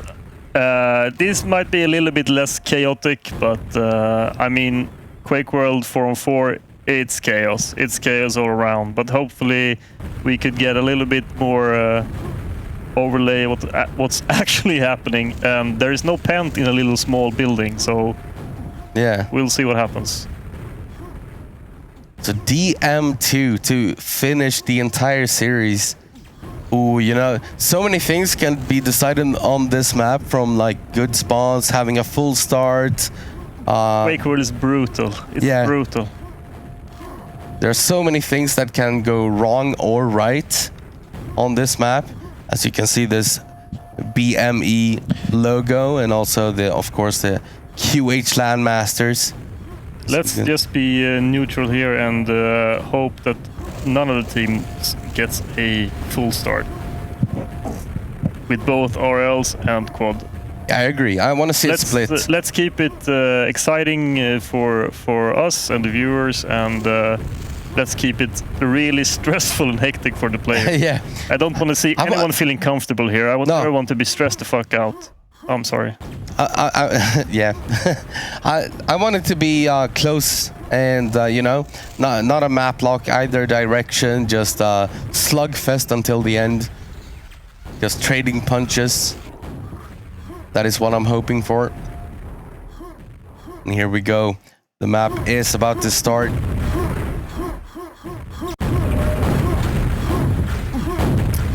Redoing the countdown a little bit here. Someone wasn't ready. That's QuakeWorld for you. Yeah. Snooze. Everyone. Everyone needs a new snooze.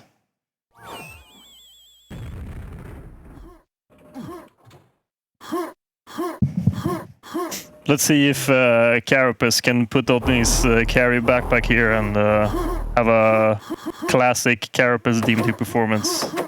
Here we go. Here's the countdown as we go into the BME logo, and here we go. All right, so Yeti gets the low rocket launcher. We do have a little bit of a fight at Telly. Xanthem is gonna trick up and leave the rocket launcher for his teammates, Carapace, with their yellow armor. Probably smart to do. Carapace is really low here. Yeah, 11 HP. Trying to find something. Nice grenade. Oh my god. Careful. You almost bored with that, and Yeti should be able to kill him. Yes. Yeti gets the kill. All right, so a pretty split start anyways. What we hoped for. Perfect.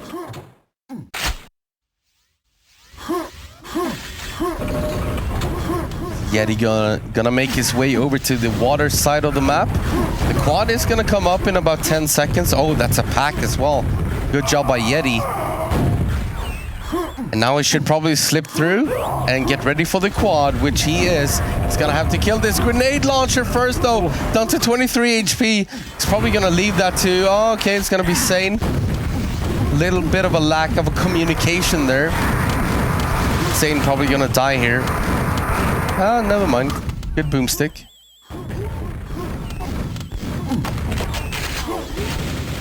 Just waiting for this secret red armor.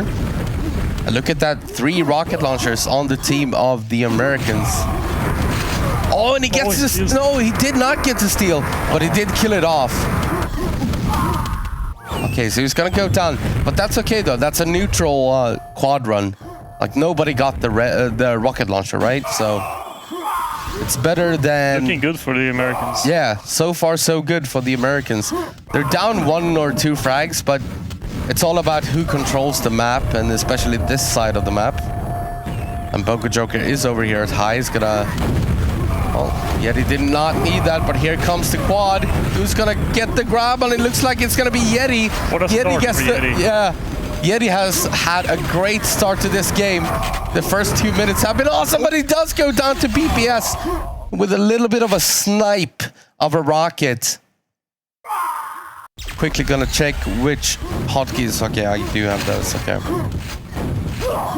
BPS up here with the Mega. I'll take out Sane. Probably Yeti as well. Here comes Xantum. He also wants that rocket launcher. He gets it as well. Xantum is stacked right now. Yeah. BPS with the rocket jump trying to get to this secret, and great job actually because Bogo was in there. So he gets the kill on Bogo.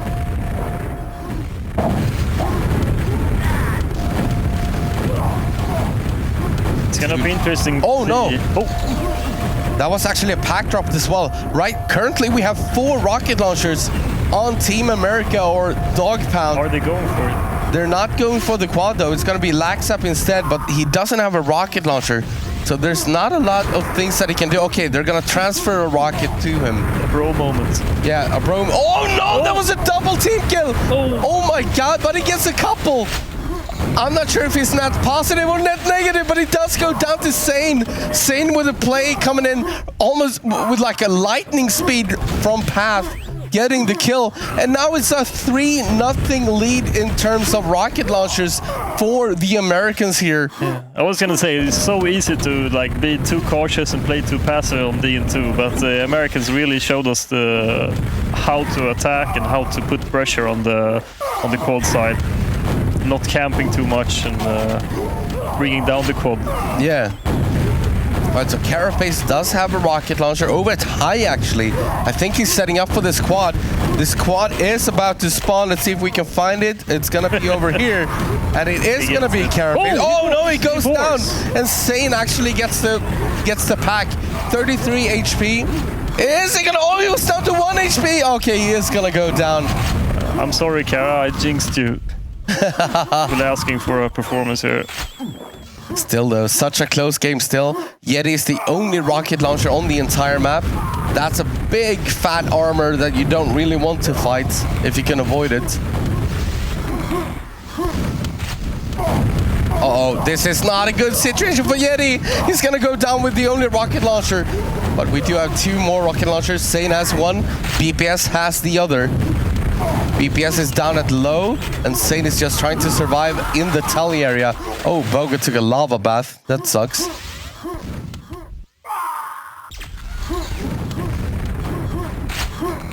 Let's see, BPS can attack this quad. It's 3 seconds away.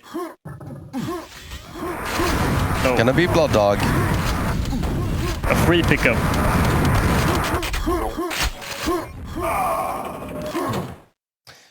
He doesn't have a weapon though, so it feels like one of those desperation pickups, you know?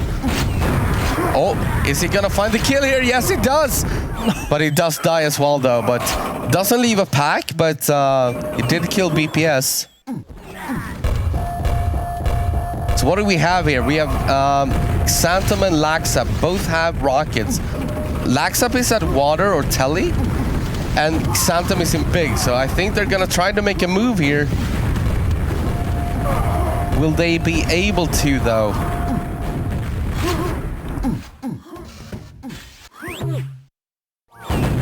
Oh, here's the trap for Sane. He's got to be careful. The quad is about to spawn in 5 seconds. Let's go to the quad view. We see Xantum on top. He's just waiting. He's going to drop down and get the pickup. Perfect setup from Sudden Death there. Yeah. Can he win this fight, though, Xantum? He's got to be careful. Will he go for it? He's going for the back rooms. Is he gonna try? He sees Bogo Joker. He knows that Blood Dog is behind. Yeah, okay. No, he's gonna play it safe. Just grab the rocket and get out of there. Yeah, they need to establish some sort of control here. The map has been total chaos up until now. They should try to establish some tele control here, tele water control, and just secure the next quad, and then start raiding the RA mega area. Yeah, for sure. 3 weapons against 3 right now, and we have a big fight here. A lot of people going down. Who's gonna come up on top though? Looks like maybe Sudden Death. As Kara somehow survives with a full RA. Yeah, and he's getting ready for this quad. Gets to pick up as well. He's a rocket, as you can see. Oh, and he's almost dead. And he does go down. He kills 2 teammates and goes down. Yeah. That was not supposed to happen. And almost all the weapons went away just then. So we got Blood Dog and Xantum, the only ones with rockets right now.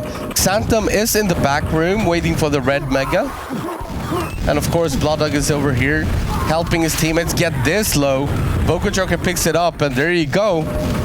But on the other side of the map, though, BPS... Phantom is behind in RA Mega right now. Yeah, and with an RL. BPS managed to sneak up to high and steal the high. Okay, Blood Dog, what do you decide to do? Oh, is he going RA Mega to Phantom? Oh, he changed his mind. A quad. Quad is about to spawn. Let's see what happens here. So we got BPS here, getting ready, gets 1 kill. Eats 1 rocket, gets 1 kill, and he's still good.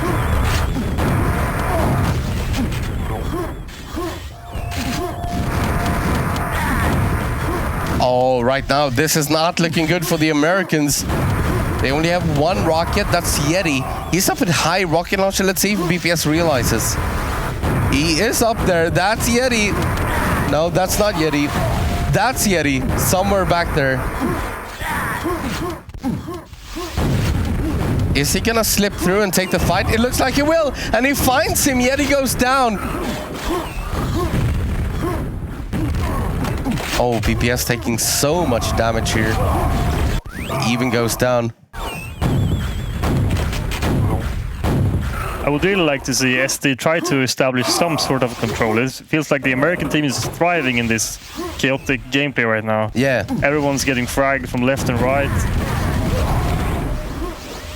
Uh-oh. And they're getting the frags. Oh, that's a pack as well, but it goes down immediately. Oh, it's only down to 10 frags now. But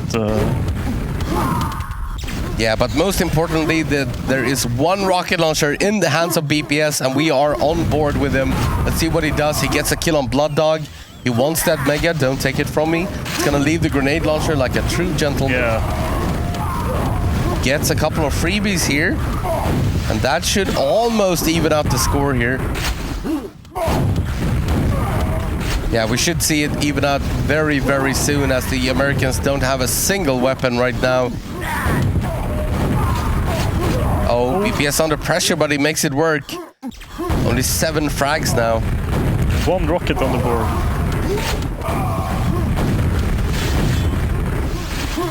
Yeah, still only BPS, by the way. Quad coming up here, BPS setting up for it. They need to help him here. Oh, it's a steal from Blood Dog. Okay, that's a good start for the Americans, but they do... That was the absolute best outcome they could have had there. They had no 0 rockets, no control, and still managed to steal quad. Yeah. Unacceptable. Unacceptable. Unacceptable for the Swedes. But as you can see, and they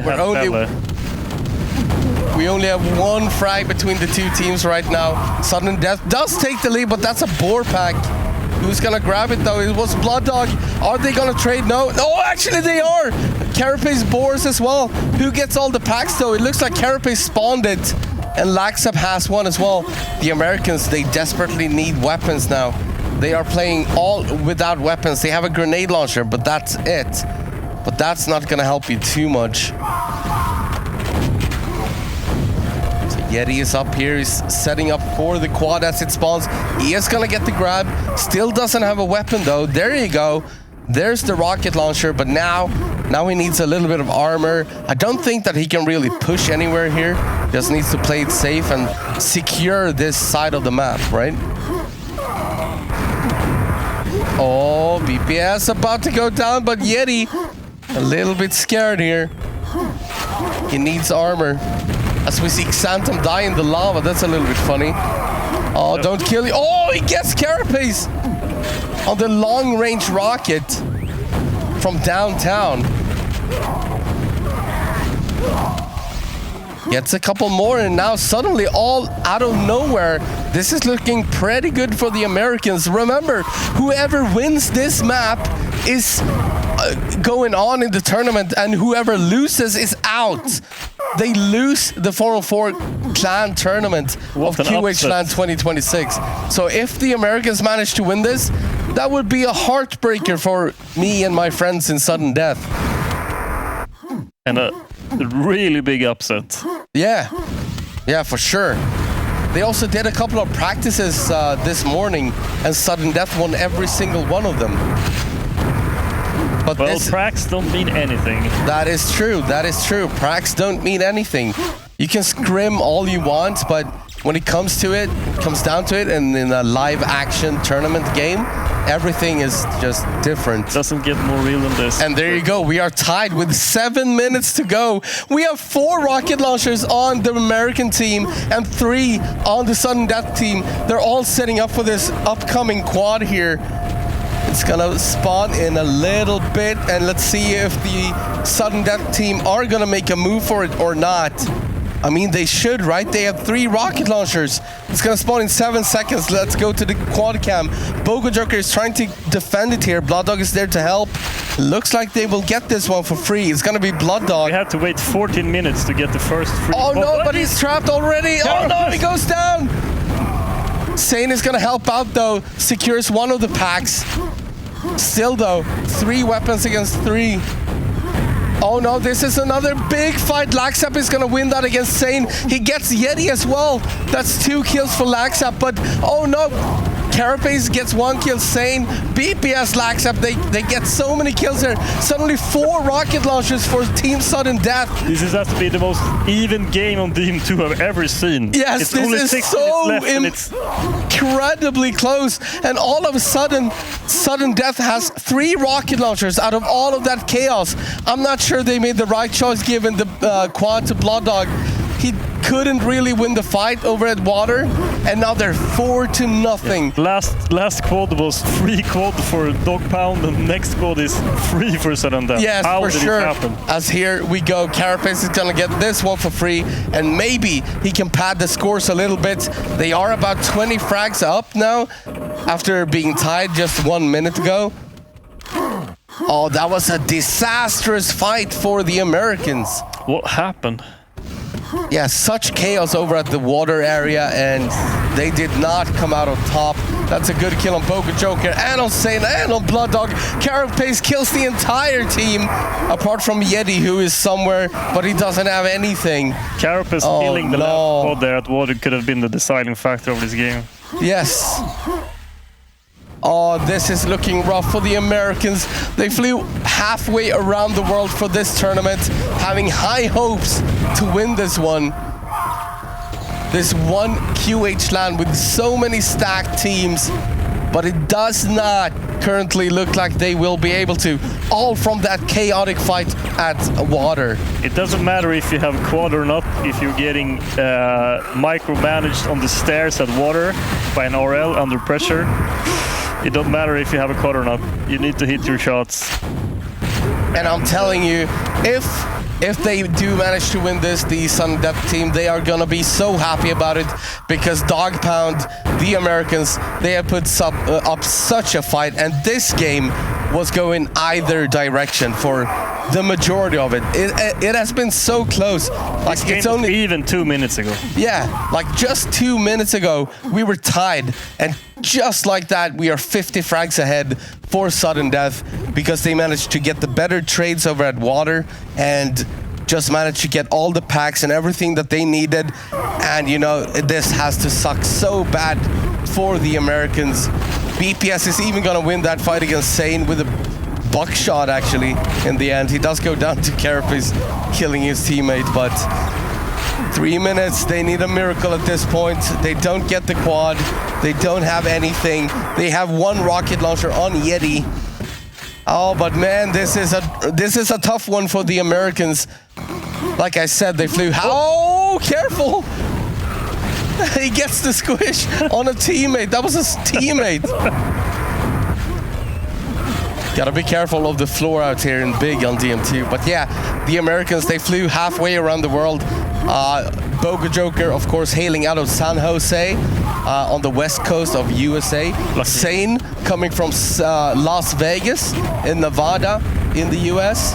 And then we got Yeti from Sydney in Australia. That's a trip, man. That takes a while to get here. That's not a free flight either. Oh my God.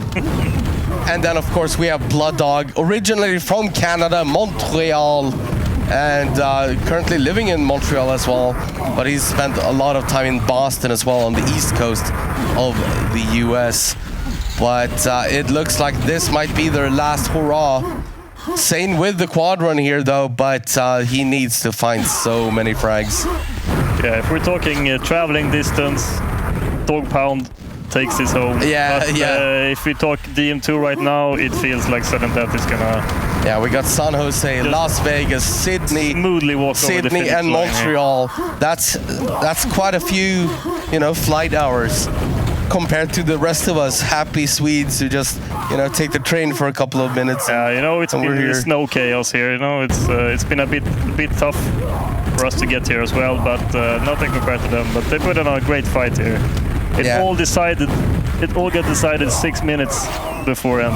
Yeah, like Carapace put on his dancing shoes and destroyed the quad from Sane or whatever it was. Yeah. And then, bam. Yeah, they gave the quad to Blood Dog. He died at water, and then a massive fight ensued, and Sudden Death just got the better of it throughout all of that. Yes. And, this is not a 60 frag difference game. No. Panned out that way. No, this was so close. Like, it's only been like the last 5 minutes, yeah, sure. But before that, it was like neck and neck all through the entire game. 2 rocket launchers apiece all the time, basically. Sudden Death finally got that control they had been looking for. What a heartbreaker for the Americans, though. Spending so many thousands of dollars getting here and having such high hopes to finish at the top. But they will not be able to. It's going to be Sudden Death moving on from the losers bracket semi-finals, as we just enjoyed the very last quad run here. Looks like to be Carapace with the quad here, gonna try to get the frag on Yeti. They have 4 rocket launchers right now, and I think the Americans at this point have pretty much given up. Yes, I think SD are feeling a huge sigh of relief right now. Yeah, for sure. This map could have gone to Dog Pound. Yeah, I mean, Sudden Death could have been out if that fight went differently, but here you go. 5 seconds remaining. 3, 2, 1, and Dog Pound is eliminated, but congratulations to Sudden Death. Here we see Xantum, Laxep, Carapace, and BPS on the far corner there as they move on, and unfortunately, we're saying goodbye to the Americans. Yeah. They should have used more hair dryers on their desk. Yeah, take a book out of Xantum. I feel that's almost doping, to be honest with you. We're going to have a chat with him after this. Illegal substance abuse, using the hair dryer. Yeah, take a page out of Xantum books. All right, we're going, I'm not sure. It's a little bit bittersweet, I think. For real. I mean, I love my Sudden Death teammates, right? They are my brothers, and I've played with them for 15 years or even more. Probably more, yeah. Yeah, probably more. But also, I feel for the Americans. They really tried hard to do well at this tournament, and they did. They still did. But getting knocked out in the lower bracket, I was kind of like, people were seeding them second overall, thinking they would go all the way to the grand final. Imagine beating a team such as Sudden Death here in the lower bracket and then going on and beating Milton again. Yeah. Milton to reach the final. Wow, what a story that would have been. Yeah, and just like 2 days ago, they were doing practices against Slackers and Black Book, which is Milton's team, of course. And they won every single one of the practices. They did. So I'm sure Dog Pound, they really had high hopes. But unfortunately, we are going to have to say goodbye to them. Thank you to them for, traveling all across the world to play at QHLAN. Impressive. In this amazing venue by Black Molly Entertainment. But yeah, this is where it ends for them. Yes. Next up, I'm not exactly sure what we're going to get, but the team will have you covered. So see you in a bit. Thank you. My name is Mark. I go by Blood Dog or BD. I found my way into the community back in 1996 when the game came out. I was playing Doom 2 online, and so I was following the release of Quake and started basically on day one.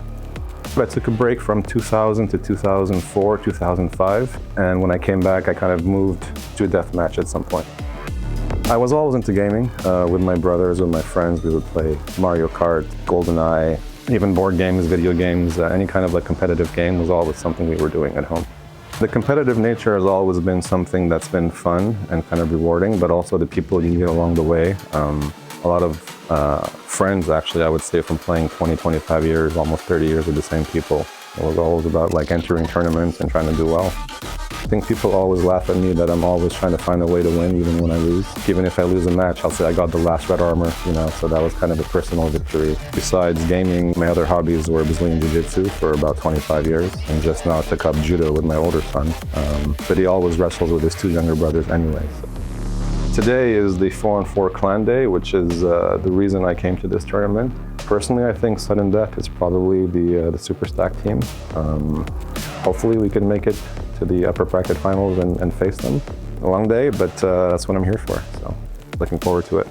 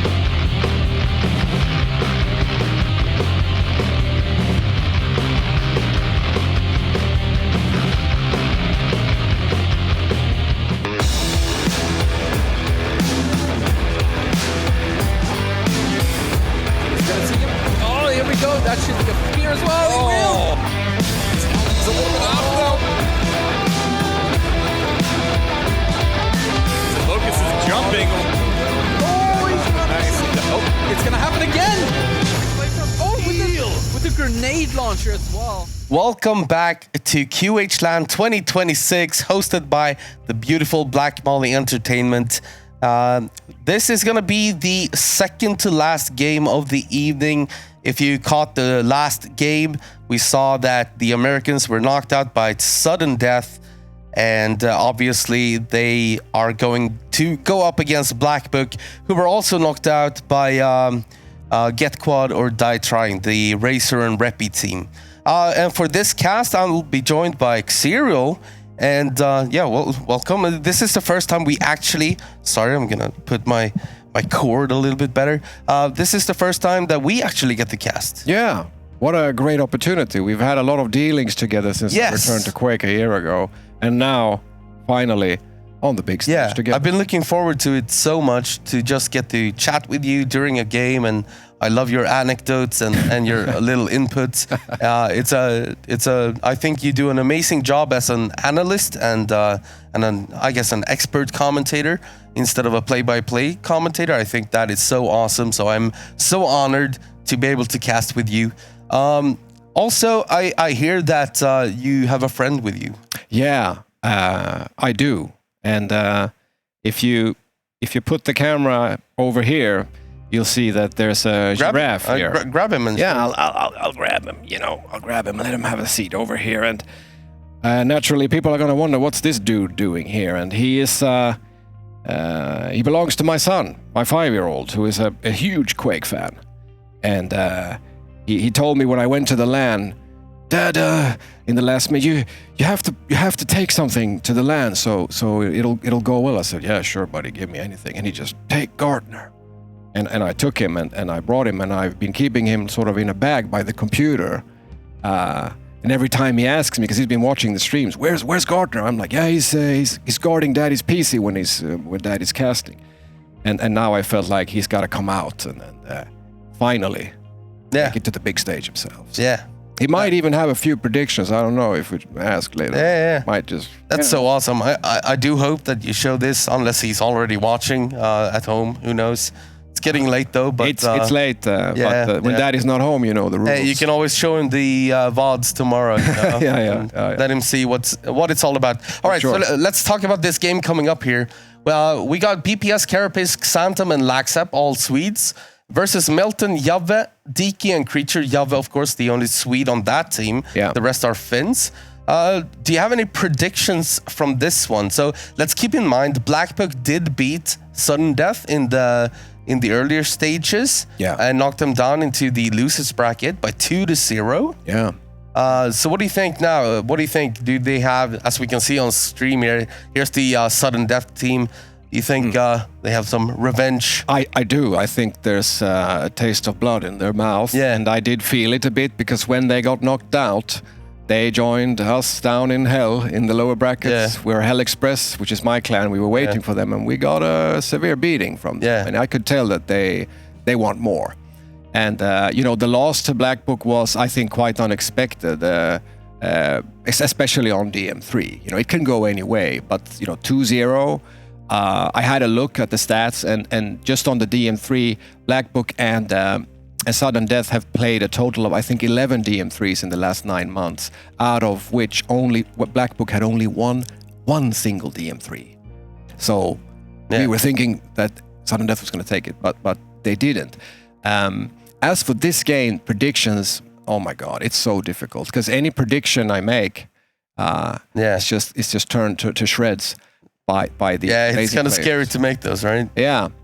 But here we go. Okay, they're going to restart the countdown. But we are getting ready on the first map, which is going to be Phantom Base. Phantom Base, obviously the pick of Black Book. And here we go. This is the start of it. Let's see who gets the rockets. Actually, both rockets go to Black Book. They also get the pent. Diki is not going to be able to do too much with that. One rocket lost very fast, though. Yes, one rocket did go down. And Xantum has the LG, Laxap with the ring.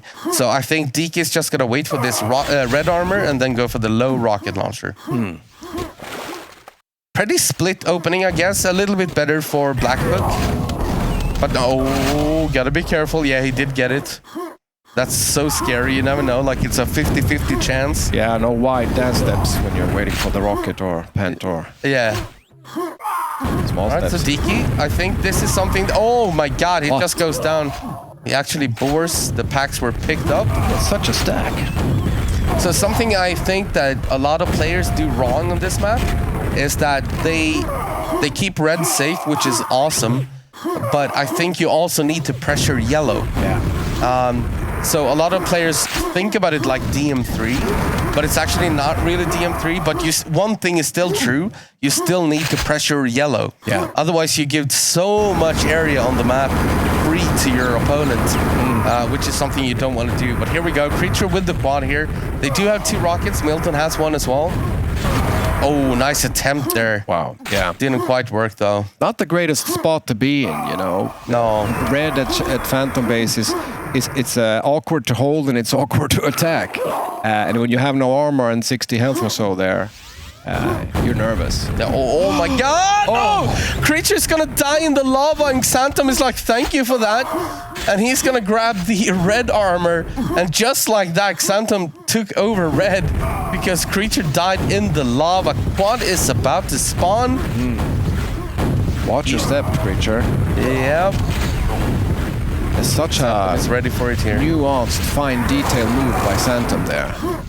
Yeah. Persistently waiting to get that shot in, just trying it out, not just, you know, going in or going somewhere Oh, else. nice little pickup on the cells. There's cells behind you as well. Pick them up as well. Well, he finds the kill though. We have a meme among the Sun and Death guys that this is the Xantom base. Yeah. I heard about it. Yeah. But he hasn't quite accepted it, has he? No, he thinks it's a meme and that he sucks on it, but I disagree. I think it's great. And now they have 4 rocket launchers. Wow. Just 2.5 minutes into the game, 4 rocket launchers and a couple of LGs. After that start. Yeah, that is incredible to manage to get that kind of equipment that quickly.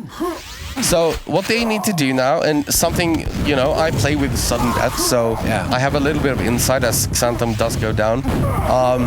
Something we are bad at on this map is to actually go for the quad. But here we see Carapace, he was ready for it, so he does pick up the quad. He only has 1 rocket though, so he can't do too much. That buckshot is good though. But yeah, he needs a little bit of ammo. Trying to maybe, no, that's a teammate, so don't shoot him. Yeah, he can't do too much here. But this is where I would love to see someone challenge yellow. Yeah. Because look at the other side. Like, nobody is at yellow keeping that safe or grabbing that rocket launcher or anything, which is something that a lot of teams struggle on this map. They just don't attack yellow, which they should. Oh, nice little attempt there from Milton. Yeah. Oh, nice shot. Another clutch rocket. Oh, that's a lightning gun pack as well. Carapace feeling good, but he's gonna go down to the... Actually, there was a rocket from Diki. Xantom's still here though. He's gonna get the pickup on the red. Make his way over. No, he's not gonna make his way over to quad, and this is what I've been talking about. We suck at getting quad in sudden death, so it's gonna be Diki. I really have to say though, when we play you guys, I hate dropping an LG pack to one of your guys that already has rocket launch. It feels like you're walking around with both of those all the time. And I know you're so great with it. It's kind of what you want to do though. Like if you have a rocket and an LG, you feel like you can dominate the entire map. Yeah. That's just like a dream scenario. Yeah. But still, we see 4 rocket launchers on Team Sudden Death. They just lost BPS, but still 3 and 3 red armors. Look at that. They are so stacked. What's this Schloss? I mean, the rate right? at which the rockets are just sort of turned into motion. Oh, Diki Bors in the yellow room. It's not the and typical. Pent is coming up here. Xantom is in the wrong place. No, he does get it. And now he needs to hurry. No, he's going the wrong way. You need to go to quad, bro. That's the wrong way. Okay, so quad went to Laxap. Okay, so they're fine. It is a bit of a relief when you have Pent, when you know that there's a guy that's going to be able to secure the quad, because then you can go around chase immediately, right? You don't have to waste a few seconds for the spawn. I agree. All right, nice couple of catches here from Xantum. Needs to be careful though. He's got 60 cells, only 38 HP though, so he needs to get out of here before he dies. 22 now. He needs this red so badly. Yeah, it is definitely the lore of the pent, right? You're flying around, but remember, you're gonna have to land that thing somewhere too. Yeah. You wanna land softly. Someone's gonna shoot you in the back if you don't. But he does make it out to fight another day. And now they have 4 weapons again on Team Sudden Death. Yabe is gonna try to steal the quad and no, he doesn't. What? It's gonna be Laxap instead. He missed the quad and he's gonna grab the high rocket launcher. Probably gonna go down soon though, I think. 4 HP, yeah, there you go. Swear to God, I thought it was drop quad for a second there. Yeah, me too. It looked like it, right? Yeah. But he actually never picked it up. So far, so good for Team Sudden Death. 3 rocket launchers, an LG on Xantum with 53 cells. Yeah, very solid performance from Xantum so far, I have to say. Rotating a lot between red and quad, securing the low, getting the pent. One of the players I've played with, not for the longest, but like in the old days, we played in Fragomatic together, also with Lack, actually. Really solid players even back then, 20 years ago. Yeah. They haven't got He's still a very solid... I mean, the only issue with Laxap is that his confidence is not always the best, so he always asks others to play the maps, even though he should be playing them, because he's a very good player. He is. He just struggles with confidence, but... You know, we see Creature here with the quad. He's just waiting for the high rocket launcher to spawn. And they need that. DK does have a rocket launcher as well. Milton doesn't have anything. Yeah. But look at that stack, though, from Sudden Death. They have 3 red armors on their team and 3 rocket launchers on each of the red armors. So that's going to be difficult for them to break. So I just hope that the Sudden Death team actually manages to go for quad. That's the one thing they need. Yeah, but look at that now. Now there are no rockets left on the rogue side. Yeah. Sudden Death coming in together, secure the quad. Yeah, good play, good play. Very much so. It's gonna be Carapace with the quad pickup. And he does the right thing. He picks up the high. That's a denial. I'm surprised that... the Mega is up as well. He doesn't know that. We can see it, but the players cannot. So if he dives down, there's a free Mega for him as well. That's the only Mega on this map, by the way, which is very different from DM3, of course, where there are 3. Oh my God, nice kill. Is he gonna survive those 17 HP? No. Please go for the Mega, man. Please go for the Mega. No, he's not gonna do it. It's a bit risky, though. I mean, it is. I mean, you're a sitting duck in the water, of course, but... Oh, no, but now he's going to drop a pack instead. And that's yet another similarity with DM3. Oh, nice shot by Milton. Milton coming in, and he's securing the red armor room. He already has a full yellow. Yeah, he's going to need to go to quad, and he's going to need to bring a body. And he has Yabe. Yeah. All right, this is going to be a Milton quad run. He eats 1 rocket, though, so he's going to be stopped a little bit. Is he going to connect? Oh. He will, of course, connect with Xantum as he gets the kill. That's going to be a pack for a teammate, I think, as well. Maybe it died. Oh, Laxap trying to challenge Milton a little bit. But Milton, that, my friends, is why you practice hand from time to time. Yeah. To refer to quote Pepe's wise words from yesterday's stream. You see how Milton can navigate through the air and find that shot. He did that to you guys in one of the finals online when he swept red at Schloss. Oh yeah, he killed 4 weapons that time. That was brutal. Amazing. That was brutal. Should have been Frag of the Year if you ask me. Yeah, me too. The people has said what the people want. So. Yeah. Hey, if it helps Rocky get back into the game, I'm all for it. Yeah, same. All right, so we got Milton with a pent pickup here, the 10-minute pent. He's also going to grab the quad here, of course. He has plenty of rockets. He can secure red, but he's going to go for yellow first and just clean out everybody here. Oh, that's a missed shot, and that's a bad rocket jump. But he is going to secure the rocket launcher. Yeah, he's gonna pick it up for himself. Is he gonna make his way back to red though? Make sure that it's safe. They have 4 weapons now. Yeah, okay, so Diki will have reported that red is super safe, so he doesn't have to go to red.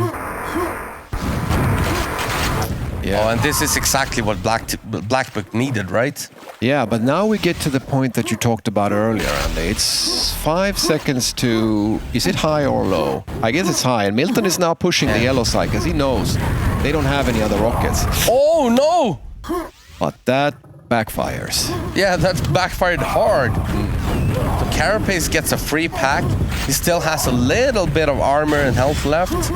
Creature, of course, is going to pick up the red armor, but Laxap is ready to bring this. No, never mind. It's going to be BPS with the lightning gun. That's the first kill on Creature. He knows there's an enemy down there in sewers. Is he going to take the other way around, or is he just going to play it safe? Looks like he's going to play it safe. Oh, an axe kill as well on Milton. Oh my God. Oh, the audacity. Yeah, the audacity to do that in almost like a loser bracket finals. My goodness. Oh, and a couple of more frags for BPS. Grabs the cells as well. That's a great quad run, yeah. Yeah, it is. And it's just, that's the type of thing that you'll see BPS do. Quad rocket, jump in big, pull out the axe. He's so relaxed when he plays. Is he like that on voice as well?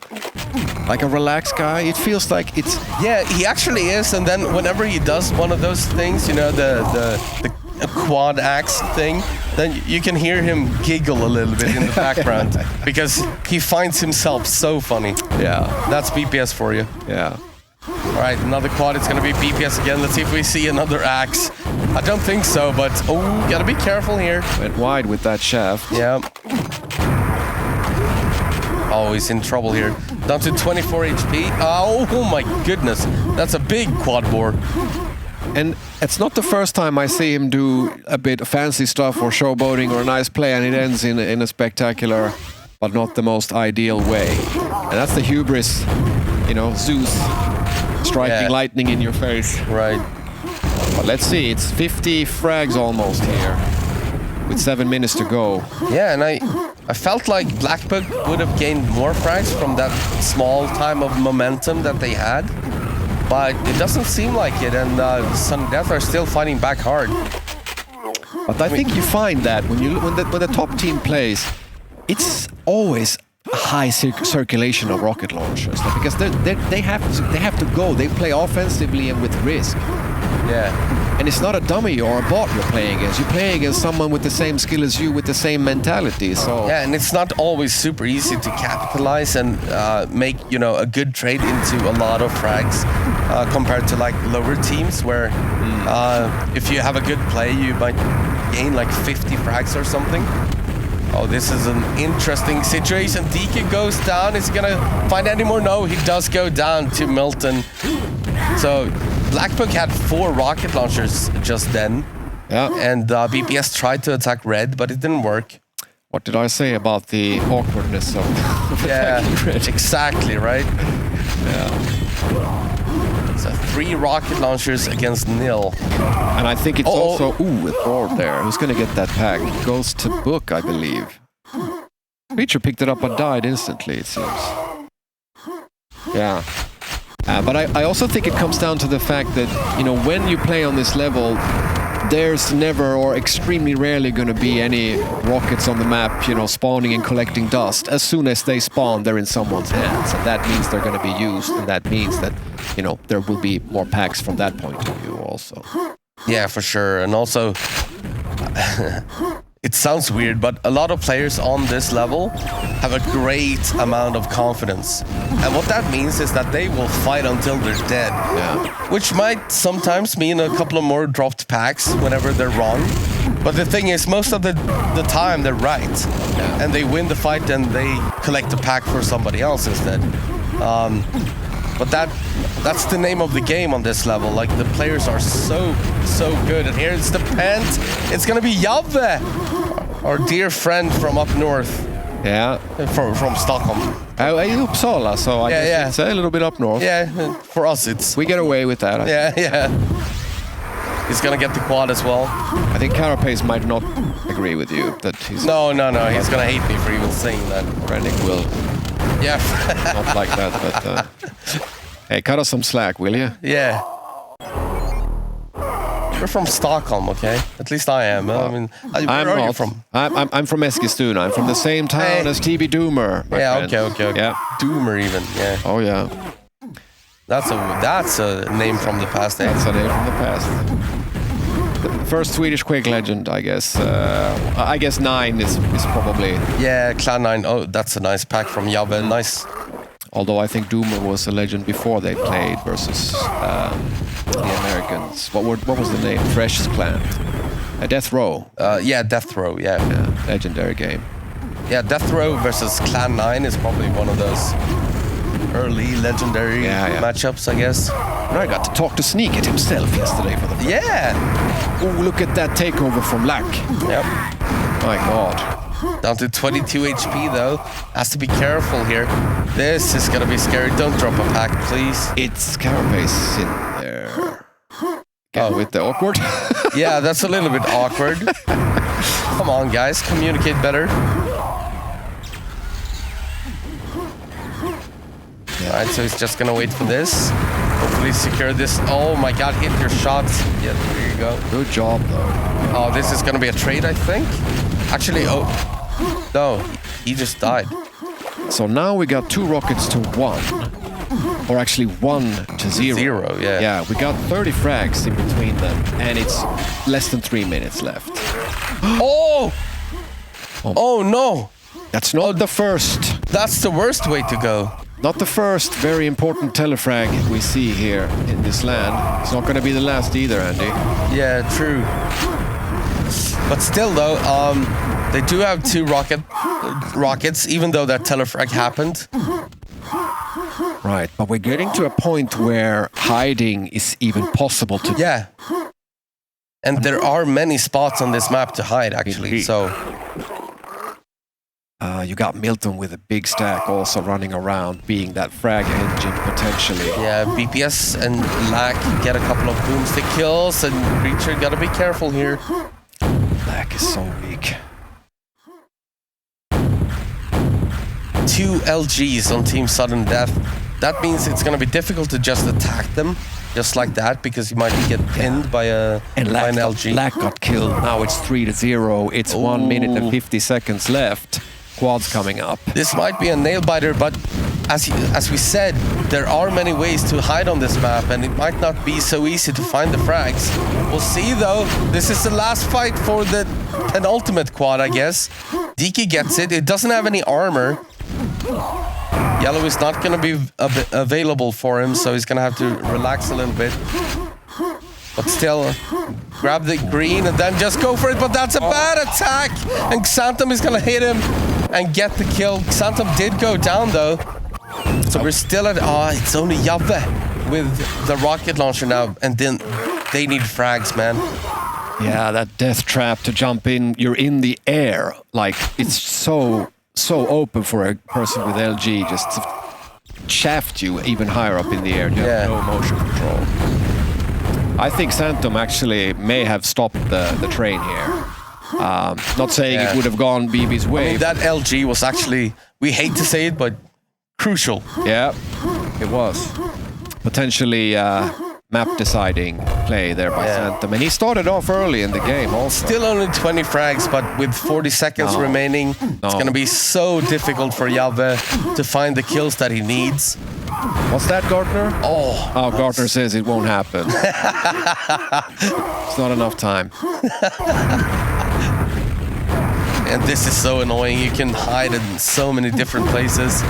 He's gonna find a couple though and bring the score a little bit closer. But with 15 seconds remaining, it looks like Sudden Death will actually win the map pick of Blackbook. Yeah. Not the first time we see that. It's not good for morale to lose your own pick, but these teams have done it so many times before. There when they go. meet. Oh, you see the claps from BPS there. He was so happy about that outcome, winning Phantom Base against Blackbook. Yeah, restacking up with energy there. The health packs in Stockholm look a bit different than they do in Quake. I'm sorry, we didn't explain that. You need the sugar sometimes. Yeah. It's It's that or a Red Bull, you know. We also have the round health pack there. Perfectly timed and demonstrated by BPS. There you go. Yeah, BPS showing. That's actually mine as well. It's the mega health. Stole it from me, you know. Or the corresponding. And there we got Laxap as well and Xantum on the far left there. Yeah. Well, that was a great first game from Sudden Death. Actually, Very much so. I did not expect them to beat Black Book on Phantom base. That was surprising. Yeah, and you know, this is what we want to see. We see the best teams face up, and we want those tight games where it goes back and forth. Coming back to the deciding DM2 between Black Book and Get Quad, where it was just like the you know, marvelous mixed team, or what we should call them, just had enough and just completely stomped them out on DM2. That's not what we want to see. No, it can happen, and you know, power to the players. But this is what I think we're used to seeing more, that there's always one team that's predicted to be a bit stronger. Yeah. So one that's having like a bad sort of time period, a month or so. But when it happens, when the game starts, typically in these situations when there's so much at stake, those things kind of fade away and it gets even. Why is that? Is it you know, if you knew, you would win every single tournament, man. Yeah, but I think it's like there's this, you know, the competitive kind of spirit of these guys, which is why they're playing on this level, has this sort of battery that you can tap into.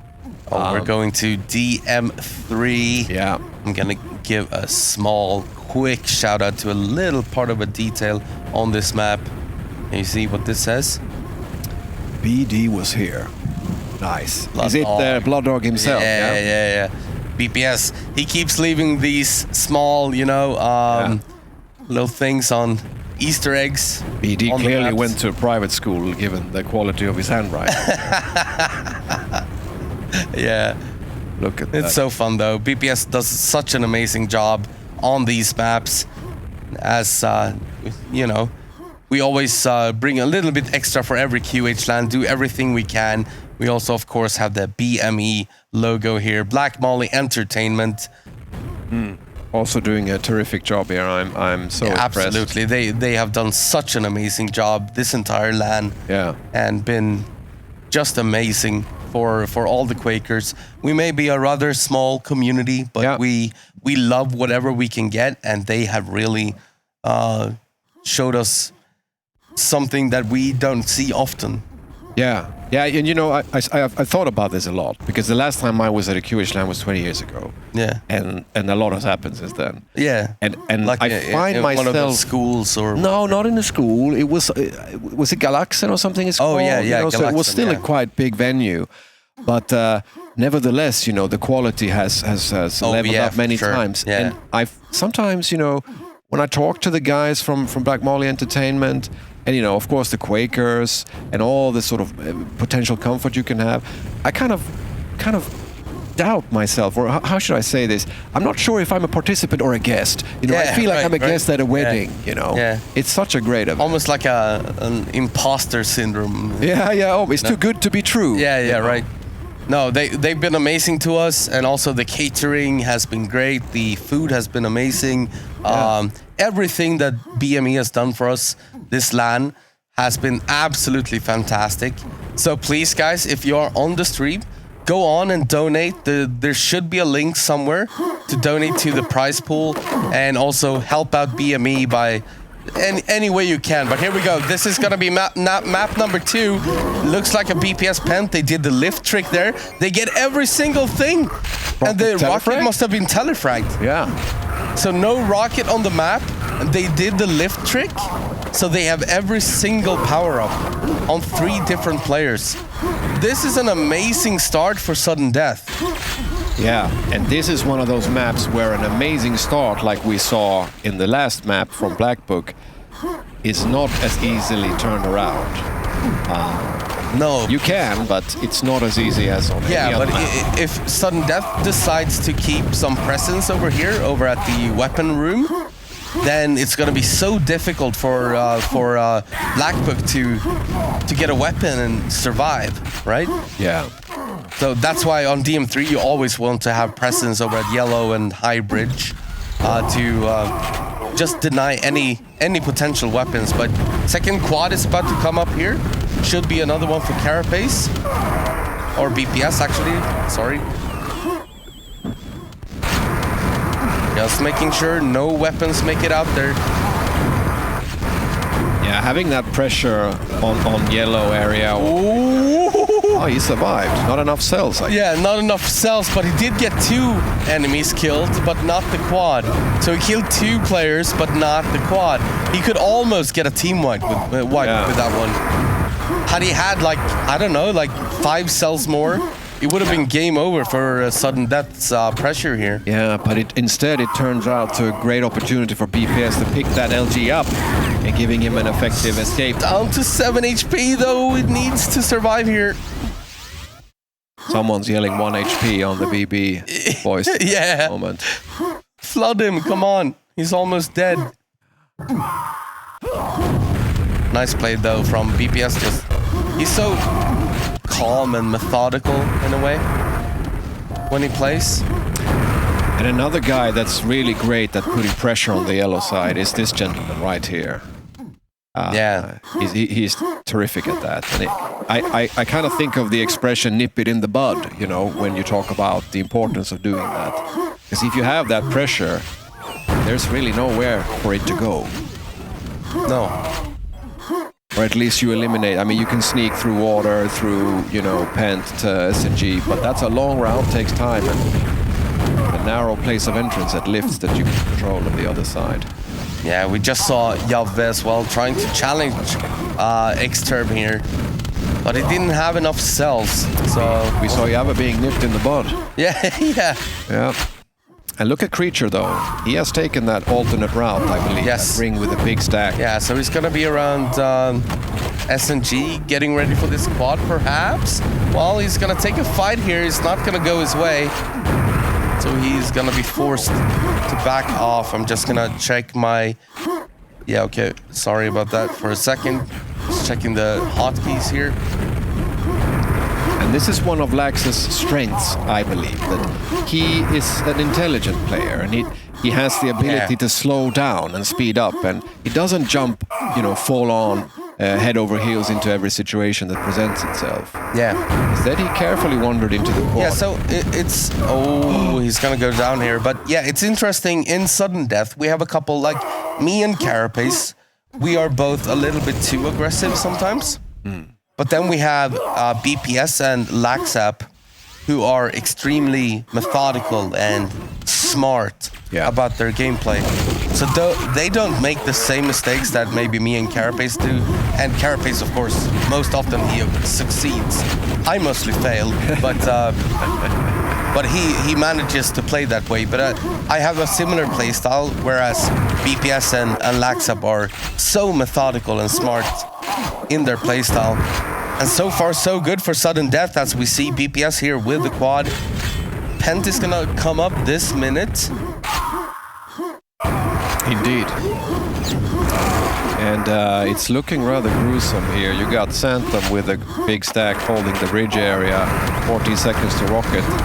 Can they pick that up? They could get an LG also for Pent, but they're gonna have to be swimming silently.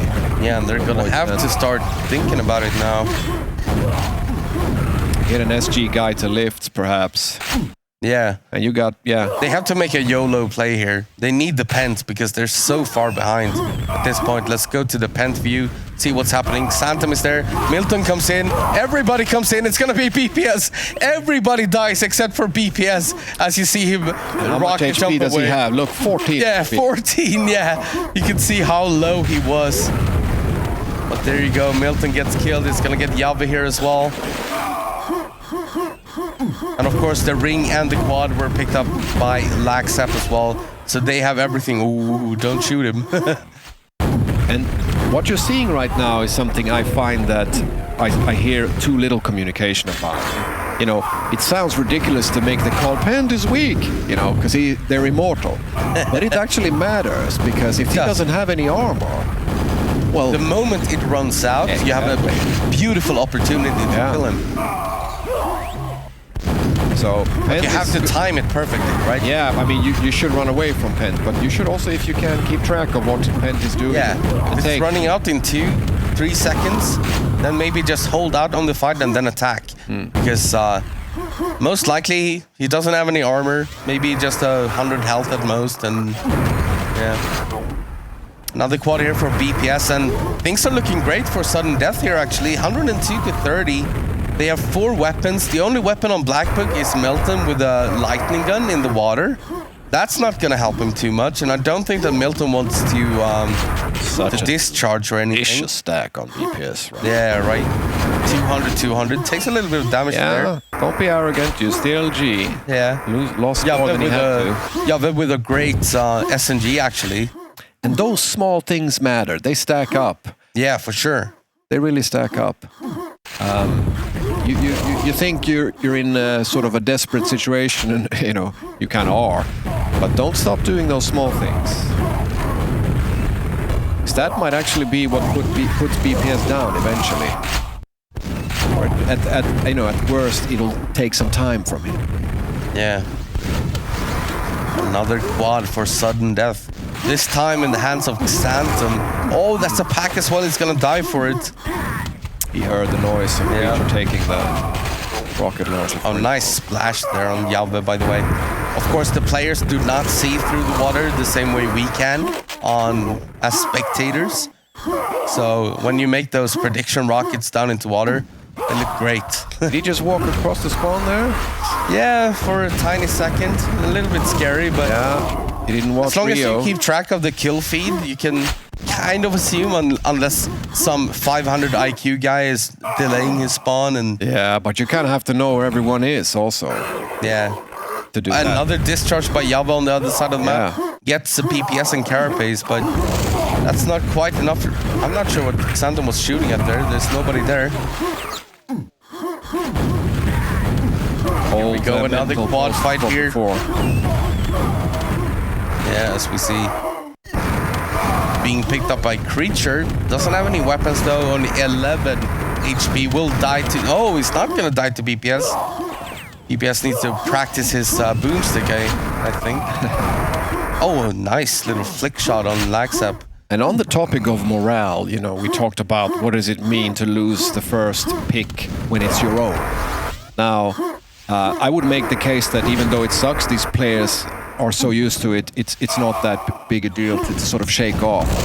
But being brutally beat down on DM3 is a bigger setback to because everybody knows DM3 so well. Yeah. So if you get beat down on DM3, it's like, that's a morale killer. It is, because you never get to really have those engagements. Like if you get beat down on Schloss, for example, or Phantom Base, you will have engagements and you will win, so you'll get some relief. DM2 can also be so brutal, right? Yeah, for sure. So that's a bigger challenge. Look at here, now we have an engagement with Milton at SNG. Trying to challenge Carapace. Carapace has the quad and a lightning gun. Only 3 cells though, so he's gonna fall back to red. Look at the weapon distribution all of a sudden. Blackbook has a lot of weaponry. Carapace, he only wants this red, but even after he gets the... Oh! He does get Milton, but he still only has 1 cell. Oh, he picks up a few of them from Milton's pack there. So he's got 13 now. The weapons on BB went away and now they're back. We got some... but still, I think... Oh, Milton is at lift. Pens coming up. We have a Pens coming up. Let's have an overview look here. 5 seconds remaining. Carapace comes out with the lightning gun. BPS is there as well. Here comes the chaos. It's gonna be Xantum. Milton just went down, and here goes Xantum with the Pent. He's also gonna grab the quad, I believe. Oh, he forgot the quad. He left it to Laxap. Okay. So Laxap gets the quad and the ring, while Xantum goes on the hunt. Yeah, it's heartbreaking to see someone lose the Pent. I mean, maybe not so much for you, Andy, since it's your guys playing here. But you can relate to the guy also not getting the Pent, I'm sure. Of course. And also, like, in the spirit of competition, and especially in the spirit of commentary, I tried to be as unbiased as possible. I was cheering for the Americans in the previous game against Sudden Death. I mean, I just want to watch, you know, a great Quake. That's what we're here for, right? Yeah. The highest possible level of Quake. Yeah, I fully agree. Here we go, another quad coming up here. BPS is getting set up. He's gonna grab it. He has a super shotgun, but only 2 cells for his lightning gun, so he's gonna have to be a little bit careful here. Oh, that's a great find! That was Milton with a rocket launcher. What a read from BPS to understand that, well, Milton is probably at Pent and grabbing the Mega and, you know, trying to survive with that rocket. Yeah, it pays off to give that window a little check, right? Don't run past it. Because it's a small window to a very big room where a lot of nasty stuff is being trafficked across the map. Yeah. And just like that, every single weapon is dead on Team Black Book. Sudden Death, they do have 2 rocket launchers, and BPS also has an LG. He's under a little bit of pressure here, though, down to 50 HP. Oh, nice rocket. Just trying to stay alive here. Grabs the GL for no reason whatsoever. Down to 3 HP. Yeah, he is gonna go down. And we get to see a Xanton quad. He has 80 cells, by the way. He would love that lightning gun from Milton. Let's see if he can get it here. He's gonna run into Milton, I think. Milton's still alive. Yeah, he didn't take any damage. Into the red area here, but he is all alone. No, Creature is there also. Can he catch that? Milton. There we go. Oh, what a play from Milton, though. He wins the fight, and now he's going to grab that pack instead. He just vanished and came back from behind. Yes. And now Milton is going to have a gazillion of cells for this next quad, I do believe. Just picked up a red also. Milton is going to be strong here. Obviously, they're down 120, but, you know, whatever you can do. This is a best of 5, by the way, so it's not a best of 3. So it's not over. But it's time for quad. Let's see what happens here. Xanthams comes in with that lightning gun. Just like that. He looked so chill doing that. It hurts to watch, you know, because when you're in a situation like this, you've been beat down for the greater parts of a game and you finally get some relief. Sometimes it's almost as if you'd rather not have that success for a moment when it gets put down again, you know. Of course, you need to continue and keep trying, and I'm sure that Black Book and especially Milton will do so. Yeah. But talking about morale, it's a tough map for Black Book so far. Yes. Yeah, for sure. Now, having that said, look at this. Look at that. All right, nice play from Jabbe, but Carapace is ready to punish him here. Now they know that he's there, so... Carapace is not going to be happy about that team block, but he still gets the quad down to 11 HP. Is he going to survive here, though? I don't think so. Oh, nice little evasion there. Hey, there's graffiti on the wall there as well. Was there? Yeah.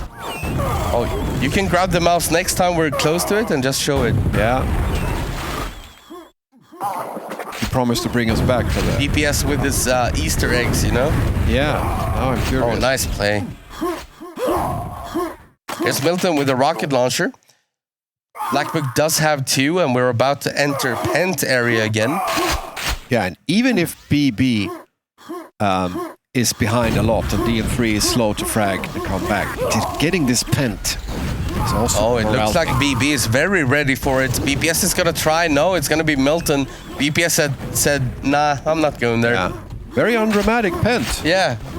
Not much happening there. No, compared to the other ones. Yeah. Total meat grinder. And now it was just like he was picking up a milk carton at the store. You know? Nice rocket jump from Milton. Very gracious. Or graceful, rather. It's hunting time. It is hunting time. Obviously, it's going to be difficult to make up 120 frags from here, but you know, you got to do what you got to do. There's one more map coming at the very least. Yeah, and you know, I would like to bring back a thing that when I started playing a year ago, I sucked. I really couldn't play Quake the way I was used to. Yeah. And I wanted to be good so much, so I tried to use my other experience from sort of my personal professional life to help the guys and myself to improve. I was playing and taught. And I introduced this idea about the boomstick effect. Oh yeah? Compared with the butterfly effect. Every boomstick counts, even when you're down. Because even if they're gonna lose this right now, every damage they do to the enemy might result in a quad and a big play that might set the tables to their favor with a better morale, better momentum. I agree with you, and sometimes that is more important than you think. Like on maps like E1M2, and if it's like a matter of 20 frags or something, then we always make the call like every single fight now matters. But if you think about it, that should be the case for the entirety of the game. Yeah. For some reason, we only make that call in like the last 5 minutes or something. But it should be the mindset all the time, because every single boomstick fight you win is gonna create something else somewhere. Yeah. And you know, you see it with such ease from this chair here that you and I are sitting in. Yeah. Because you see the full journey of the guy that has the quad and how he's being sort of nabbed down bit by bit, and eventually someone kills him. Right.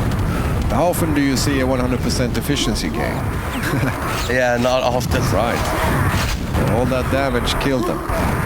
Eventually it did. Speaking of 100% efficiency, what do we see here? Oh, BPS and Laxa playing a really good game here. Yeah. Look at that, BPS only 24 deaths. Milton on top of Blackbook, kind of dominating on his team. Yeah.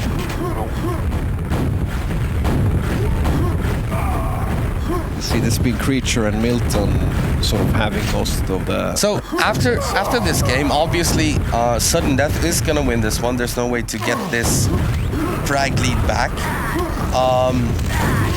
What do you expect? Do you expect to see Schloss maybe?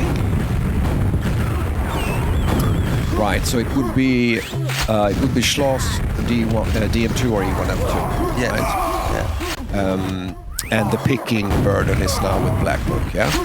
Yeah, I think so, because they're down 2-0. I think they get to pick the next one, yeah. I think we're gonna see Schloss, yeah. Yeah, it makes sense, right? Yeah. And Milton is so good on Schloss as well, so... He is, and you know, from my suite in BB there for a few months, there was a lot of players, you know, not playing as much as they used to do. Milton himself went to Japan for 3 weeks. Yeah. And a lot was going on, and there was not a lot of footing for BB at that time. But the map where that footing started to happen the fastest was Schloss, yeah.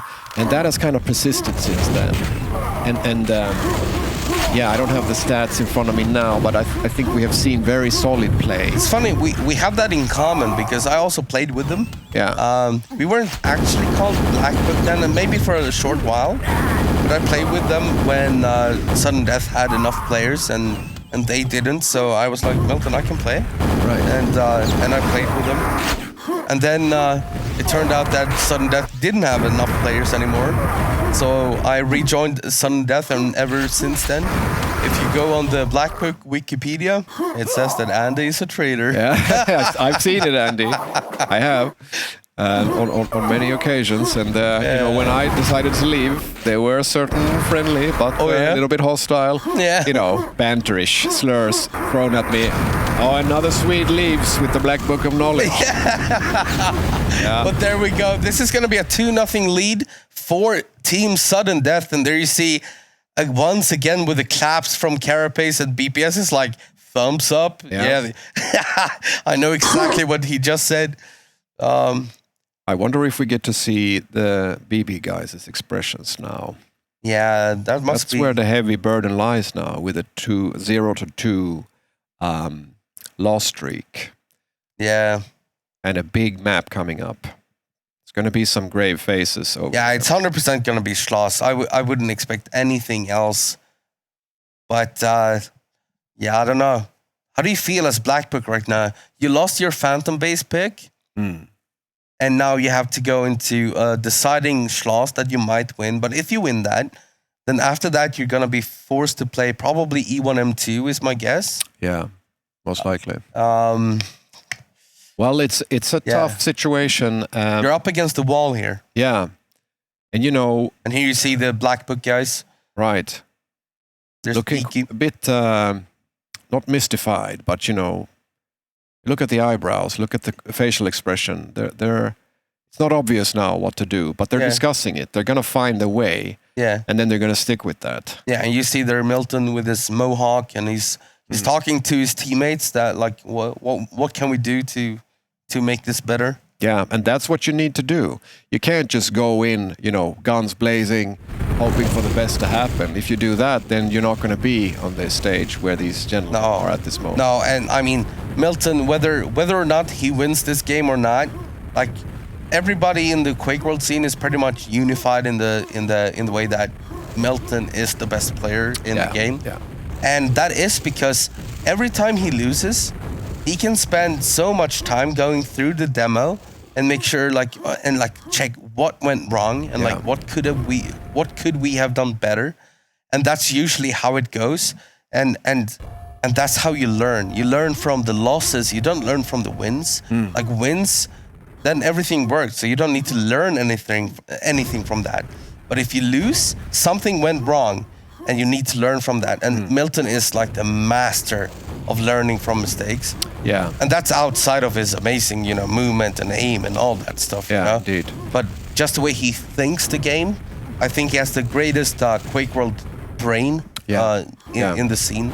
He's a master of the knowledge of the game. He doesn't just aim well and take good decisions. Yes, he does those things, but those are kind of an outcome of the time spent studying and playing the game. Yeah. But I would push back a little bit, Andy, on the mistakes. I think are key, but there's also there's so much complexity going on in a 4-on-4 game here that it might be the case. And it will be the case that you need to identify the winning conditions. Like when you're doing in a game like the one that happened now, there were glimpses when they did the right thing, and you might have to, even from a morale point of view, like raising it, but also from like cementing the knowledge of what you're doing good as a team. Remember that we did this. We played versus you guys not so long ago, and we had really tough 2 maps. But on the DM3, we did some really nice takeovers of red. And I said, let's talk about those now, guys. Yeah, so like how did we do those parts? Yeah. Because it like only talking about the mistakes kind of assumes that you already have like a common awareness about what's going on. But in a team, it can also be that things kind of happen and then you get stuck with the mistakes without reflecting on, hey, do you remember when I can understand that. Right. And there are, of course, like a QuakeWorld 4-on-4 is 20 minutes long, and there will be good things that you can extract from that and talk about, like we should do this more. Yeah. Or like we should try to expand on whatever we did here. Yeah. And try to do utilize that more. Of course. But in general, what I'm saying is not like you can learn from every game, of course. For sure. But when you lose, there are obvious issues. Like there's a reason you lost. Yeah. So going through that and identifying that and learning from it is like key to improving. Definitely, I think. So. Definitely so. Because the mistakes that you make are not going to fix themselves. No. If you just keep approaching the game in the exact same way you can't you've done you can't take the ANSA approach or whatever, where you just play 20,000 hours a month, but you don't analyze a single thing. He doesn't play. He plays way more than that. Yeah, but you need to understand what you did wrong and you need to fix it somehow. Yeah. And I think Milton is just the best at doing that, which is why he's just perfected his game to such a level. But here we go. This is gonna be map number. No, never mind. We're gonna redo the countdown. Yeah. Why not? Add some suspense. Fooling us every time. Every single time. Yeah. Hey, But I'm really looking forward to Schloss. I think a Schloss game is more exciting to watch than a DM3 game most of the time. Not always true, right? Look at that. Beautiful. That is amazing. Yeah, and against the sort of green universe scenery here. Yeah. I love it. There's even an Easter egg in the skybox, by the way. Wow. We'll see if somebody finds it. Yeah. But there is. All right. Start of the game. Oh, this is a full start, actually. Almost a full start for Black Book. The only thing they don't have is the pent. They got both the weapons. They also got the quad and the ring. The quad is going to go down to Carapace. Nice job by Cara. Yeah, DK is disgustingly low at Cemetery. Let's see if he can make it out. Doesn't seem to do. No, he's dead. Yeah. Didn't drop a pack though, so he's fine. So it's gonna be Carapace with one rocket, BPS with the other. BPS did die though, so it's 1 against 1. Creature versus Carapace, weapon-wise. And that's a lot of health he has right now. Oh yeah, double mega. Both the megas. There are only 2 on this map, so. Right. Gotta be careful though. He's gonna be going for the quad here, which is the right call, I think. So, Schloss is such an interesting map because it's not new, right? It's not a new map. It's been around forever. Oh, nice movement from Carapace here. I love that. It's not a new map whatsoever. However, it isn't figured out, I don't think. Very true. So a lot of teams have done like we do. We split the map in 2 because it gets too chaotic if you're trying to keep track of every single item all over this map. So we split the map in 2 and you put 2 players responsible for the cathedral and the quad, and you put 2 players responsible for red armor and tower. And then those 2 players need to communicate all the time about the times of the rocket launcher, the red armor, the situation of everything. And if that doesn't work, at any point you're gonna stack up at one place and maybe play for the quad. But that only tells me that there's so much more to figure out about this map. Yeah. And I think the best Schloss player actually in the scene right now would be Boga Joker. I think watching him play this map is just like watching poetry. Yeah. Or reading poetry, I guess. He is so good on this map. But that's on a personal level, I guess. So as a team, there's so much more to figure out. Yeah, definitely. And there's a bit of a, how to call it, like a butterfly in the gut feeling about knowing that there are still things yet undiscovered in this game. Yeah, compared to if you compare it to like E1M2 or DM3, we played those for so long. They're pretty figured out. Even though the lift trick on DM3 is fairly recent, like we didn't do that 10 years ago. When I played, I mean, I still play, but back then nobody did that. The lift. Yeah, the call-out lifts. That was a new one for me as well when I came back. Yeah. So there are small things changing on those maps as well. But what a fight here from BPS. Oh my God. Beautiful. He actually survived that. Yeah. But Schloss still has so much to offer when it comes to strategy for both teams. Like, nobody has it figured out completely yet, which is something I love. It's kind of like Phantom Base, Nobody really knows how to play it, so they do their best and make the best of it, but I'm sure there are, strategies that would be even better. Here we see the classic built and jump up, he's gonna steal this yellow and then go for quad, which is exactly what he's doing here. Oh, he had to defend a little bit. Has to be careful here, but he will get the quad. Let's see. Look at the amount of weapons right now. Oh, you need to hit that. He's gonna get 1. He's gonna get 2. Is he gonna find Carapace as well? No, Carapace ran away. That is insane. I mean, it doesn't. It's almost as insane as the other frag we talked about. Yes, right? almost. And Except I mean, the quad run. That time he killed 4 weapons. This time it was only 2 incitation marks. Yeah, and then he puts down Santom at tower afterwards. So from an efficiency point of view, this is excellent. And he was all alone. Oh, he was trying to time that air gib as well. Just barely missed it. Now he needs to be careful though. He doesn't want to die here. 54 HP, needs a little bit of armor. Pent is coming up. Let's have a look at this Pent room. It's gonna be Deaky. Yep. Okay, good news for Blackbook here. He's the only weapon on the field as well. Santom is gonna grab one of them, and of course his teammate Milton grabs the other.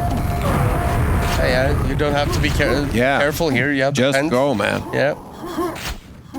No one's gonna judge you. No, you don't need to dodge anything here.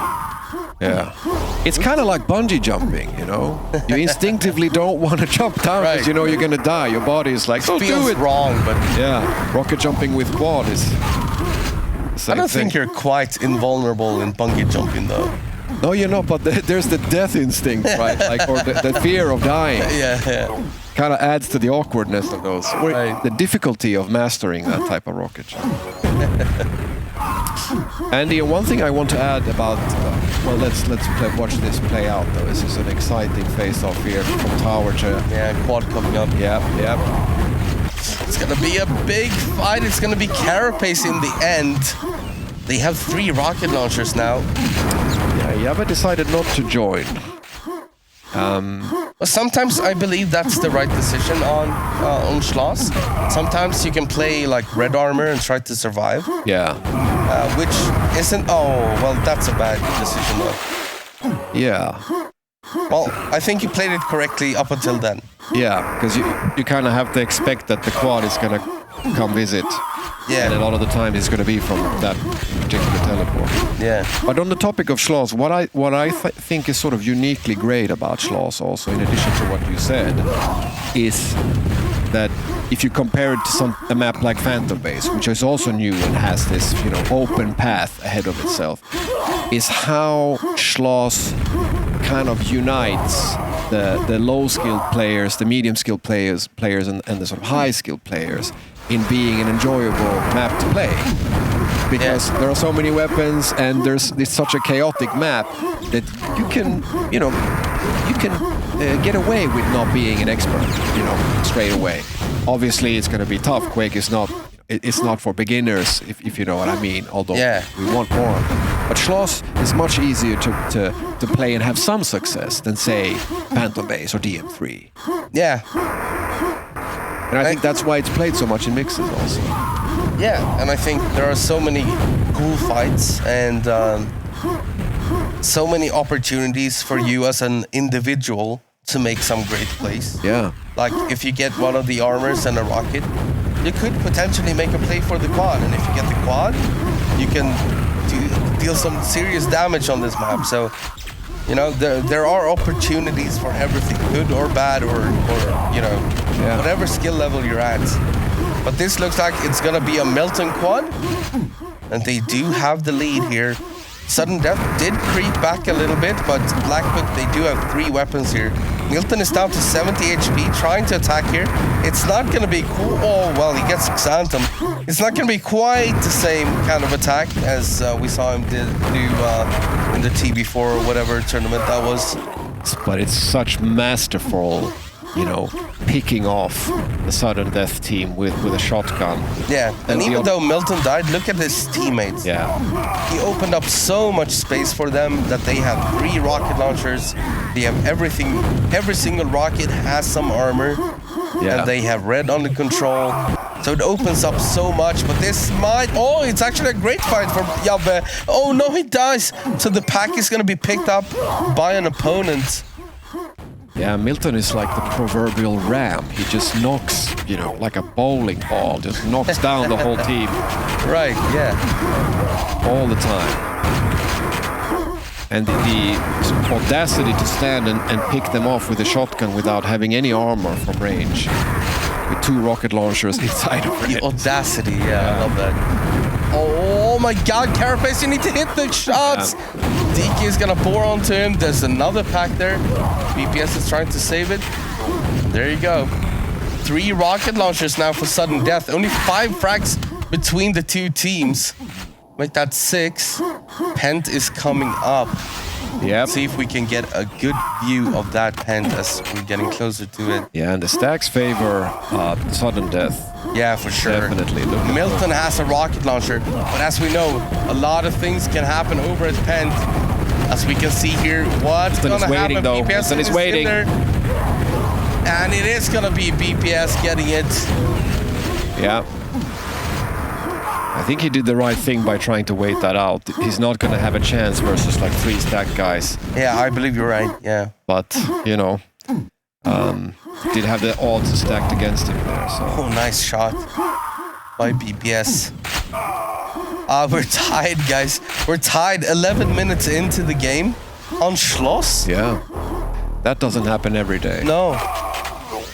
And I really love, you know, watching those close games on Schloss for that reason, that it turns back and forth all the time.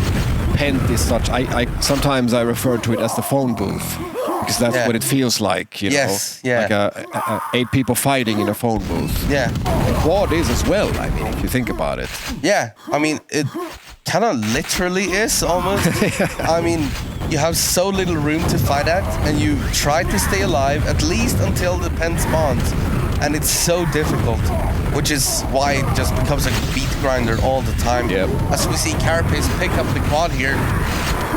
But that buckshot is a dual edge. I mean, it's a double barrel buckshot, you know, but it's also a dual edged sword in the sense that it makes you feel so powerful. But you're only like 2 shots away, even with a stack, from a rocket launcher killing you off. And I've seen Kara suffer that fate a few times here. And let's see if he will this time as well. Got Big a great stack here. Yeah. Yeah, Milton, you shouldn't. So, oh my God! He actually, oh, what? Yeah. He stole the red and got out of there. Well, he will die eventually, I think. Yeah. That's a lot of rockets. Not that there's a shortage, but as a general Oh my God, here comes the second wave by Creature. Wow. And Milton again, and Carapace is just doing everything he can to stay alive. He tried to rocket jump to the red armor, but he couldn't, so he's gonna have to collect a little bit of HP. Doesn't hit that. Oh no! He goes down to the boomstick as well from Diki. Yeah, this is good news for Blackbook though. They're only behind by 7 frags, but Santum with the quad here doesn't have any weapons, fails to jump there. Oh, that's a pack. Oh, he can't grab it though. Gonna go to his teammate. Oh, I think you should maybe transfer that. Yeah, he's too weak. Yeah. Oh my God, that is a ballsy rocket with 8 HP, firing that last rocket in such a tight game.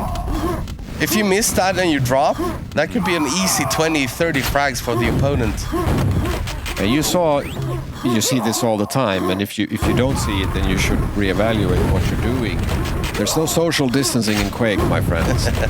When the enemy has a stack and you don't, think like a suicide bomber, get up close in their face, because they're gonna have to bore. The shotgun percentage is too high these days for them to take the risk to boomstick you too much. It's better that they shoot right away. And you do that once, twice, well, they're gonna die. Or a buddy of yours are gonna pick them off. Don't run away all the time. Get in their face.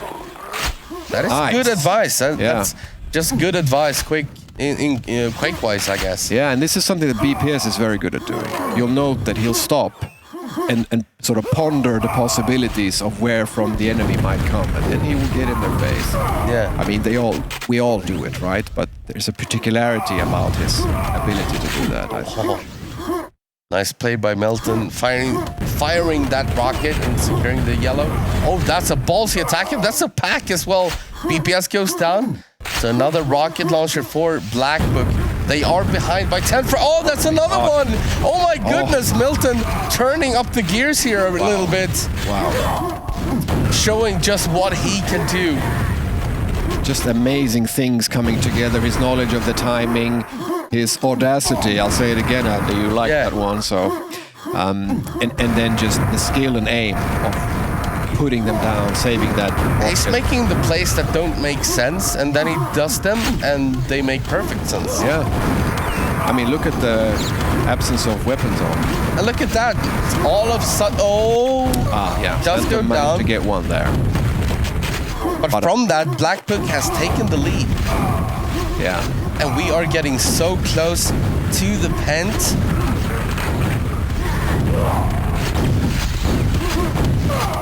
Only one frag between the two teams. 2 frags now in the favor of Black Book. Yeah. Creature's the only rocket. And here we go. We're gonna have a look at this. From this area, look at that. All the players going in. Laxap is gonna be the one grabbing the pent. Will they make it to the quad? No, the quad is gonna be denied. They're still down 2 frags. There's only 1 rocket on the field in the hands of Creature. Can he find him though? Did he think that was Creature, or did he know? Yeah, I'm not sure. I think he's just hunting for anything he can see Right. at this point. Creature is up there though. Where does Creature go to hide from this? He does not want to take this fight. Very elusively manages to get away. Reppy style. Nice. That feels so bad when you have to shoot a rocket and you know, hurt a teammate as well, but sometimes you just get to knock them away from the rocket launcher spawn. Right. 3-0 in rockets now. Creature is controlling the cathedral They're area. Up 8 frags as well. Yeah. This is looking good for the Black Book right now. Ooh, Creature goes down. No drop though. Yeah. Carapace with full red armor coming in there with an SG. Getting up close, as I said. Yeah. Played a very important part. They need to have control of Cath. They need to stack up those weapons. Oh, Milton drops a pack. Whoa. And again, you know, now it's 2-2. Well, 2-0 in rockets. Yeah. So fast. Oh my god, though. Like 2-0 now. 3.5 minutes to go.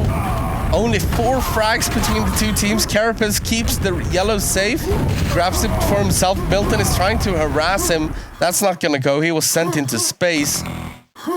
Yeah. And Creature picks up a rocket launcher, but he's so weak at red. Will he be able to hold on to that? Quad's coming up soon as well. Yeah, this quad should be an easy pickup for sudden death. And they have once again taken the lead, this time by 3 frags. Only 3 minutes remaining. Carapace will get this quad, it looks like, just for free. We've seen this so much, Andy, in so many of the games, counting the draft games. Carapace picks up a quad when it's even and 3 minutes left, and he just goes off. Yeah. To generate a score that doesn't really tell the story of how you win the game. I mean, the last game against just a couple of minutes ago against the Americans, that fight that decided everything, and Carapace came out on top on DM2. So they gave Blood Dog the quad, and it was so even, but somehow Blood Dog died, and Carapace just cleaned up everything, and suddenly Sudden Death had like 2 rockets, and everything worked out in their favor. And now we see 3 rocket launchers in the hands of Sudden Death. Yeah, this is looking very grim for... Yeah, 10 frags now, 11 frags. Look at the control. They're all at quad now. Oh, BPS does go down. He drops a pack as well. Should be picked up by a teammate, and it is. So make that 4 rocket launchers now. Uh-oh. This is bad news for Black Book. Are they gonna exit the tournament on a 3-0 loss to Sudden Death? Ooh, this is gonna be tight, man. 20 frags now. It's gonna be difficult to make up. Creature needs to do something amazing here. At least secure a weapon and get the last quad. Things happen quickly on Schloss, but they need to happen now. They need a weapon, so they got one to Milton. He's over at red, but the quad is about to spawn, so Milton is gonna get this red. Yeah, he will. So he's got a full red, 40 HP. Oh, but he's gonna have to challenge somehow this quad, and he's not gonna be able to. He's down to 19 HP on the other side of the map. And here comes BPS and everyone. Oh, actually, Milton. No, it's gonna be Deaky instead. But it's the gap is too big. Yeah, the gap might be I don't just want to too be that big. guy, but math is math. 25 frags, that's a pack in the red armor room. Oh my god, but it does look like Black Book will be eliminated by the Swedes in sudden death by a score of 3-0, losing both Phantom Base and Schloss, which I did not see coming. Maybe we should call it Phantom Base after all. Yeah, maybe we should. Maybe we should. Phantom played excellently. Wow. Last 5 seconds of the tournament lives of Black Book. This is gonna be it for them. And GG's. And you see the claps around the area as well. Great play from Sudden Death, beating Black Book by a score to 3-0. What do you think, Cyril? I think that Sudden Death are now stepping up to claim what at least Sudden Death feel is their destiny. I think that the whole season up until the QHLAN has been about, recruiting Santom, recruiting Laxap. Carapace literally telling me on the podcast, yeah, we're going for the win. Yeah. This time, or we want the win. And now they're here. Now they're actually in the finals. And they went out and took out BB with a bang. Yeah. No other way to describe it. Yeah, I mean, he wasn't wrong though. I mean, Sudden Death, the last two tournaments were the TB4 tournament and SS19. And I refrained from saying we, but they won both. And yeah, now they have a shot at actually winning QHLAN as well, with all those amazing teams on site as well. We had the Americans, we had Slackers, we had, of course, Sudden Death and Get Quad or Die Tryin', and then who am I forgetting? One more great team up there. Well, obviously Hell Express. Hell Express, of course. Shout out to the boys. Yeah, for sure. But anyways, yeah. It turned out, I mean, it was about the sort of this individual series. This is what I tried to talk about before the game when you asked for predictions, that it's, you can have predictions and you can base it on sort of data that trust me, I have been dabbling into that. And you can see Black Book so strong all the way through. Yeah. And even beating Sudden Death with a 2-0 victory. We go into the lower bracket final and it's 3-0. I mean, even Phantom Base, they win their Black Book's map pick. Then they beat them down heavily on DM3, which you kind of expected. Yeah. You kind of expected that. And this was an even Schloss, which also is to be expected because both teams are very strong on it. And I think we have seen this a lot this year. And maybe this is always the case. I haven't been around for a long time. But there are so many scores, if you think about the map score, that doesn't necessarily tell the full story of the game. No. And that's why, my friends, you should always watch the casting VOD if you didn't actually do it. Yeah. Because we'll tell the story. Yeah. Also, I want to remind everyone back at home to make sure to watch through the VODs and catch all the segments that have been done on the several players throughout the lads. I saw the one on Sane and Blood Dog and a bunch of Milton as well and Pepe, a Mutilator. Yeah, Black Molly Entertainment. They've done such an amazing job compiling all of these amazing things for us. So make sure to grab them on the VODs and make sure to don't miss them. Up next will be the absolute grand finals. It's going to be Sudden Death versus Get Quad or Die Tryin'. Wow. Reppy Razor versus Carapace BPS, and of course their teams. Yeah, and that is a moment. I'm not going to say the moment because we've had many great moments, but it is probably the biggest moment that a lot of people have been waiting for ever since there were whispers of this mystical mixed team. Yeah. Nothing was certain, and who's going to play with who. And then when the first time I heard the sort of potential lineup, my reaction was like, oh my god, how is this going to fare? Yeah, because it's like And how are they going to do against Sudden Death? Right. In the finals, when everything is on the line, is TCO gonna get some nerves? Is Mutilator gonna get some nerves? Racer doesn't get nervous. Reppy doesn't. They've been in this situation before. Mutilator, he did win one-on-one at like QHLAN 2008 or 9. Right. But apart from that, he hasn't been in many finals. TCO, not so many finals if you don't count like the 90s.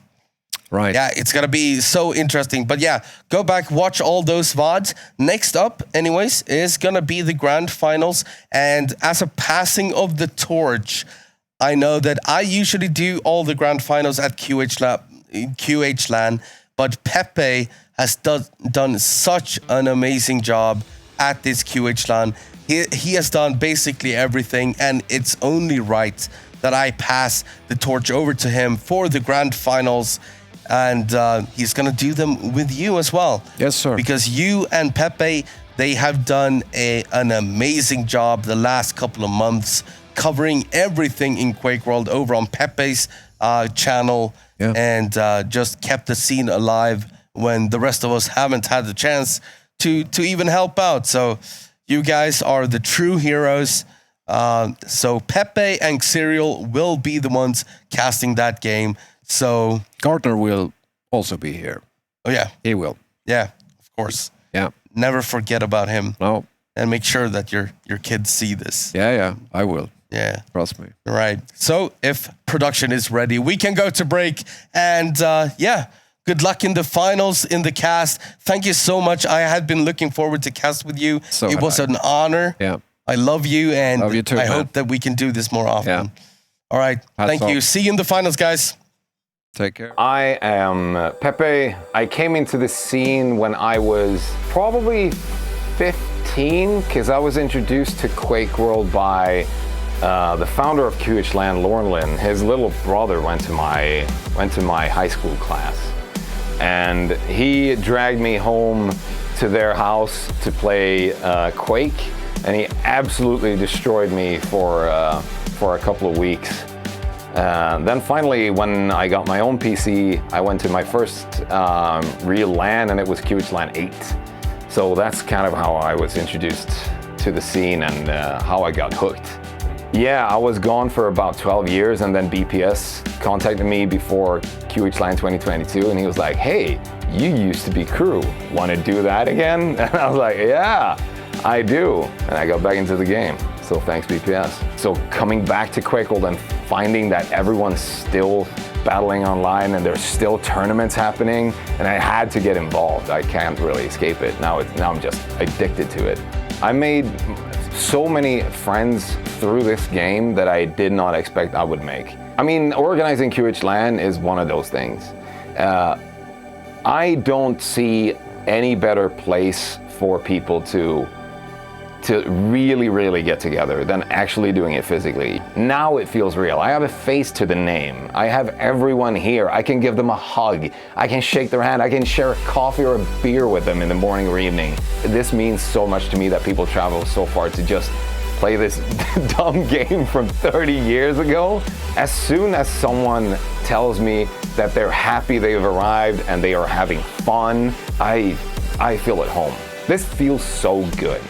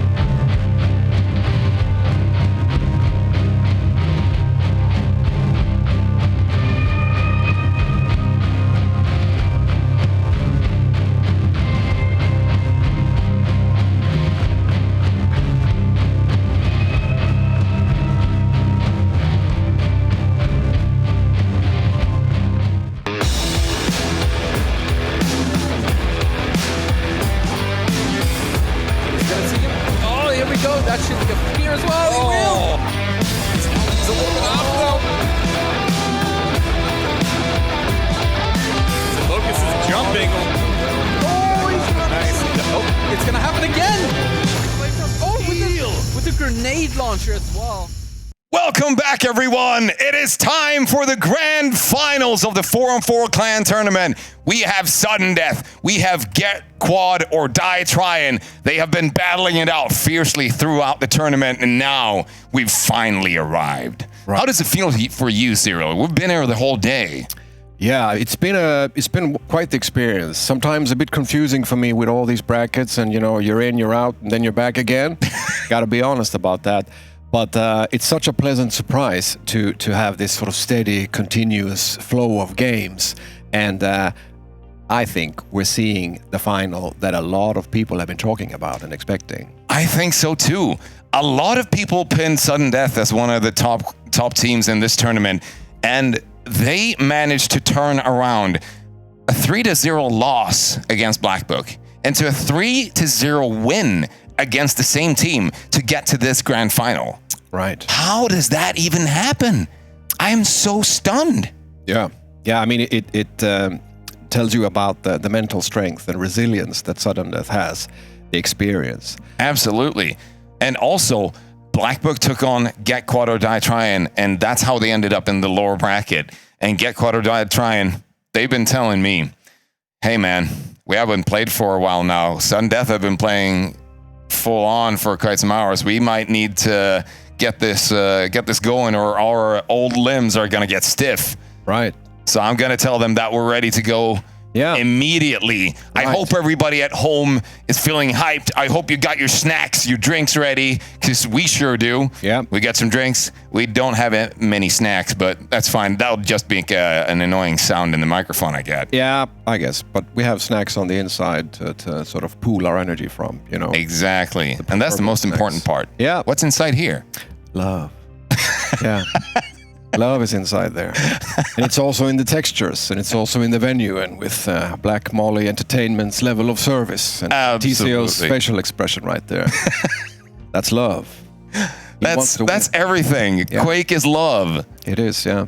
That's like the old poster that they made for the gaming magazine. You remember those from the 90s? Yeah. That's Quake is forever. Yeah, QuakeWorld is not the megacity. It's not the metropolis. It's not the super modern car. It's like a beat up Mitsubishi. No, not at all. It's like a wonderful cabin that someone made in the forest. That's super modern and beautiful in certain ways. Just so much love in this game. But I do want to touch upon the topic that you yourself raised just now, Pepe. So Sudden Death has been dipping their toes in the hellfire, so to say, in the lower bracket. Absolutely. Quite literally facing off Hell Express. Right? Oh, nice one. And then coming back up, whereas Get Quad or Die Trying has been on a steady streak in the upper bracket. And who do you really want to be in that situation? Oh, that's a great question, because I think I would play better if I got to rest and I got to see the other teams play. That's how I feel. And I would warm up a bit, in a DMM4 situation. If I had to just run through the gauntlet and try to beat myself through everything, I would be exhausted, and I'd be like, hey, I think I played a finals already. Oh, I didn't? Well, now I got to rethink everything that I've already done in this tournament. Every mistake, every win, every success, everything that we already had, it all came down to exactly this moment. Right. And that's why you will see, it's a detail, right? But our friends at Black Molly Entertainment are filming the guys between the maps, and you saw Carapace stuffing down a QuakeWorld. Yeah, I did. And I don't think that's because he particularly likes QuakeWorld. I think that's because that is the source of calories that's available at this menu at the moment. Well, there's also a couple of hot dogs out there. Right. There's other things. But you can't, have a kebab between maps either, or a big meal. You need to have something fast, and a QuakeWorld will go down.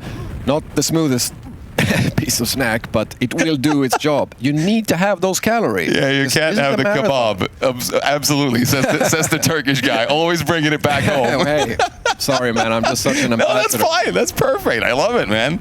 All right, we're gonna see first map pick go to Sudden Death. The random has been randomed. And we're going to take a quick look at these pictures right here again, because I love to see those, man. Look at that guy. Yeah.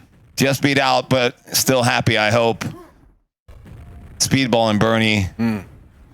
And Andy, Zorak, etc. A couple of guys out there. Wonderful. We're here at QHLAN. That's the nice banner.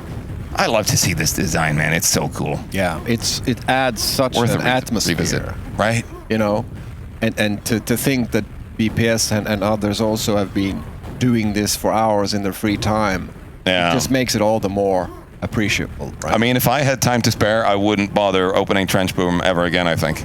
Opening what, you said? Trench Boom. The map editing tool. Right. Okay. Sorry, exactly. That's how popular that program is. Yeah. It's common knowledge at this point. Yeah. Do we have any map pick? No, we don't. Okay. They're really thinking about this. Yeah.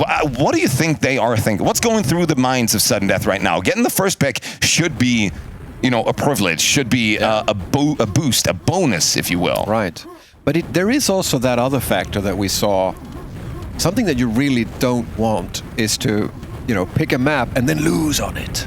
I know. And that has happened. The added stress factor of that. Yeah. And now you have to make that choice and be so confident that you are not going to lose on it. Yeah. I think we talk about this like it matters a lot, and it probably does. But if you are not prepared to lose the map, how can you ever make a choice? Right. And I don't think it's probably why we haven't gotten a map selection yet. It's a big. And there we go. It's going to be Phantom Base. Phantom Base. Sudden Death picking Phantom Base in 2026. Not on my bingo card. Not ever. I mean, they have done it before, but listen, Carapace played it with his draft team as well. They did the same thing. It was a strategic pick because they were facing Bogo's team, right? Yeah. And expressing, previously, we've seen the discussions go on about maps and this and that. Doesn't really matter if this is also a strategic pick. Yeah. How much strategy comes into just the pick and not the execution that follows, right? You have to be prepared to put in the work when the timer starts. Right. That's the case.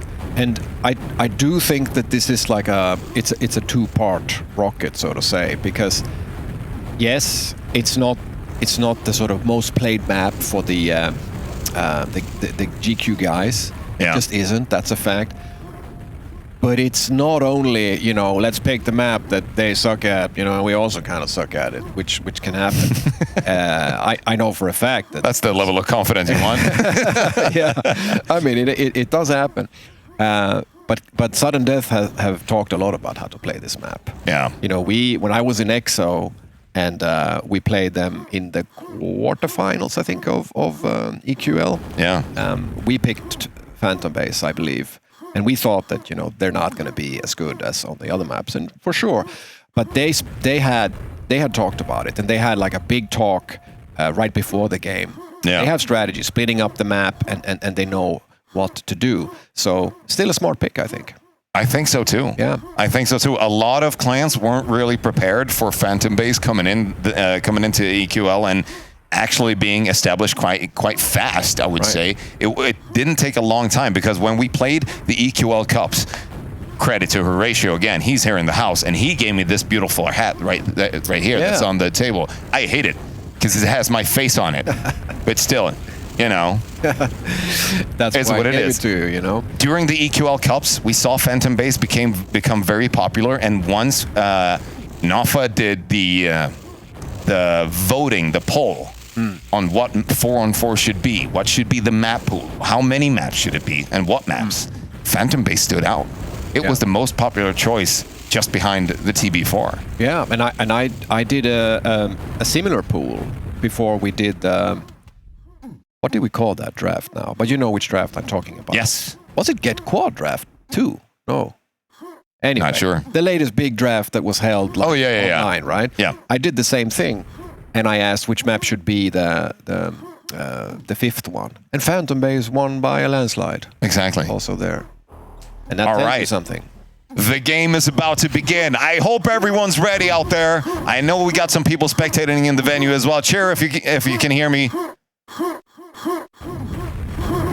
I don't think we heard you. The countdown stopped. All right. So we have to do it all over again. Well, let's do it again, man. All right. Do it 1,000 times for a I game think like is it the psych your opponent break now when you stop and you write snooze and whatnot? Maybe. Let's be gentlemen. Grand final starting right now. Make some noise!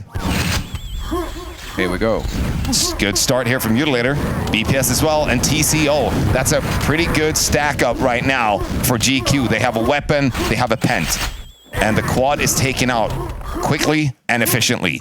This time we see Xantum pick up the ring immediately. Right. He went from GL to Mega to ring. Yeah. That's a route we don't see often that people take.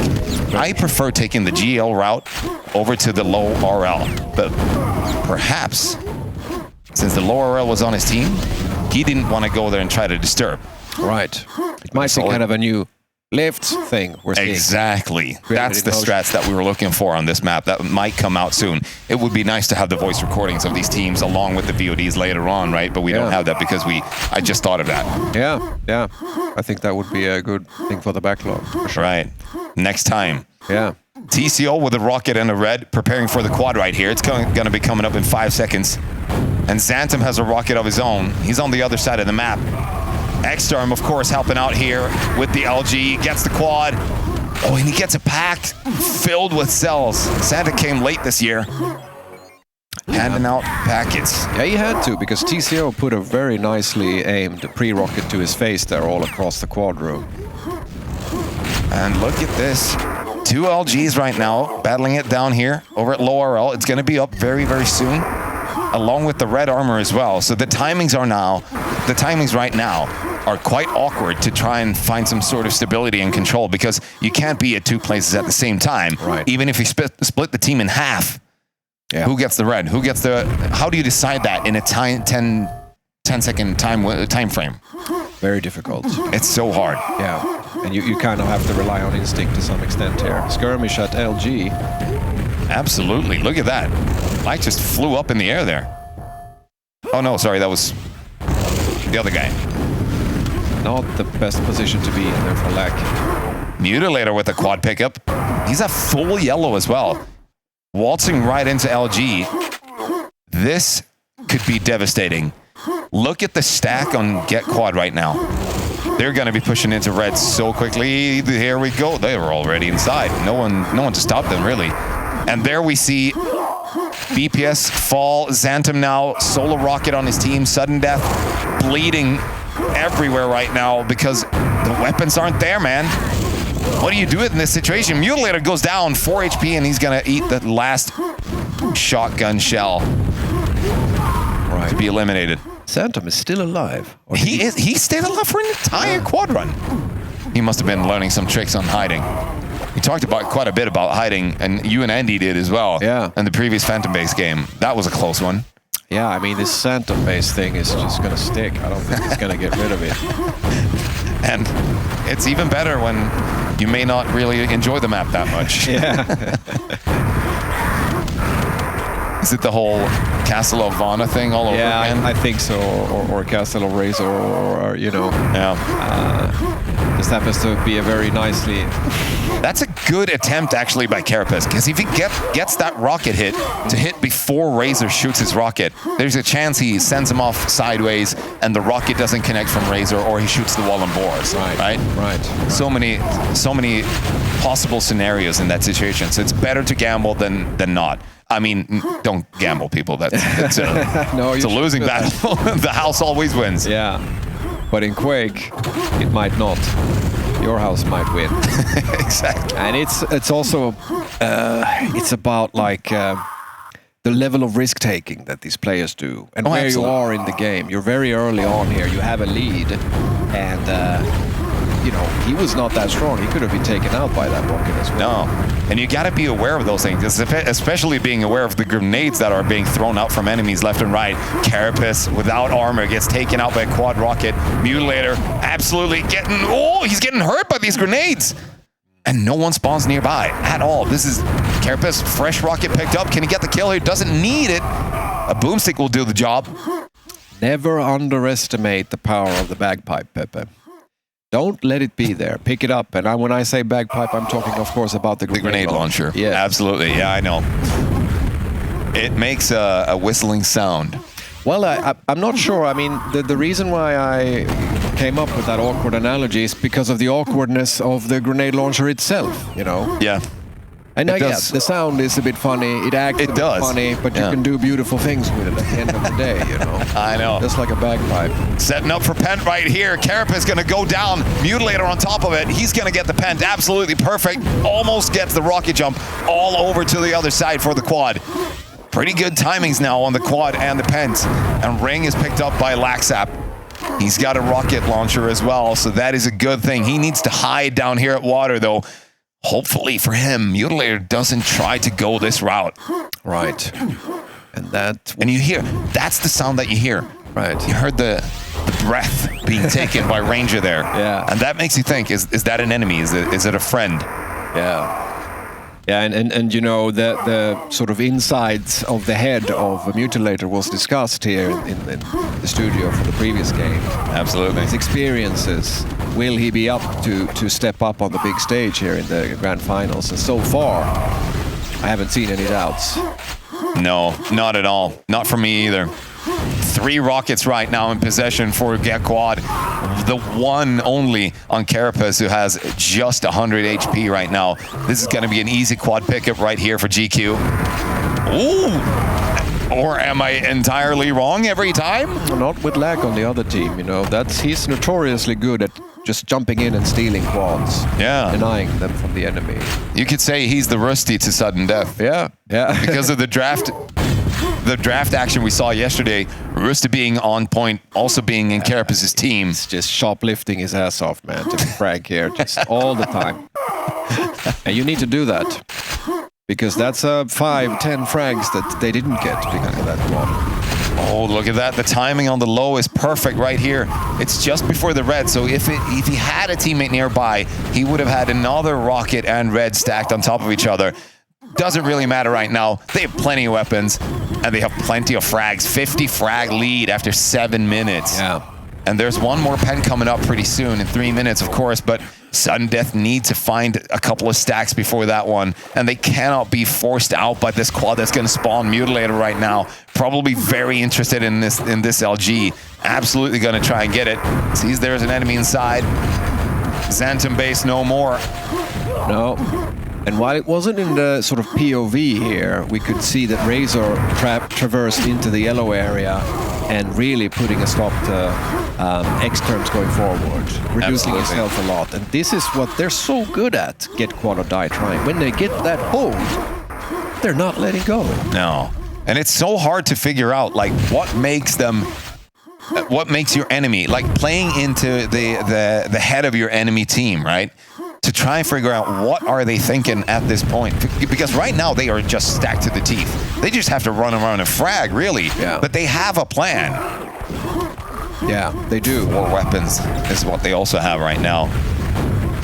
Yeah, and they're constantly on the move, you know. There's no idle time. You won't see them standing 2 guys at the same spot doing, you know, rolling their thumbs or whatever. No, we're going to see a quad steal here from BPS along with his LG. We know he has a sharp LG. The quick turn to actually get the kill right there. Very important. I mean, up on red and daring, I must say. Look at that. Is he going to get a rocket to connect on Razor as well? He's getting the LG's enough. Wow. And the follow-up. That was like the basketball jump shot, you know? Yeah. The fadeaway, just shooting while falling down. Right. Wonderful with the shaft there. I know exactly what you're talking about, and I haven't watched basketball in 20 years. Right. So that's a core memory right there. Yeah. We're going to remember this.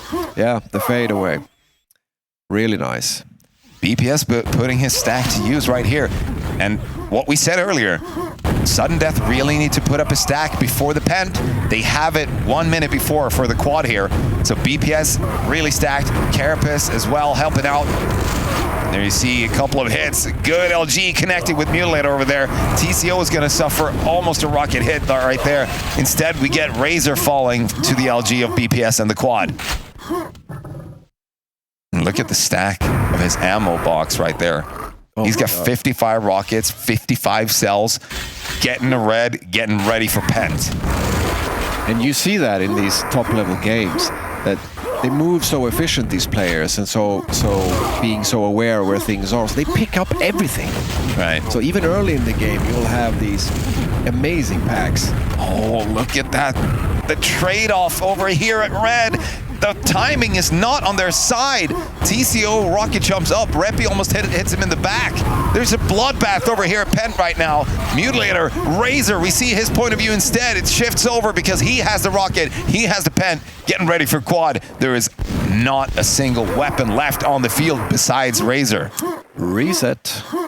And at this point, this is one of the things that I think a lot of people get stressed about because you're wanting to frag at this point, right? Yeah. You have the Pent, you have the quad, the frags need to be coming in. Oh, that's a fall death for BPS. Oh, look at that. Wait, what happened there?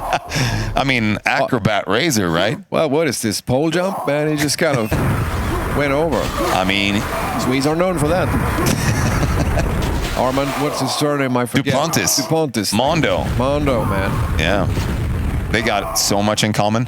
But with that Pen, if they had the information that the enemy team don't have any weapons left, basically the best course of action is to just go towards guaranteeing your teammate and yourself more armor, more weapons. And look at that, Santum trying to sneak in, get a cheeky kill onto Razor. He won't get it though, so Razor survives. He's going back for the next quad. He's got TCO backing him up already. Razor, of course, hungry for the quad, so he's gonna take it one more time. Such a stable player, Razor. You know, such a calm, calculated, and experienced player. And if you think about it, like all four of these guys, there are no hotheads on the team, right? No. Most other teams have one or two hotheads. No, I know. And you know, that's for good or for bad, different situations. But these guys, they're just, you know, it's just like water on a bridge. You say that, but I think you might want to rethink it when we talk about Mutilator. Okay. I've heard him. I've been called out. Okay. But I'm not Reppy. I'm not Razor. I'm not TCO. Right. So mistakes I make, I accept it. I deserve the criticism when we play in TSQ. Yeah. But yeah, you're very correct. I guess the entirety of that team, Zen. Yeah. It's a Zen garden. It is. Look at that. Quad picked up by BPS, mid-air hit, getting an LG pack off of it. That's perfect. Wow, that ended fast though. I don't understand. Did he take damage from a rocket? Because Razor does not shoot 50 damage boomsticks. It was a buckshot though. No, it wasn't. It was a boomstick that killed him. But wasn't it a buckshot? Or was it a buckshot? It sounded like a buckshot. Oh, you might be right, yeah. And up close, two of those will do some damage. But on the topic of Mutilator, I played in the draft with him also. Right. And you know, while he's a guy who really wants to win, obviously, I would still put him like on the calmer end of, let's say, if there's a hothead spectrum, if you will. Yeah. And he's playing now with three very calm and sort of senior guys. Yeah. So it's bound to be that he's not going to be sort of the biggest shot caller on that team. And he will be affected by the others. Yeah, absolutely. You're very, very right. As we see Carapace pick up a quad right here. Yet again, the battle for the quads, they never end. They come once a minute. And just like Christmas, it's fun every time. Yeah. Well said, Pepe. Look at this. Carapace trying to navigate through everything to find out where enemies are, where his possible stacks are. There's a mega guaranteed by a teammate right there. That's some core team play. They have two enemies that are really stacked in the GQ squad. And can he push up here? The quad has run out, but that means the sound isn't there anymore. And he finds Razor. He gets one kill. Can he get another on TCO? He gets it. However, Mutilator defending as well. Laxa picks up a pack, gets a couple of kills. Reppy now to step it up. And they're all gone. And they're all gone. And one pack was left, I think. And I'm not surprised, because look at the time, Pepe. It's less than 6 minutes left. And there's a, almost 80 frag lead here. It is a crazy lead. That calls for desperate plays. You would think someone had the quad the way that they attacked. We haven't addressed the frag difference in quite some time, but you are absolutely right. 80 frag difference. They are really hungry to get something here, and Mutilator is going to try and put an end to that with this quad run right before the pent. Ah, yes. The crucial pent that is the 5-minute one. needed for sudden death to have any shot at coming back right here. But I'm having trouble seeing this happen. And we did discuss the psychology of losing the first map when it's your pick, and it was Phantom Base, and it was the other way around. BB picked Phantom Base and SD won, so how is this going to play out? Cursed by their own choices. Mutilator going down before the Pent is even picked up. There you see it. BPS with the pickup, and that's what they needed. They had the 3 rockets prepared before the Pen came out, and now BPS retreating to the quad. Now it's hunting time. Just collect as many frags as you can. You need to figure out where they are, and this is important. Now it's the time for sudden death to spread out. Have one guy at red, have one guy at yellow, and just call out where the enemies are, because BPS is hungry and he's moving quickly across the map. We've seen him not get a single frag in this entire Pent run. That is remarkable. Almost gets taken out by an enemy rocket from Razor right there. That's still 0 frags. Am I wrong? And that's Mutilator firing back at BPS, and yeah, not a single frag in that quad run. Not going to be very happy with that. And a stray rocket from TCO finds BPS. Carapace to defend the red here. But he's suddenly feeling very alone. As the quad is coming up in 10 seconds, he needs assistance, and he needs it badly. TCO on the other side. Mutilator from the side. TCO again shooting rockets at Carapace. Won't be able to reach the quad in time, but Phantom Base is a fact. Coming in with the LG like that from behind is also devastating, because both TCO and Mutilator were so focused on Carapace, they had the rocket, they forgot. Xantum was nearby, lurking. Always watching Wazowski. Yeah, it doesn't take long to fall to the LG in the back. That's a fact. And with all these corners on this map, yeah. And the frag difference has gone the other way that we wanted it to, really, for sudden death to have a chance. 3 minutes left, and it's 90 frags right now instead. Almost even more. Yeah, I dare to say, and I hate to be that guy, but I'm supposed to be the expert here, so this is not gonna, you cannot turn this. You hate being the expert? No, I don't hate it. But that guy, I do hate being sometimes. Yeah, when you have to say the words that you're about to say. Yeah, you want there always to be like a chance of a turnaround. I know. Realistically speaking here. Well, the wavy LG doesn't help there. Xanthum's gonna fall. Mutilator takes him out from behind. Right now, a pretty good shot for Mutilator. Oh, what? BPS with the buckshot right there. How does it happen every time? You call something out and it instantly goes to shit. Yeah, it's that destiny, man. I know. Well, I think we referred to it as being part of the job yesterday. I know. And that's the part we hate. But it's like the claws of Wolverine, you know. He might master them, but every time they go out of his hand, it hurts. Yeah. Doesn't matter if you're immortal. Still hurts. Absolutely, every time. So, back to the fact they picked Phantom Base. They're about to lose Phantom Base. What is going to be the map choice right now with the confidence that GQ have gotten after this victory? Yeah, it's such a hard. Is it going to be a DM2? Or is it are they going to fall back to DM3? Because we know that we just saw the match between Sudden Death and Black Book. That DM3 was not kind. Yeah, that was brutal. And do they want to risk it? I don't think so. I would not have done that. Not for my life. You know. I prefer taking the DM2 then. No, I would have gone with E1 and 2. Really? Yeah. Okay. I mean, they're both strong teams on every other map that you have. Also on this map, but the lineup of E1 M2 guys, I think I said this at the dinner table. If you look at the lineup of Get Quad and Die Trying, I challenge you to find better E1 M2 players, you know, outside of, let's say, Kara and Milton and you know, I don't want to not mention the Americans here, but I'm a little bit ignorant. I think Blood Dog is amazing on E1 M2 and Boga is as well. But then you have TCO, you have Reppy, you have Razor, and you have Mutilator. Yeah, it's a sound choice for E1 M2, absolutely. Yeah. A quad picked up here by TCO, the man we just mentioned. He's got the buckshot and the quad combination. BPS making an escape with a yellow armor here. None of these shots are connecting the way he wants them to. Lure it into a trap, but instead it's going to be a pack drop. How does that even work? I don't understand. He was following BPS, and it was like BPS was the lure at the end of the fishing rod, right? And just reeling it in.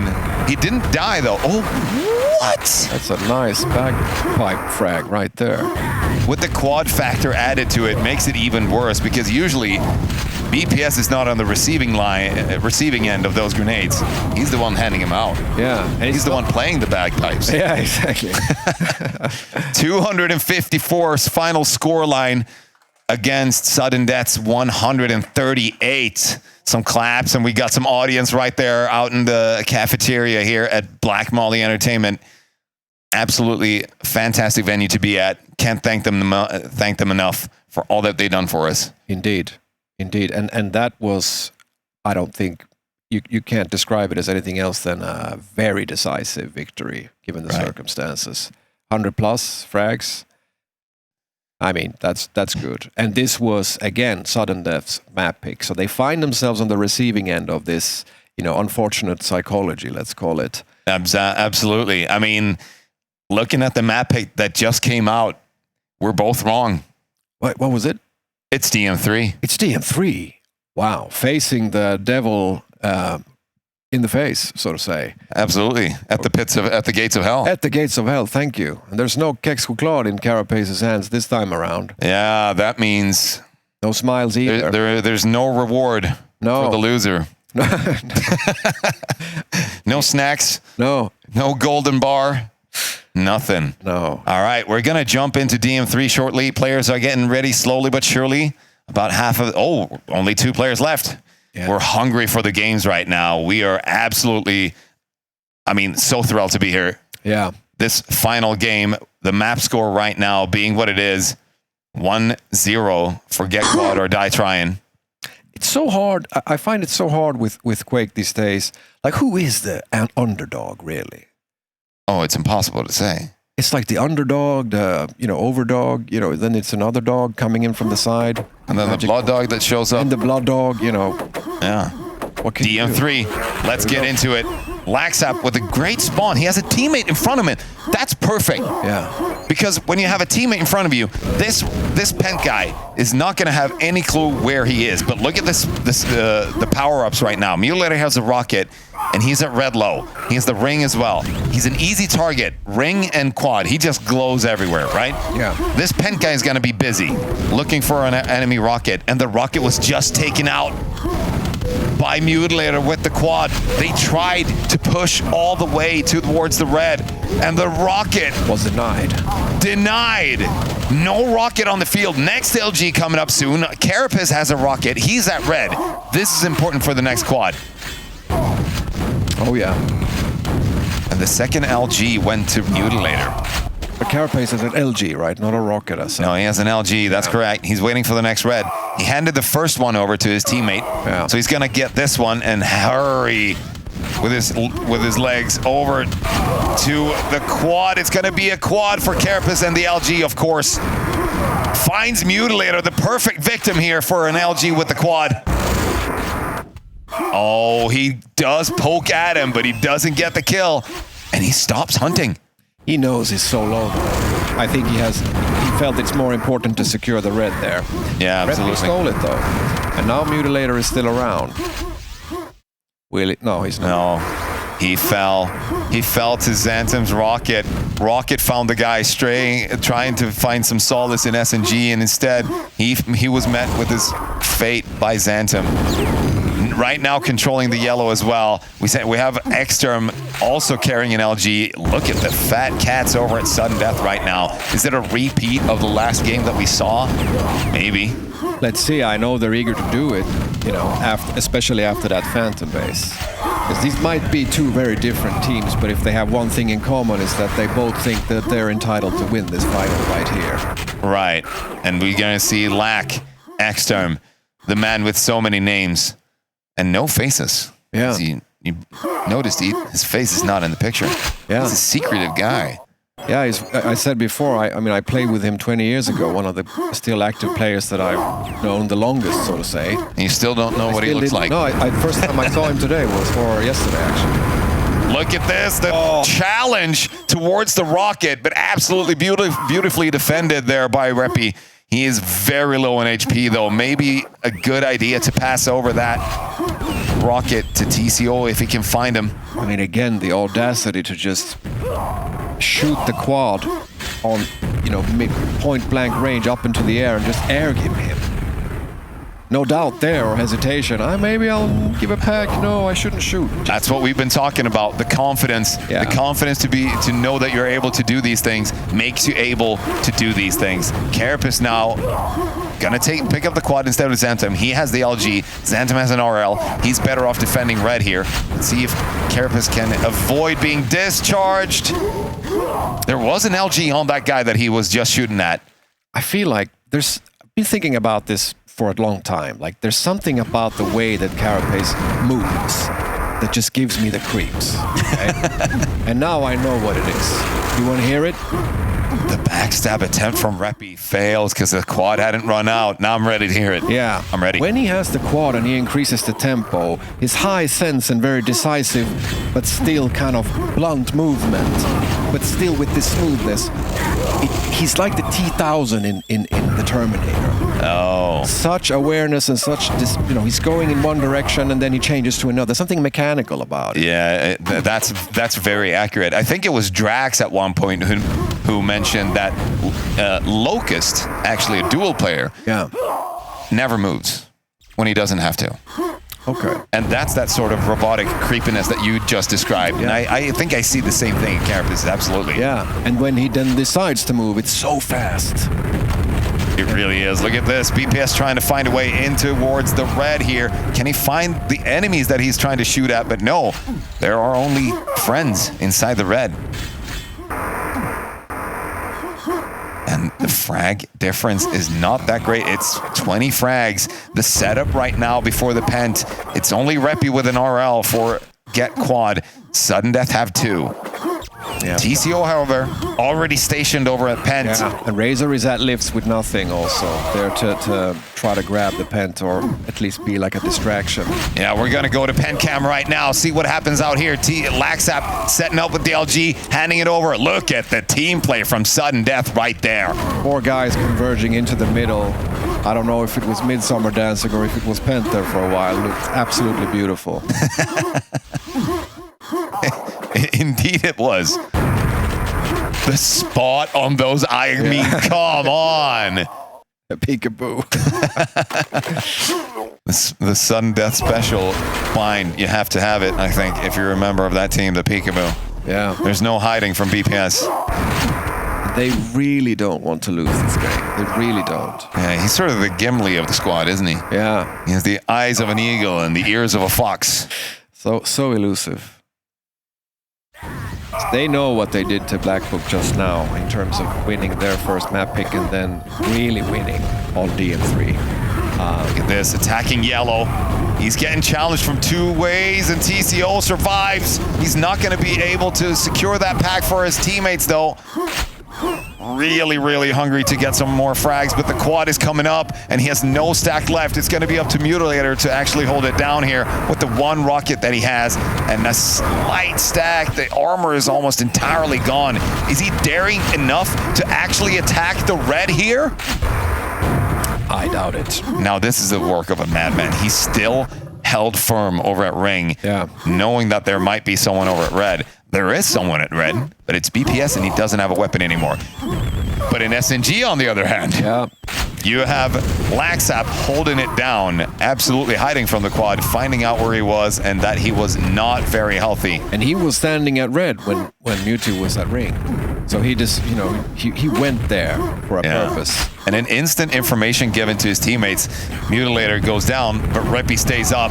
And that's a pack and a yellow very, very quickly, efficiently delivered for a teammate if he can get them over there. Alas, he cannot. Reppy now quite hurt down here in red tunnel, needs a way out. BPS with a bit of frustration with the SNG in the wall there. Oh, that's unfortunate. That was a teammate that shot the rocket. Right, and look at the frag difference, 69 to 76. 12 and a half minutes left. This is very even. And the next quad is miles away. So now it's the calm before the storm. You really have to collect your resources right now. You have time for it. Figure out those reds, those yellows, those rockets, and the LGs. There are 2 LGs, 1 per team, 2 rockets, 1 per team, and a bunch of armors for Get Quad. And they are behind by only 7 frags now, Zero. Yeah, and when it's this even, you're not going to see that immense mayhem we saw at Red on Phantom Base when Sudden Death was desperately trying to bring all the players there to take it back. Exactly. Reppy, the attempt right here, we saw him scout out if BPS had something lurking down at hill with an LG. Of course he did have the weapon you fear the most when you're trying to just make the easy jump over to quad. Yeah, it's like swimming in murky waters. But he didn't drop. Absolutely not. And that is a very good thing, because you don't want Reppy or anyone else, for that matter, on this map to run around with quad 200. No hubris coming out there from BPS at all. The more contained version of BPS, not dropping a pack. Carapace from up top, LG, rocket in hand, both combined. Wow. Does not get the frag. Reppy instead takes out Carapace with 48 HP left to spare. I would have turned my back and just ran. I mean, Reppy stayed and then finished him off with a direct hit. I can't believe, and I bet we could have heard Carapace from downstairs scream out, "Die!" something like that. Why won't you die? Mutilators on top of the quad right now. Get Quad. Just 3 frags ahead. This quad, they're delaying it for the pent. They can hold it for such a long time too. Sudden Death are nowhere near it. They have no resources. They only have the LG. Look at the pack of cells that Reppy just found as well. Yeah. If he finds Xantum right now at SNG Telly, I mean, it's game over.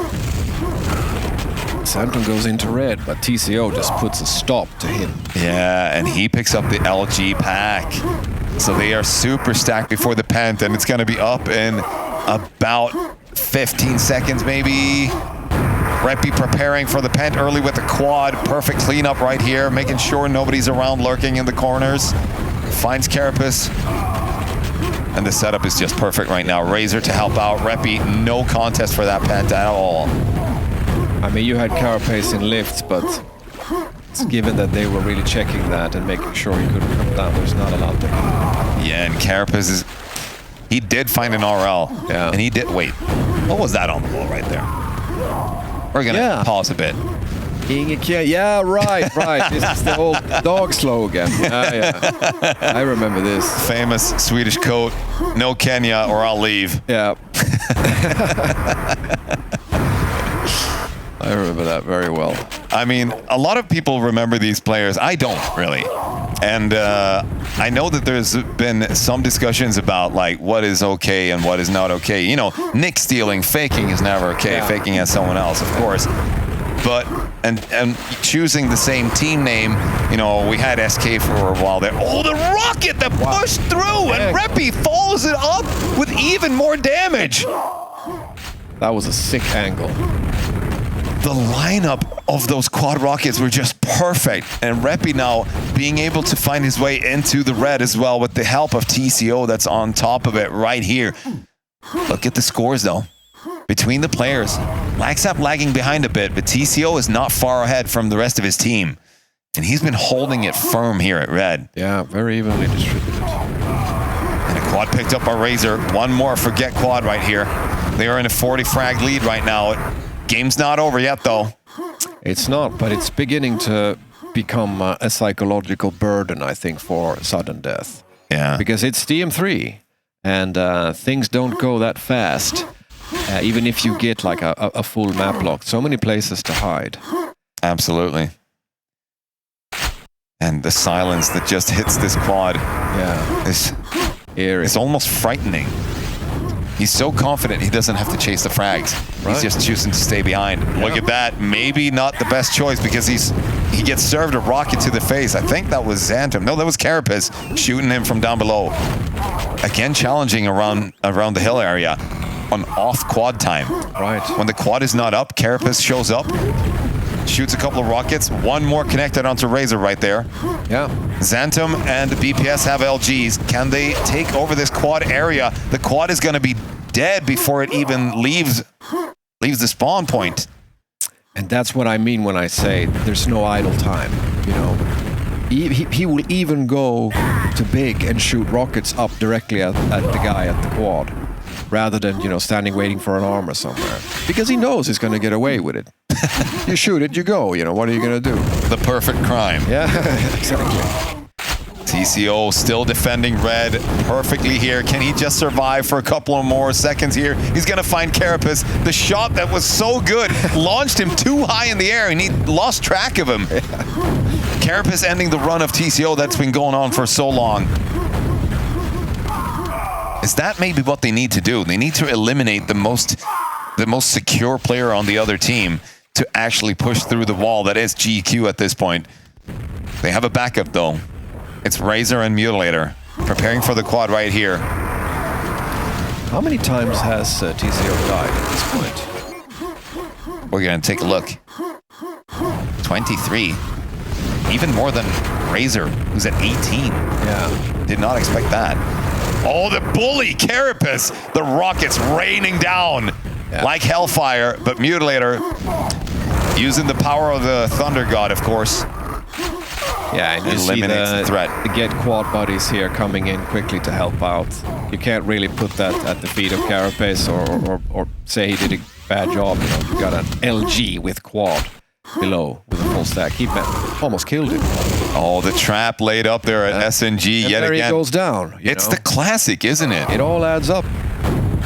Or it subtracts down. I don't know what to say. You know, the health. It all subtracts. Yeah, it all subtracts. That's exactly how you say that. 30 seconds before Pent here. Razor's getting quite squeezed over at red. Xantum prepare for the quad. It's not going to be enough. They trade blows though. So Reppy with the remains, the quad, the packs, everything. Jumping out to Pent early here. Yeah. Needs a mega, so can he get back to an armor and back in time for Pent again? Yeah, Mute is still at yellow. Carapace had a rocket, but he didn't manage to get through yellow because Mute was gatekeeping it. Yeah, and there's a red waiting here, but can he make it back? 3 seconds. The Pent's coming up. It's going to be a Razor Pent. Sorry, I switched the camera a bit late there, but Razor absolutely taking over the entirety of the Pent area, fully stacked on weapons right now. And he has so much time to spend with this Pent before the quad even spawns. Yeah.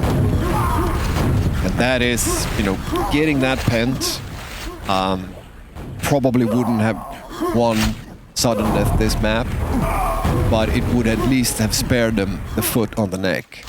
Absolutely. Reppy with the quad pickup here, almost missed it. He's already had the ring for quite some time, and now it's time for the quad run.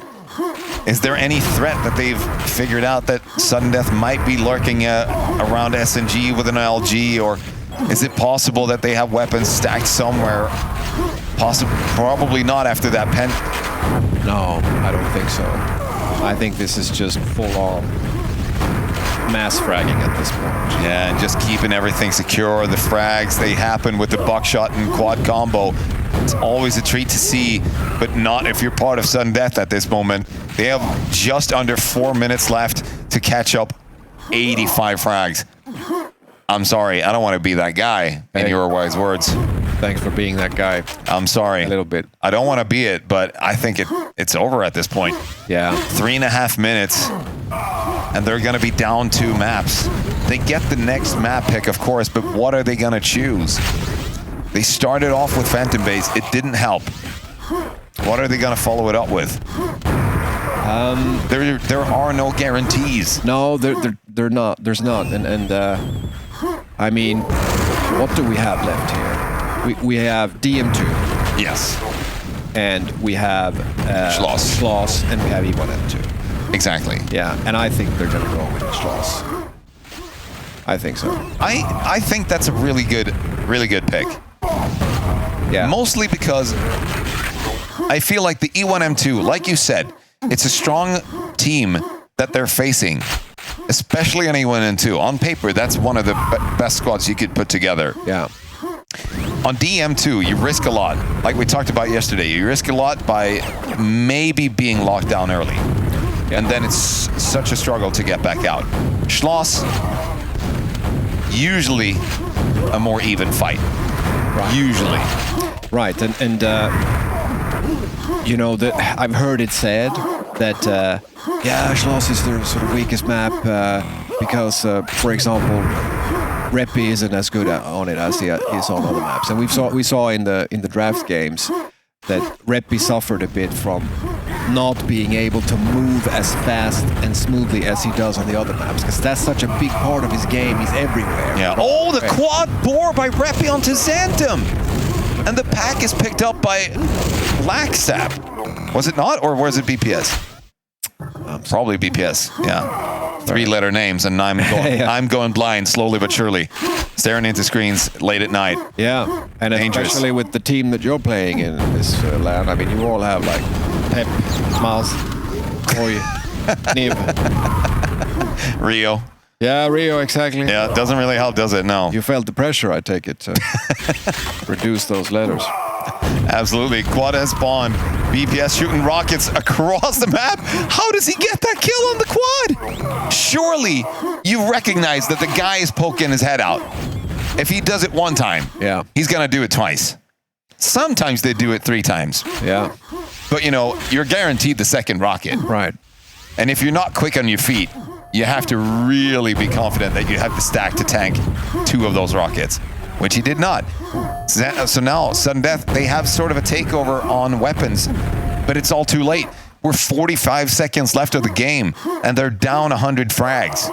Again, it sucks to see, but we believed we would get more of an even game, but it's been a steady rise in the frag difference in favor of Get Quad. Yeah, they have to do something like drastic between maps here. And trades are happening left and right. It seems like we're not really caring about packs dropped at this point. No. Xantum down to 7 HP. Carapace fell to his death, and here comes the axe from Reppy. Is it going to be a challenge here for the quad? We're just seeing explosions right now. The fireworks are going off early. A lot everywhere. It's not over yet, though. There's one more, possibly one more map. Right. Possibly 3 more maps. Yeah. And, you know, don't mind the frags. Don't mind the attacks or coordinated events on this map at this point. BPS is probably the senior sort of father of sudden death. Absolutely. Right? And Carapace is probably the kind of... the weird uncle. Yeah, the weird uncle. Very well put. And those two should have been, I'm not saying they weren't, but if I were them, I would be thinking, what do I say now? Yeah, how do you motivate your team? Yeah. And how do you feel like you can actually explain that this isn't over yet? Right. Get the spirits up high. Yeah. And if you wanted to get your spirits up high, there are still beers and hot dogs in the bar. Come on, people, get yourself some hot dogs and some beers. Oh, beautiful, beautiful little hand heart there between Sasa and Yave. Right. Getting a little shout out, all happy about it. Yeah, it's like 2 Iranian magnets, those 2, man. Yeah. I guess Yave, feeling the loss against sudden death, it must sting, surely. No, but he gets to spend some time in the couch now, I'm not leaning back. About Yave. He's it's like you can yell at him for 30 minutes about what a douche he is, and he's just gonna go out of the room whistling, because he's such confidence on that guy. Not worried about him at all. Another fortress of confidence right here, Laxap on camera. I've spoken to the guy a couple of times, and he has the same chill attitude. Yeah. Towards anything. You can play a mix with the guy, and you can shoot him in the face 5 times. Yeah. And maybe he'll talk, give you the talking to. Yeah. That's what happens. But if you looked at the faces of the sudden death guys just now, the sort of panorama view, that wasn't the confidence that I saw there. That was deep concern. And they look to me, and this I am very worried about, Pepe, they look to me as if they were quiet. As if they were sort of left to their own devices with their own anxious thoughts as to what to do and how to reset. But this DM2. It's going to be DM2. It's going to be DM2. We did not expect it. We thought it would be Schloss. And I agreed wholeheartedly with you on that one. But I know, and you know, because we watched it happen, when BPS stepped up in a DM2 game in a final, a month ago? Right. He was the difference maker. Yeah. I believe he can be it once more so we get more games out of this series because we are not satisfied until we see all the maps played, right? No. I mean, I'm very happy we get to see DM2, but I want a Schloss. I want an ENM2. I want the whole series. Yeah, the whole shebang. Yeah. Let's give it. We deserve it, guys. Give it up for Sudden Death if you want more. If you want more. If you want more. Let's go. Yeah, some motivation for the guys in Sudden Death. Yeah, this is when Para walks in, you know. Oh, yeah. Saying a bit awkwardly and just winning the crowd. But this time, the chant goes, BPS, BPS, BPS. And one more map. TCO with the spawn on the low right here. Mutilator gets the back room. Xantum gets the quad, but he's immediately taken out by a high rocket. So 2 rockets right now on the field for Get Quad. It's a pretty good start when the quad didn't survive. Navigating his way to the back room where someone's taking a lava bath. Yeah, and they look quite... Well, Reppy is quite weak in secret. Is he going to survive that? No, he drops. So TCO with a rocket here, and it's the contest for low. Mutilator picks up. Absolutely. TCO gonna be holding on to back room here for quite some time, I guess, because there is one more quad coming up shortly, but it's not over. BPS has found himself a rocket. If he gets anywhere near the secret, that might guarantee them the next quad pickup. You see Mutilator low in path. TCO making the choice, go out into big, goes to try and fight versus BPS, who's over at high. And TCO is very alone right here, but the quad is going to spawn. He's not alone anymore. He's got friends. He's brought Reppy with him. And the boomstick quad kills coming out right here over at water. No need to overkill, really. It's such an interesting decision to save the rockets when you have 2 guys, like 2 flies, just. I know. That's when you throw the entire dynamite at the. Yeah, you can tell this guy was raised on E1M2. Right? Every rocket is like a 1 kilo of gold, you know, in the post-apocalyptic world. Yeah, what is a rocket worth? What is it worth? That's a very deep question, Pepe. Have we ever considered the feelings of the rocket? I don't think we have. And maybe we should. Yeah, exactly. 3 rockets apiece now. Sudden Death and GQ feeling quite even in stacks. Yeah. But the frags are telling a different story, what happened in the beginning. They're going to try and jump in here. He jumps the wrong way. Razor on the quad, taking out enemies left and right. They are all falling under quad here. He has to retreat to big. Almost gets telefragged. Be careful about those. I know BPS will try to do that on purpose at some point. Yeah, very close. And they do eliminate all of the threat that was held by Sudden Death. All the rockets gone. It's now a show of Mutilator, Razor, and Reppy. Razor, of course, holding down the low here. He's going to steal it from the enemy team. Possibly check the back room here. Yeah, and this is a slippery slope. This is a dangerous position you don't want to be in on T1M2 when you have 2 maps in your back, so to say. Oh, no. Oh, no. Now, I was going to say, before that happened, I was going to say yet again, what is a rocket worth? He spent 10 rockets shooting at LAC, missed every single one, did not shoot the last one, and falls into the lava. That is some, I'm sorry to say it, that's some Razor shit right there. Yeah, it was the anti-fadeaway, you know, into the lava awkwardly and slowly. BPS has the quad, he gets taken out by Reppy though. So not a huge threat anymore. Carapace. Look at that. Low, safe, gets a couple shots. Mutilator goes down. Reppy has to fall back. Acknowledging the threat that Carapace is with the rocket. He's gonna return for more. Rocket jump up to quad. Quad isn't just yet. Doesn't bother him. He gets pushed out of everywhere. Anywhere he tries to go. And once more, this time it's Xantum taking out an enemy RL in the hands of Reppy. Carapace now should be very confident to go for this quad along with Xantum backing him up. It's exactly what they need to do. It's that risky level of play, right? Some people on DM2, when they go to attack quad while being stuck at low, so to say, they will save one guy, right? To be safe. But that's not what we saw for that first quad. They went all of them. Not at all. And they this didn't time, pick it up, but they went all of them. And that's what they need to do now. Look at the shots coming out from BPS from water here, just jumping around left and right. TCO has to retreat from here to get to big and find himself a new armor. They have a couple of rockets in both teams right now, 3 to be exact. We see BPS retreat all the way back to low RL. Carapace getting shot from behind. TCO with the quad rocket kill onto Kara. And he steals the low RL as the quad runs out. Now they're supposed to hunt him. And there's the rocket jump. We love to see it. Come on. The aggression out of BPS right there. Absolutely beautiful. Yeah, switches with Xantum now with a full stack. And the shots, he's got the upper position, but he's gonna fall. There are more rockets in the hands of Get Quad. Yeah, and I know I just said you need to go all in at a place like this when you're behind, but the risks with that is that when you have such an experienced team like Get Quad, they know how to play defense. What? Everybody died. Reppy just bored into 3 enemies, and it generated a pack for his own team. We said don't gamble earlier, but... God's will? Yeah, sometimes. Maybe.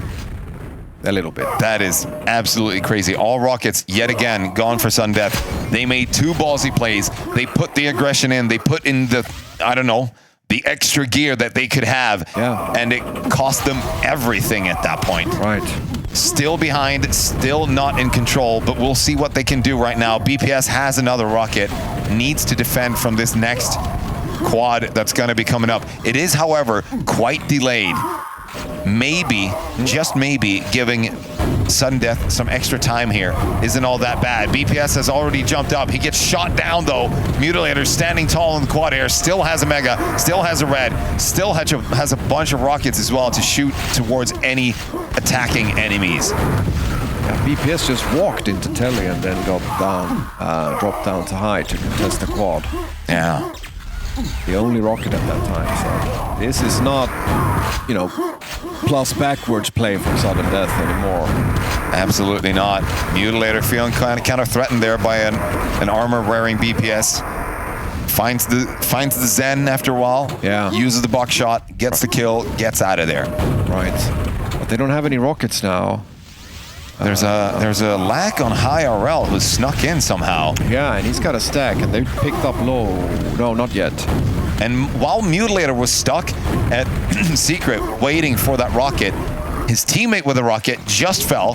1 rocket per team right now. Carapace in big with 1 of them. He cannot go for this quad, however. It is absolutely impossible.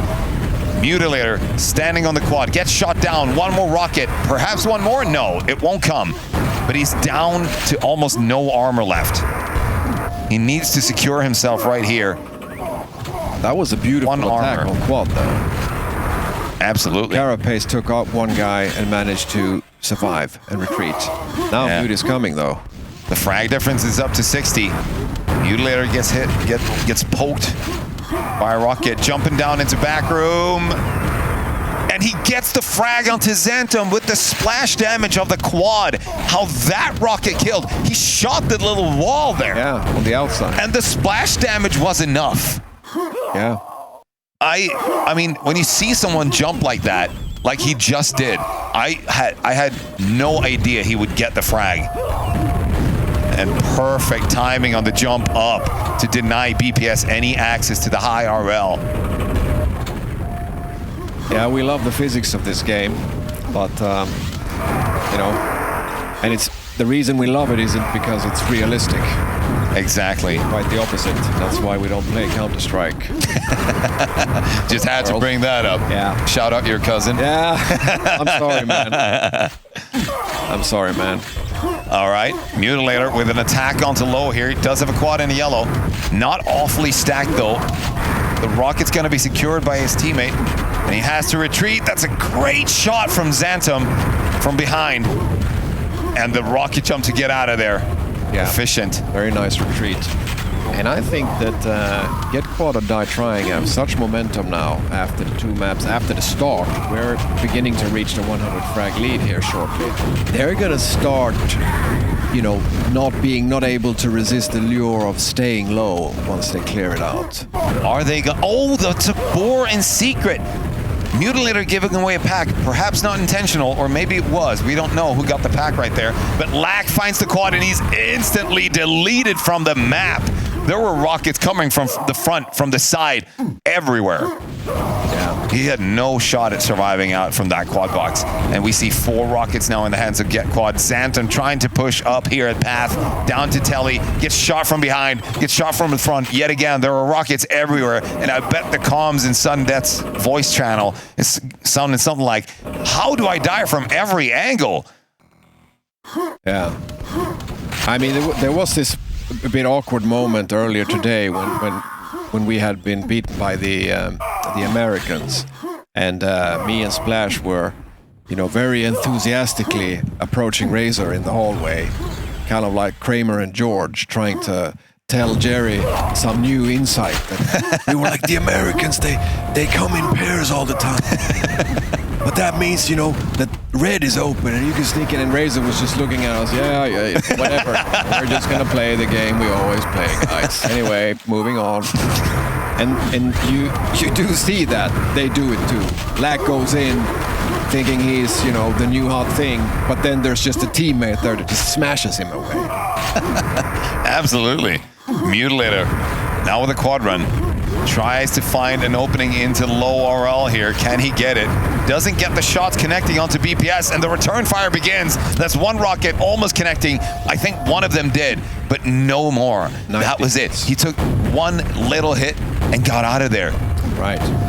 But he wasn't able to penetrate. Tis but a scratch. Yeah, and another low went to Sudden Death, so even though he didn't die, it was a great victory.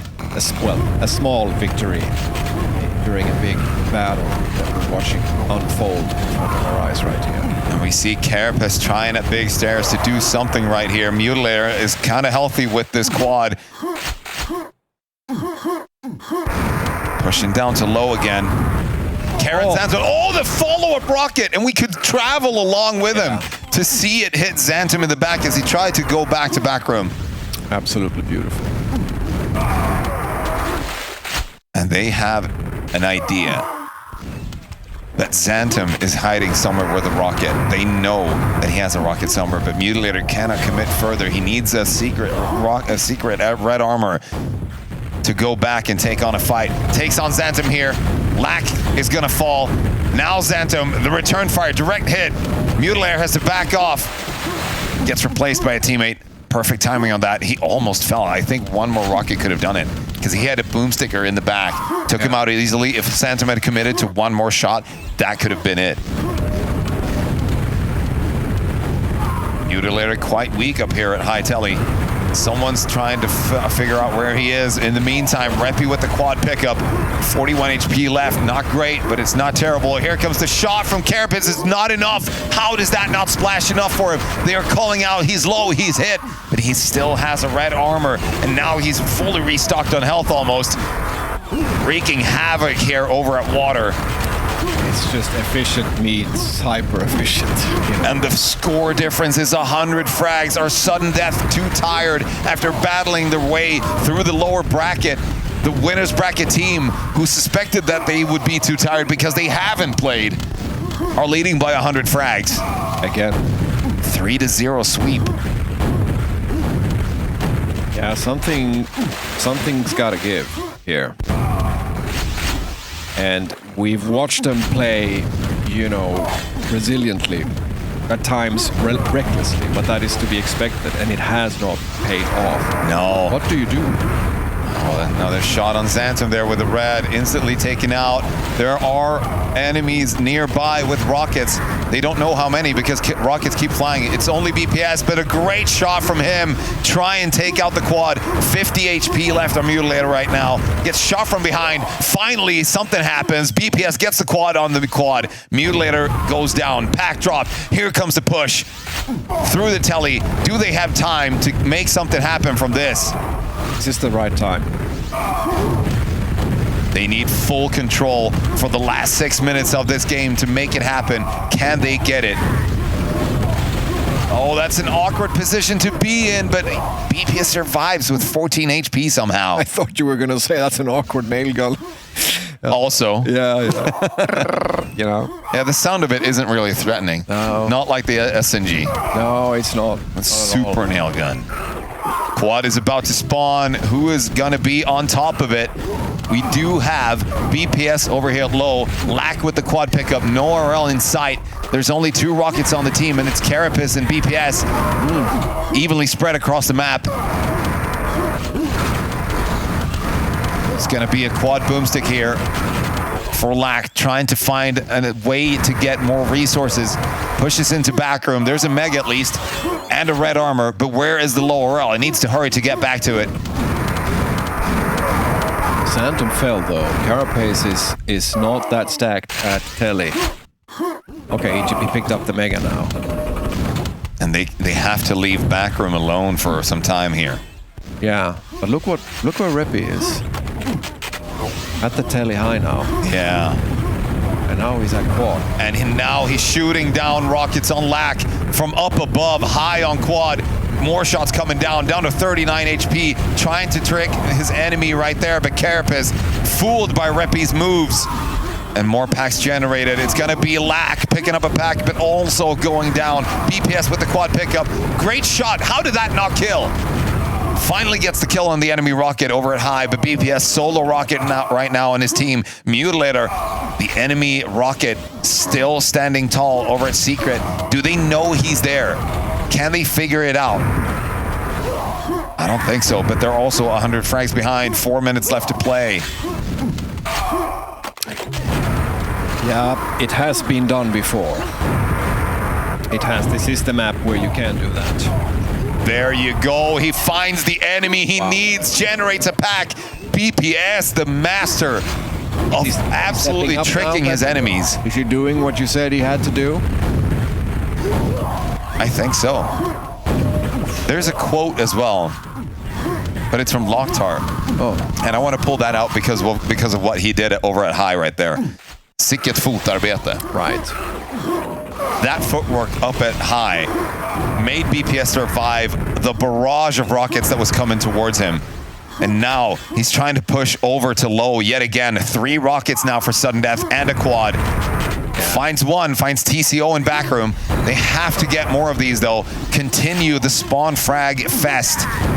But Reppy, he might be a threat here. He's over floating. He's over at high. Backstabbed by BPS, of course, with the quad. It feels like this quad has been going on for an eternity. Yeah. Quad run of the game, absolutely. And it needs to. And they, you know, just ever so slightly gotten the frag difference down to 80. Yeah. It was 100, now it's at 80. 3 minutes left. I don't want to say it, but I'm afraid it's too late. Yeah, they need... Lack is at low, right? They don't have any other rockets now. TCO is in backroom and he's fully stacked. And I don't think Lack is gonna go in there. No. No, actually he died. He falls, as long as he didn't leave a pack. They tried to pick up he tried to pick up the low, but failed to do so. I think that was the last train. Yeah, seems like it. Great shot there by Carapace onto Razor. Hits the stairs perfectly to deal the splash damage required to take him out. I'm really eager to find just a few frags that they can right here with the quad. Carapace, no armor left, trying to find the angle to shoot. Gets one more good buckshot with the quad onto an enemy. I think it was TCO trying to approach him there, maybe Razor. Efficiently pushed back. Here's a great attempt again, and it's gonna be a success there for Razor with just a boomstick and a yellow armor. Lack getting bullied here by Mutilator with long-range rockets up to path. Yeah. 4 rockets now for sudden death. I mean, 60 frags. They are regaining a lot of ground here. But Carapace trying to get rid of enemies around quad, and they've opened the lava and Bigrum. Can't go that way. Has to go through path. And of course, here's Mutilator with a good rocket, sending Carapace into the wall. Oh, that takes him out.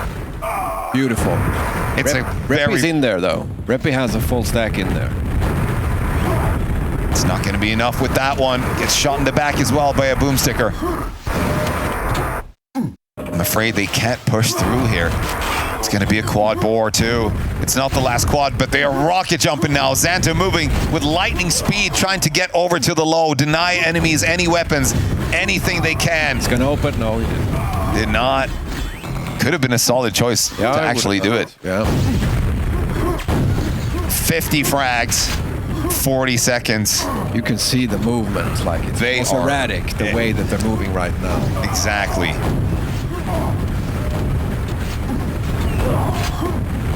It's like worker ants trying to struggle. Yeah. To keep the home together. Razor with the quad pickup. The last quad is going to go Razor. Are we going to see a repeat of last events, last QHLAN's final victory lap from Razor with the quad? He gets a quad kill, and he's pretty happy with that. Taking out another enemy. Reppy as well. Kills 1 rocket. There's 1 left now in each team. And it doesn't matter. It's gonna be your victors are get quad or die trying, beating sudden death with 3-0. Yeah. Final map score. How did we end up here? You know, when I look back to when there were whispers of this mystery mix team, and you saw the lineup, and you were like, "Wow, these guys, they're gonna do it. They're gonna win QHLAN." That's what everyone said. And do you remember the rumors? Yeah. Oh, Reppy and Razor. Yeah. Of They've course. teamed up with this guy. Yeah. That guy. They found him. They snatched up that player. Yeah. It's going to be sick. And from that point, when you started seeing them pracking a month or 2 ago, it's been like they've just been acquiring everyone else's superpowers slowly but surely by these pracks, right? Getting stronger and stronger. And even at this LAN, we have seen them become even stronger. So, and now they are the champions. I mean, yeah. Yeah. They take home the gold. Some hugs being shared by these 4 gentlemen battling their way through the bracket, not touching the lower bracket for 1 second. They beat out. Right. Business as usual. Dog Pound. Black Book, and finally sudden death to claim the gold. Such a job that they did to get this far and take it home 3-0 is insanely good. Shaking hands with their not sore losers, I don't want to say, but their opponents. They seem happy, every one of them. Yeah. I mean, they're congratulating each other, of course. They are sportsman-like behavior is just for sure all over the place right here. As you see, Reppy, Razor, TCO, and Mutilator making their way up here. Yeah, and you can't say that it wasn't well-deserved. Like, even when you're in the position of sudden death, you're going to be disappointed at this time. But you're not going to think like, oh my God, it was this play or that play. Why did we do that? You know that you lost fair and square. Yeah. In this decisive fashion. And I mean, we've gone through this day quite quickly. We've played through all these double elimination bracket games, and I'm pretty happy that we got here, efficiently. We didn't start late, giving players a good time. And here we see the victors running through the crowd that is there, receiving their well-deserved applause. Absolutely great to see these guys walk in their walk of fame right here. Yeah. Through the venue. True legends of the game. I mean, very much so. So many years, so many hours put into this game that we play together and love. And here at the finals, at the peak event, you can't really ask for greater glory than what these guys are having in their hands right now. Like everyone says, the QHLAN 4-on-4 tournament bears a lot of weight Yeah. And I am happy that we've gotten to organize it yet again. Yeah. I'm happy that we're here yet again. Everyone gathered in Stockholm in the middle of freezing January, snow up to our belly buttons. Yeah. It's been a treat. And if we hadn't been in the studio, I would have poured out, my my water here for the people that didn't make it here. Yeah, but, we're so saddened by that. And we're going to receive some interview subjects right here. Please welcome to the couch.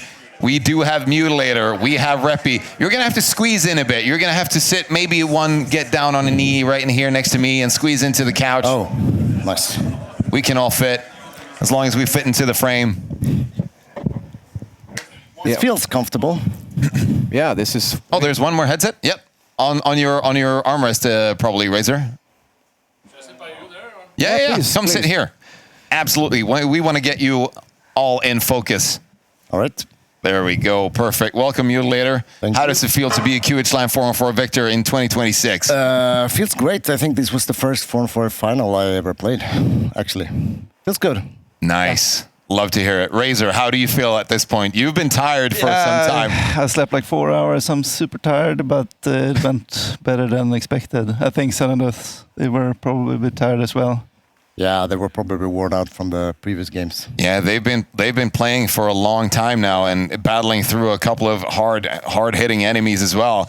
But you all took it home 3-0. Yeah. That Phantom base pick that they threw at you, and you just served it right back. Yeah. How did you do it?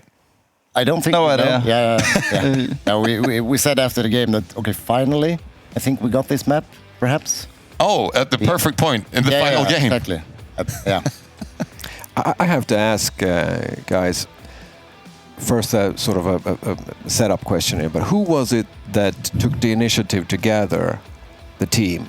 I mean, I was playing with Slackers, but then Reppy wanted to join the LAN, so it was natural for me to play with him. And then, we didn't want to do FSR again, so then we needed 2 more. Right. I didn't really expect to get this good of a team, so I'm happy they said yes. All right, so we gotta squash some rumors here, because people have been whispering in Discord channels all over the place. Who were the first people you asked, and how many did you ask? And are the rumors true that you asked everyone? Did you ask Milton? Did you ask all these players to join that people have been suspecting? Yeah. I've been a victim of that accusation that I was about to join you, and I don't think I should qualify ever. Carpes and Milton was the first asked. No, it was I only asked TCO, Mutti, and then Bogo, Joker, and Sane to play with them. But then Mutti later said yes, so then we said no to Bogo, Joker, because they had the NA team already, I think. Yeah. And then TCO took a while to convince him out of Axeman there, but finally he needed said yes. approval from Timmy. And of course, you're going to receive your beautiful trophies right here, made by Jisse. Huge thank you to Jisse for making these beautiful trophies. There you have it. Congratulations, the victors of QHLAN 4-on-4. We are so proud of you to have come all this way through the entire tournament. Please show them off. They are so beautiful. Yay. And Razor, when you were forming the team and you were pitching the idea, did you mention we're gonna win QHLAN? I tried to sell in the idea, like both TCO and Mutilator, you finally have a chance to win something. Right. And now and they've proven themselves, like they're really, obviously really good players. Yeah, absolutely. And that was actually something that surfaced in the studio when we were discussing, like we do, without casting any shadows of judgment or anything. But what are the factors that will play in? And its experience, and its having been on this stage before. And Mutti and TCO's names came up. Like, does it matter or doesn't it matter? And clearly, it did not matter at all. It did not matter. No. Right. So how does it feel now? Safe to say now. Like, Razor made the pitch, now you won?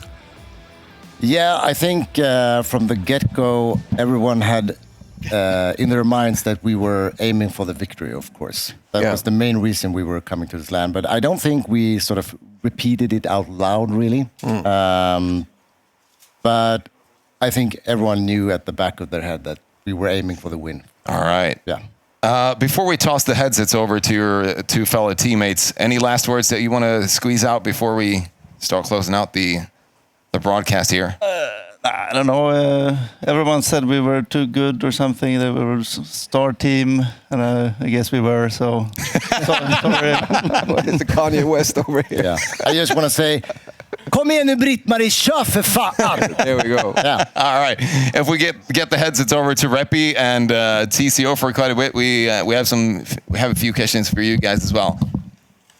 So beginning with Reppy, you had some trouble getting over here. Unfortunately, due to various flight issues. Yeah. Now that you finally arrived, do you feel like it was all worth it? Yeah, absolutely. Yeah. I arrived a little bit too late to join for the 101, but for us, like we've been preparing for the 4-on-4 for about a month already. Yeah. So this was the main event, and I knew as soon as I landed that it was going to be worth it, even just for this day. But I ended up being able to attend 3 days. So. That's amazing. And you, TCO, you traveled all the way from Norway. You had no issues at all. No. So you had a lot of time to prepare as well. Feeling well rested throughout the tournament, or did you have any setbacks of your own? Sleeping too little? No problems. No problems at all. I mean, the confidence that this team just oozes. I mean, you would have skied if you had to, right? Who can stop you guys? Next time we're going to ski to QHLAN. Yeah, that's what I mean. I mean, that's the challenge. Maybe we'll get a QHLAN in 2028. Any final words that you want to get out before we end the broadcast right here? Any thank yous? Any shout outs? I want to shout out to the X-Men that gave me the opportunity to play with Racer and Reppy and Mutilator, of course. That's Mutilator has been we've competing against him for a lot of years in the TSQ, so it's finally good to play with him. Nice. And Reppy, any final words? I guess the organizers of QHLAN, as always, and the other teams, because I don't think we've ever had a QHLAN where the winners or the finals or even the semifinals were this sort of evenly matched. I think we had a lot of trouble seeding the top 5-6 clans, and that's pretty rare. So hopefully next QHLAN we're going to get something similar. All right, or even better.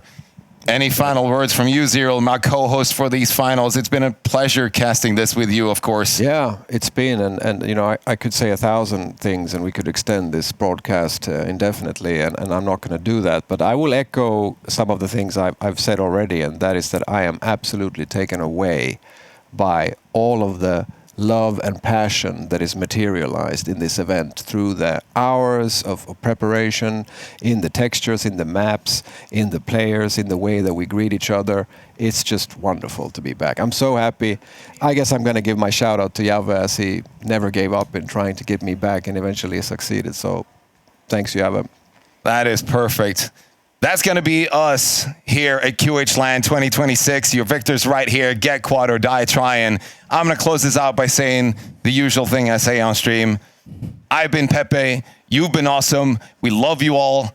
Come play more QuakeWorld, and maybe we'll see you in 2028. Thank you all for showing up and watching.